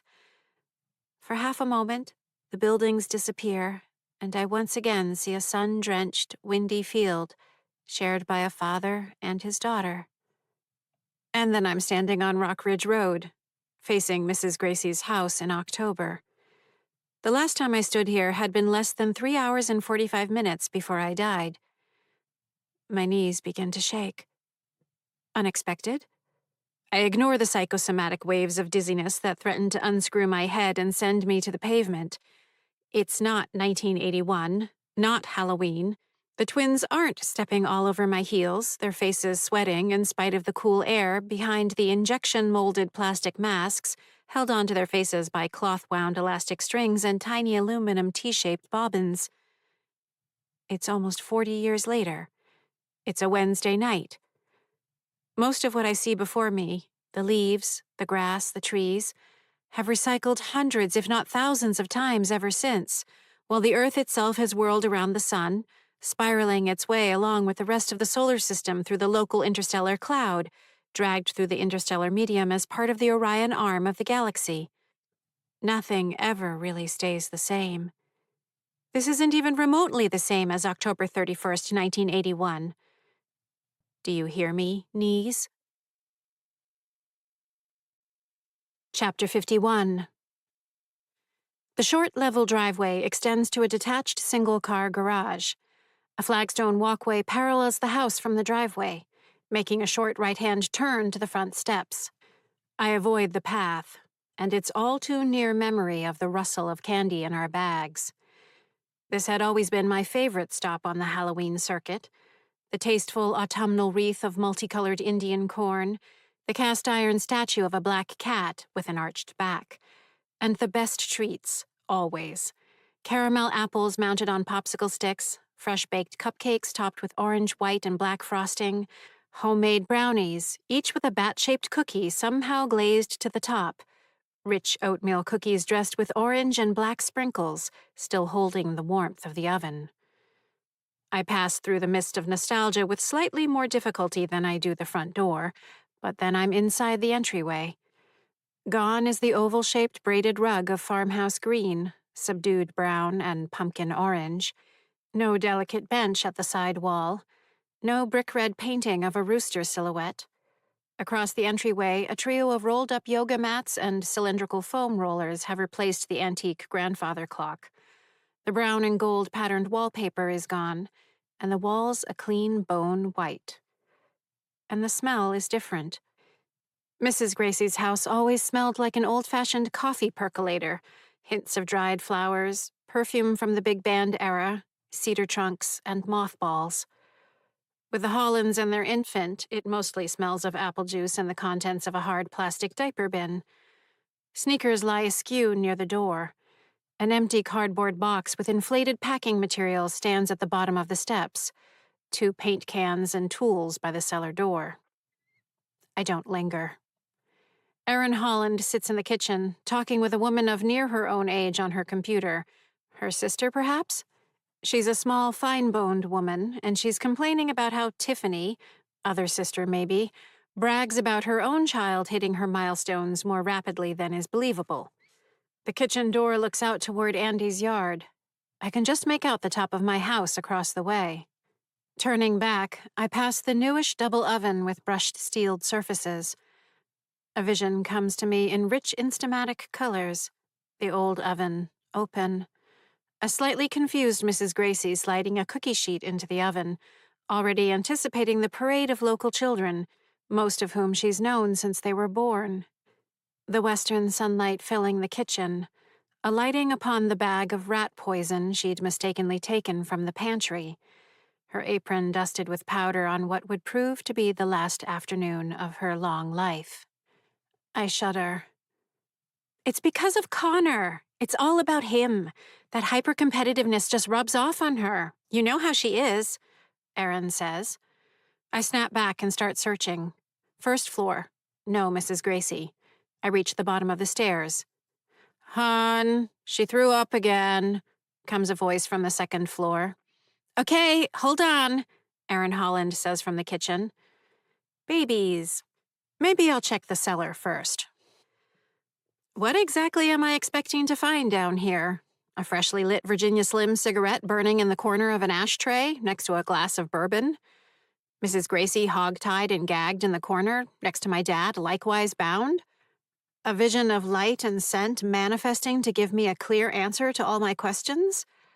Or maybe Mr. Gracie's waiting for me, leaning against the wall, that homicidal glint in his eyes as the trap closes in around me.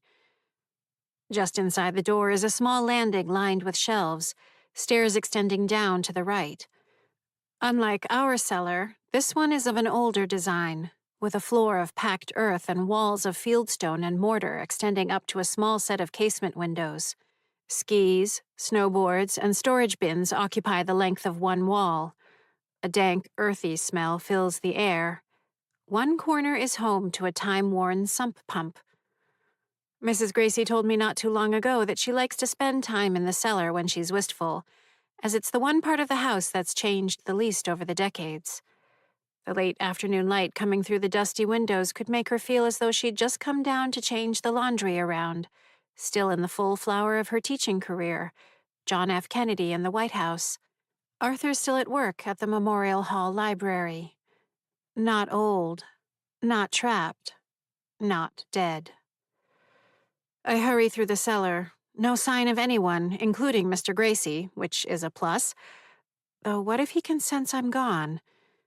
As careful as I was in getting out and over here, if he's even marginally sophisticated enough to grasp the volumetric nature of the boundaries, then any change in volume caused by my absence would be a neon sign announcing my move.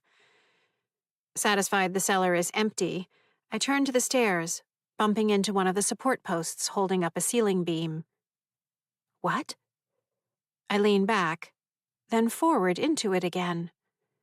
There it is, a little nodule of solidity.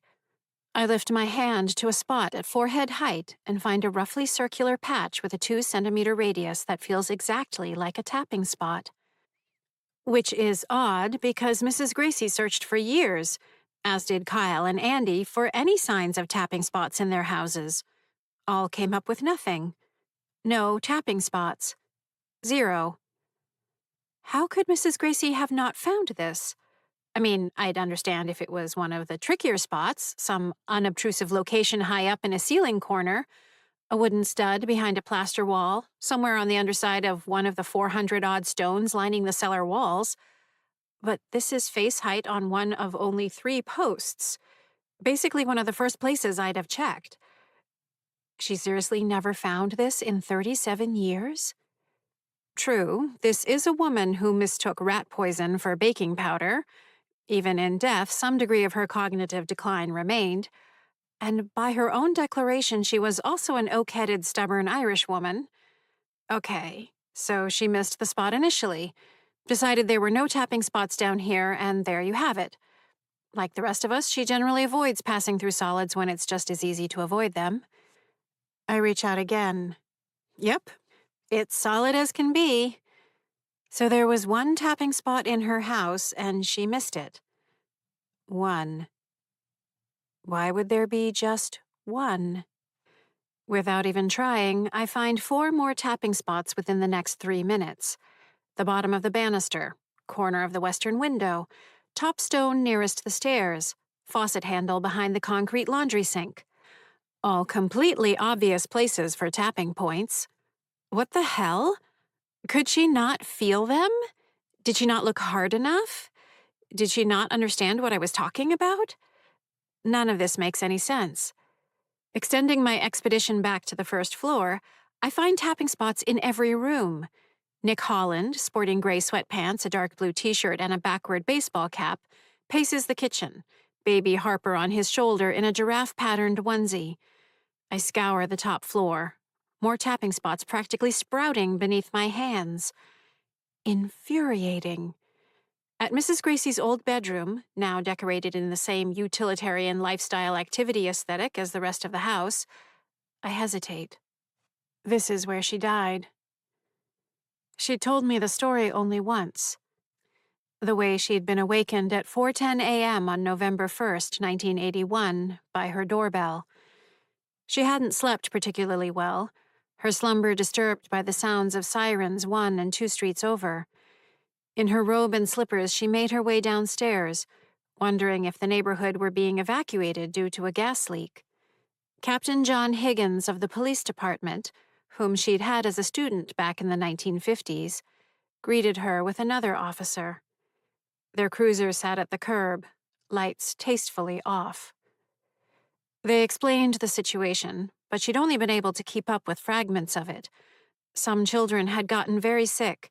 There was concern that it might have to do with her cookies. Might she show them where she'd made the cookies?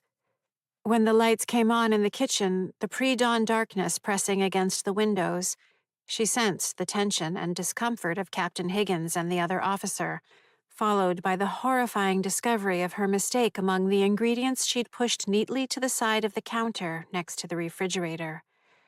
The look that had passed between the 2 men was one of the worst moments of her life. Her legs and hands knew before her mind that the sirens she'd heard earlier were her fault. She'd started shaking, like a scarecrow at the approach of a summer storm. Captain Higgins explained that he was very sorry to have to ask her to do this, but would she mind getting dressed and getting her purse so he could drive her down to the police station to ask her more questions about what happened? She, of course, agreed. This was Eleanor Gracie, devoted wife of 42 years, beloved music teacher to 3 generations of Andover children, a woman whose heart was as tender and kind as it was possible for a human heart to be. She climbed the stairs back to her bedroom, that kind human heart racing. She wished more than ever that Arthur had been there to tell her that everything would be okay. She hurriedly dressed in slacks, a turtleneck, and a jacket, her fingers seemingly having forgotten how to accomplish half of it. The dizziness she felt climbing the stairs grew worse, making it difficult for her to slip her house keys into her green purse. She couldn't quite work the latch. Turning to go, she knocked over a tin of bobby pins. When she leaned over to pick them up, the massive coronary about to end her life wrapped its cold, unyielding stone fingers around her fluttering heart and squeezed it like a ripe plum. When she hit the floor, she had just a moment to wonder how exactly a mountain had landed on her back. Then she died. Well, she's not here now. Glancing upward, I think about how miserable Mr. Gracie is. I rise through the plaster ceiling into the small attic overhead. Keeping Eleanor bound as a prisoner directly above the spot where she died would be fitting. The space is small and unfinished, a crawl space stinking of mouse droppings, old insulation, and the ancient crystallized resins of the beams, joists, and slats. At its peak, it would barely be high enough for me to crouch in. And she's not here. Nothing. No sign. No matter what the math says. Crumbling mortar around the bricks of the chimney that bisects the center of the attic reveals yet another tapping spot. How could she have missed all these? I stare into the darkness, frowning. Chapter 52. 56 tapping spots. I find 56 tapping spots in Mrs. Gracie's house. JSTMR ratings range from .08 all the way to 4.6. And that's just in one semi-thorough search. Will a more careful pass yield up another dozen? 2 dozen? About that many questions race through my mind as I stand in the Hollands kitchen. My gaze drifts to a calendar clipped to a magnet on the refrigerator. A picture of a Frisian horse, black and in mid-gallop, fills the top half. I like them when they have a white patch on their nose. I hadn't really noticed the calendar during my sweep through the house, because now the light of dawn fills the sky outside. Miscalculation. I speed through the wall, making it halfway to Andy's yard before sunrise hits. The traditional bed of nails would feel plush and luxurious compared to the 100,000 needles that pierce my body as I'm yanked across the rest of Andy's yard into Chestnut Street, where, as timing would have it, I pass right through a garbage truck. Scraped and battered by oily steel, each wire, bolt, and hydraulic pump casing, and every bit of stinking garbage, which includes, as near I can tell, several pencils, a bag of broken plates, pieces of jagged metal bracing, and a painful spring mattress. I snap to the limit of the daytime tethers, staggering and gasping. The garbage truck continues on, oblivious. My limbs and torso fill with a hideous knitting sensation as whatever temporary damage I sustained rights itself. It's the worst case of pins and needles imaginable, taking approximately 142 seconds to pass, during which I'm on my knees, speechless. When I finally get to my feet, the taste of garbage lingers in my mouth. I haul myself through the front door of the house. Haley and Elise argue at the foot of the stairs, talking over one another. Haley darkened her hair. I can't say it looks good, but I can say it was designed to infuriate Elise, whose obsession with hair knows few bounds. Not in the mood for their verbal food fight, I pass by and into the kitchen, hoping for some peace. Instead, there's an awful lot of blood, and Mom giving me a baleful look. Jesus, what happened? I ask. You know, she says, I used to gloat to myself about how good a child you were, especially when it came to your Aunt Patty. With her divorce from Alan, the trouble the boys got into after that. If they were that wild in junior high school, what were the rest of their teenage years going to be like? Seriously, what happened?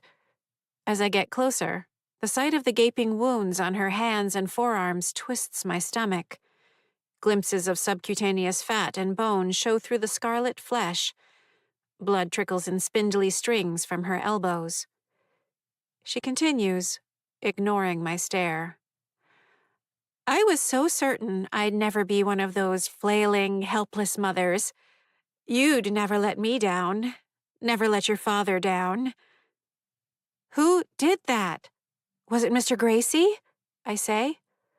So maybe this is my fault, she says matter-of-factly. Because What you're doing now is so much worse than sipping from a beer or toking from a joint. I guess I had it coming. My time to stand by the windows all night long, wondering where you are, if you're all right, if you're dead. Did Mr. Gracie do this? I raise my voice. She glances at her arms. With a pair of garden shears. I'll get used to it. I've already spent 40 years bleeding from my face and bleeding internally. What's a little more blood? When? A little before midnight. He leaped in through the window of the guest room.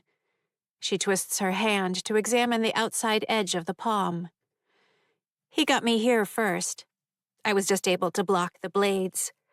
He told me he'd been waiting for you to slip outside the tethers. The tethers, Karen. How long have you been doing that? I'm trying to find Dad, I say. She presses her fingertips to the space between her eyebrows and closes her eyes. If your plan involves anything like what you did last night, you may need a shovel and a bucket to scrape what's left of us out of here. Stop it, I say. You're not making any sense. Really? Someone in this room needs to take an honest look in the mirror. It's not me. Because that's just what I spent the last 6 hours doing. I know what I did wrong. Do you? She turns and leaves the kitchen, trailing fresh blood. Chapter 53. I waylay Eddie in the living room. What the hell? I shout. I told you to keep him distracted. What do you think we spent all night doing? He shouts back. We patrolled the yard. We also took passes through different floors so we weren't away for too long. Outside on the roof. Everything we could think of. But this guy's tricky. All that rip-roaring infantrymen training. By the time I realized he'd crashed through the window like freaking Batman, he'd already sliced up her arms. How about a little credit for driving him off? It took the two of us, and Eugene got a good one right across his stomach. So maybe next time you think about flouncing in here treating me like I'm a dumbass, you should consider gathering a little evidence first. Isn't that your precious scientific method? He points one of his broken fingers at me. Don't snap, don't snap, don't snap. I force myself to calm down. What about you? Are you okay? Arm, he says. A wide slice of flesh hangs open. He also got the tip of one blade in my eye. I can't see great out of it. Let me look. The wound on his arm is bad, but I can barely hold back a gasp at the condition of his eye. It's sliced open, the sclera split from the corner to the edge of the cornea, revealing a layer of the choroid and the vitreous body of the posterior chamber. Ah! Yikes! He didn't expect us to fight as hard as we did, Eddie says. We didn't let up. All hands and feet. Even Mom went wildcat. Though I don't know how many times that trick will work. All he needs is a better weapon and catching one of us alone. That's what I'd do if I were him, and he's sneakier and shadier than I am. So we stick together. All the time. We have to. Good luck convincing Eugene. He'd rather Mr. Gracie get him, I think. Because, believe it or not, I had the same idea as you. But Mom just went off on her own, looking for you. Eugene went back to the basement. Go Team Jarvis. He rubs his injured eye, smearing fluid and blood on the side of his cheek and temple. At least tell me you found her. Sure. We spent all night having a tea party. It was delightful. Great. So it was for nothing. No, not for nothing, I say. I found signs. I don't know. I have ideas. Hope those are enough, because next time you sneak out of here, Mr. Gracie is going to come at us like a wood chipper. He looks down at his bloody shoes, then back up at me. You almost had my hopes up for a minute there with your Karen saves the world routine. We're getting out of here, I insist.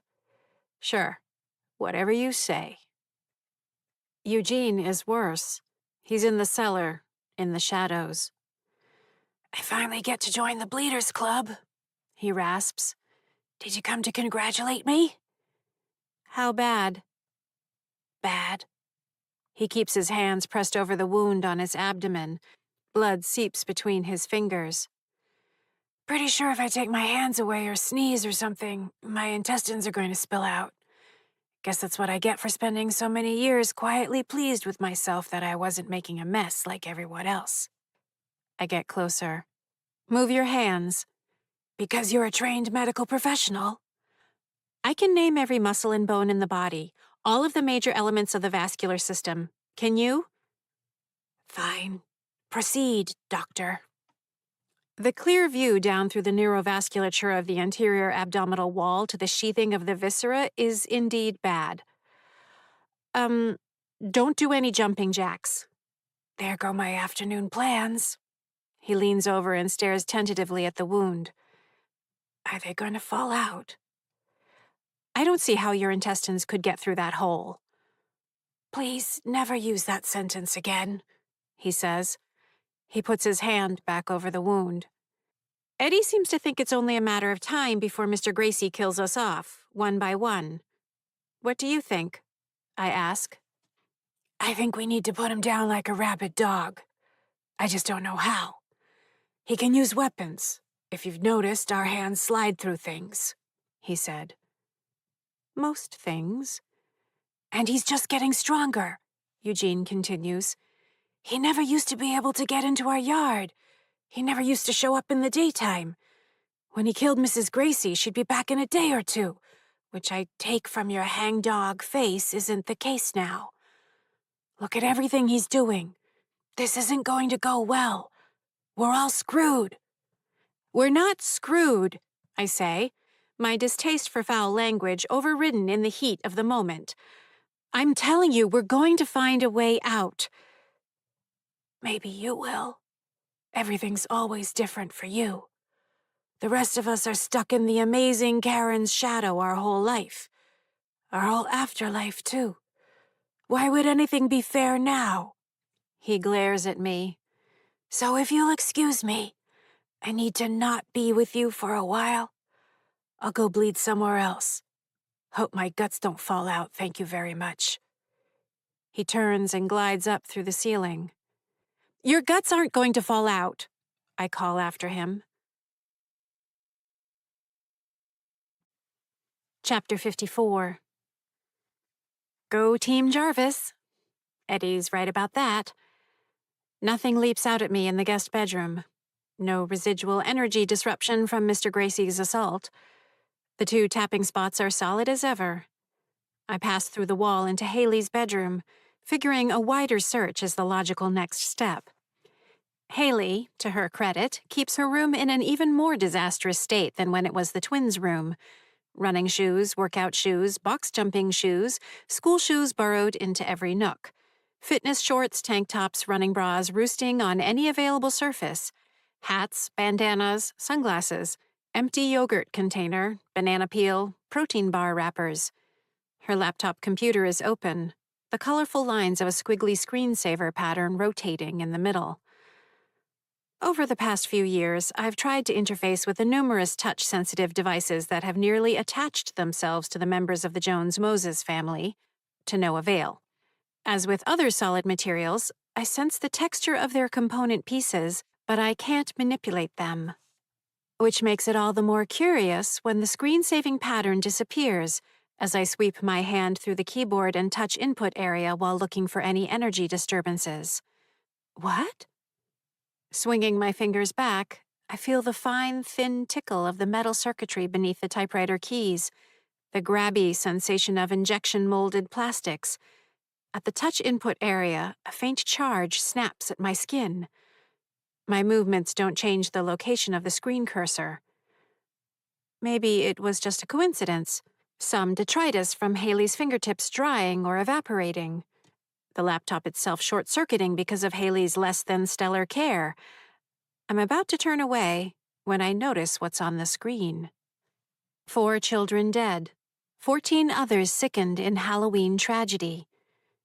It's a headline from the front page of the Lawrence Eagle Tribune, with a dateline of November 1st, 1981. The article looks to have been scanned into an archive. Beneath the large type headline is a black and white photograph showing a dark street with an ambulance parked outside of a house. The caption reads, "With ambulances brought in from 4 communities, emergency medical personnel attend the victims." The resolution and contrast are poor, but it's clearly Chestnut Street. The image, date, and shape of the old newsprint typeface bring back not only a wave of shocking nostalgia, but a sudden flash of bile, throat constriction, a grinding headache, and the asphyxiation and organ failure of the night I was poisoned. Gah. Leaning in, I read the article. 3 children and 1 teenage boy died in Andover Saturday night, victims of a Halloween tragedy in which poison is believed to be a factor. Surviving the incident are 14 other children of varying ages, all residents of the Chestnut Street neighborhood near the North Andover town line. According to Andover Police Chief Walter McCormick, the first emergency call came in at 9:15 p.m. Within the next 2 hours, emergency services from neighboring North Andover, Lawrence, Methuen, and Tewksbury had been summoned to assist. Victims were transported to Lawrence General Hospital, Bon Secours Hospital in Methuen, the Wilmington Regional Health Center, and Winchester Hospital.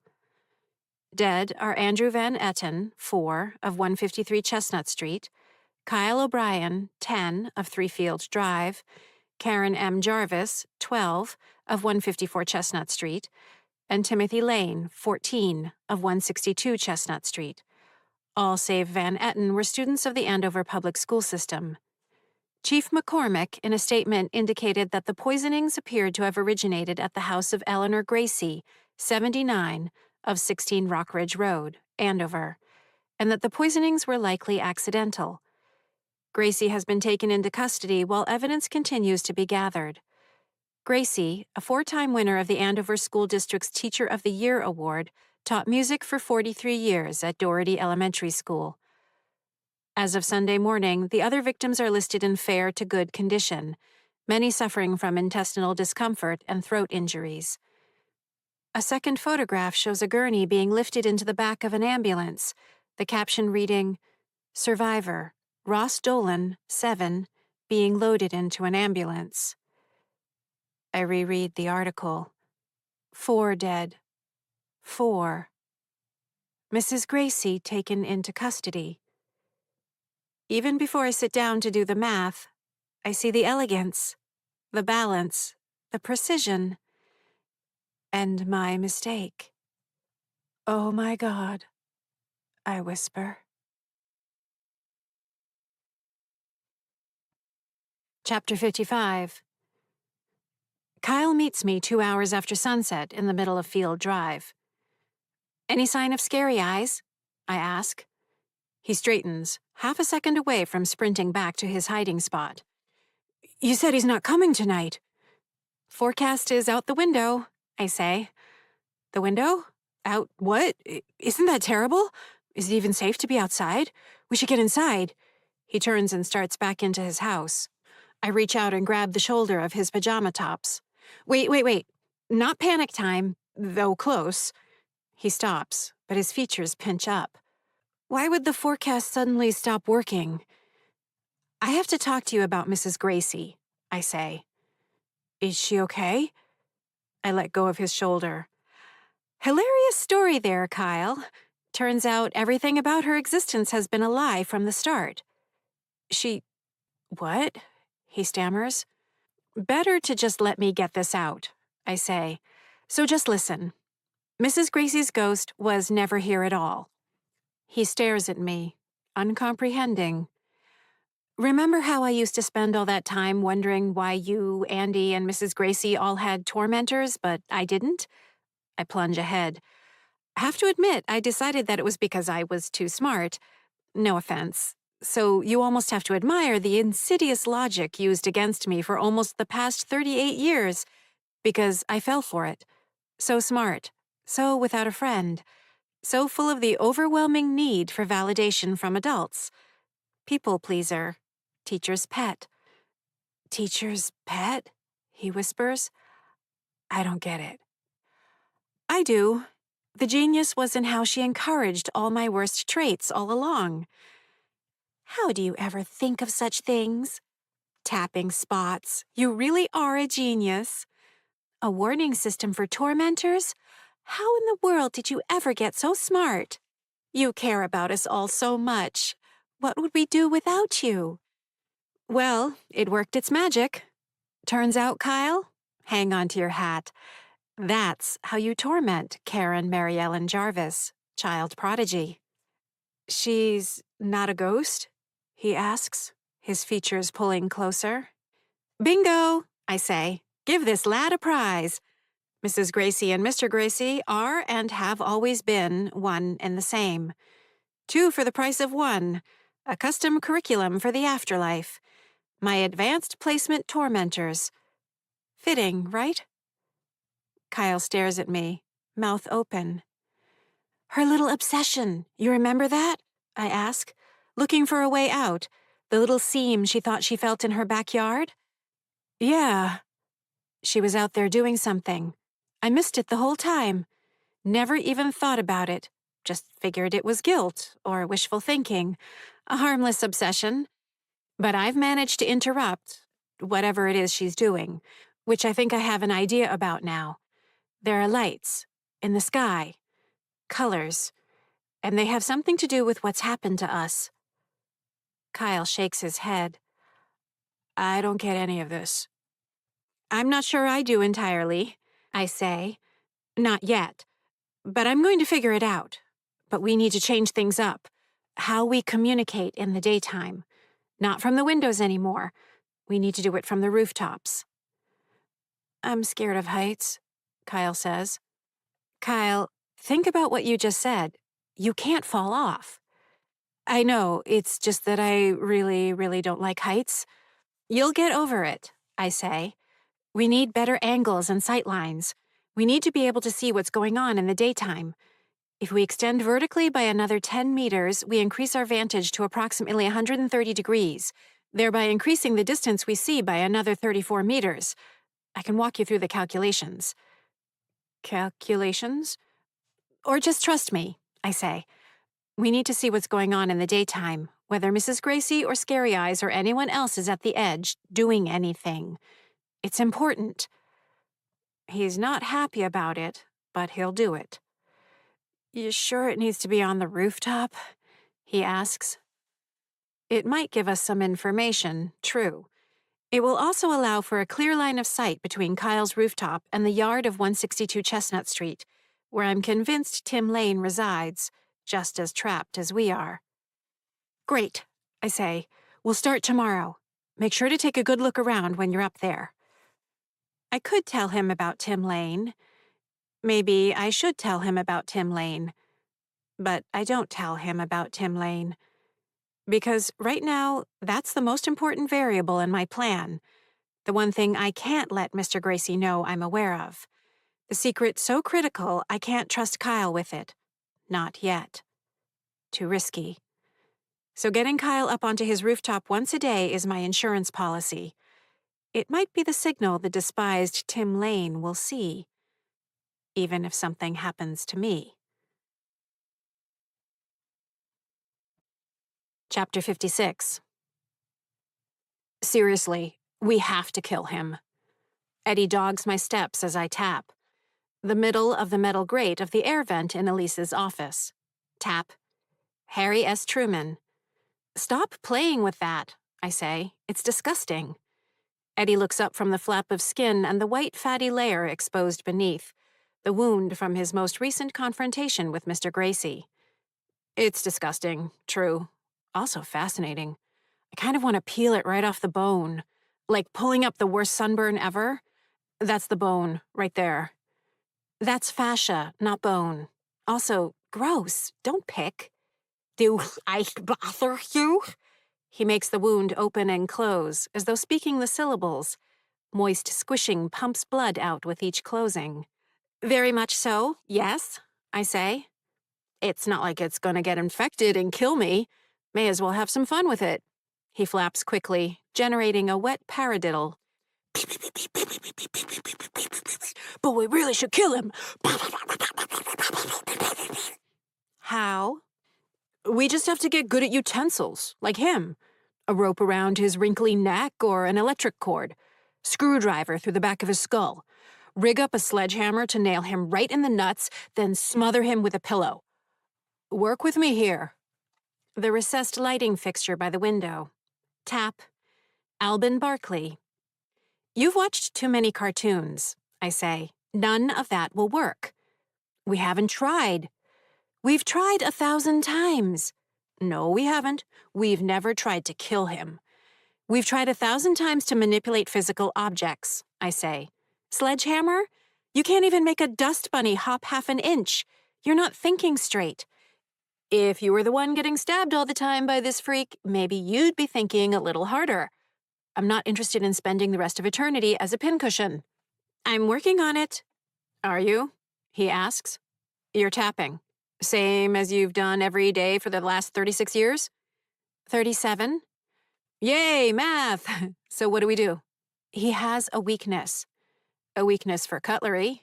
What weakness? Working on it. How's that helpful? I turn to him. You seem to think the afterlife is like one big Looney Tunes cartoon. All we have to do is find a 5-ton Acme weight, hang it from a rope, lure Mr. Gracie underneath, and flatten him like a pancake. Or maybe we can trick him into running off a cliff where his legs will spin around in circles right before he makes a penny whistle sound and then splats to the ground. I tap my temple with my index finger. There! Now I'm thinking, why didn't we take care of him decades ago? A little harsh, he says. Unlike you, I actually need to think. And to think, I need to concentrate. And to concentrate, I don't need you clomping around a foot in back of me spouting off every stupid idea that pops into your head. Seriously, it's like having Daffy Duck sitting on my shoulder. I flick my fingers at him. Go. Leave. I don't take Daffy Duck as an insult, he says. He grabs the loose flap of skin hanging from his forearm and treats me to another series of squelching noises. Of course you don't, I say. He turns and slips through the wall. Lyndon B. Johnson. The steel of the metal latch at the bathroom window feels solid along its length, but the edges of its base crumble like dried frosting. I press my fingers, hard. The edges give way even more. I turn to the cracked tile near the towel rack. It should feel solid, like the ceramic that it is. Instead, it feels more like a stale cracker. Weird. Looking back the way I came, I don't think I noticed anything different in the other tapping spots. Though with Eddie yammering in my ear the whole time, I wasn't paying full attention. I'm tempted to go back and check, but tapping only works in one delicious, satisfying order. I don't go back. Ever. It would feel like a wrinkle on a crisp piece of paper, a short circuit in a wire, a wrongness powerful enough to make my teeth ache and skin crawl. I feel around the latch again. Definitely smaller. Decayed. Can I assign a percentage to the amount of degradation? Crude estimate, somewhere in the range of 12 to 14%. Such gross imprecision would have bothered me in the past, rendered me unable to move on until I devised a system that could accurately generate a more definitive representation. I would have refused to speak to anyone until I worked it out, then checked, rechecked, triple-checked. No mistakes allowed. Now I'm just going to call it 12 to 14%. This must be what it feels like to be Eddie. The painted-over tack hole in the door frame for Haley's room offers a similar amount of corruption. By the warped floorboard on the other side of the room, Gerald R. Ford, I pause, glancing out the window. The afternoon sunlight is nearly level with the ground, the days growing shorter each day. The shift is more pronounced day to day at this point, just past the equinox, than in high summer or winter, due to the Earth's 23.5-degree tilt and its elliptical orbit around the sun. That daily shift in length of daylight is hard to notice, unless you know what to look for, unless you know what causes it. Shifting a little every day. The way the tethers have been shifting a little every day. But the tapping spots, have they been shifting a little every day? Going from solid to not quite as solid? Decay in an energy system. And if the tethers and the tapping spots are both demonstrating some attenuation in strength, that would imply a connection between the tapping spots and the tethers. Hold the phone. Tapping prevents fading. Nothing to do with the tethers. But when I hold up my hand, there's my pinky again. So no, not quite. You can't let yourself fade. Maybe it's not too late for finishing the tapping? Mrs. Gracie. All her encouragement about tapping. But I've discovered all the tapping spots myself. Then again, I also discovered tapping spots in her house when she claimed she couldn't find any. How much of what I believed about the tapping came from her? That feeling of ice water is back in my stomach. Manipulated, distracted, redirected. I flex my pinkies. Okay. A multivariate system of energy, disparate but interconnected elements, all impacting the overall strength. Some form of natural decay over time, one possible element. Tapping points connected to, possibly even strengthening, the tethers. A second possible element. The energy required for Mrs. Gracie, Mr. Gracie to manifest as separate entities. A third possible element. And once the system had grown disordered, because I refused to tap, everything about it was thrown into a much less stable state. I do a quick run of the calculations. If I were to skip over a single tapping spot, it would reduce the energy into the system of tapping by 2.32%, which, if my premise holds true, would reduce the length of the nighttime tethers from the current 28.97 meters to 28.29 meters. Such a small percentage change. Mr. Gracie might not even notice. But it would confirm my theory. I stare down at the warped floorboard.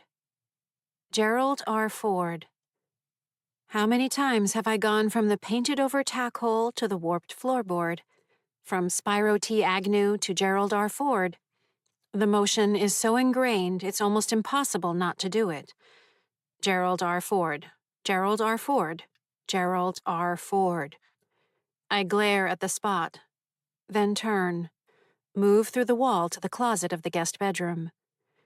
Stare at the groove in the frame of the closet door. I want to go back. Everything about me wants to go back and tap properly. My skin crawls. Nothing about this right. Reaching out to tap the spot. Wrong order. Wrong order. Pause. Forcing myself to wrong order. Breathe. I can still go back. This is the wrong order. I jam my fingers forward into the groove. Gerald R. freaking Ford. Arrgh! Mistake. On purpose. It's like pulling off one of my own fingernails. Like biting into a lemon. Chewing on a thick scrap of velvet. But it's done. Because science. Chapter 57. 8 o'clock. I push my way through the wall of the cellar. The concrete foundation has a satisfying resistance. Stony. Into the soil beyond, I sense dormant nutrients, absorbed nitrogen, thin roots of the underside of the grass, earthworms, grubs, ants, a small den of moles, Scalopus aquaticus, that feel like little fuzzy breathing eggs as I pass through them, lifting myself to ground level, searching the yard and street for signs of Mr. Gracie. I don't see him. From the northwest corner of the yard, I head out onto Field Drive. Using my exact foot length as a fixed reference, I measure the distance until I feel the brush of the tethers. 29.19 meters. Not as predicted. Strange. It should be 29.64 meters, assuming a 2.32% increase resulting from the reduction of 1 out of 43 tapping points. This is closer to 0.789%, or about 1/4 as much as predicted. I reconfirm the measurement in 3 other locations, the last of which brings me next to Andy's house. Scanning again for Mr. Gracie and not seeing him, I cut through the yard, past the garage, and into the wall of the house. Andy? James Lee reclines in the living room, television remote in his hand, watching the news. His wife Terry scrolls through her social media feeds at the dining table, relating various tidbits to James, who mostly grunts in response. They're a nice couple, retired. He of the local water treatment plant, she of the United States Postal Service. Terry collects blue glass bottles. James listens to bebop jazz on a vintage record player. They winter in Florida. Andy? I call again. I leave the Lees and head down the hallway to Andy's old room. He spends much of his time there wedged in the canyon formed by the wall and the edge of the queen-sized guest bed. He'll sit cross-legged, pretending to play with toys, mostly fire trucks and Hot Wheels. Hey, where are you? I say. The guest room is dark and empty. From the window, Mrs. Gracie's house is visible to the left. I turn back, sweeping through the other bedroom, the bathroom, and back into the kitchen. You have to see this dog, Terry says. But do I? James replies. Cupcake pajamas. James sighs, but acquiesces, groaning as he gets up from his recliner. I go over to the kitchen sink. The window above it looks out on the backyard. I crouch. Andy? Kevan? The voice comes from the other side of the cabinet door beneath the sink, where Andy hides. He pronounces my name, Kevan. What are you doing in there? I ask. Tonight is safe. Hiding. But tonight is safe, I repeat. An unironic silence greets me. Nobody came by tonight, did they? I ask. Rule number 1, never mention Flibber by name, as the very word carries an intrinsic horror for Andy. He did, he says. He's very naughty, bad. He scared me. The forecast predicted basically a 0 chance of Flibber visiting Andy tonight. Again, the forecast is off. You're sure? I prompt. You have 3 more days until he comes back, and 3 whole days is a long, long time. More silence. You want me to check the house? I say, knowing the answer. The whole house? Uh-huh. If I don't handle this exactly right, he'll refuse to come out at all, remaining underneath the sink, curled up, thin arms around his shins, wearing his Spider-Man costume, his mouth turned down. Okay, I say. I'll check now. The entire house, even you know where. We also don't speak of the basement. And I'll double-check, and I'll triple-check, and then I'll come back and tell you what I found. And I'll make sure there's no one here but us. I swing through all the spots I missed earlier, including the neat basement and its washer, dryer, and laundry table and the long bench where Terry maintains an elaborate crafting station. Empty. No Flibber. Crawl space and attic. Nothing. At the southern end of the house, I lift up through the joists, slats, and shingles to look around the rooftop. Still no Flibber. I give the yard and neighborhood a thorough 360. All clear. Back in the kitchen, I tell Andy. I checked everywhere, from the tippy top of the roof all the way down to everywhere else. He's gone. It took nearly 3 years to get Andy to trust me, and then another 2 before he would trust me enough not to require an hour-long session of explanation, coaxing, and reassurance. You really sure? He asks. Really, really sure. Really, really, really sure? Really, really, really sure. This is our routine. When he finally comes out from beneath the sink, he sprints at me and locks his arms around my leg. I ruffle his hair. He speaks right into my leg, muffling his voice. He's bad. He needs a spanking. He should never, never, never, ever come here again and should only stay with the other bad people, not us. How many more nights does this sweet little boy have to spend terrified, hugging his own shins next to extra bottles of Dawn dish soap, garbage bags, sponges, and yellow rubber gloves? How many more mornings will he need to look across the street for my signal to see if he has to start being terrified, even in the daytime, of what's going to come that night? Fury wells up inside me. Chapter 58. How fast does energy leave the system? The question circles my mind faster and faster, charged particles driven to high speed in an accelerator. I'm on the roof of my house. Dawn sketches in the tops of trees, rooftops, and utility poles. I have to figure this out. Angles, motion, energy. In 6 minutes and 27 seconds, the tethers will shrink back to somewhere in the neighborhood of 10.8 meters, accounting for a 0.65% decrease. Fluctuations in the daytime tether radius are generally smaller than the nighttime radius shifts. Reasons unknown. When I check tonight, after skipping the same tapping spot again, will the increase have doubled? Will it reach the full 2.32% increase predicted? How long does it take? Is it a factor of time? Ratio? Some exponential curve? Angles, motion, energy. There's so much I still don't know. Why do the tethers shrink and expand in the first place? Why do the tormentors mostly restrict themselves to appearing at night, when the tethers are at their longest? Is there a connection between the energy required to restrict the tethers and the energy required by the tormentors to approach? Higher expenditure of energy for manifestation leading to less energy available to the tethers? Yet Mrs. Gracie appeared during the daytime. If my theory is true, that cost energy. Angles, motion, energy. My glance flicks to the southeast where the strange aurora-like illumination danced in a small arc of the sky. A V-shaped formation of geese, Branta canadensis, crosses the sky in that direction, their undersides brushed with gold. Their autumn migration relies on a delicate set of compasses in their nervous systems to let them find their way south, tracking information from the sun, the stars, and the Earth's magnetic field.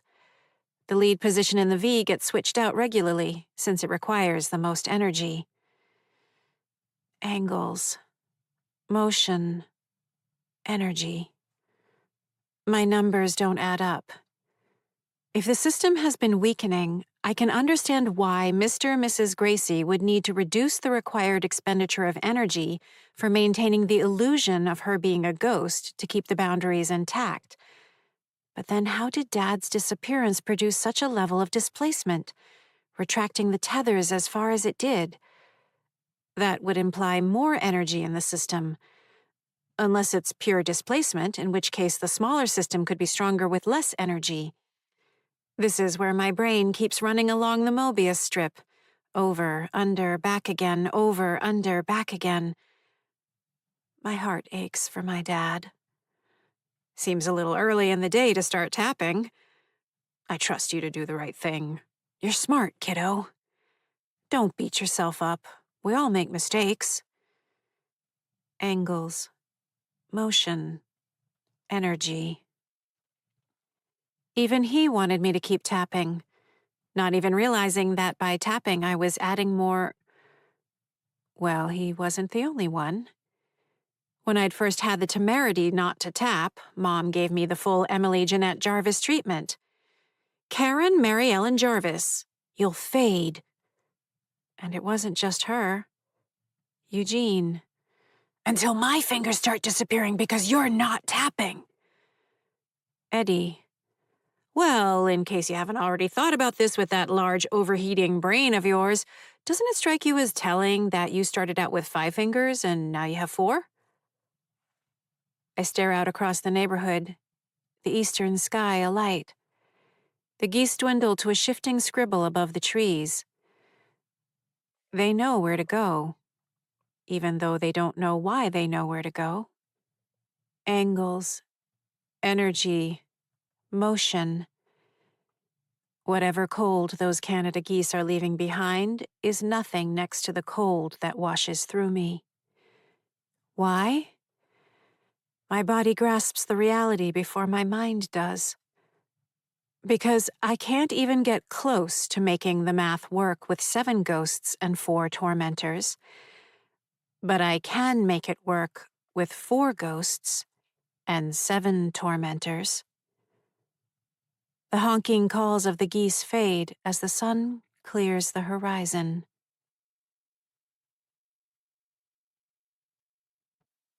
Part 5. Chapter 59. I just hope you're right, Eugene says. He sits on the bottom steps of the cellar stairs, elbows on his knees, his swollen face downcast.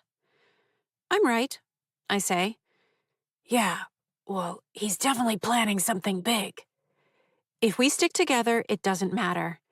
I tap the middle of the Lally column. Thomas Jefferson. Big if, Eugene says.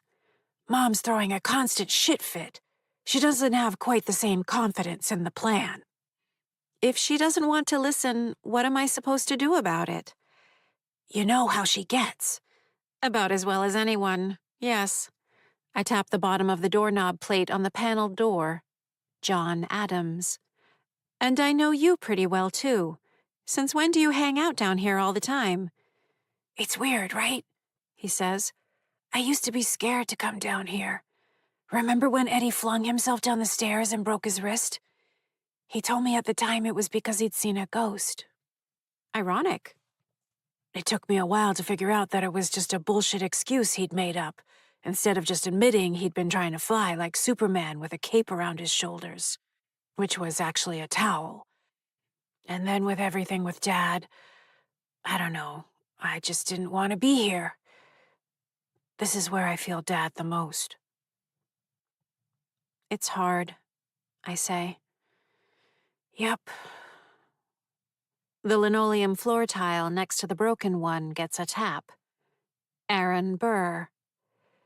If he's gonna get anyone next, I'd rather it be me, Eugene says.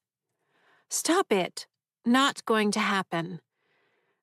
I know it's selfish, but I've already gone through losing Mom and Eddie once before. I don't think I can handle it again. In fact, I know I can't. Don't think like that. I'm going to get us out. You don't know that. I do. I glide past him, tapping the top of the newel post as I do. Elbridge Jerry. Maybe don't hang out down here. It's bringing out your gloomy side. The sun's shining. Perfect October day. Spoken like the caring older/younger sister you are. You're the best younger/older brother I've ever had, I say. At least think about it. Thank you for your service, he says. He makes no move to leave, remaining a stubborn shade in the dusk of the cellar. Upstairs, Haley has a soccer practice and can't find her cleats. Elise can't be late for her local coffee clatch of female entrepreneurs. Trisha sees her sacred time for yoga evaporating as the clock turns mercilessly, while her wife and daughter can't get their shit together. A classic Jones Moses morning. Martin Van Buren. John Tyler. Richard M. Johnson. Bang, bang, bang. You'll never build a life if you live like this all the time, Elise offers unhelpfully from the top of the stairs, slipping on her own boots. Haley, kneeling in the front hall closet, tossing aside shoes and knee pads, calls back. That's not helping me find my fucking cleats. Maybe a little less life lessons and a little more looking around? Your cleats are not my responsibility. Trisha, standing with her arms crossed while leaning against the doorway to her office, says, Where did you have them last? A war cry of frustration bursts from Haley. She puts her fists to the side of her head and squeezes her eyes shut. If I knew that, why would I be looking for them? God! And just like in one of those scenes in an old Western film where the saloon erupts into bottles being broken over heads, chairs cracking down on backs, and pistols, punches, and grunts flying in every direction, Everyone in the Jones-Moses family is shouting recriminations at one another. I tap the light switch by the door. George M. Dallas. Eddie watches from the end of the hallway, a pleased smile on his face. I love this. You would, I say. In my fantasy, they're all about to take their tops off and start wrestling. Because women fight better with their tops off. The very definition of fantasy is that it doesn't make sense, he says, but is deliciously entertaining all the same. Don't you see most of their breasts on most days? I don't see the point. I duck into the closet and tap the wooden molding that holds the row of hooks. Millard Fillmore. You may be great at math, Eddie says, but you are terrible at imagination. I must get it from Mom. Mom? Not that she wants to see a bouncing topless pillow fight. At least I don't think she does. But in just the past 12 hours, I've heard 7 different scenarios from her in which you fuck up and Mr. Gracie kills one or all of us. That takes some imagination. Her details are impressive. I'm not fucking up anything, I say as I head into the living room. Eddie follows. My collection of new stab and puncture wounds would beg to differ. Why am I even here in the first place? Is it because I fucked up, broke a rule, or was it, oh, I don't know, you who broke the rule? Yes, please, let's tread this well-trodden path once more, I say. Floor in front of the electrical socket. John C. Breckenridge. I too had no wish to die and find myself stuck here. But do I march over to Mrs. Gracie's every time I'm annoyed to declare to her that she fucked things up? No, I don't. It's useless and obnoxious. Any questions? It is her fault, he says, and I'm glad she's dead again. Hooray for you. Must be nice. But maybe if you took even half the energy you spend ogling every available breast in the house and applied it to helping me, you could actually be useful. Unless you have more critiques. Blood pools around the soles of his Adidas. I'm starting to think Mom's right. Hey, I put a hand to my ear and tilt my head. Is that the sound of a brassiere unhitching? I turn and tap the corner of the mantelpiece. Hannibal Hamlin. When I look back, Eddie's gone, the trail of blood leading back through the wall. I keep my gaze straight ahead, not looking at the center of the mantelpiece, or any of the other false spots I tapped, with a sleight of hand worthy of my late Uncle Paul. Chapter 60. Pow! Gotcha! Andy's small fist lands in the center of my upturned palm. I feign excruciating pain, waving my hand around dramatically. He laughs, then holds his hand up, fingers spread wide. It reminds me of a starfish, Pisaster ocratius, of the sort my third-grade class was allowed to handle one memorable field trip to the New England Aquarium. Fun fact, my supplemental commentary on the scientific names and behavioral highlights of the various sea creatures, mammals, and seabirds we observed was rewarded with the discovery on the bus ride back that someone had put a handful of French fries into the side pocket of my backpack. I ball my hand into a fist and smack the center of Andy's palm. Pow! Gotcha! I say, as part of the game we've played 36 rounds of since sunset. He leaps to his feet, bounding around the kitchen. I use the break in the game to wander over to the window next to the Lee's front door. The house is dark, save for the violet-hued nightlight shining from an outlet next to the kitchen sink. So James doesn't have to fumble around when he gets up in the middle of the night to take a tablespoon or two of applesauce from the fridge to ease his indigestion. Outside, nothing moves. No lurching figures. No gliding shadows darker than the surrounding night. Across the street, no lights shine in my house. Guess which animal I am, Andy says, continuing to bounce. Panthera tigris, the Bengal tiger, the males of which can weigh up to 260 kilograms? I offer. Nope. Could it be the Pan troglodytes, the chimp, with whom we humans share 97.3% of our DNA? Nope. What's BNA? DNA. It's the sequence of nucleotide proteins that tells our cells whether to be people cells or chimpanzee cells. Mine aren't monkey cells. Are you sure? Spring, spring, spring. Keep guessing. Are you the Patagonian mara, the large rabbit-like rodent found in Argentina? A little inside joke, as the herbivorous caveat has a face that quite resembles that of a kangaroo. Nope, I'm a kangaroo! He continues bouncing down the hallway toward the bedrooms. Shadows wrap him. I glance back at my house. In the light of the street lamps, it reminds me of an Edward Hopper painting. If Hopper had painted suburban tragedy. Andy's loping stops. Kevan, he says. It's so pretty. Pretty. I scan the outside once more. No Flibber tonight. No Mr. Gracie. I move to the hallway. Andy stands before the window at the far end, framed in golden illumination. He lifts his arm, pointing. Like an upside-down sunset. When I reach him, I gaze out the window. To the southeast, the sky roils with light in a shifting atmospheric blaze. Cascading whirls of luminescence shimmer and twist. A towering cumulus cloud alive with coursing energy.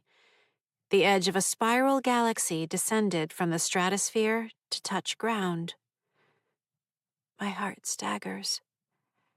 The crisp essence of it fills me with the same sharpness, the piquant nostalgia and remembrance I'd felt on my escape outside the barrier, except raised by several orders of magnitude.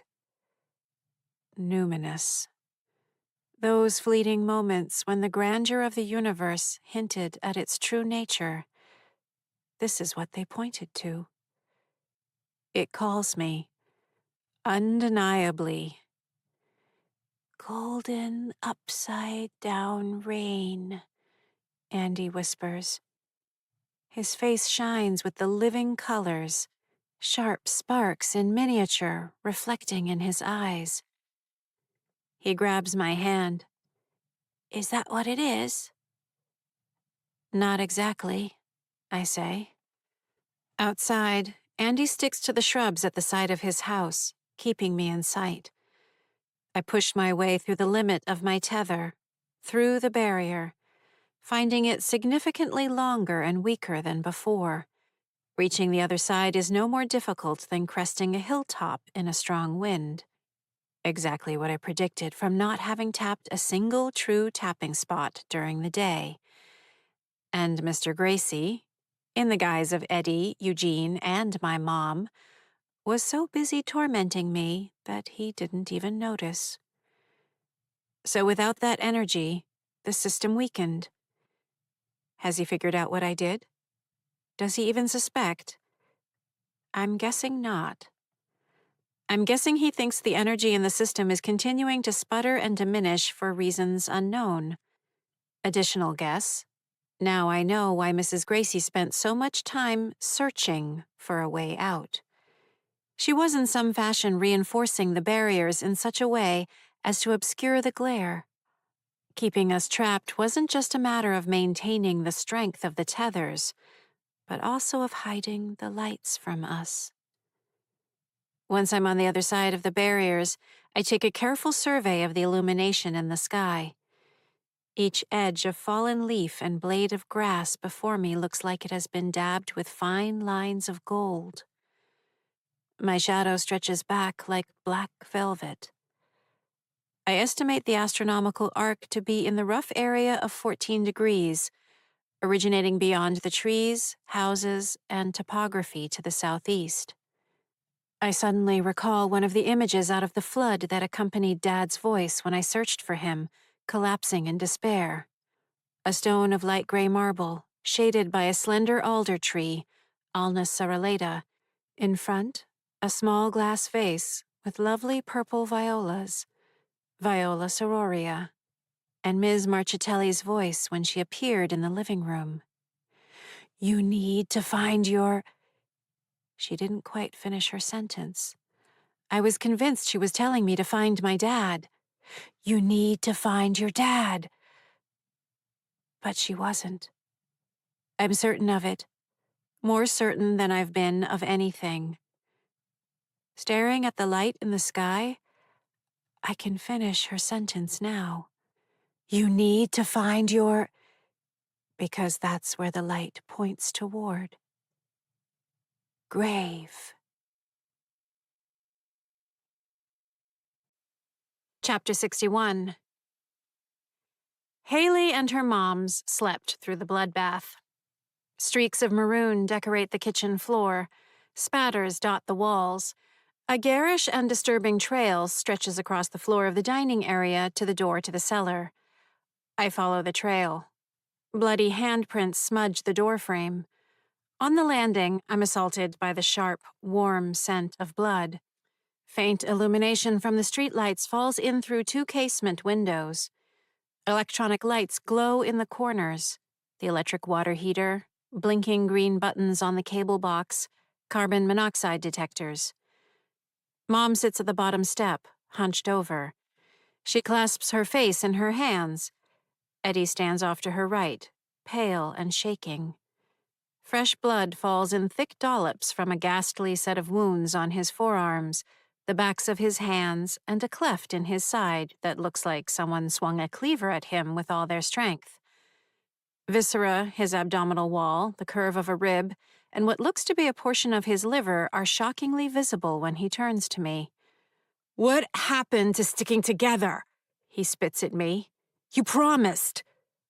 "I was only over at Andy's. Where's Eugene?" "Over at Andy's isn't sticking together. Reading him a bedtime story isn't sticking together. How do you not get that?" "Where's Eugene?" I repeat. Mom takes one hand from her face, leaving a row of thin crescents where she'd been digging her fingernails into the skin by her temples, and extends her index finger in a gesture worthy of one of the fates of Greek mythology, full of portent and doom, to the corner where Dad shot himself. Eugene, my older/younger brother, who, though he'd shared the womb with his fraternal twin Eddie, came out diametrically opposite, gifted with a concern for others, an aching empathy, a smooth, understanding sense of humor, the sibling forced into being an only child by the agonizing blade of tragedy, lies slumped in the corner. A horrific mural of blood arcs in great smears behind him. I leap down the stairs toward him. "If you're wondering where his—" Eddie begins, only to swing toward the window, bracing himself as a spattering jet of blood and regurgitation heaves past his lips. He groans and flings away a long strand of dangling bile. Eugene's limbs are splayed like those of a discarded G.I. Joe. For a moment, confused, I look around for the shotgun he'd used to blow his own head off. Getting closer, I see his head hasn't been obliterated, but rather separated from his body. His collarbones, sternum, and ribs have been cracked open with jagged efficiency. Tatters of skin and the t-shirt he died in hang damp by his side. His eyes stare dully out from where his head nestles deep within his chest cavity. It's a nice touch. Well played. It's actually not hard to add a convincing quiver to my voice as I whisper, "I'm sorry. I'm so sorry. Sorry." Shame kindles in my chest. Am I apologizing to my family or to myself? For years of missing what was right in front of my face. For misjudging everything. For tapping and tapping and tapping, never once realizing I was keeping energy in the system. For being so attached to not making a single mistake that I made the biggest mistake imaginable. Right there in front of me, the whole time.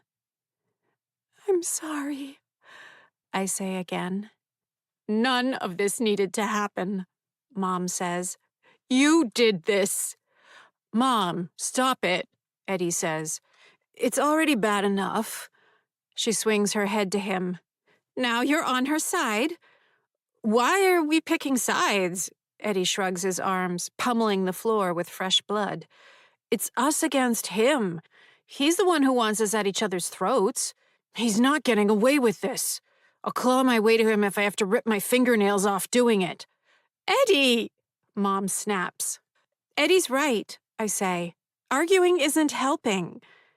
Excuse me for overreacting to yet another dead child. This one murdered and mutilated, she says. How hysterical of me.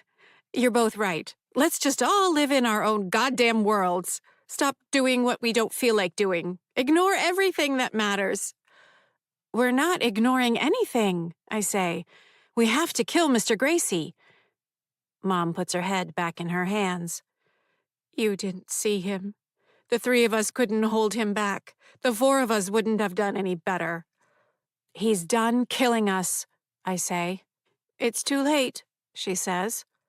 I don't care how late it is, Eddie says. I'm gonna rip his fucking head off. We make a trap for him. No, I say. Better than a trap. He's expecting that. Our plan is something he can't even grasp. It's already starting to work. Mom sobs, great wordless heaves of grief. Eddie watches her, then looks back at me. Who? Remember Tim Lane? I say. Rode the bus with us. Lived just a few houses up the street. And there it is. The smallest pause, a flicker in his eyes that slips out before he can catch it. What about him? Eddie asks.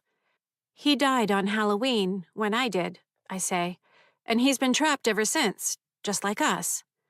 Since when? I just told you. We've got a plan, and Mr. Gracie doesn't have a clue. He doesn't even know we've made contact. He's not getting away this time. We know what he's hiding, how he's hiding it, and how to take him out. How? Eddie says. Impossible, Mom says. She staggers to her feet, shaking her head. Listen to yourself. He's cutting us down one after another. My family is ruined. My daughter is losing her mind, just like my brother did. The one thing that worried me more than anything is happening at the worst possible time. This is all nonsense. Take him out? Can't you see what's going to happen? No plan is going to stop anything. We're in hell, all of us. With a despairing look to the ceiling, she turns and stumbles up the stairs, bitterness and grief rolling off her in waves. That was quick. I'd better, Eddie begins. Go after her, I finish for him. Make sure she doesn't hurt herself or anything. His gaze searches my own. I want to be there when we kill him. 100%, I say. Eddie starts back after Mom, as I figured, which means I probably bought myself an hour or two of precious time. As for Tim Lane, sorry, buddy. Mr. Gracie is on his way over there right now, and he's not happy. No, not happy at all. Whoops. Chapter 62. I sweep into Kyle's house like the outer band of a hurricane, up through an unoccupied bathroom on the second floor and straight to the attic. Opposite the stairway stands the door to the spare guest room. Kyle's hiding place is directly above it. No way around it. I have to scare the crap out of him. Hey! I whisper as I glide up into the space. His entire body lurches and he flies up through the ceiling with a yell. It's just me, I add. After a few moments, he comes back into his hiding spot, tears of fear and embarrassment in his eyes. Gosh, you could have maybe called to me from outside or something? Jeez. The space is no bigger than a pup tent. Its unfinished walls are replete with tiny nail ends from the shingling. Translucent plastic bins filled with what appear to be old correspondence and papers neatly line one side. I apologize, I say. You'll survive. Very funny. You need to come with me, right now. What, now? Why? Because I think I figured out a way to short-circuit the entire system, I say. And we may only have one chance to do this right, so come, now. I duck back through the attic. I'm not worried about running into Eddie or Mom. I'm quite sure if I were to head down to the cellar, the mutilated corpse of Eugene would be gone, just like the smears of blood in the kitchen are gone. The system of manifestation relies upon a certain amount of equilibrium and stasis to function properly. Equilibrium and stasis I have completely disturbed. I don't expect to see my family in the house for a little while. As for how long exactly, well, that's what Kyle's for. He follows me through the kitchen. When I stop at the bottom of the stairs, he walks right into me. "Kyle, please." "Sorry, where are we going?" he says. "I need you to stay here and keep watch. Don't go too far from the bottom of the stairs. The windows over there are your best bet for seeing him come." The living room is dark. Outside the windows, the night seems bright with moonlight and the glow of street lamps. Kyle looks toward the windows, then back at me. "Him who?" "Mr. Gracie, who is also Mrs. Gracie, who is also—" I pause. "My family. They're all the same, which I should have figured out a long time ago, decades ago. I was an idiot." He stares at me. Before I know what he's doing, he wraps his stout little arms around me and pulls me tight. I'm not much of a hugger. I really don't like being touched. "But you figured it out," he says. "I never would have figured it out." Of all the reactions I expected upon my confession of ignorance, that was not among them. For a moment, just a moment, I hug him back. It actually feels not bad. "Just keep an eye out for anything or anyone," I say. "Shout as loud as you can if you see anyone, if you feel anyone. Trust yourself." To my surprise, when I pull back, Kyle doesn't put up a fight. No barrage of questions, no checking, double-checking, triple-checking that everything is going to be fine. Maybe he sees something in my face he hasn't seen before. "Okay," he says. "Then what?" I don't know what comes over me, but I reach out and brush Kyle's cheek with the back of my fingers. We've been through a lot, and he's always been there for me. "Haul your butt back to your hiding spot as fast as you can." I turn and head up the stairs. Chapter 63. Haley's face is lax, smooshed into her pillow, her mouth hanging open. As usual, she's kicked off the coverlet and her monster feet jut out from underneath. "Don't talk to the living or they die." "Haley!" I call out, inches from her face. "Haley! Haley! Wake up, you Neanderthal marvel!" Her right eye cracks open, her breath caught in her throat, mouth still hanging open. "There you go," I say, louder. "Throw the switches, all systems go, come on." She jerks back, eyes wide and blinking, the shoulder of her collarless t-shirt slipping down over her left shoulder. "What?" Her voice is thick, half-whisper. "Yes, this is likely quite shocking," I say. "I apologize for that, but I need you to do something for me." She scoots up, cracking her head on the wall behind the bed. "Jesus, what in the hell?" "I'm here. You know who I am." Her hand covers her eyes and she shakes her head. "No, no, no." "Yes, yes, yes. Come on, you're not losing touch with reality. This isn't a dream. I just need you to look up something for me." Hand off her eyes, looking around. Opening mouth, closing mouth. "What?" "I'm Karen Mary Ellen Jarvis," I say. "This is the house where I died on October 31st, 1981. I've seen you every day of your life since you moved in when you were 3. My lack of communication is too complicated to explain right now, but you can help me. Please." She looks from one corner of the dark room to the next like a hunted animal. She snatches her phone up from the bedside table and struggles to unlock it, her hand shaking ferociously. Holy shit, holy shit.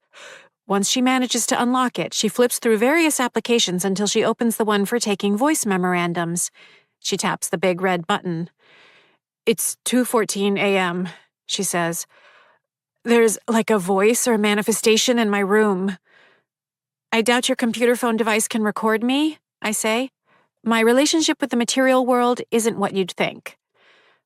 "Okay, it just said something about not being recorded and materials. This is wild. You don't know the half of it, I offer, but you can always listen back to what you just recorded. With a suspicious glance around the room, she stops recording. When she hits the play button, her voice after the handling sounds is clear. Mine, as predicted, didn't register. I'm so high, Haley says. No, you're not. Tell me you didn't. What? Are you seriously drugged out? I ask. How much did you toke? Toke? What? No, like, it was some edibles. You ate marijuana weed? Not weed, gummy bears, and they're way too strong. Fuck. Forgive me for not being an experienced druggie, I say, and I can assure you I'm not gummy bear marijuana. Hearing voices is bad. You're not hearing voices. You're hearing me, Karen Jarvis. You're not going crazy. I'm not going crazy. Neither one of us is going crazy, says the voice in my head. Not in your head, I say. In your room. Here. I glide back to the door. Now I'm here. Over to the closet. And now here. See how it's not in your head? But wouldn't that be like a more insidious kind of crazy? She says. Fair enough. I move back to her bed. But it's not. So we can go round and round and round on this until the sun comes up, but I really don't have the time. Here's a thought. Maybe the best way to prove you're 100% sane is to run with me on this. Help me find a few answers. I won't bug you anymore after that. And when it all goes down like I say, you won't have to scratch your head wondering. How's that sound? Haley stares at her phone, glances up into the darkness, back at her phone, into the darkness. Look, I say, I know you saw the article about what happened, so you know that much is true. I lived here with my twin brothers, Eugene and Eddie. My mother's name was Emily Jeanette Jarvis. She died with my brother Eddie in a car accident in January 1982 in Lawrence. Eugene died here on August 29, 1987. My father committed suicide in the cellar less than a month later. You can look all that up. Jesus, she says. How haunted is this place? Worse than you think, but not in the way you think. Long story. They were all able to move on to their graves. I wasn't, which is why I'm stuck here. I think I can finally get away if you can help me find out where my grave is. Please. That's what I need you to look up for me. Everything depends on it. I'm literally begging, please. She's obviously having trouble keeping up with everything I just dumped on her. The expression on her face is the same as when she's doing her homework. Here's all you need to do. I press on. There's almost certainly a family plot in one of the nearby cemeteries, one to the southeast of here. Look up the obituary of my brother and Mom. That's probably the quickest one to find. Like, right now? Maybe after your next workout, I was thinking. How would that be? I move in closer and raise my voice. Of course I mean now! Why do you think I woke you up in the middle of the night? You don't have to be a dick about it, she says. Oh my God. Fine, I sputter. You're right, I won't be such a dick about it. It would be extremely helpful if you could tap the following into your search box. It won't take long, and I say this in no way, shape, or form as a dick. I'm dreaming, she says. Not dreaming, but if you are dreaming, why not play along? I think the use of the verbal construct play along will help.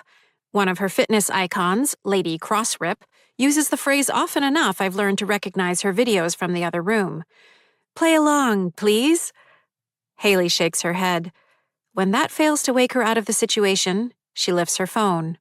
Fine. Go for it. Go for it. Another bit of Lady Crossrip's lexicon. Apparently, I'm about to send a wave along a heavy rope, flip over an enormous tire, jump on a box. Fine. Try Jarvis family plot, Andover, Massachusetts, I say, going for it. She stares into the darkness beyond her phone. Come on, Haley. Play along. Help me find the saddest patch of ground in town. The moment drags out. Finally, she shudders, then bends over her phone, typing. First 3 words. Pause. Andover, Massachusetts, I prompt. She nods and finishes, then hits the search button. I stand partway through her mattress and frame, sheets and blankets, so I can see the awfulness as it pops up. The first result is for Jarvis Realty in Boxford, Massachusetts. Several results touch on the phrase family plot Andover, Massachusetts in relation to several local cemeteries, along with soft focus imagery of sunlit graveyards. Did I spell it right? Haley asks, concluding as I have that the search didn't reveal what I'm after. It's spelled right, yes. She flinches, hearing my voice right next to her. Calm down. I wanted to see, too, I say. Not cool. You scared the shit out of me. I'm a ghost. Type in my name and 1981 and cemetery. Haley pauses with her thumbs above the screen. So, you're telling me you've been here the whole time? Yes. Search, please. But you never, haunted us? Or tried to talk to us until last week? For your own good, I say. I'm not a dick. But aren't ghosts pretty much permanent dicks? Your point being, it just seems weird you'd be here the whole time but never reach out or anything. Well, then I'm weird. Probably the weirdest ghost you're likely to meet, I say. But I really don't have time for a long discussion about proper ghosting technique. Go on. Karen Jarvis, 1981, cemetery. Please, play along. Dig deep. That last one is from a different insipid YouTube coach she's obsessed with. This is so creepy, she mutters as she types the information in. The results link to a dozen articles about my death and the incident. Local papers, Boston papers, the New York Times, a short video from the Today Show, another of a ghost hunting show from what looks like the late 1990s or early 2000s. The second result down highlights my name in a snippet, along with the word cemetery. That one, I say. Second one down. Click it. When she taps on it, a scanned article appears. My obituary. Karen Mary Ellen Jarvis, 12, died at her home Saturday after an evening of trick-or-treating. Born in Lawrence, Massachusetts in 1969, she was raised by her beloved parents, James and Emily Jarvis. She was a student at Doherty Elementary School, where she excelled at academics, earning the admiration and affection of teachers, administrators, and fellow students. Karen's lifelong hunger for learning began when she first read aloud The Little Engine That Could at 14 months. After completing the entire elementary school math curriculum during her third grade year, she advanced to classwork designed by the math department of East Junior High School. While mathematics was her forte, she excelled in all disciplines, delivering memorable presentations on the indigenous peoples of South America, the failure of presidential leadership in the decades preceding the American Civil War, and the role of astronomy during the Chinese Ming Dynasty. An intrepid nature enthusiast, Karen led her own tree and fauna identification club, was an avid birder, and charted the constellations with a passion for stargazing.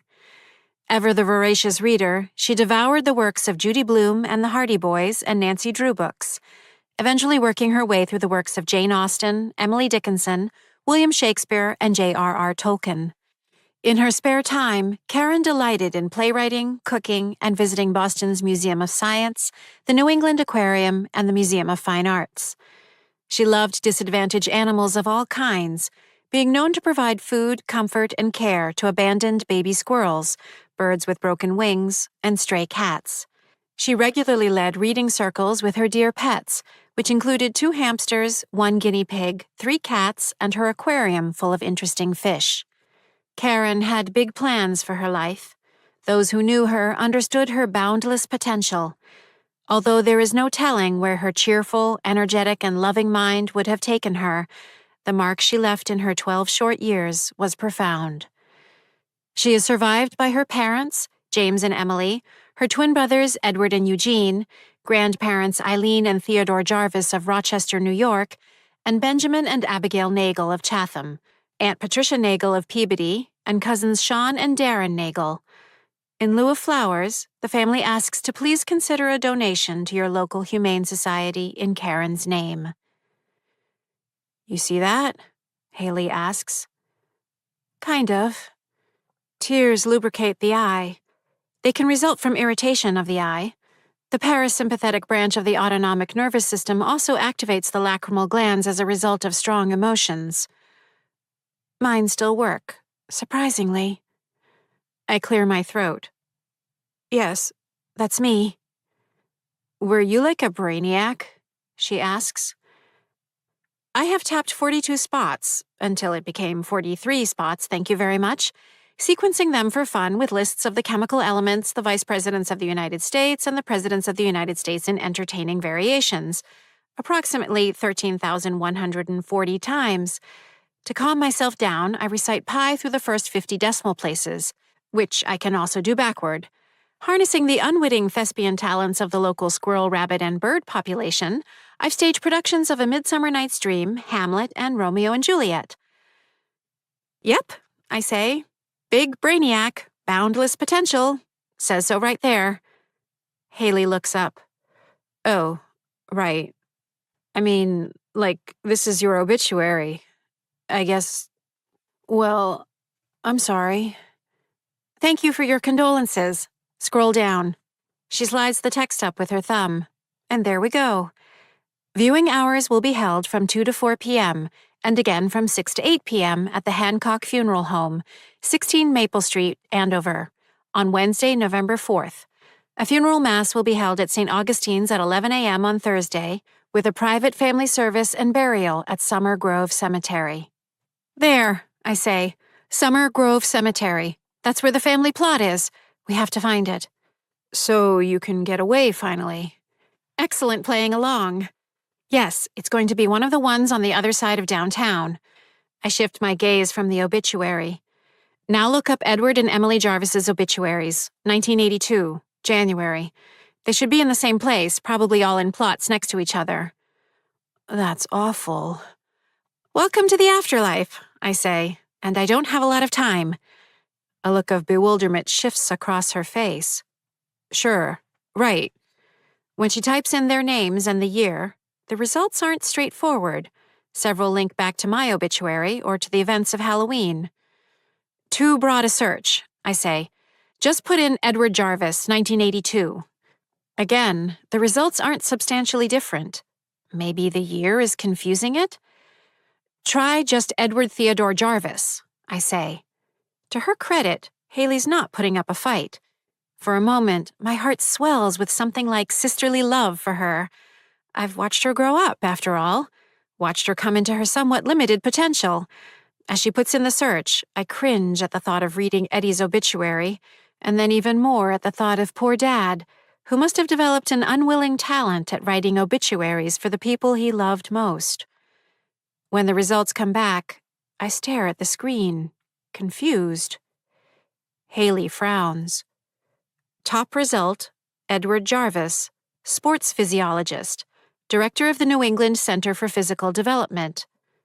The picture next to it shows a smiling man in early middle age with a closely shaved head, a trimmed goatee, and the unmistakable twinkling eyes of Eddie. Chapter 64. I thought you said he was dead, Haley says. One train after another derails in my head. Whole train yards of them. I force my brain to work. Tap on that. The one at the top.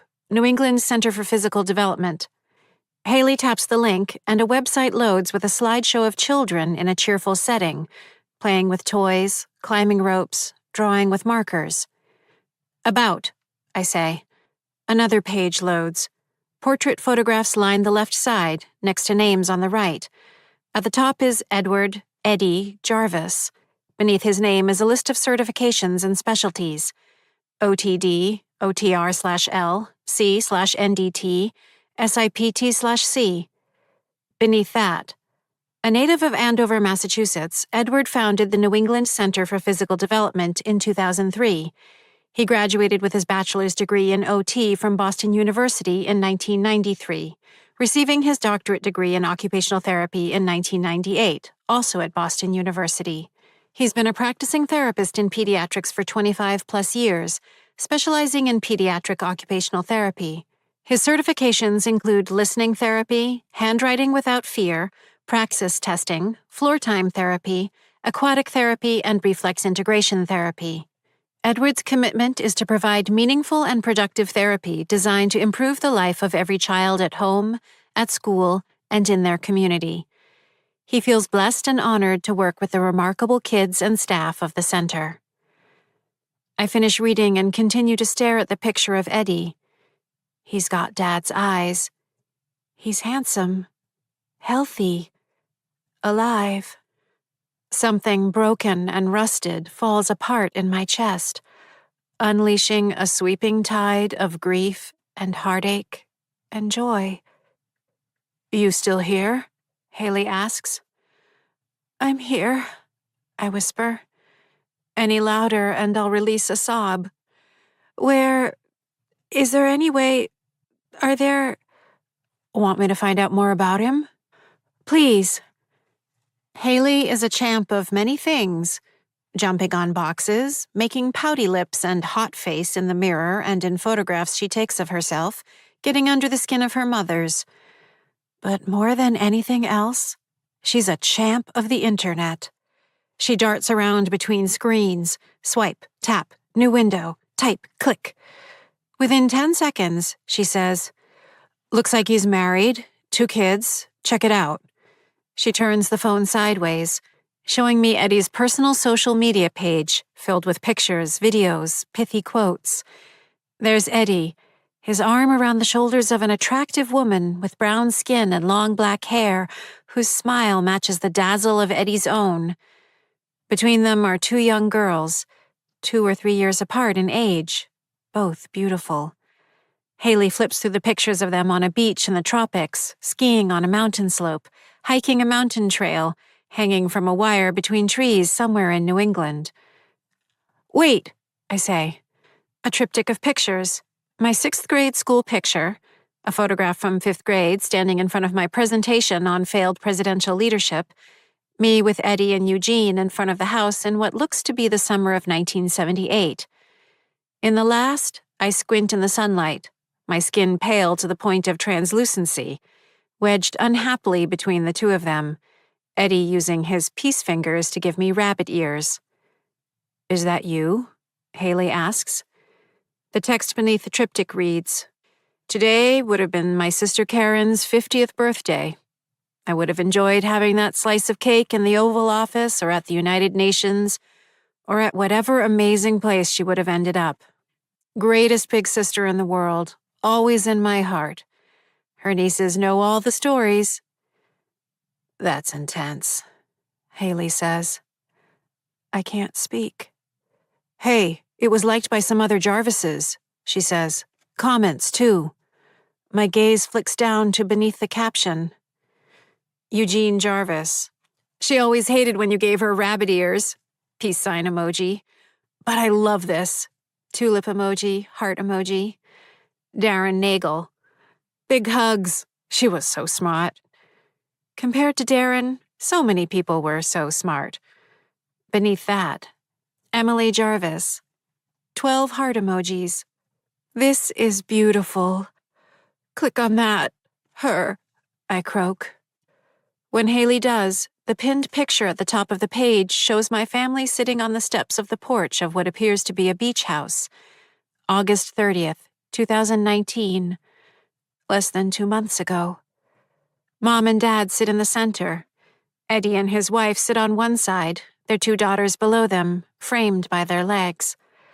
On the other side is Eugene, with his arm around a handsome black man. Between their legs sit a pair of young boys with Chinese features. They appear to be twins. There's suddenly not enough oxygen in Andover for me to get a deep enough breath. They're alive. They're all alive. Chapter 65. The revelations leave me dizzy. Haley spelunks down each lead, tapping, swiping, zooming, balancing out multiple tabs. Within minutes, I learn Eddie's wife's name is Megan, and they met running the Boston Marathon in 2007. Their daughters are Mackenzie, age 10, and Sophia, age 7. Eugene's husband is Guillaume, a French national who works as an orthopedic surgeon at Mass General Hospital in Boston. They got married on a beach in Chatham on Cape Cod in 2014. Their boys are Caden and Mateo, 4-year-old twins adopted from China, both hard of hearing. My mom retired from 3 decades of substitute teaching in 2005. She and Dad moved from North Andover to Cape Cod in 2009. Dad has a collection of over 50 ships in bottles he's built. Dad, Eddie, and Eugene started a nonprofit foundation in 1991, providing underprivileged girls with calculators and microscopes, eventually expanding to help high school girls and non-binary students navigate and supplement scholarships and other aid packages to study in STEM, science, technology, engineering, mathematics, fields. Eugene runs it full-time now, with 6 employees. It's called the Karen Jarvis Foundation. My heart wants to crack in half.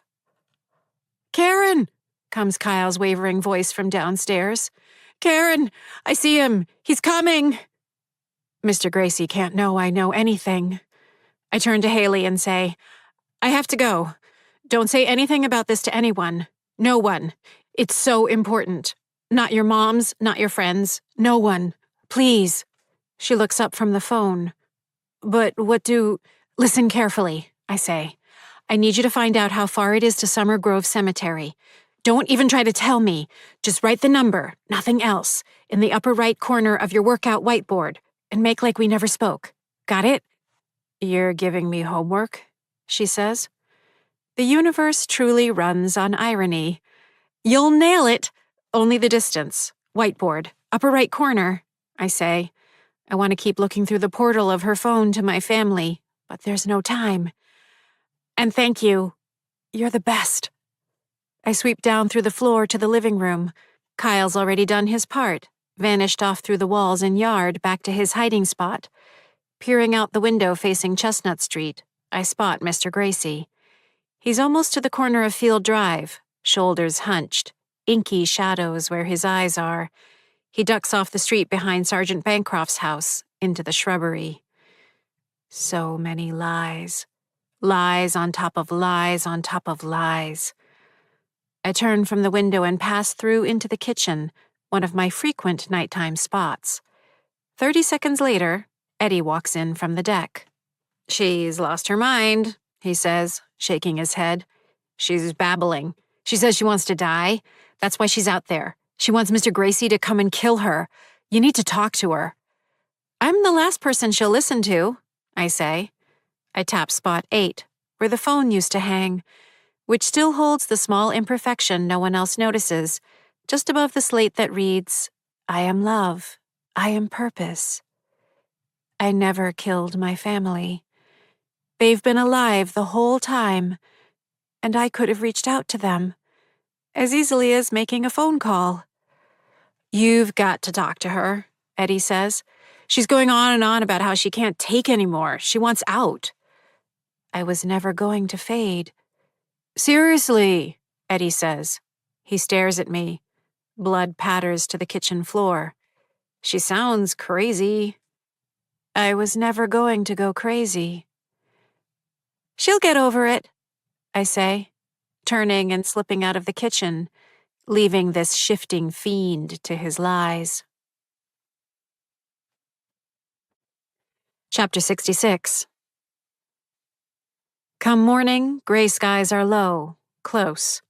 When the rain begins pattering on the fallen leaves, the air fills with the scent of petrichor, the aerosolization of various oils that accumulate atop soil and release to create the smell of a rainstorm. I don't move inside, remaining at the stone bench at the edge of the yard. Rain passes through me like thread-sized ribbons, each drop leaving a little tingle behind. I lean forward, elbows on my knees, hanging my head. The sad ghost crushed by her brother's second demise, riven with guilt, mourning, and defeated. It's a bravura performance on my part, and exclusively for the benefit of Eddie as he watches me from the kitchen window. Angles, arcs, distances, volumes, strengths, each with a value, each a part of the formula. That's what I'm concentrating on. Math. When I wandered the perimeter of the tethers, I didn't find them where I expected them to be. Instead, they only extended by 0.43 meters from where they'd been yesterday, before I cut the juice to them by reducing my tapping again. Even when I factor in a small degree of systemic decay and the reduction of the entity manifestation, I still can't make the math work. With the reduction in my tapping, I'd have expected something closer to a full 2 meters. Consideration number 1. My math is off. But my math isn't off. Consideration number 2.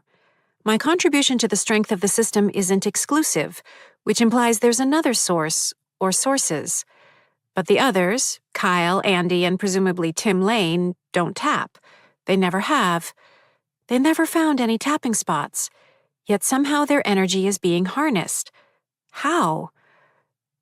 You're really sure? Really, really, really sure? I lift my head. The hiding spots. Where else do they regularly spend entire evenings? On a schedule, and at the whim of Mr. Gracie and all his guises. And the more often of late, the schedule completely off-kilter, because he's been driving them back into their hiding spots to compensate for the system losing energy. My tapping spots. Their hiding spots. That's how he feeds off of us, using our own energy to keep the system locking us in. I stare at Andy's house across the street. Then I look to Kyle's house. And I have it. How I can get us all out of here. Chapter 67. Eddie follows me as I tap along the second floor. She asked me if I'd remembered to do my homework, he says. All cheerful. Fucking weird. I'm hitting most of the actual tapping spots with him so close, not willing to risk his catching on. I dodge the proper spots when I can, when he's not quite on my heel. I need slack in the barriers tonight. Not a full failure, but enough. She's been through trauma, I say. She's clinically insane? Seriously broken. Like, not too far from gibbering madwoman lunatic crazy? I can't handle that. You should hear her. She was talking about the baby food I used to eat. You ate 6 jars of mushed sweet potato you got from under the cabinet, I remind him. A well-worn family story. Who needs to be reminded of stuff like that? Isn't there a statute of limitations on stupid shit you do as a kid? Statute of limitations, not statue. Thank you, he says. I'm sure I'll ace my SATs now. I tap the patched wall crack beneath the window in the master bedroom, keeping my fingertip 4 inches below the correct spot, shielding my inaccuracy with my back to Eddie. I don't slow, making the circuit in the bathroom and closet, then out into the hallway. Maybe you shouldn't leave her by herself, I suggest. Maybe you should hang out with her? She can tell you how we should try to dress more formally for dinner. I told you, she'd be worse off with me. She blames me for everything. You didn't hear the sounds she made when Mr. Maniac was shoving Eugene's head down into his chest cavity, like a wounded animal. I don't know which was worse. I'm still hearing them, now that I mention it. I pause just inside Elisa's office. They're not really dead, you know. What? Eddie says. We figured out where they really are. Whoa. Who? Dad, Eugene, I say. Back up. What do you mean you found out where they really are? The whole thing is some kind of trick, I say. An illusion. He took them. Impossible. I was there. Look up the meaning of illusion. What's weird is that they aren't the same. They're, I don't know, older. They look different. So we think he took them, but somehow something shifted because now they're different. When you say we, you aren't talking about Tim Lane again, are you? He asks. I turn and tap the side of the air vent grate. Yeah, he's smarter than you'd think. He found something out in the woods behind his house, some kind of break in the barriers. Mr. Gracie doesn't even know about it. Looking into Haley's room, I glance at the whiteboard where she logs her workouts. In her blocky printing, a notation in the upper right corner reads, SGC 3.2, CCPA. I don't look at it for more than half a second. Summer Grove Cemetery, 3.2 miles. That's clear enough, but what about those letters? It takes me a moment, but then I have it. The first C is clearly for Chestnut Street. She's giving me directions. Chestnut to a street name with a C, to a street name with a P, to a street with an A. Impressively clever and thorough. Thank you, Haley. Turning back to face Eddie, who's still in the hallway outside Haley's room, I reach up and tap 6 inches away from the painted-over tack hole. Seriously, does he think we're idiots? I ask. Chapter 68. The full moon hangs in the east, its reflected light shining down the length of Field Drive in near-perfect alignment. I don't even want to be out here, Kyle says. He can't keep his gaze from the woods behind his house. He keeps coming by. I want to tell Kyle everything, but I can't risk it. Not yet. Yes, Kyle is as dependable as they come, ready to follow any rule put to him, which is the problem. Mr. Gracie could well trap Kyle outside of his hiding spot and squeeze a confession out of him. An even bigger worry. Mr. Gracie assumes some other guys, like me, and gets Kyle to confirm all his suspicions. I think I've found a way out, I say. Out from what? At that moment, I get a vision of who Kyle would have been if he'd lived. A high school music teacher, beloved by his students, leading the marching band at the sports games. Solid, pleasant, dependable. Lots of polo shirts. A wife, possibly another teacher in the school district.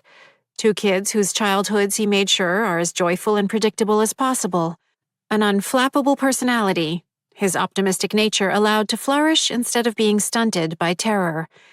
He would have taken wonderful care of his parents as they grew older. I imagine his social media, pictures of him at Berklee College of Music in Boston, drumming in a jazz ensemble, playing with a rock and roll band, in a sharp tuxedo on his wedding day, surrounded by friends and siblings, him with his students, a baton in his hand, with his newborn, his wife by his side, both looking tired and a little dumbfounded at the hospital. At the recital of his young daughter, her piano skills impressive.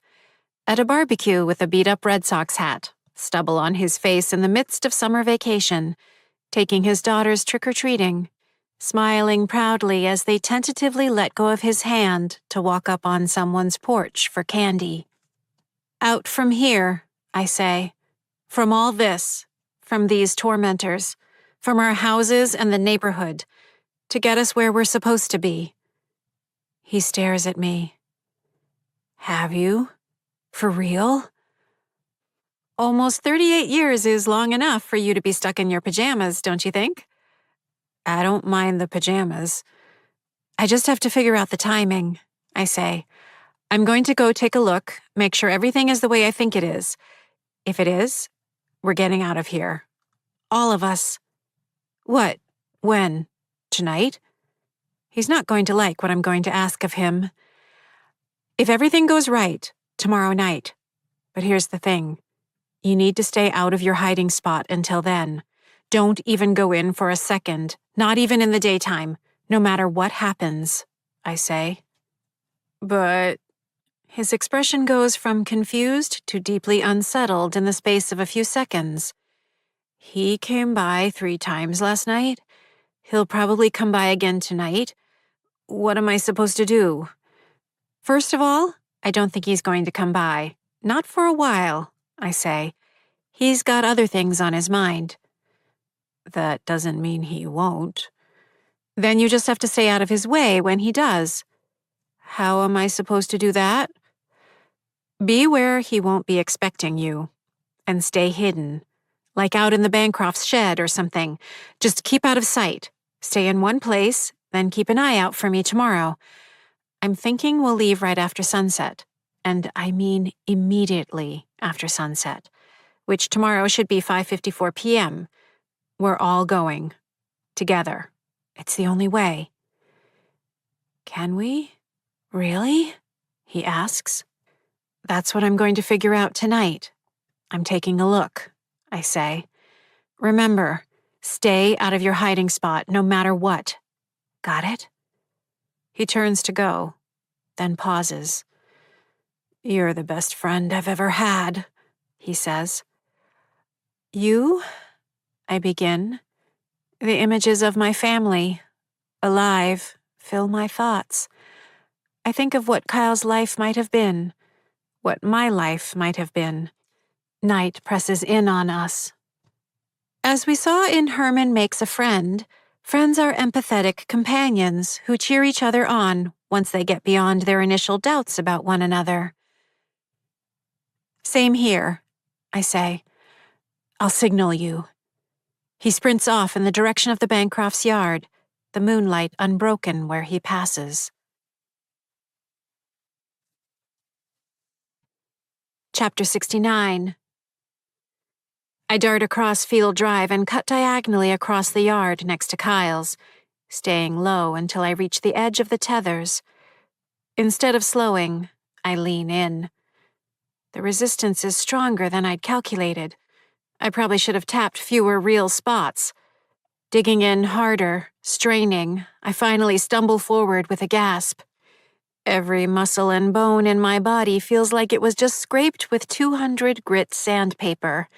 It takes several moments before I can get up from where I sprawl. More evidence my math, now factoring in the power being drawn from the hiding spots, is on the right track. Keeping to the shadows, I hurry between the houses, over a low wall of fieldstones that marks the edge of a property, and into the stretch of woods beyond. Shivers run along my shoulders. These woods meander away from Chestnut Street, paralleling Field Drive before following the course of a small brook into a hilly jumble of woodland, bordering the edges of several cul-de-sacs. At its widest, it's close to 2 kilometers. I speed along the contours of the land as it slopes down to the cleft of the brook. The water of the brook is a black ribbon, just under 1 meter across, sluicing around large stones and giving the night air the distinct scent of minerals and algae. I turn right, following its course eastward. Glancing over my right shoulder, I see lights shining within Kyle's house. The final portion of the brook before Chestnut Street is draped on the north bank by the dropping skirts of eastern hemlock, Tsuga canadensis, the soil beneath them gnarled with their knuckled roots. As I'm about to clamber up the sharp incline past the concrete culvert below the level of the sidewalk, I pause. A faint, subtle sensation reaches me. Malice. A shadow of cruelty. I crouch, will myself still, blend with the darkness. The only sound is the melody of the water spilling around a fallen log. A car passes by on the street, headlights throwing gliding shadows into the gully. A figure passes along the sidewalk, through the illumination from one of the streetlights. I freeze. My skin crawls. His strides are long and loping, his torso tall. The clothes remind me of those worn by a gravedigger plucked from 19th century London, tattered and filthy. Above his wide shoulders bobs the grotesque head of a fiend, pale, long chin drawing down to a horrifying point, dark eyes between twisted ears and a pair of obsidian horns protruding from beneath what looks to be a bowler hat. At the end of his arms swing maggot-colored hands the size of baseball mitts, each finger ending in a blackened claw. This is what Tim Lane has to deal with. Not that I ever felt bad for him when he tormented me in school and on the bus, but, oh, God. Mr. Gracie isn't looking in my direction. As he passes into the shadows, he transforms. His height shrinks, the shoulders narrowing, the arms retracting to something approaching human length. The grave robber end of shift apparel blurs, coalescing into Mr. Gracie's more familiar 1960s librarian attire, complete with fedora. The loping stride shifts into the wise guy saunter I've grown used to. He keeps up his pace, looking straight ahead, vanishing into the night in the direction of my house. As the moments tick by, the touch of awareness fades, moving on. I wait for another 10 minutes before scrambling up to the sidewalk. Nothing moves in either direction. I stumble to my left, up through the row of 4 hemlocks. Across from me stands a small brown Cape-style house. A blue and white placard sign at the front of the yard reads, "For sale, Stonewall Realtors, Deborah Landy," next to a photograph of a smiling blonde woman. Okay, he's got to be in there somewhere.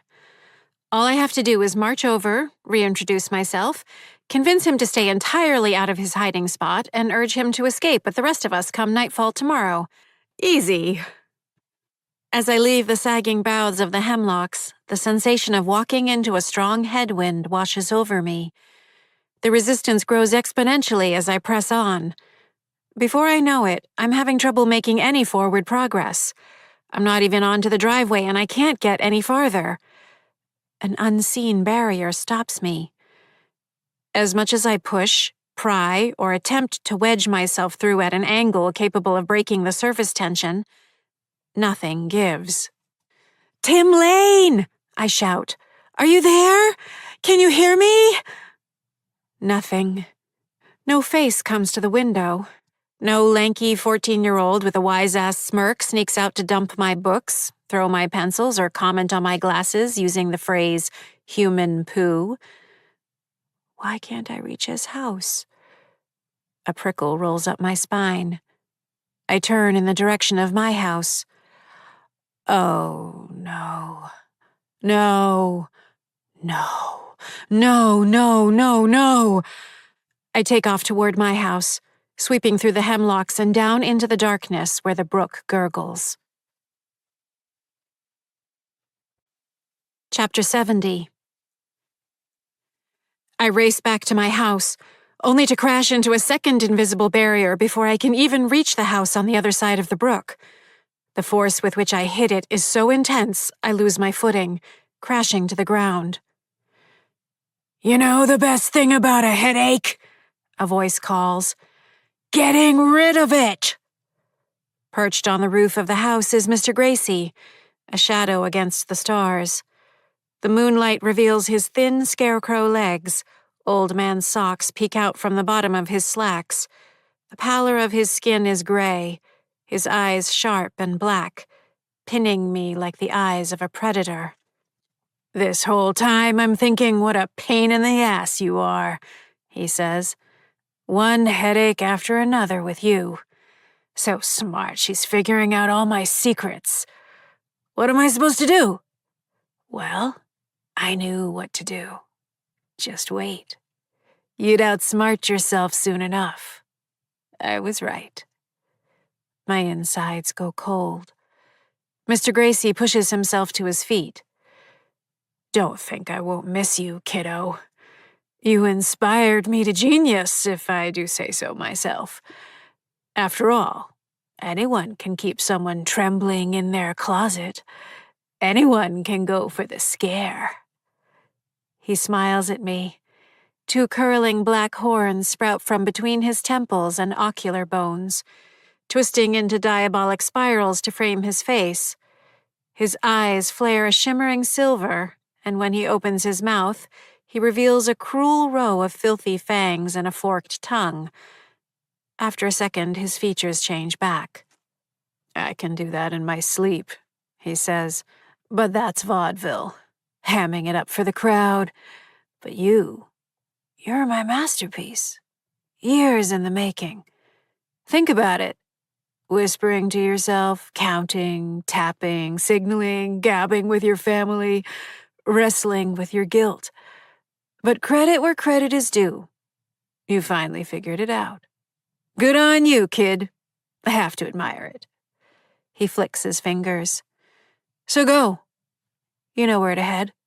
Consider it my parting gift.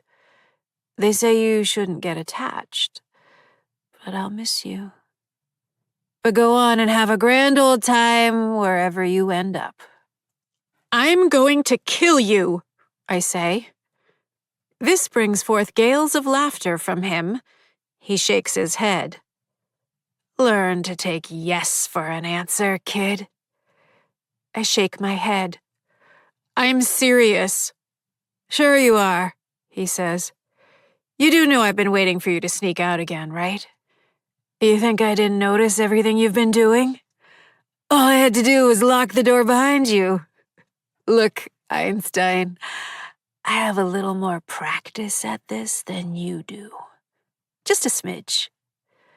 But what you and I had, well, the magic has to end someday. Let's just savor it. Have a good laugh. It's one for the ages. I'll even give you some time to figure out just how screwed you are. Try to get back in.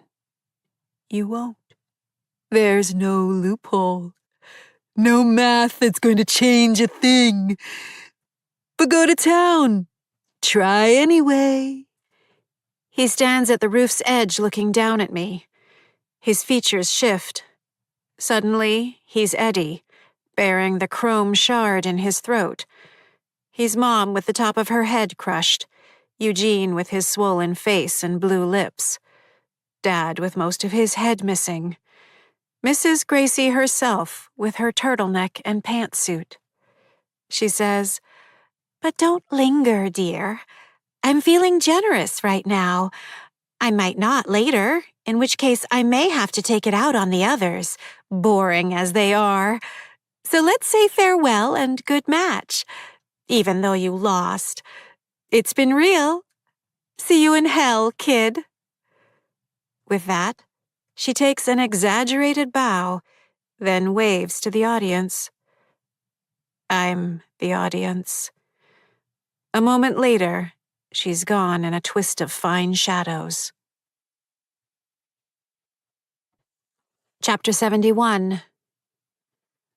I can work with this. Really, I can work with this. Though I can't actually get my feet to move, but I can work with this. After all, it's not like I haven't made mistakes already. I have, loads of them. I'm getting to be a pro at it, you might say. And do you know what a pro does? She works with it. Still haven't moved yet. Interesting. So if the plan is out the window, time for a new plan. Look for another way back in, or yell for Kyle, or for Andy, or try Tim Lane again. I've got some time, right? No, I don't. Because he's not going to let me go. The nonchalant, magnanimous way he said he would is a dead giveaway. He's just looking for another way to torture me. So go. You know where to head. Mr. Gracie expects me to break for the cemetery. Moreover, he wants me to. Ergo the suggestion. Which means he's probably waiting for me right now on the other side of the neighborhood, somewhere between here and the cemetery. He'll never let me go. Think. I look to my right, toward the blackness of the woods. I have no idea if it will work, but I'm out of options. I break into a sprint, disappearing into the trees. Chapter 72. Moonlight slices in shards through the woods down behind Tim Lane's house. I feel my way forward until I crash into the southwestern stretch of the barrier.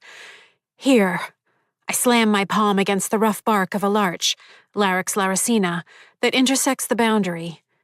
Another 4 meters along, I hit another trunk. Keeping one eye on the way I've come, I shudder and stagger my way through underbrush, trunks, and boulders. Anything I find that's even partially in the barrier, I smack it with my palm. Bam! Pine trunk. Bam! Glacial erratic rock. I'm half tempted to shout out the names of vice presidents as I do so. Habit. So much tapping, for so long. Using my essence, my energy, my soul. all of which went into Mr. Gracie's insidious trap, keeping it powered, keeping us in place, feeding into it, distributing and maintaining the volume of a changing energy system, keeping the surface tension strong enough to lock us in, decade after decade. And since the state of minimum potential energy is a ratio of the change in the energy of the volume to the change in the surface area, measured in joules per square meter, and if this connection between my essence, my soul, which he used against me for so long, can still conduct energy from me into the system, I can blow it up. For good. But only if I can connect with a source of energy more powerful than anything he's imagined. I continue feeling my way along the boundary, tapping, slamming, smacking everything in its path. When I reach the portion that stretches into the wide open yard, I look back at my handiwork. A trail of connections, just waiting to fire more energy into the system than it can handle. I turn and lift my gaze to the southeast, where the glimmering bands of light from my grave arc into the night sky. Chapter 73. I stick to the western side of Chestnut Street, keeping myself hidden as much as I can by passing through trees, a pickup truck, the house beyond, a sun porch, a trampoline, and the house beyond that. It's only when I reach Westbrook Drive that I abandon my manic run through people's dark and silent homes, the world's least successful burglar. Though, as a prison escapee, I'm not doing so badly. Crossing to the far side of Westbrook, I hurry. No sign yet of Mr. Gracie. I hurry, following the curve of Chestnut Street where it bends off to the southwest. In the distance rises the clearest view yet of the shimmering gold, copper, and silver of my grave illumination. The colors look more real than even the solid yards I pass. Even though the lights appear to rise from the southeast, I stick to Chestnut Street. The yellow-tinged sodium lights create a tunneling chiaroscuro as the street winds between the trees that line both sides. SGC 3.2 CCPA. The first C is chestnut, I'm sure of it. Haley knew what she was doing. Amazing. Now and then, a car drives by, trailing plumes of condensation from its exhaust pipe, the headlights cutting the night ahead of me.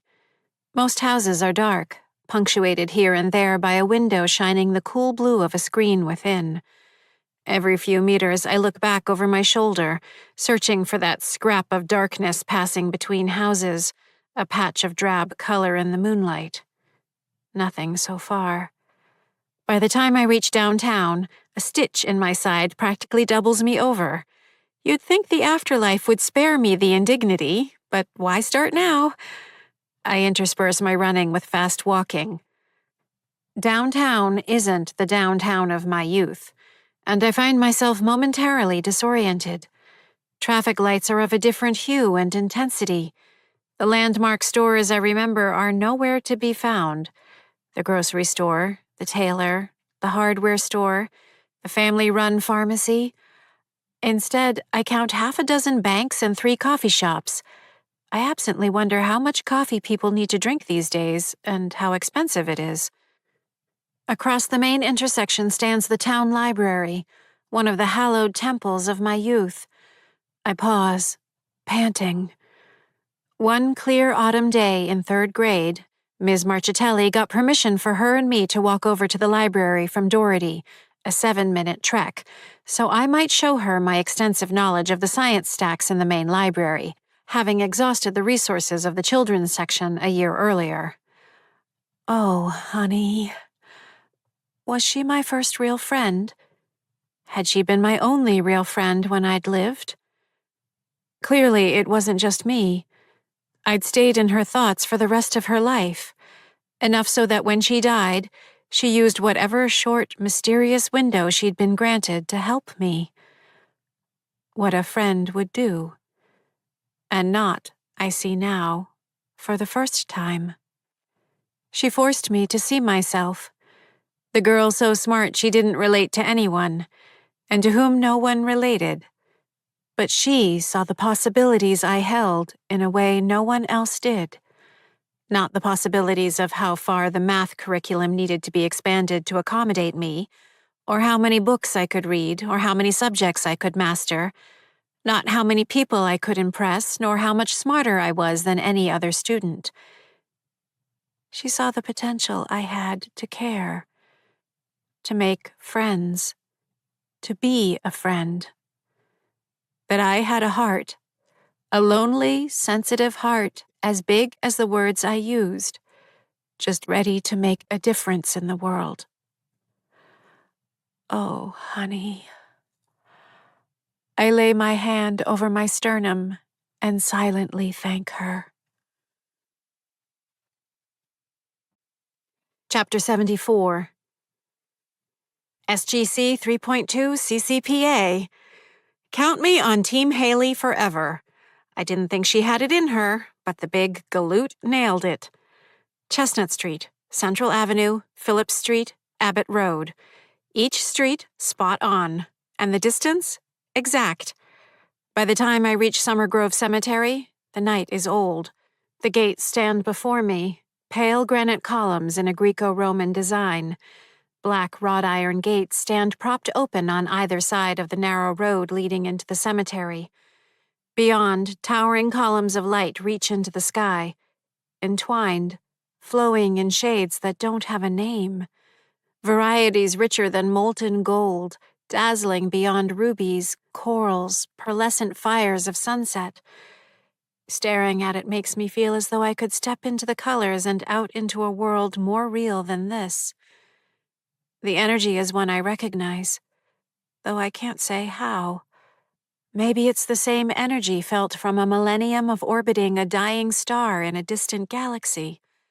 Maybe an ancient residual fluctuation of the forces that originated the universe and of the laws of physics and time that fill it.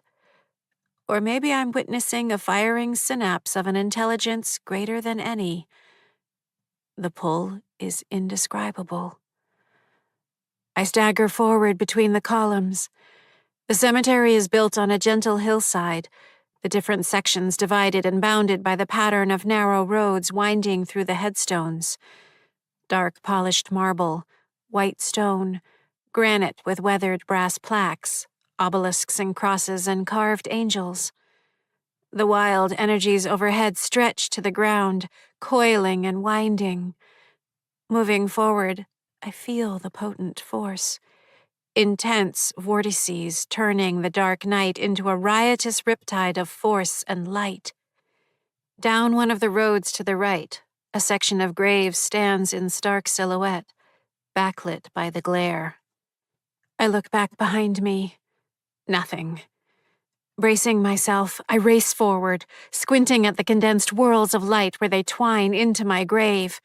Before I can reach the light, a crawling sensation tickles my back between my scapulae. I turn in time to see Mr. Gracie coming up the road, that same confident stride. "Not a fan of hide and seek," he shouts. "It's for the kiddos." "You lied." "Course I did." He gives me a smile, his teeth weathered and gray. "How stupid do you think I am?" I keep a long row of graves between us. "Pretty stupid, now that you mention it," I say. "It didn't strike you as odd how everything was going along just fine? Until it wasn't? How everything started falling apart no matter what you did?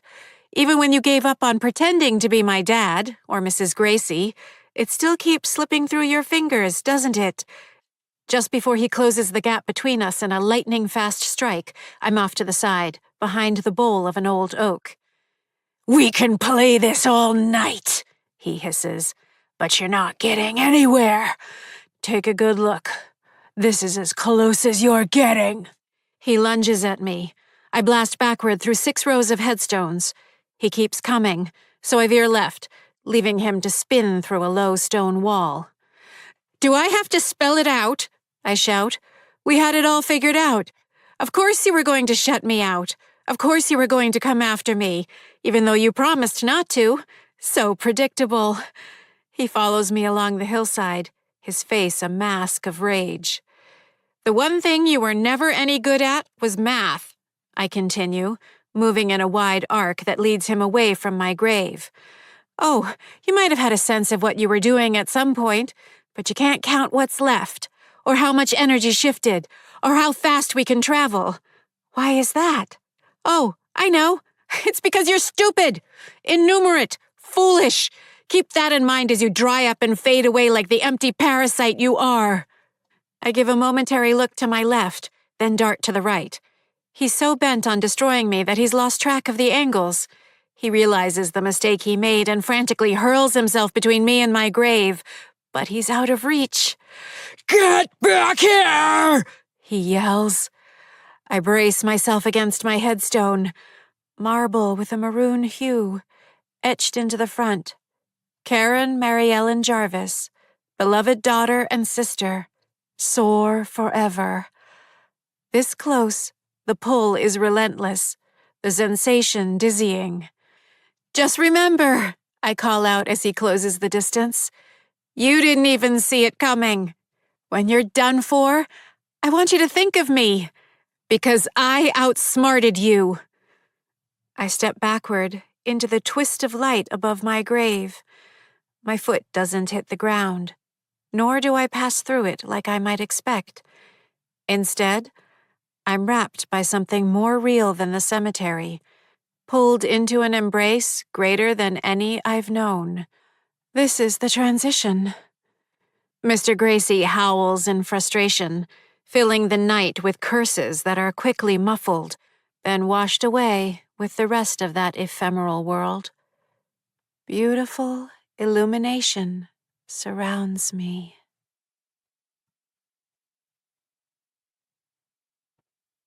Chapter 75. I hang on with everything I've got. Fingers, toes, elbows, ankles, grabbing and bracing desperately at the fabric of the world. The current drives me deeper, tugging, pulling, inarguable. But I hold on. Pure willpower. Beloved daughter and sister, soar forever. I'm soaring now, spread-eagled and caught in the potent, rippling eddies of the barrier between this world and the next. But I hold on. Mr. Gracie is no doubt cursing up a storm, kicking his feet, furious. But he's not going to stick around too long. He can't. With my energy missing, the system is already retracting. He won't be able to stay away from it for too long without weakening it further. He's vulnerable. The system is shaky. But I hold on. Indescribable power courses through me, an otherworldly Niagara flow of current. And from me through to everything I've touched. It's sparking out a dozen locations, flooding, rushing, conducting. Through the circuit I fed for decades, and through the channels I planted into the barrier back in the neighborhood. I feel it spinning off, arcing, wildly shorting out the system. This must be what being hit by lightning feels like. Pretty sure I'm making a noise that's somewhere between weeping and pleading.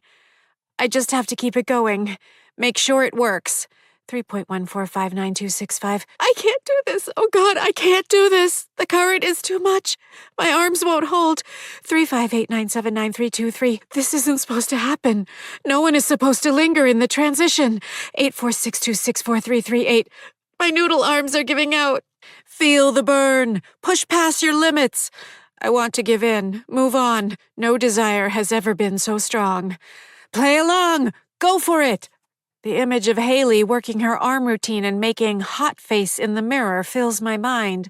I stay with it for longer than I think possible, until I'm forcing my lips into a profoundly gifted version of hot face.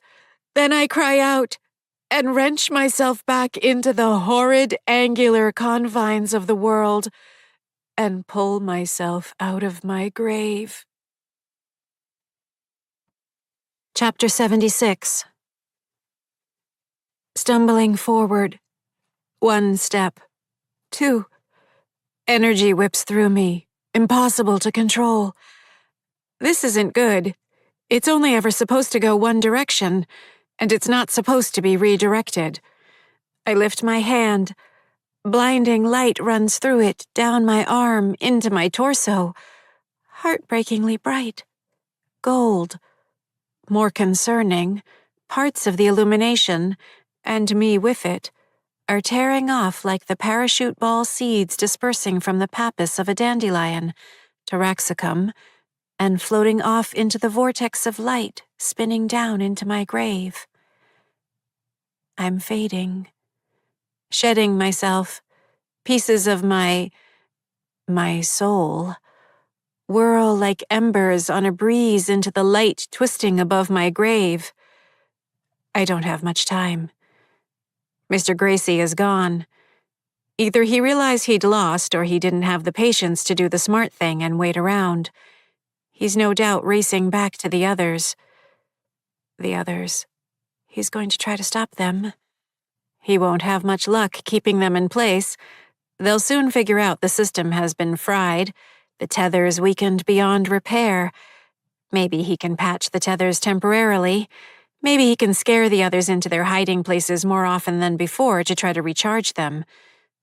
But it won't work. Not after what I just pulled off. Except when he realizes he can't stop them, he's going to try to hide their graves from them. He won't be able to block everything.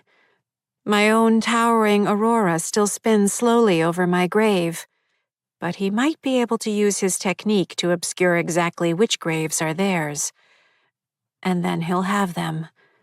They won't be able to move on. He'll take them down even if it means taking himself down in the process. Where are their graves, though? Think. I don't see light above any grave but my own. Think. Friendships can be meaningful. My mind flashes back to those hours spent with Ms. Marchitelli. What I'm saying is that you might not be thinking carefully enough about the value that friendship brings.